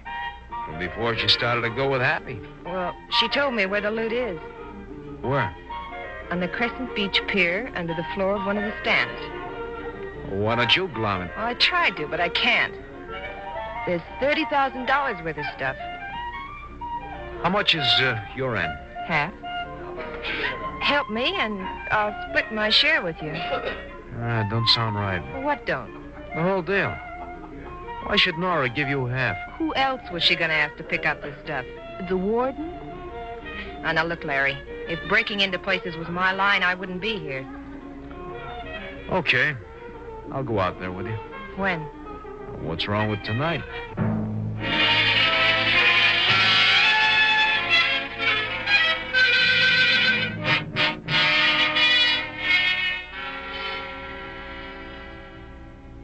Got some new information on that jewelry, Mr. Cordell. Good. I re-interviewed a pawnbroker named Parker, the one who corroborated Harrison's alibi. I think I remember him. He's the one who testified Harrison was in his store at the time of the robbery. Oh, yes. Parker's shop was raided by the police. He was arrested for fencing stolen property. When was this? Last week. I just spoke to him at city jail, and he admitted that he lied about Harrison. He get the jewelry? Well, Harrison promised to deliver it, but he didn't live long enough to do it. Well, Parker have any idea where it was? No, sir, but from something he said, it might be in the general area of that amusement pier. Told me Harrison had a business out there at the lake. What kind? He didn't know that or exactly where it was. Well, the lakefront's a pretty large community. I searched the real estate records. Nothing was listed for Harrison. Oh, and here's a list of every concession I had out at the pier last year. Mm-hmm. Did Parker know anything at all about the business? Just that Harrison didn't operate it himself. I took his picture out to the pier, showed it around. No one recognized him. However, if you think the angle is worth pursuing, I'll keep checking on it.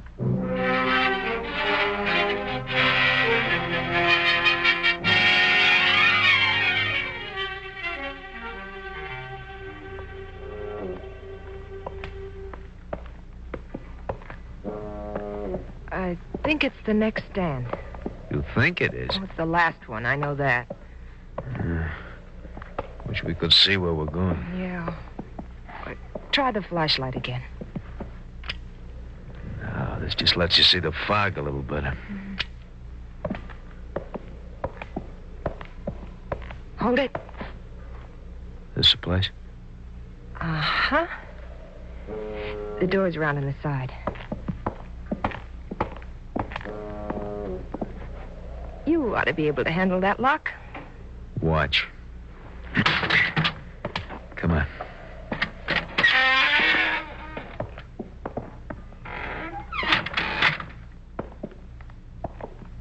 Never mind the switch.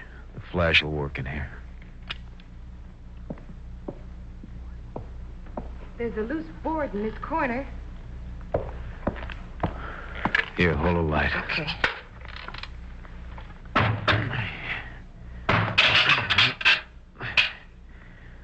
See anything? Jackpot. Huh? I can't see. Tissue paper. Velvet. Now, get the box. Hey, Is it too heavy to lift? it's gone.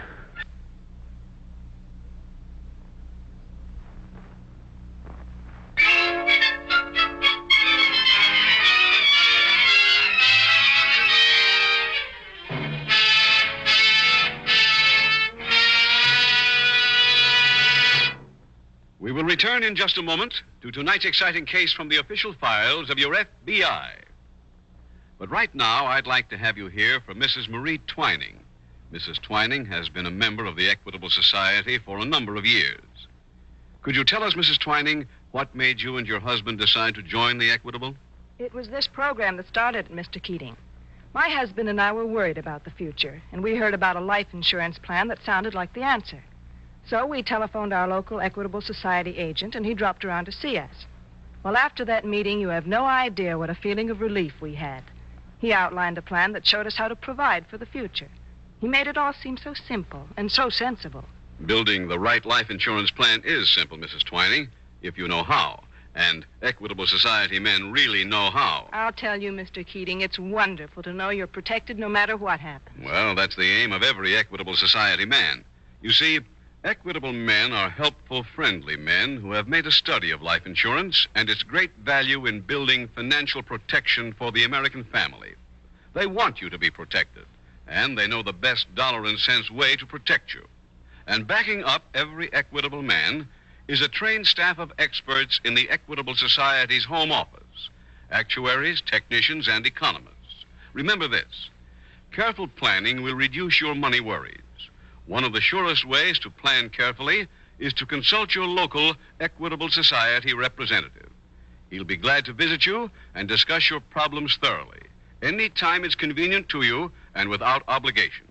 Simply consult your local telephone directory for the name of your local Equitable representative, or write the Equitable Society. That's EQUITABLE. The Equitable Life Assurance Society of the United States.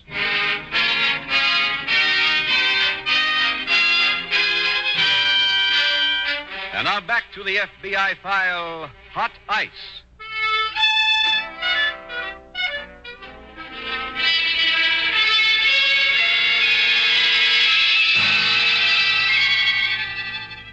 A recent report on crime mentioned the common public misconception that jewel thieves are well-dressed, intelligent, high-living criminals who make fortunes in a few minutes.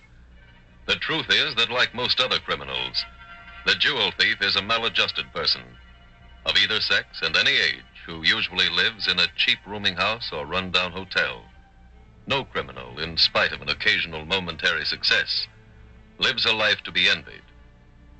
Because every case is investigated as thoroughly as the one you are now hearing dramatized, the criminal must live in constant fear, must know that sooner or later the chase will end as it always does, in failure for him.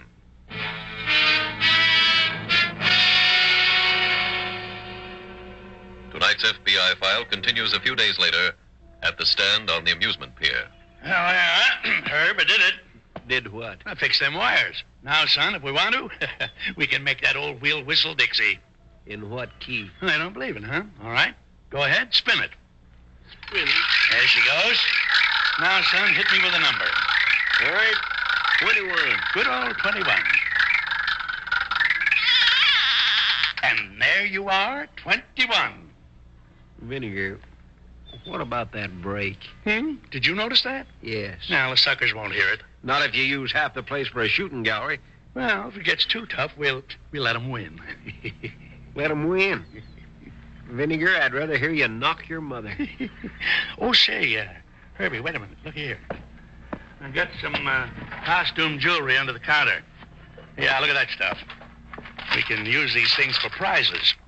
That's too junky looking. Who conned you into buying this slum? Nobody. The guys who ran this auction joint last year must have left it behind. I found it in the back room the other day. There's the tip-off. If it was worth putting back into popcorn boxes, they wouldn't have left it. No, maybe it'll be okay if we polish it up. As long as we got the stuff, might as well use it.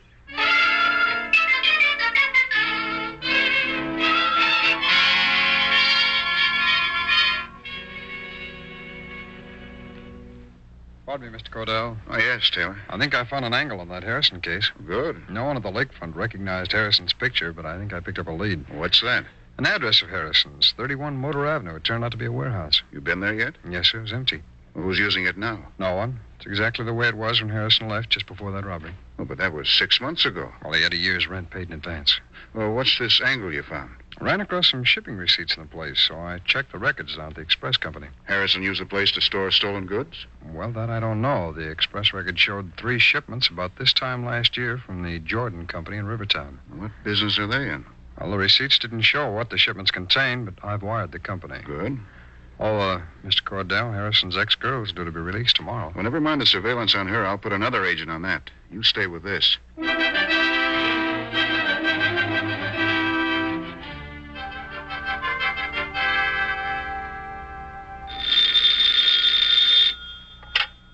Hello. Larry, Yeah, Flo. I went out to the stand again this morning. The loot is there. The old guys are going to use it for prizes. What? They think it's glass. Oh, great. Did you make another pitch for a job? Yeah, and I got it. I'm a shill starting tomorrow. Well, what's your trouble? Go in and light finger this stuff. Oh, you can't steal anything from those two. You better get out here. Okay, when? Oh, it makes no difference. The old guys will be working in the place all night. What for? Getting ready for the opening. I'll see you around 11.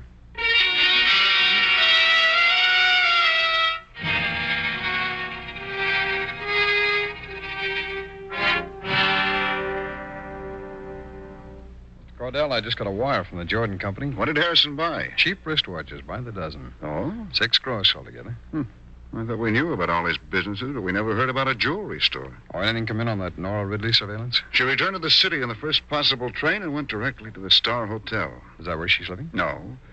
She was looking for a Flo Braddock. Miss Braddock checked out this morning. Oh, who's she? Former cellmate of Nora Ridley's, released a week ago. I see. The report said Miss Ridley got quite excited when she learned her friend had gone. Where'd she go from there? And that just happened a few minutes ago. Oh.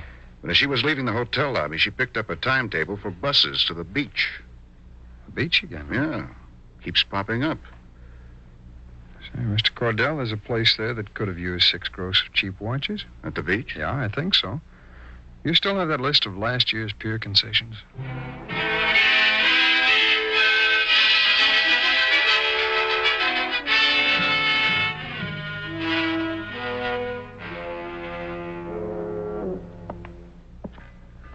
Brother, what a fog. Even the birds are walking. Hey, where's our coffee? No coffee. Never even got to the Java joint. I've been all this time groping my way back here. Well, if it's this way tomorrow night, we'll wind up playing the wheel ourselves. Flo? Yeah? You better stop polishing that junk and go home. I gotta wait around for my boyfriend. This looks worse than it was in Frisco. Yes, brother, and it is. I thought you two haven't seen each other in 20 years. Frisco was 1920. That's right. 1920. That's when we met. Yeah, it was such a foggy night, we picked each other's pockets. I knew he was a fellow professional when I reached in and found 3 wallets. That's when we teamed up. You worked together? Yeah, for 10 years. Well, how come you split up? Oh, yeah. Well, that happened in Frisco, too. Also in the fog. I was Punjab, the Indian fortune teller. Oh, man, what a touch that was. Was that it? Yeah, no expenses. I used a towel from the hotel for a turban, and my crystal ball was a goldfish bowl turned upside down. Can you make much telling fortunes? You can the way we did it. Vinegar used to wait till he got a mark who looked soft. Then he'd sell them a paper bag and tell them they could double all their money if they went home, loaded the bag, and buried it. When they left the tent, I was supposed to follow them and dig it up. The first night we were open, Vinegar got a mark who was perfect. Rich, old, and stupid. Oh. I can remember him now. When Vinegar told him he could double his money, he said, even if I put $2,000 in the bag? So I gave him 2 extra bags. Well, I started following him home in this fog. He walked down towards the waterfront. I didn't want him to get suspicious, so I stayed about a half block behind and followed his footsteps. The next thing I know, I'm swimming. What? This guy caught a ferry. And Herb didn't. What? Oh. Hi, Larry. Oh, hello there, son. This your boyfriend? Yeah. Flo, get the stuff. It's all here in the box. I just finished polishing it. It's pretty good. Close it and let's go. Whoa, Nellie. Whoa, boy. Those are prizes. If you want them, you gotta win them. No, I don't. Pal, your gun is showing. Yeah, don't clown. It's real. Hey, Flo, you didn't tell us that your boyfriend was in the artillery. I forgot. Come on. We got a train to catch. Well, where? Don't struggle. I got the gun. Nora. Hello, Flo. Oh, thanks, lady, but you didn't have to take a chance like that for us. Not to save that junk. Hand it over. You want it too? That junk is only worth about $30,000. What? What? You mean it's the McCoy? Yeah. Vinegar, you were right. They would have made good prizes. Okay, let's have the box. Sure. Is it all here? Yeah, and Nora, I didn't want to do this. He made me. She's a liar. Nora, you know I wouldn't double-cross you. Don't feel so bad about it. I wasn't going to cut you in anyway. What? Well, thanks for polishing the stuff. I'll see you around. Hold it right there. Well, I hope it's this crowded tomorrow. I'll take the gun and that jewelry. Cops. That's right. We're special agents of the FBI. You 3 are under arrest.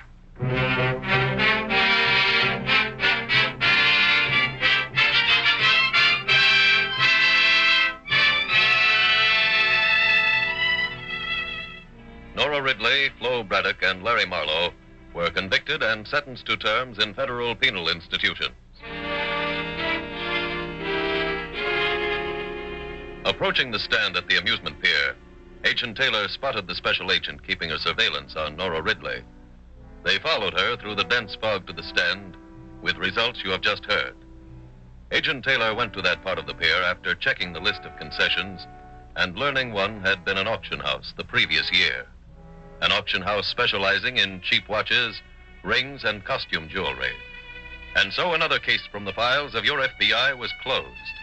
Closed with the arrest and conviction of all the criminals. In addition, the stolen jewelry was returned to its original owner, once more illustrating how your FBI protects your property in addition to your life and your liberty.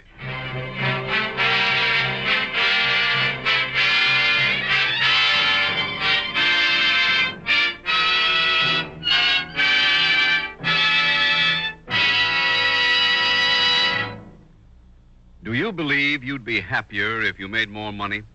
Well, everybody believes that, so you'll have to look elsewhere for the answer. The right answer is make the best use of the money you have. Now, there is one man who can help you do just that. He is your local Equitable Society agent. Without any obligation to you, he is ready to help you plan for future security and peace of mind.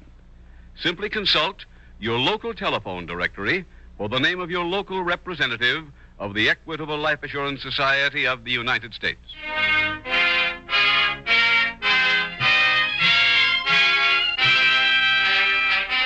Next week, we will dramatize another case from the files of the Federal Bureau of Investigation. Its subject, armed robbery. Its title, The Larceny Express.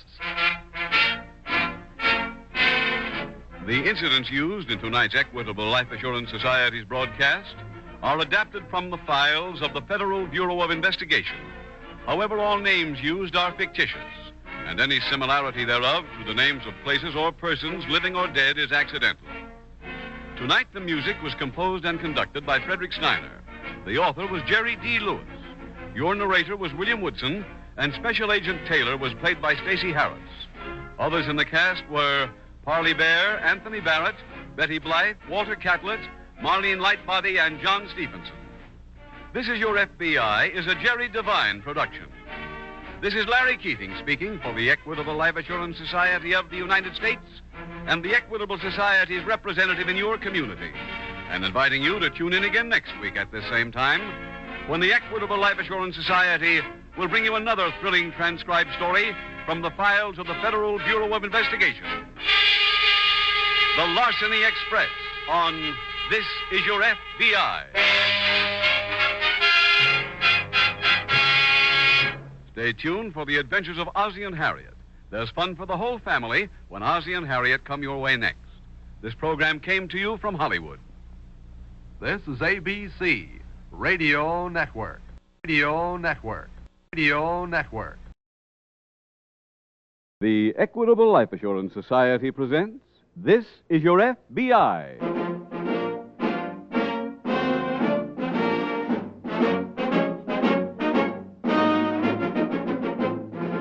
This is Your FBI, the official broadcast from the files of the Federal Bureau of Investigation.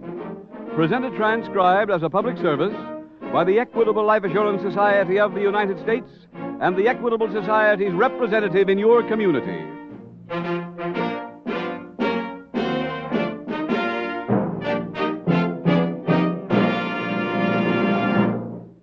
If the future is your biggest worry, and it is to most of us, then you'll be interested in a man who can help you solve it.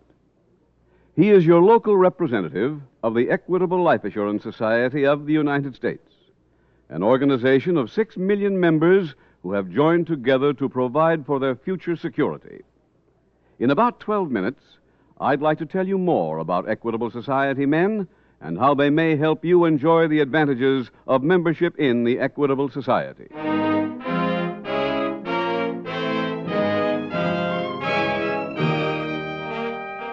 Tonight, the subject of our FBI file, Armed Robbery. Its title, The Larceny Express.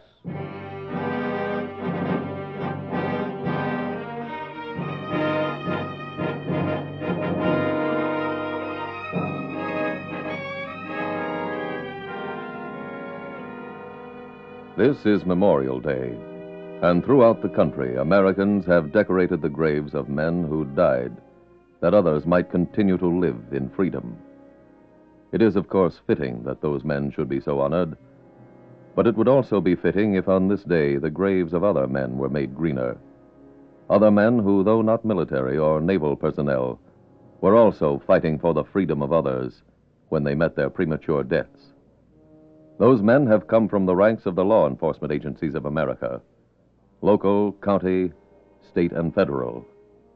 The job of law enforcement officials is to fight our homegrown army of criminals, an army which, like any other, uses various instruments of death. No police officer knows when the phone will ring and call him, nor, like the soldier, does he know in advance where his assignment may take him or whether he'll survive.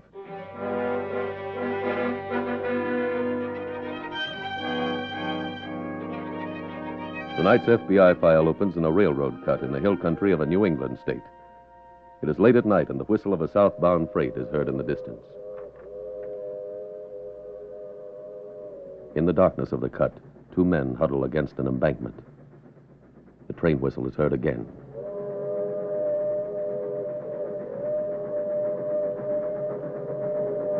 One of the men steps forward, cups his hands, and yells, "Okay, Pete!" With that, a man at the far end of the cut steps onto the tracks and lights a flare.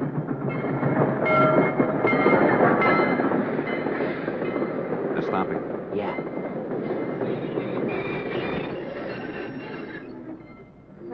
Because the flare which stopped the train has been planted at a carefully chosen point, the train is strung from one end of the cut to the other, and right opposite the point where the 2 men had been huddling is a sealed freight car. This is the car, Harry. Right. As they break the seal on the freight car, Other men tear open the door of the car ahead. The men work quickly, professionally. They unload 3 cartons of wristwatches from one car, 4 large cartons of nylon stockings from the other. By the time the cartons are moved off the freight cars, the train crew has inspected the track beyond the cut, found nothing wrong, and signaled for the train to start again. She's pulling out.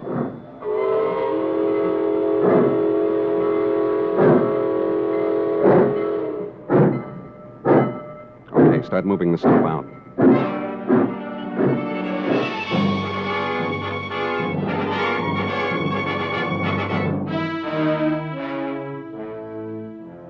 Later that night, at an FBI field office, Special Agent Bob Dixon reports to Supervisor Carl Norwood.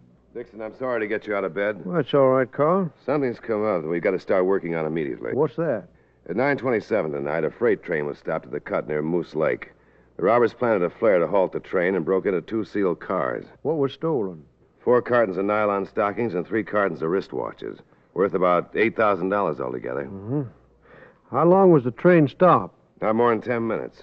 As soon as the crew inspected the track ahead and found nothing wrong, the train continued on its way. Do we have any leads? Not yet. The robbery wasn't discovered until the train pulled in here a few minutes ago. Oh? Railroad police have started to investigate, so coordinate with them. You know Inspector Farrell at their office? Yeah, Leo and I are old friends. I'll go over and see him.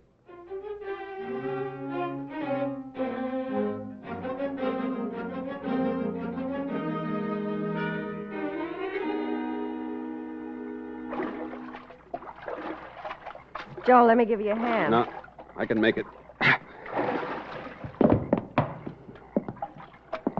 Everything okay here? Mm-hmm. Where are the other guys? Out in the boat.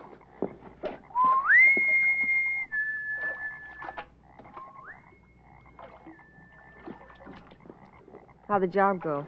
Great till we got stuck out there. You run out of gas? No, the water looked plenty deep, but that white sand fooled us. What's the loot? Nylons and wristwatches. Easy to peddle. Mm-hmm, and there's plenty of it. You find a phone? There's a pay booth about a mile up the beach. Good. I'll call Porky, see if he can handle this big a deal. Maybe you better wait till we get a truck. Waiting's for chumps. We'll steal a truck tomorrow morning and get this stuff to Springtown.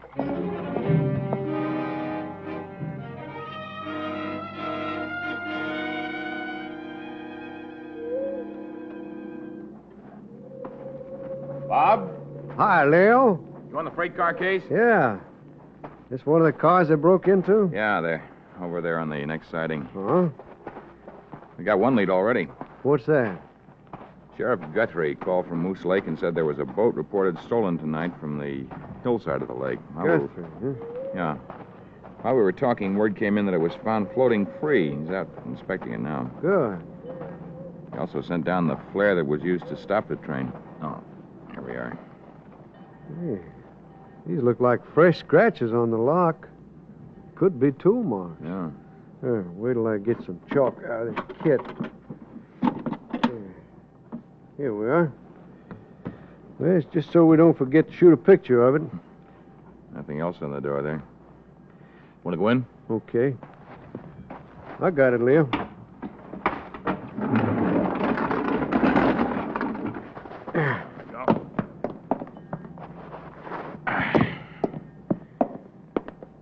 This is the one they stole the watches from. Mm-hmm.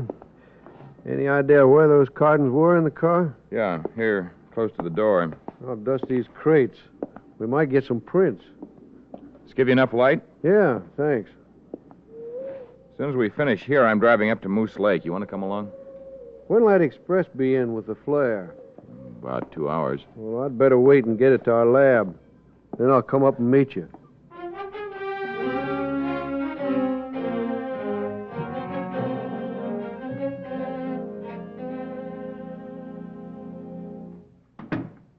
That you, Joe? Yeah.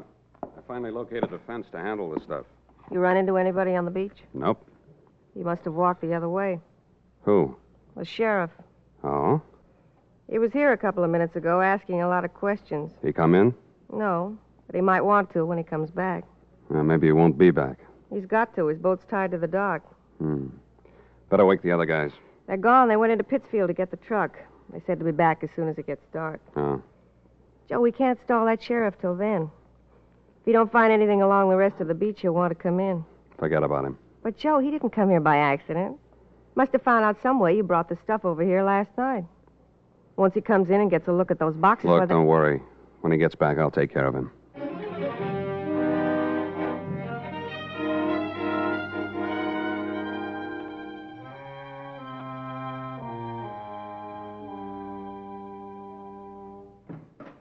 Come in, Bob. I'd been here sooner, but I waited for the report on that flare. Yeah? They bring up any prints? Not enough to get an ident. Where's Sheriff Guthrie? Other side of the lake, and I'm worried about him. Worried? Why? Well, he hasn't called in since he left this morning. What made him go to the other side of the lake? Oh, he left a report.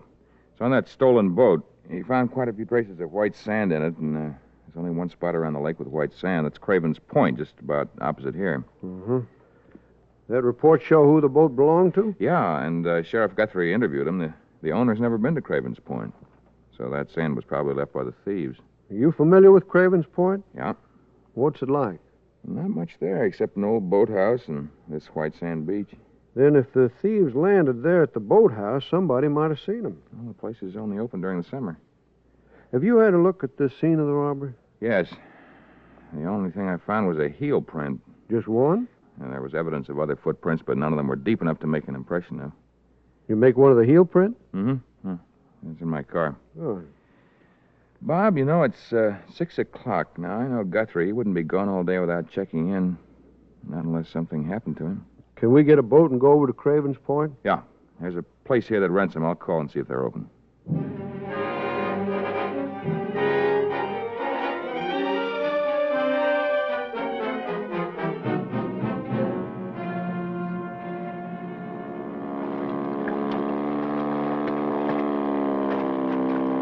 See anything, Leo? That's the dock. What does Guthrie's boat look like? Speedboat. About a 30-footer. Oh? Has county sheriff's office across the stern and a star on each side. Star? What color? Mahogany. Pretty tough to see this time of night. I'm afraid so. Leo, is that a boat? Where? Tied to the dock. Yeah, it is. Well, keep your gun handy. I'm going to pull up next to it. Bob? Yeah? That's Guthrie's.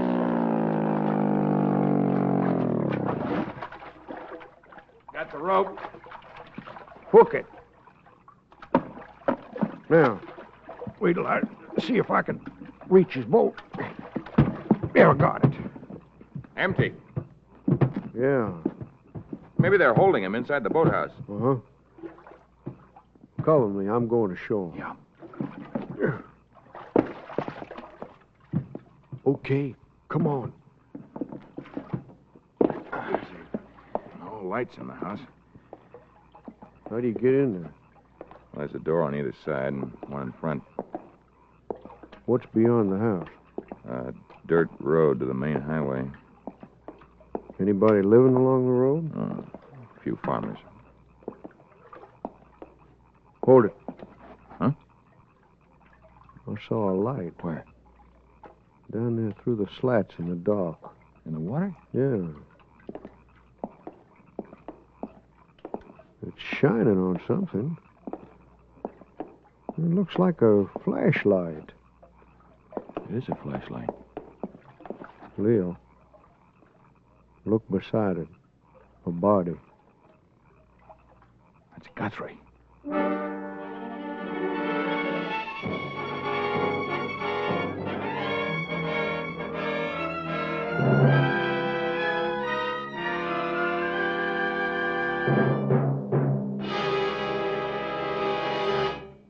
We will return in just a moment to tonight's exciting case from the official files of your FBI. When you have a legal problem, you go to a lawyer. If it's a health problem, you consult a doctor. But if your problem is your future, who is the best man to consult? Well, Mr. David C. Gardner found an answer to that problem by joining the Equitable Society. I wonder if you'd tell us, Mr. Gardner, why you joined the Equitable Society. It was this program, Mr. Keating. You see, money for future security was my problem.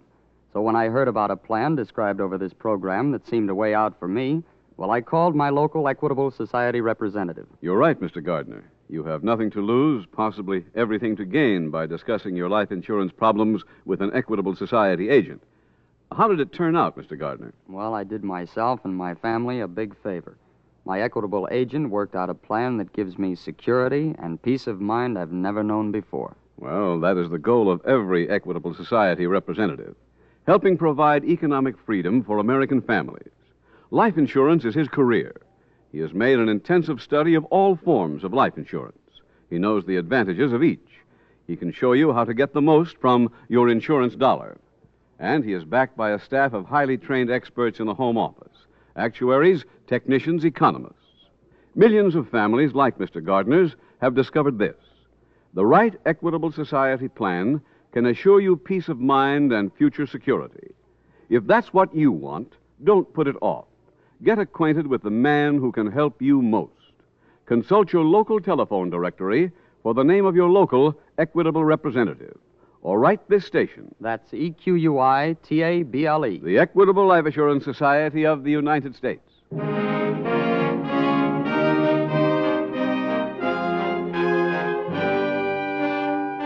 And now back to tonight's FBI file, The Larceny Express.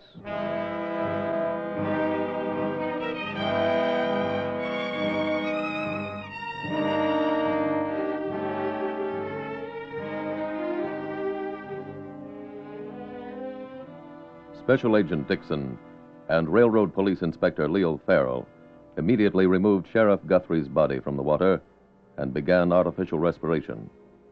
However, it was impossible to revive him. The county coroner's preliminary examination established that Sheriff Guthrie's death was due not to drowning, but to a skull fracture incurred when he was struck from behind with a blunt instrument. That changed the status of this case. For now, it was not only a theft from an interstate shipment, but murder. Tonight's FBI file continues later that night in the boathouse. Agent Dixon is examining one of the bedrooms. Bob? Last room on the left, Leo. Found a heel print out front, and I think it matches the one from the scene of the robbery. You make an impression? Yeah, and I also made a cast of some tire tracks, pretty deep ones. Looks like they were made by a truck. Well, there's nothing in this room. Let's go across the hall. How many rooms were used? 4 so far. Find anything in them? Well, I got a few prints off a whiskey bottle. Lipstick on these cigarette butts. Pillowcase is pretty smudged. I better send these things to the lab. They might be able to tell us what brand of cosmetic the woman uses. How about the butts?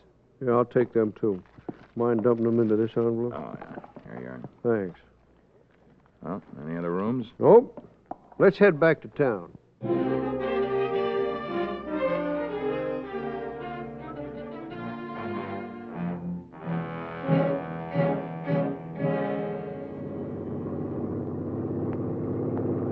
Katie. Hey, Katie.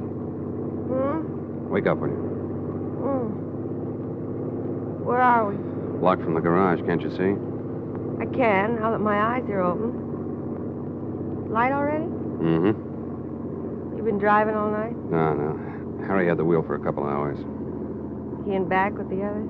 Yeah. Sorry I wasn't better company. That's okay. What are you going to do about this truck?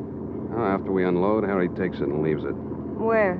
Any place. Without a truck, how do we get the stuff to the fence? Part of the deal was he's got to move it himself. Oh. What are you stopping out here for? I don't know if I can get into that garage. You can't unload on the sidewalk. Now, stick your head out and watch that overhead door. Okay. Okay, so far. Keep going. Easy. It's awful close. Can I make it? You're okay so far. Go ahead. Another couple of feet and you're clear. Easy. Okay. You're in. I'll get the guys out. We'll unload.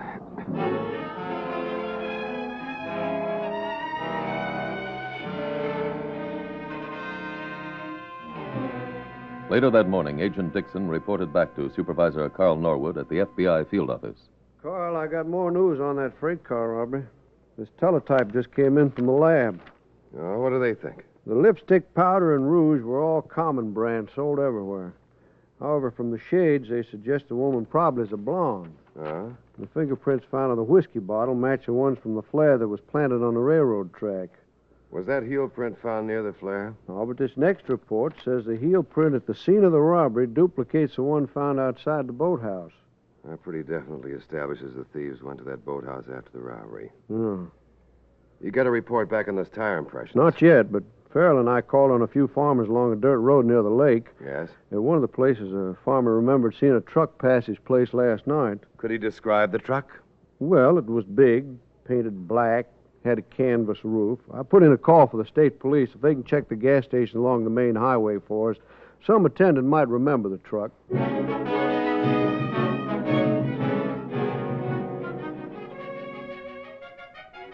At the FBI laboratory, technicians were busy examining the plaster tire impressions and comparing them with various standards.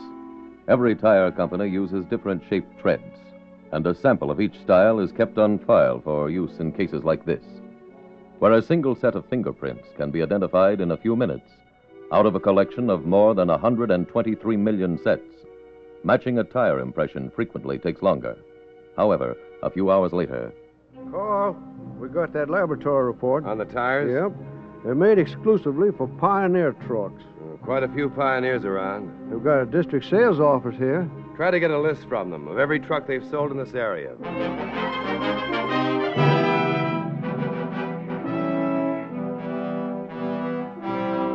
Within the hour, that list was obtained. Agent Dixon called every truck owner. He learned where their trucks had been the night before. He got the name of every driver.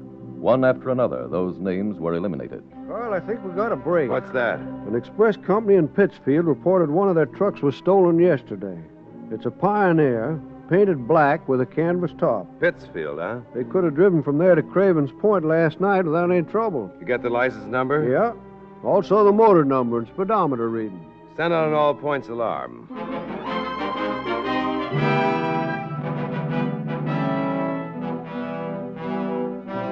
All local and state police in the surrounding area were notified by teletype. That missing truck now loomed as the only chance your FBI had of locating these criminals. An hour went by after the alarm was sent out. 2 hours. Then... Inspector Farrell. Leo, this is Bob Dixon. The truck's been found. Where? Just outside Springtown. The goods in it? No, but I'll pick you up in 10 minutes and we'll drive over there.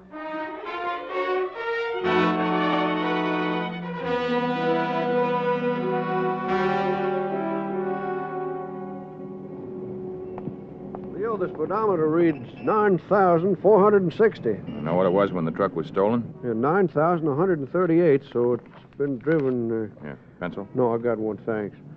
Truck's been driven 322 miles. Well, it's 43 miles from Pittsfield to Craven's Point. Well, that leaves, let me see, 279. That chart give the distance between Craven's Point and Springtown? Well, it should. 274 miles. Well, that leaves 5 miles unaccounted for. So they stayed on a pretty straight line between Craven's Point and here. And they probably wouldn't drive too far after unloading the loot. Well, we can't search every building in Springtown. No, I guess not. Well, let's look over the truck. Right.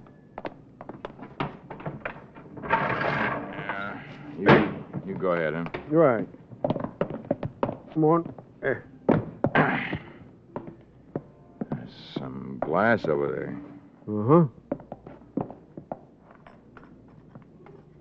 Painted green. It's kind of thin, too. Yeah, it might be from a window pane. Leo, there's a slit in the canvas top right above us. Yeah. That could have been ripped by this glass. This is a bigger than average truck. Might have trouble getting into a regular garage. The kind that has a front door swinging overhead? Yeah. About the only places using those overhead doors are warehouses and big garages. Leo, the chief of police here went to the FBI National Academy. Maybe he has a list we can work from.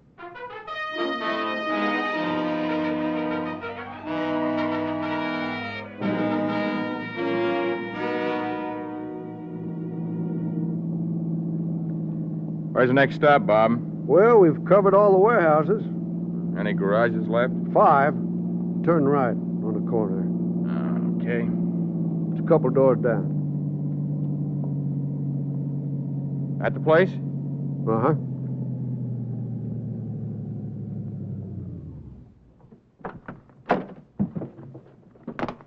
Here we go. Okay. Hey. Huh?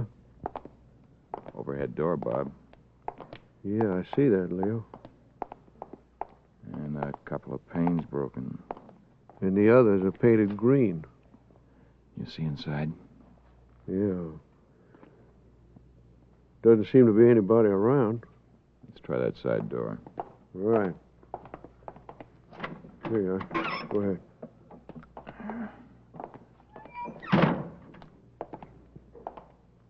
Leo. Huh? Those cartons in back. What about them? Well, look. This is the loot, all right. The boxes are still full. Oh. Yeah, now all we've got to do is... Two men and a woman. Down, they're coming this way. Guess we got no beef. Ain't exactly enough to retire on. Yeah, we're not quitting. We'll do another job after we sell this stuff. Yeah, without me. Why? When we get paid, I'm laying off till I'm broke. You'll never get to be a big operator that way. Neither will you. What? Joe. Don't reach. You're all under arrest.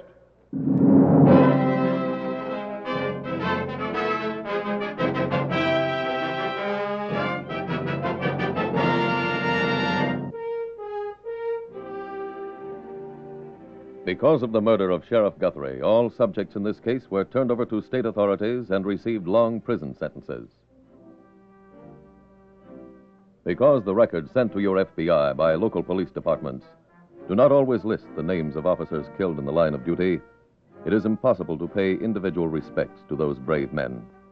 However, on this Memorial Day, the Federal Bureau of Investigation wishes to take this opportunity to do homage to every law enforcement officer who throughout the years has lost his life, including these 16 FBI special agents: Edwin C. Shanahan, Paul E. Reynolds, Albert L. Ingle, Raymond J. Caffrey, Rupert B. Surratt, W. Carter Baum, Samuel P. Cowley, Herman E. Hollis, Nelson B. Klein, Wimberly W. Baker, Truett E. Rowe, William R. Ramsey, Jr., Hubert J. Tracy, Jr., Percy E. Foxworth, Harold D. Haberfield, J. Cordis Delworth. May they rest in peace.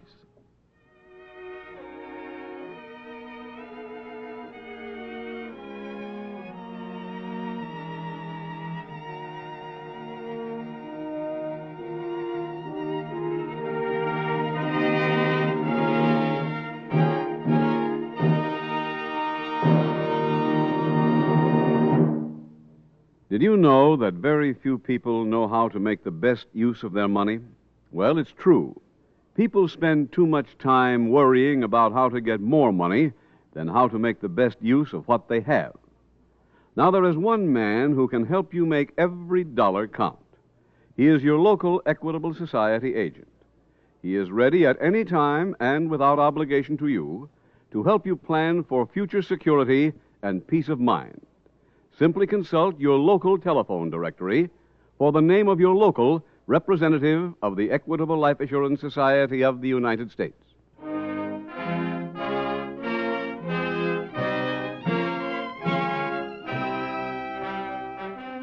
Next week, we will dramatize another case from the files of the Federal Bureau of Investigation. Its subject, interstate transportation of gambling devices. Its title, Jackpot.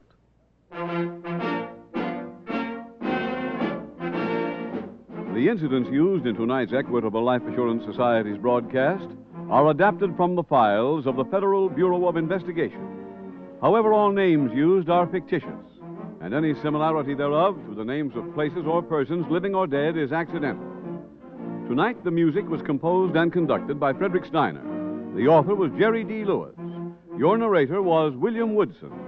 Others in the cast were Newton Arnold, Billy Hallop, Lamont Johnson, Charlotte Lawrence, Tom Tully, and Carlton Young. This Is Your FBI is a Jerry Devine production. This is Larry Keating speaking for the Equitable Life Assurance Society of the United States and the Equitable Society's representative in your community, and inviting you to tune in again next week at this same time when the Equitable Life Assurance Society will bring you another thrilling transcribed story from the files of the Federal Bureau of Investigation. Jackpot on This Is Your FBI. Stay tuned for the adventures of Ozzie and Harriet. There's fun for the whole family when Ozzie and Harriet come your way next. This program came to you from Hollywood.